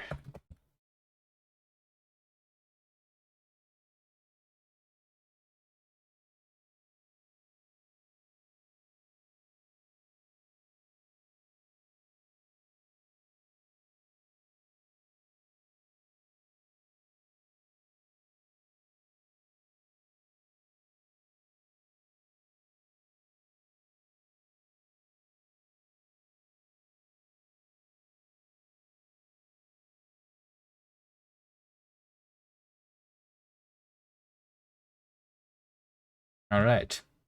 Original game state is never read.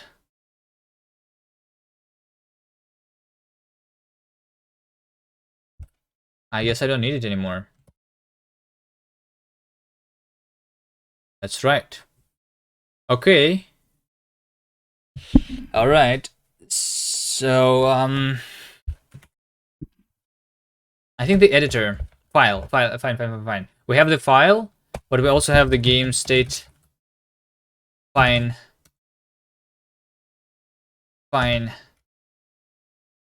Because it's going to be optional. Because we either load or use an existing that we can save. Maybe, I don't know. So it's going to be game state unwrap or else that thing. Now we always have the game state as a result. And then when we go into the editor, we basically over here for now, I'm just going to load from LDTK.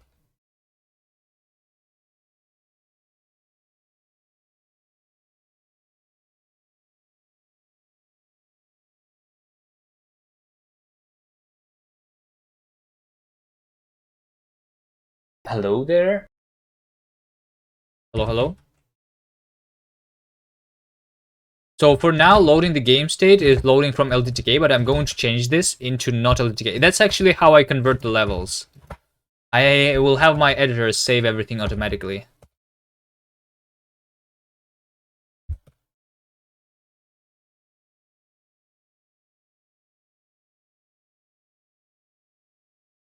How's it going? It's going pretty good. We have the level editor. I'm just working on making it save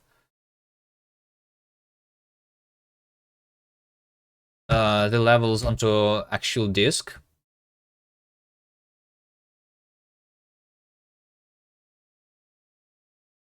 Yeah. Let me see. When we have an editor, we have the save method, which doesn't do anything yet. But what I'm going to do is I'm going to do 30 JSON to writer pretty, and writer is going to be boof writer new file create path. Because we know where to save. That's the path, and the value that we're saving is the game state. and then we just unwrap.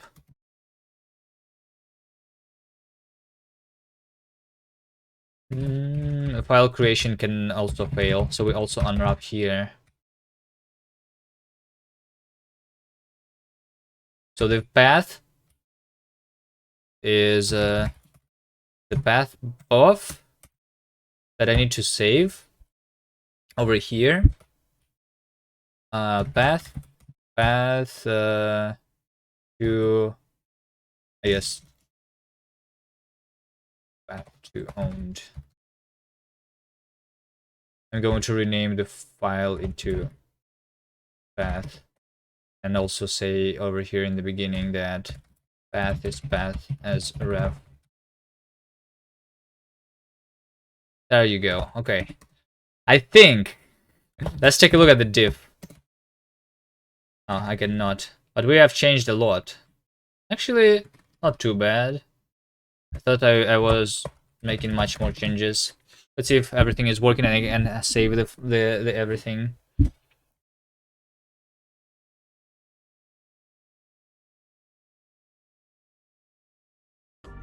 Okay. All I need to do is to go into the editor. So that's the editor that we have created, Stingley, since you didn't see it. We can do this, we can do that, and then we can go into the thing and play it. But I made some bug here. Result, key must be a string, source editor, mod 231.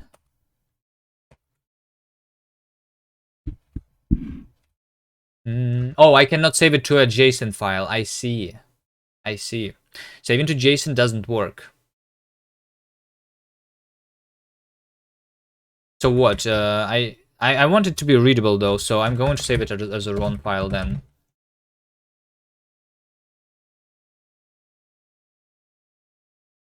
I don't have it.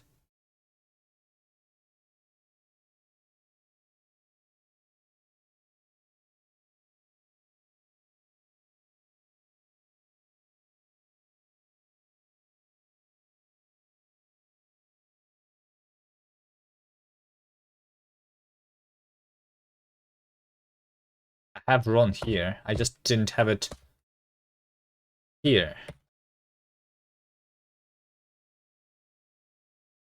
I guess.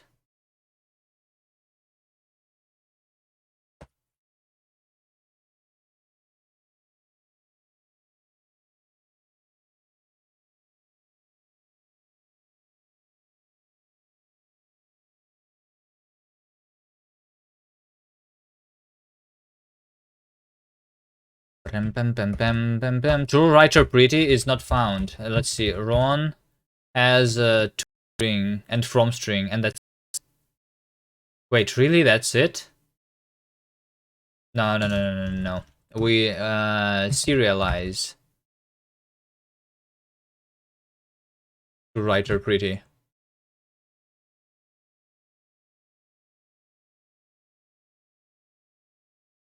This function takes 3 arguments.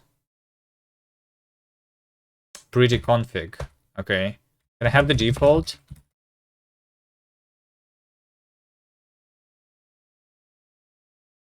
Okay, we have created the file, but the wrong file. JSON.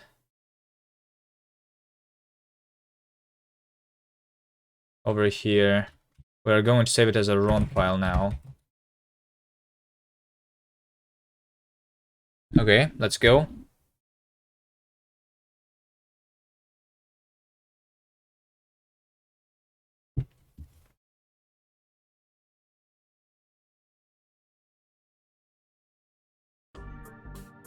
We go into the editor. And then we do this. Let's see. We have the RON file. So here's our level, but inside our own format, while just dumping the game state, which I will probably change, but it's going to be easier anyway. It's not going to be hard. But I will need to have versions like I had in my other game. Yeah. Okay. So okay. Okay.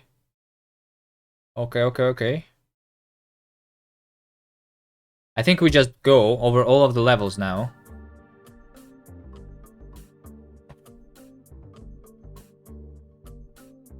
And I'm going to save them.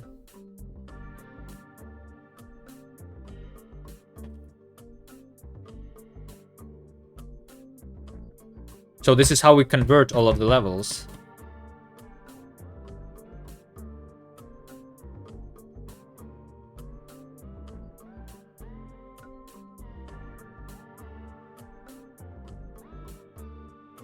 And this is the last level. All right.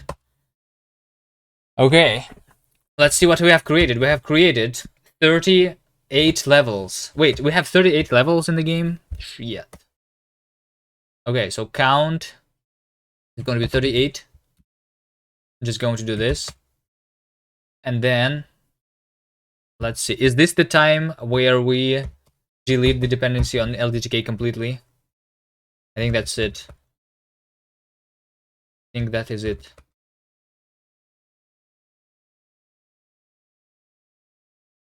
LDTK removed and not a dependency anymore.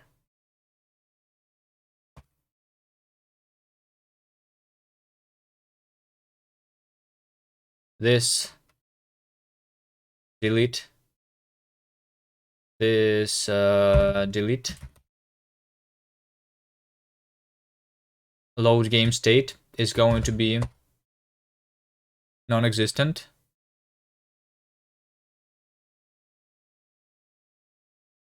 From reader.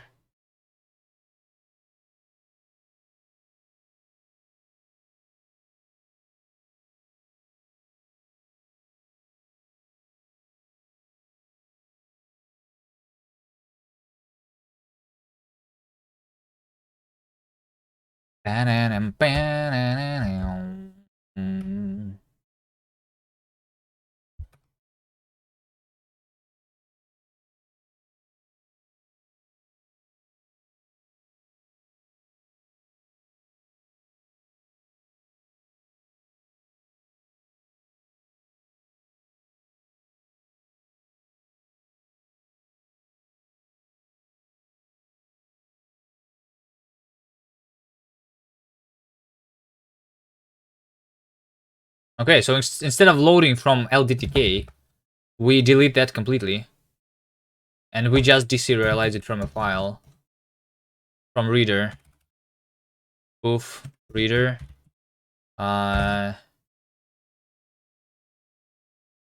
Reader. New. File. Open. Self level path.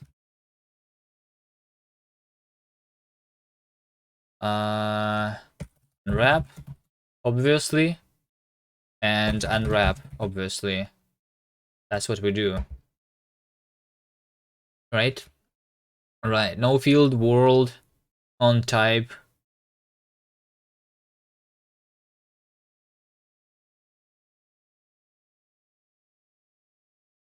As world, levels, length as. All right. Yeah. So this is just us figuring out the number of the levels. Level count is going to be level count. I'm just going to say level count is a number that we're going to load from that file. Level count is file load load string, I guess.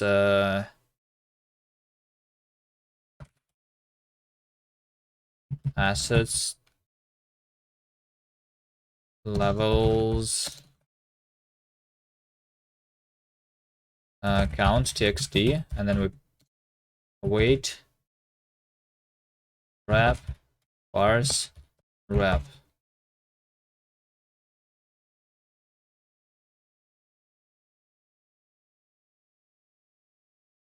Level count is just a number. Okay, there you go. We have completely deleted the LDTK dependency, which means that the levels themselves are going to be loaded from... Wait, Davey, you didn't... Oh, wait, where's gang documentation? Non-existent? Yes, it is not non-existing. Invalid digit. What do you mean invalid digit?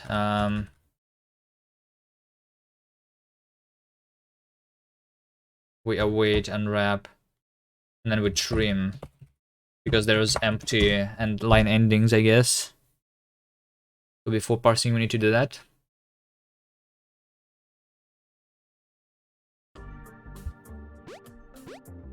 Okay, so I have loaded the level. I can go to the next level.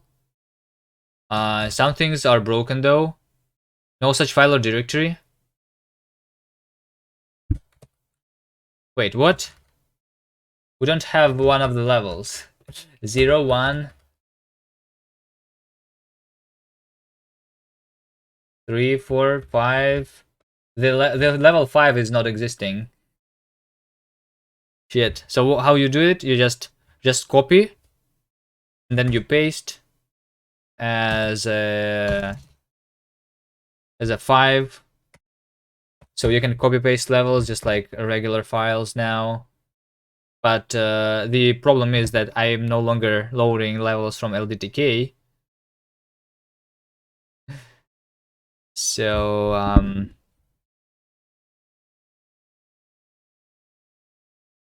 so I think I can instead load LDTK myself manually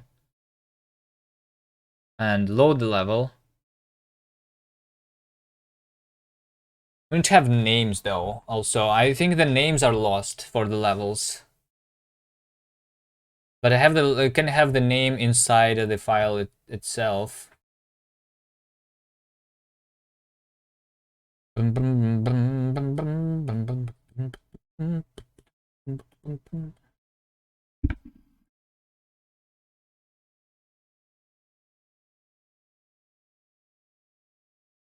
So we go into level 5. This thing is not existing.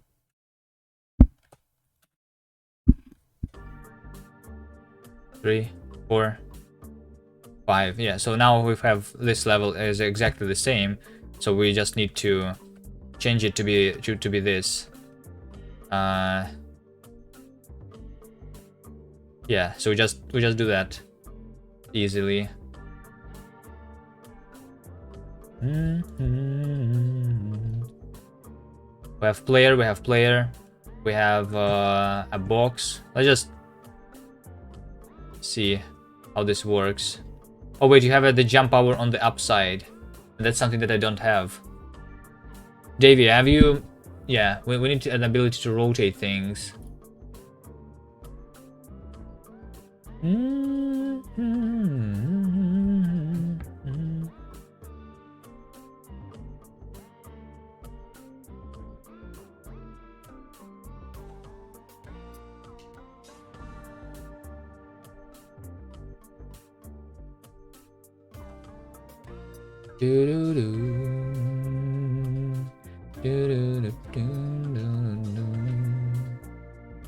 I have a cloud here and the goal here. Yeah, I need the ability to rotate. It's actually the only thing that we have left.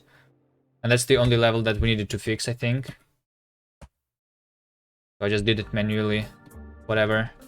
Let's just check that all of the other levels are loaded properly. Yeah, there you go. Nice. Yeah. Let me just do...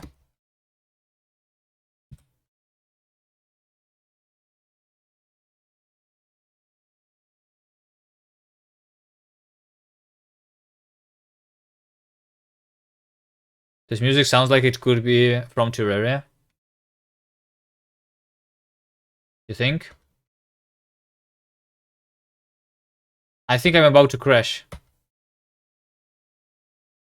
This is not responding.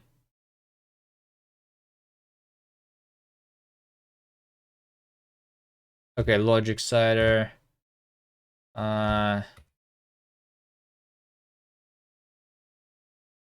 Okay, I'm just going to commit everything here.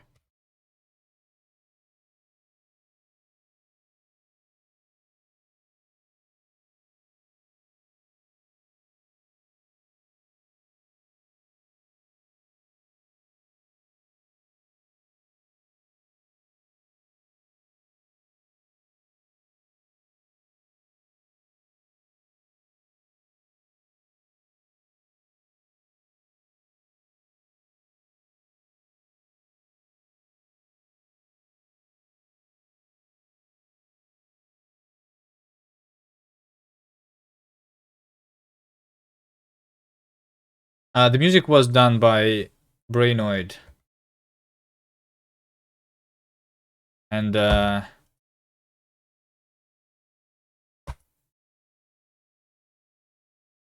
something is wrong with this terminal, I think. What's wrong with this green thing? It's looking different than it was looking like before. Huh? Okay, something weird is going on in that terminal.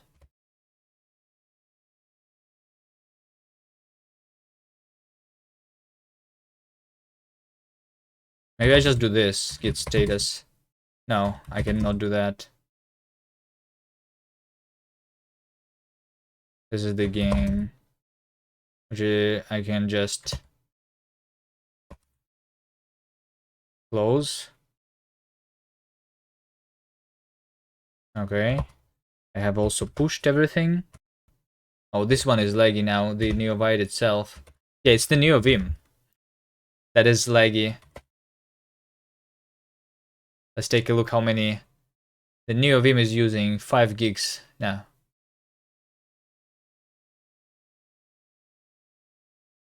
Oof. Okay. Well, whatever.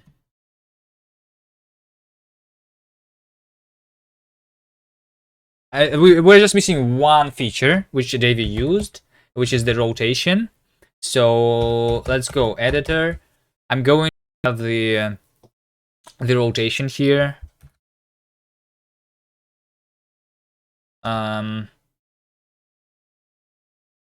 So brush is going to be instead. This is going to be brush type, and we're going to have struct brush, which is a different thing. I don't even think we need to have those. Yeah, brush is going to be shit. What did I press? I pressed tab. So brush type is brush type, but then also rotation or angle rather, going to be int angle here. Okay, let's see a tile name. This is for the brush type.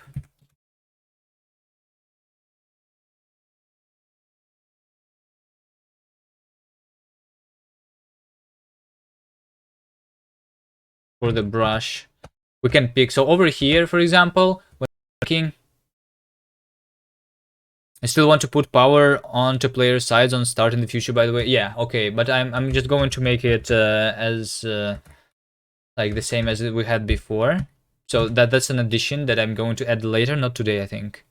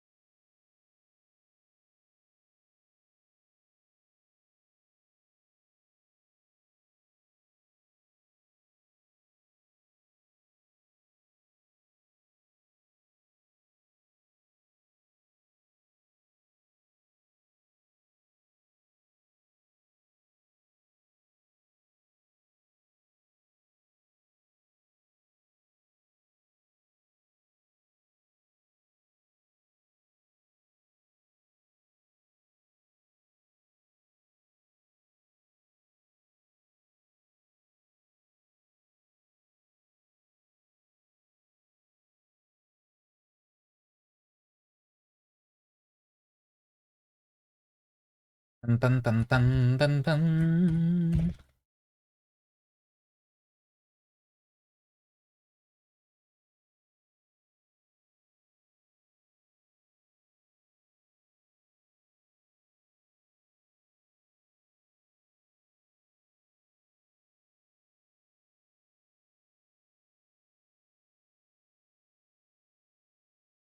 Hold on, I think I just do this. Copy. And then put it here. Yep.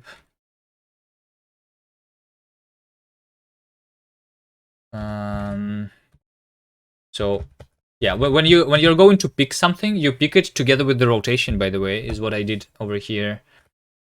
But we need other things. Brush by default is going to be brush, where angle is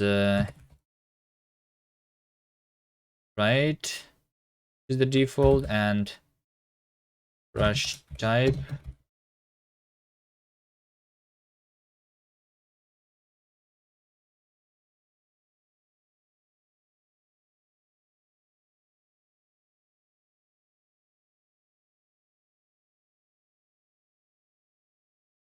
what am I doing? What is pressed right now?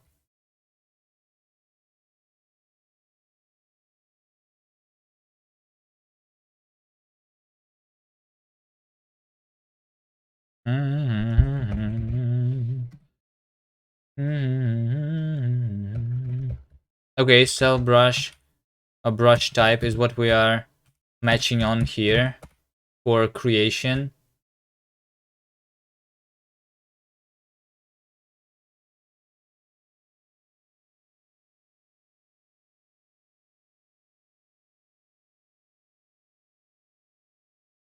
Okay, the angle over here is going to be actually brush, cell brush angle. That's right. For the power up, cell brush angle, and for the entity angle. Okay, let's go here. So for entities, I'm going to create brush, where brush type is brush type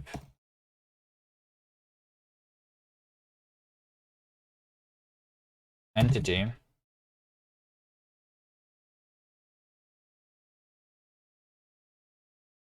And angle and angle right.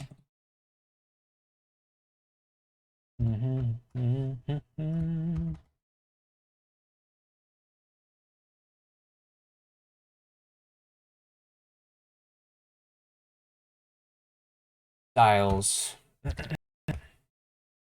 Okay, hold on. I just do copying of this to over here.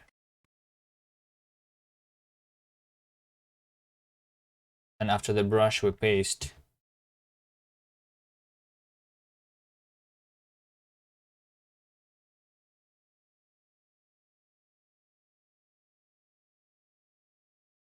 Hold on. No, no. Undo everything. Yeah. I'm going to instead do over here. This is brush type. This is brush type. This is brush type. Those are the constructions. But then we map brush type into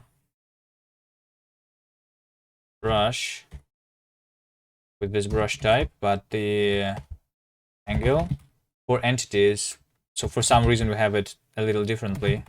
So for entity it's right by default.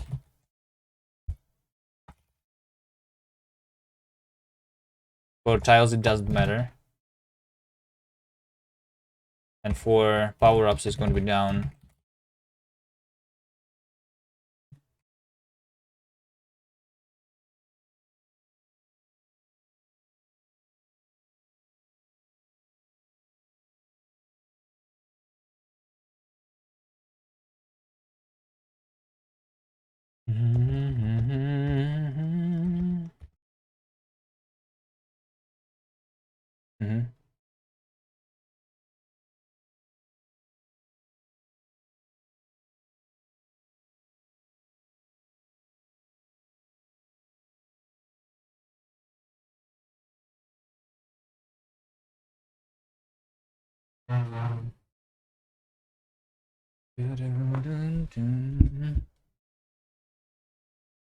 Goal is brush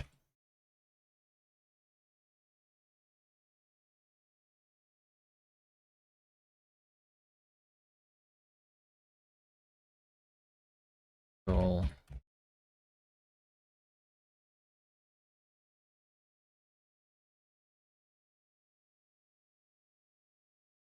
Okay. When we're drawing the tile, we are drawing the brush type, tile name. The rotation over here is going to be so rotate around the center of the tile, which is 0505, and the angle is going to be self brush angle to radians, and also I'm gonna have it here. I'm gonna draw in the actual tile. Brush type.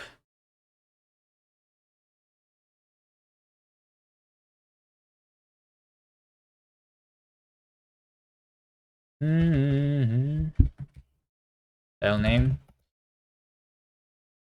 Matrix rotate. Item brush angle. To radians. Okay, I think that's it. I think that's it. Cargo run. Should be able now. I mean, we shouldn't be able to rotate, but should be able to pick the rotated thing. Is there any other level where something is rotated in the beginning?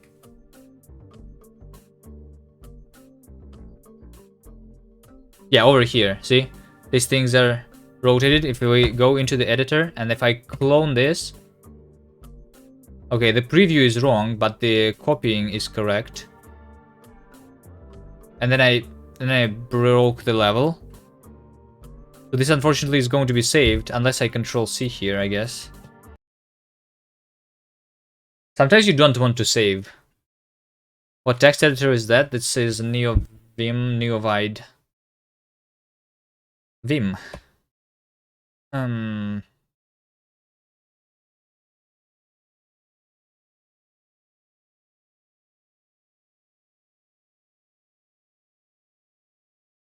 Okay, preview is over here.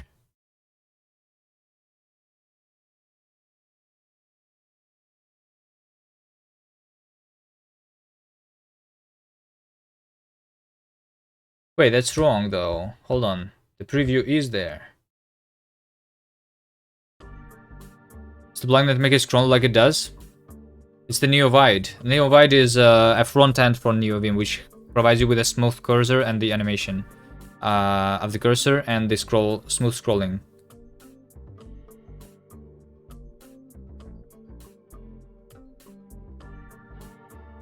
Yeah, I guess it just draws the rotation of the power-ups incorrectly right now.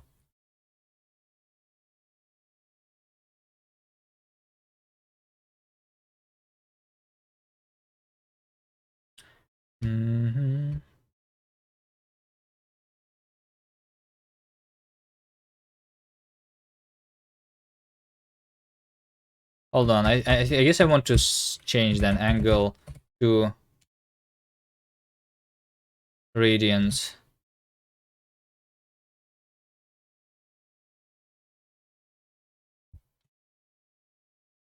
Into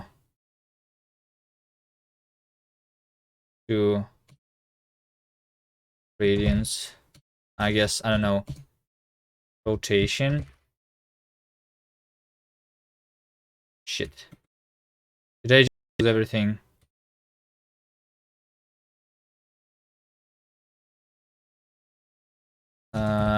change angle to radians.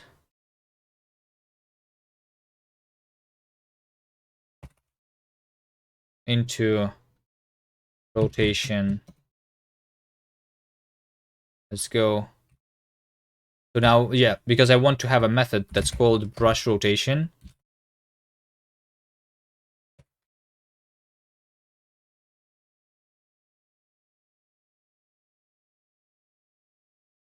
Because of these differences,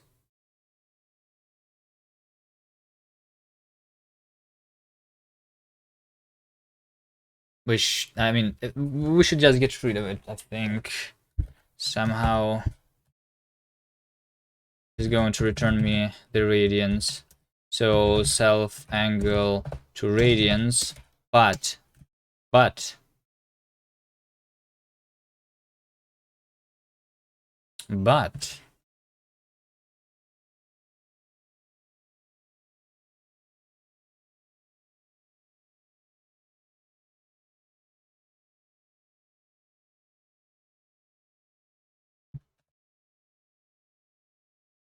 for several brush types, it's different.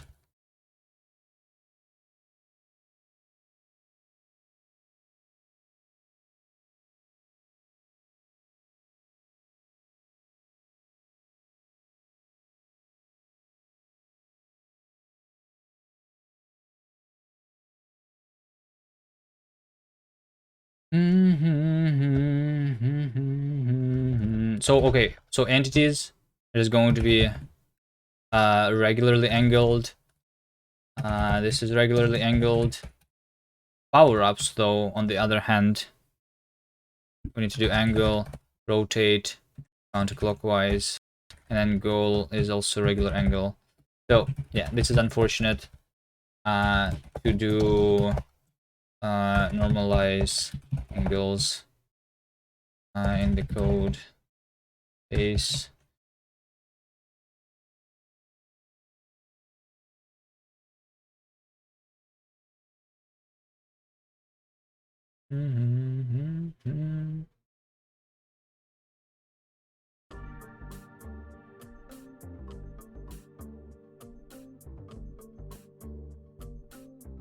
Okay, there you go. Now the only thing, the last thing that I need to do is to be able to rotate, which is just me having two buttons, which is very simple. Over here in the editor controls, I'm going to say rotate clockwise. It's going to be a button, and rotate counter clockwise is going to be a button. What button should it be?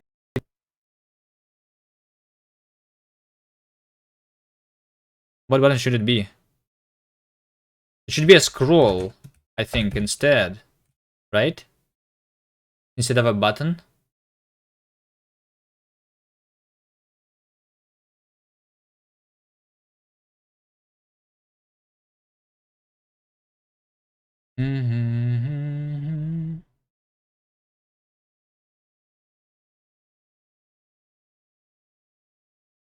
Okay. Let's see.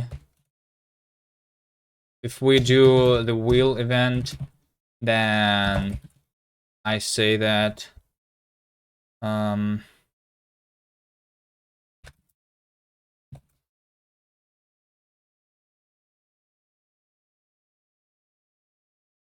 let's see, what can we have? Self brush angle. There is with input,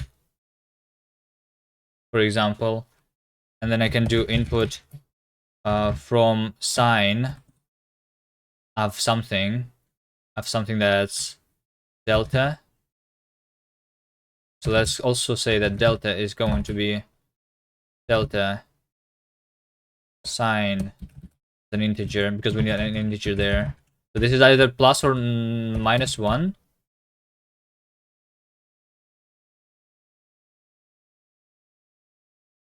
And then also maybe if we hold shift, then we'd go the other way around.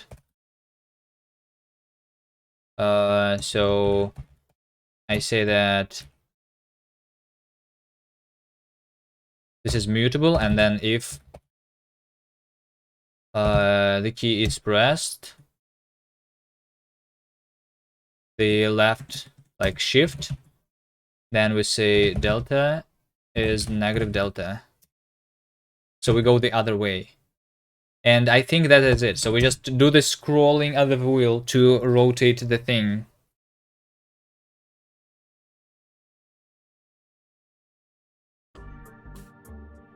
Let's try. Let's try editing this level.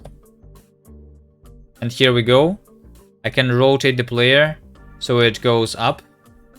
And then I can use my wheel to select something like a jump power. Hey, what's wrong with this G, by the way? And we can just do it like this. You just use the scroll wheel and add the jumps on specific sides. There's also undo that I didn't do yet.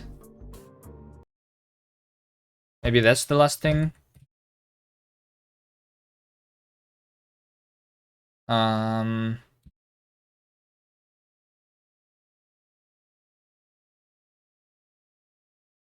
Hello? I'm not sure what. I think it's lazy git. Lazy git inside Vim terminal for some reason like just breaks everything. Or is it this terminal itself? Like what is happening? I cannot type anything. This terminal is broken.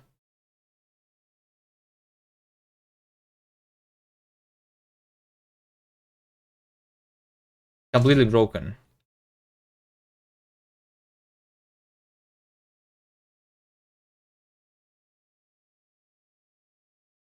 I'm going to open a normal terminal.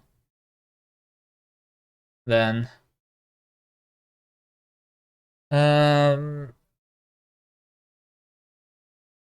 okay, although the input was correct, it was just I couldn't see what I did for some reason. But I did revert the file. Okay. Rotating brush. Okay.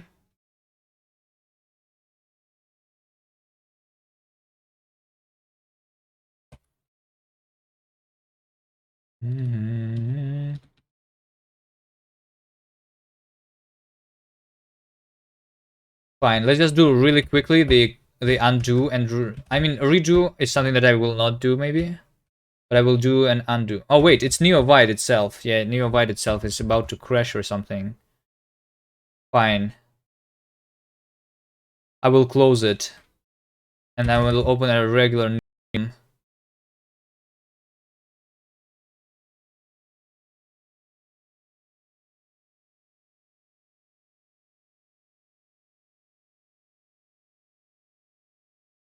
So what I want is have some history inside the editor,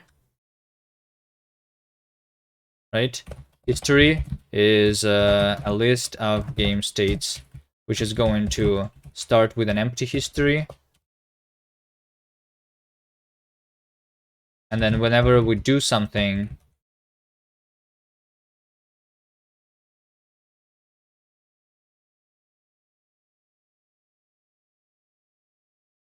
I want the history to be saved. But it's probably like one stroke, not every single edit.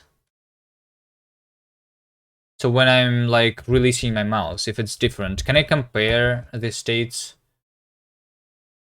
No, I don't think I can compare the states. Can I?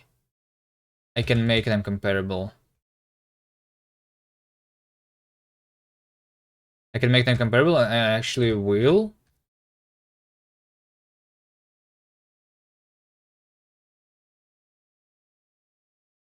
That's how we do the automatic searching for solution later too.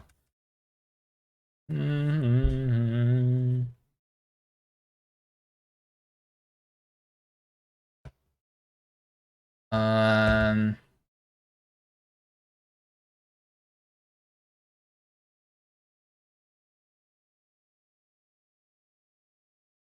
So basically I do over here, mouse down, I mean my mouse up when I'm finishing the stroke with the button, if controls create, controls delete, contains the button. So in this case, we need to save something to history.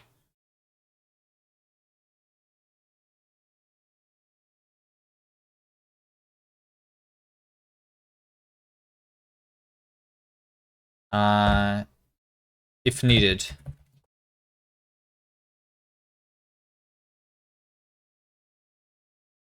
So this is going to be a method on mutable self.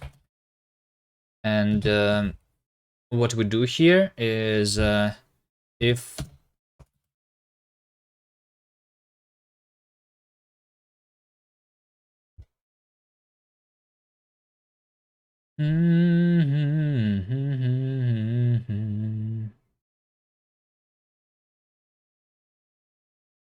game state is not equal to history last, self history push self game state clone. That's really it.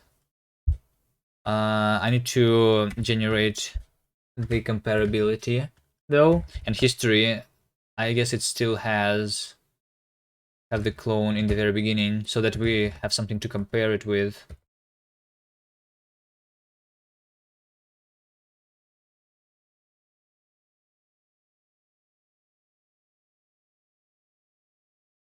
Okay.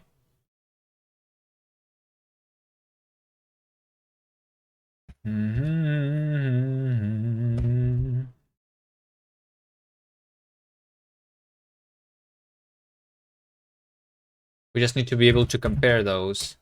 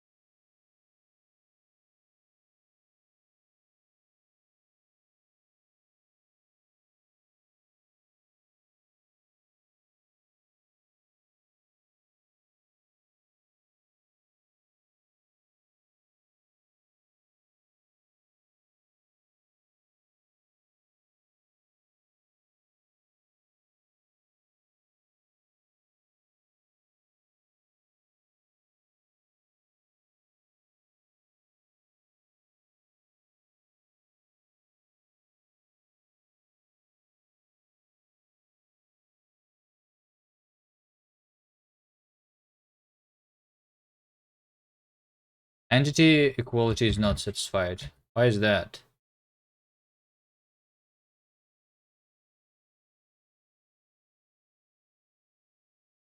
Oh, the action. Oh shit. Okay. Alright, fine. I'll make it work. I'll make it work. I need to go here. And I need to have this, the equality too. This already has partial equality. We just need to add equality, the regular one.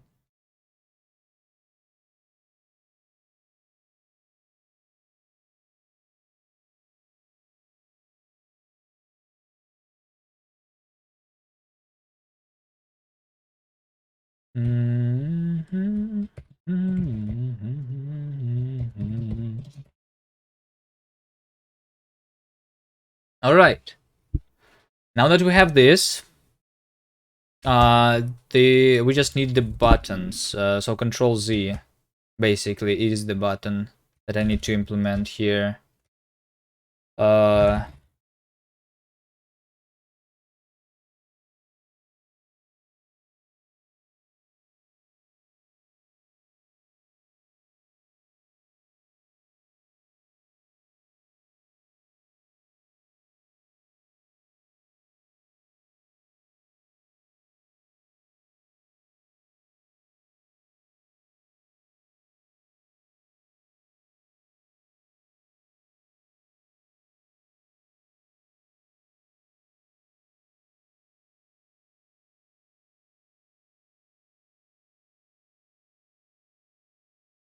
Undo. So undo is very simple. If self history length is more than 1, because we have 1 in the very beginning, then we need to have at least 1. Then we do history pop, and then we make it our game state. We replace our game state with this. So there must be something here. We can safely unwrap, and that's it. We have a board.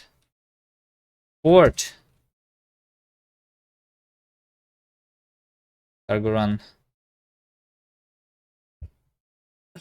Control Z, and this is the last feature that we need, right?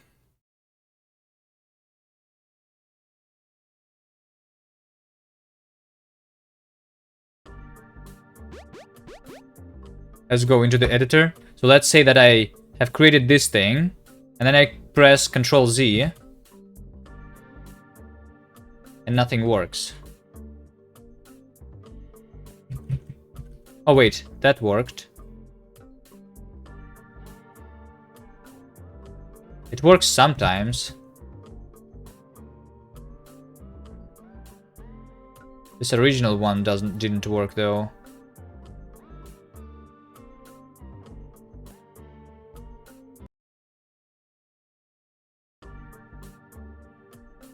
One, 2, 3, 4. Control Z.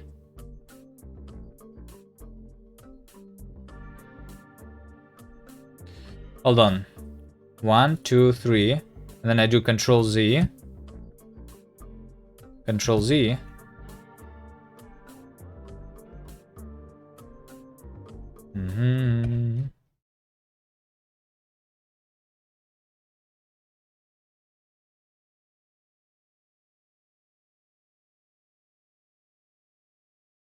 Push history if needed. Make it on the mouse up.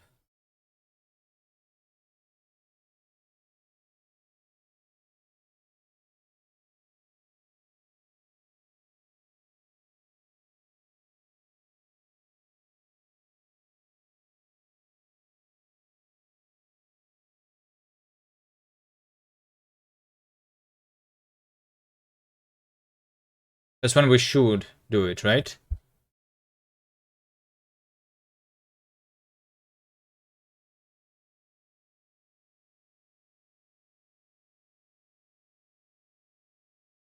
Before, need to refresh. Oh, I need to refresh, yes. Maybe, probably. Over here.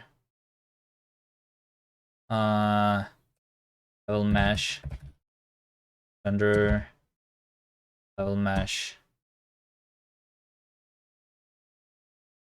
I feel like the refreshing should only be the thing for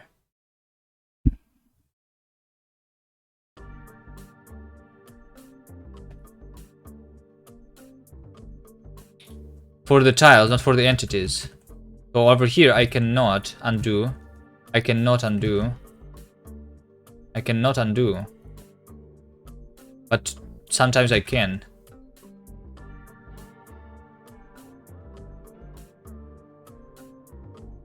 Let me do a little bit here.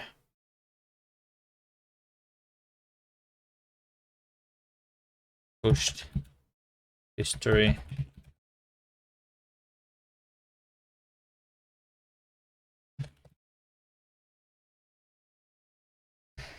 The refreshing thing, yes. I need to make it somehow more automatic so I don't forget about it. Oh shit, we just finished the level immediately. Okay. Let's say I delete everything and then yeah, see, push to the history. So we did push. Oh, wait. Lol. I pushed to the history exactly the same thing that I have right now. So the last thing in the history is my current state, actually. Which means that we need to reset. So yeah, the last thing in the history is the last change that we made, right? So we need to no. We need to We need to pop twice, basically, and then push again. Or rather... Yeah. No, we need to pop. Yes. We need to pop. But when we pop over here, this basically, we can create an assert here. Assert equals our game state is exactly equal to the thing in the last, in the history, because otherwise we would have pushed it. Well, I guess technically you can do Control Z while you are painting with the brush, so that would make it panic.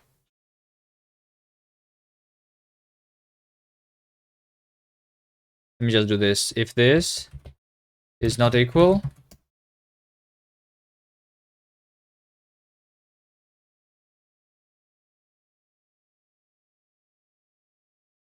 did you just Control Z while painting? Okay, we just log it. So yeah, and then after we pop, we set the game state to be equal to the history last. Unwrap. Clone. That's it. That's how we do it.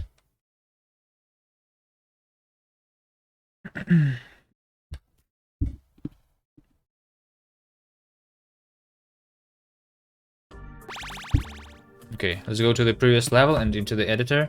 So if I delete this and I press Ctrl Z, then it's back here, just in one move. So I do, let's say, this is one move, and this is the second move, right? I press Ctrl Z once, we just undo this thing. We press Ctrl Z twice, and we just undo this thing. Now there's no redo right now, which is something that I could do, but I'm too lazy because we have been streaming for 9.5 hours, so we need to stop. You know, let's just do,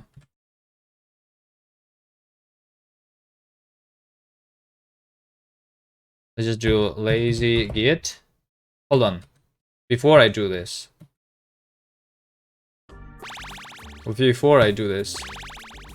we need to fix this level, right? And we need to fix one of the other levels, which is this level, right? I'm going to pick this, but rotate it to the top over here. This is how you are supposed to be playing this level.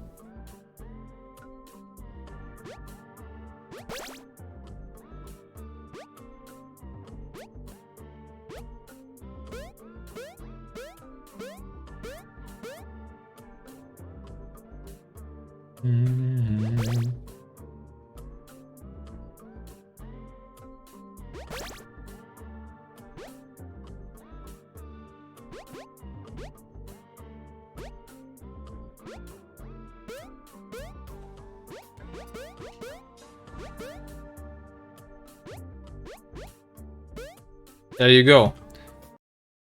The level is fixed. Now we go lazy git. I've changed something on the level 0. Okay, fine. So this is me. Editor, Control Z. Done, easy. Push. And that's it. We exit, and we exit, and we quit the Vim, and we exit here. Let's take a look. Our actions failed, by the way. I just remembered about this. We don't have package libu dev was not found. I need to install it. Okay, so that's what I will do later, so that our actions are working, because they're not working right now apparently. Oh wait. Oh yeah. This is from the other branch. That was working. But on the new branch, nothing works. Okay. Issues.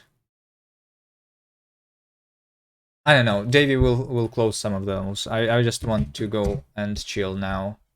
We had made very good progress today. Right? Right. Let's go to Alicia. Maybe. Right? So if the attendance has something in it, we need to return attendance. Otherwise, you need to get the last 2 stream days. There we go, and return contact stream sessions where the attendance enabled is true, and the date is Okay. That's it for me for today. Well, there's probably going to be some issues that Davey is going to discover. Davey, if you are here, if you worked on the levels in LDTK, then they are going to be either... I mean, you can no longer load the levels from LDTK, basically. I deleted the functionality. But you can redraw them yourself, so it's gonna be fine. Steven sleeps, hello. But we are ending the stream here. So, yeah, we just made a lot of progress on our game. If you guys want to try out the game, you can play it here. This not the version that we're working on right now, but the gem version, because this was originally made for a game jam. And we are working into converting this into a better version. So, see you next time. Bye-bye. Join the gang.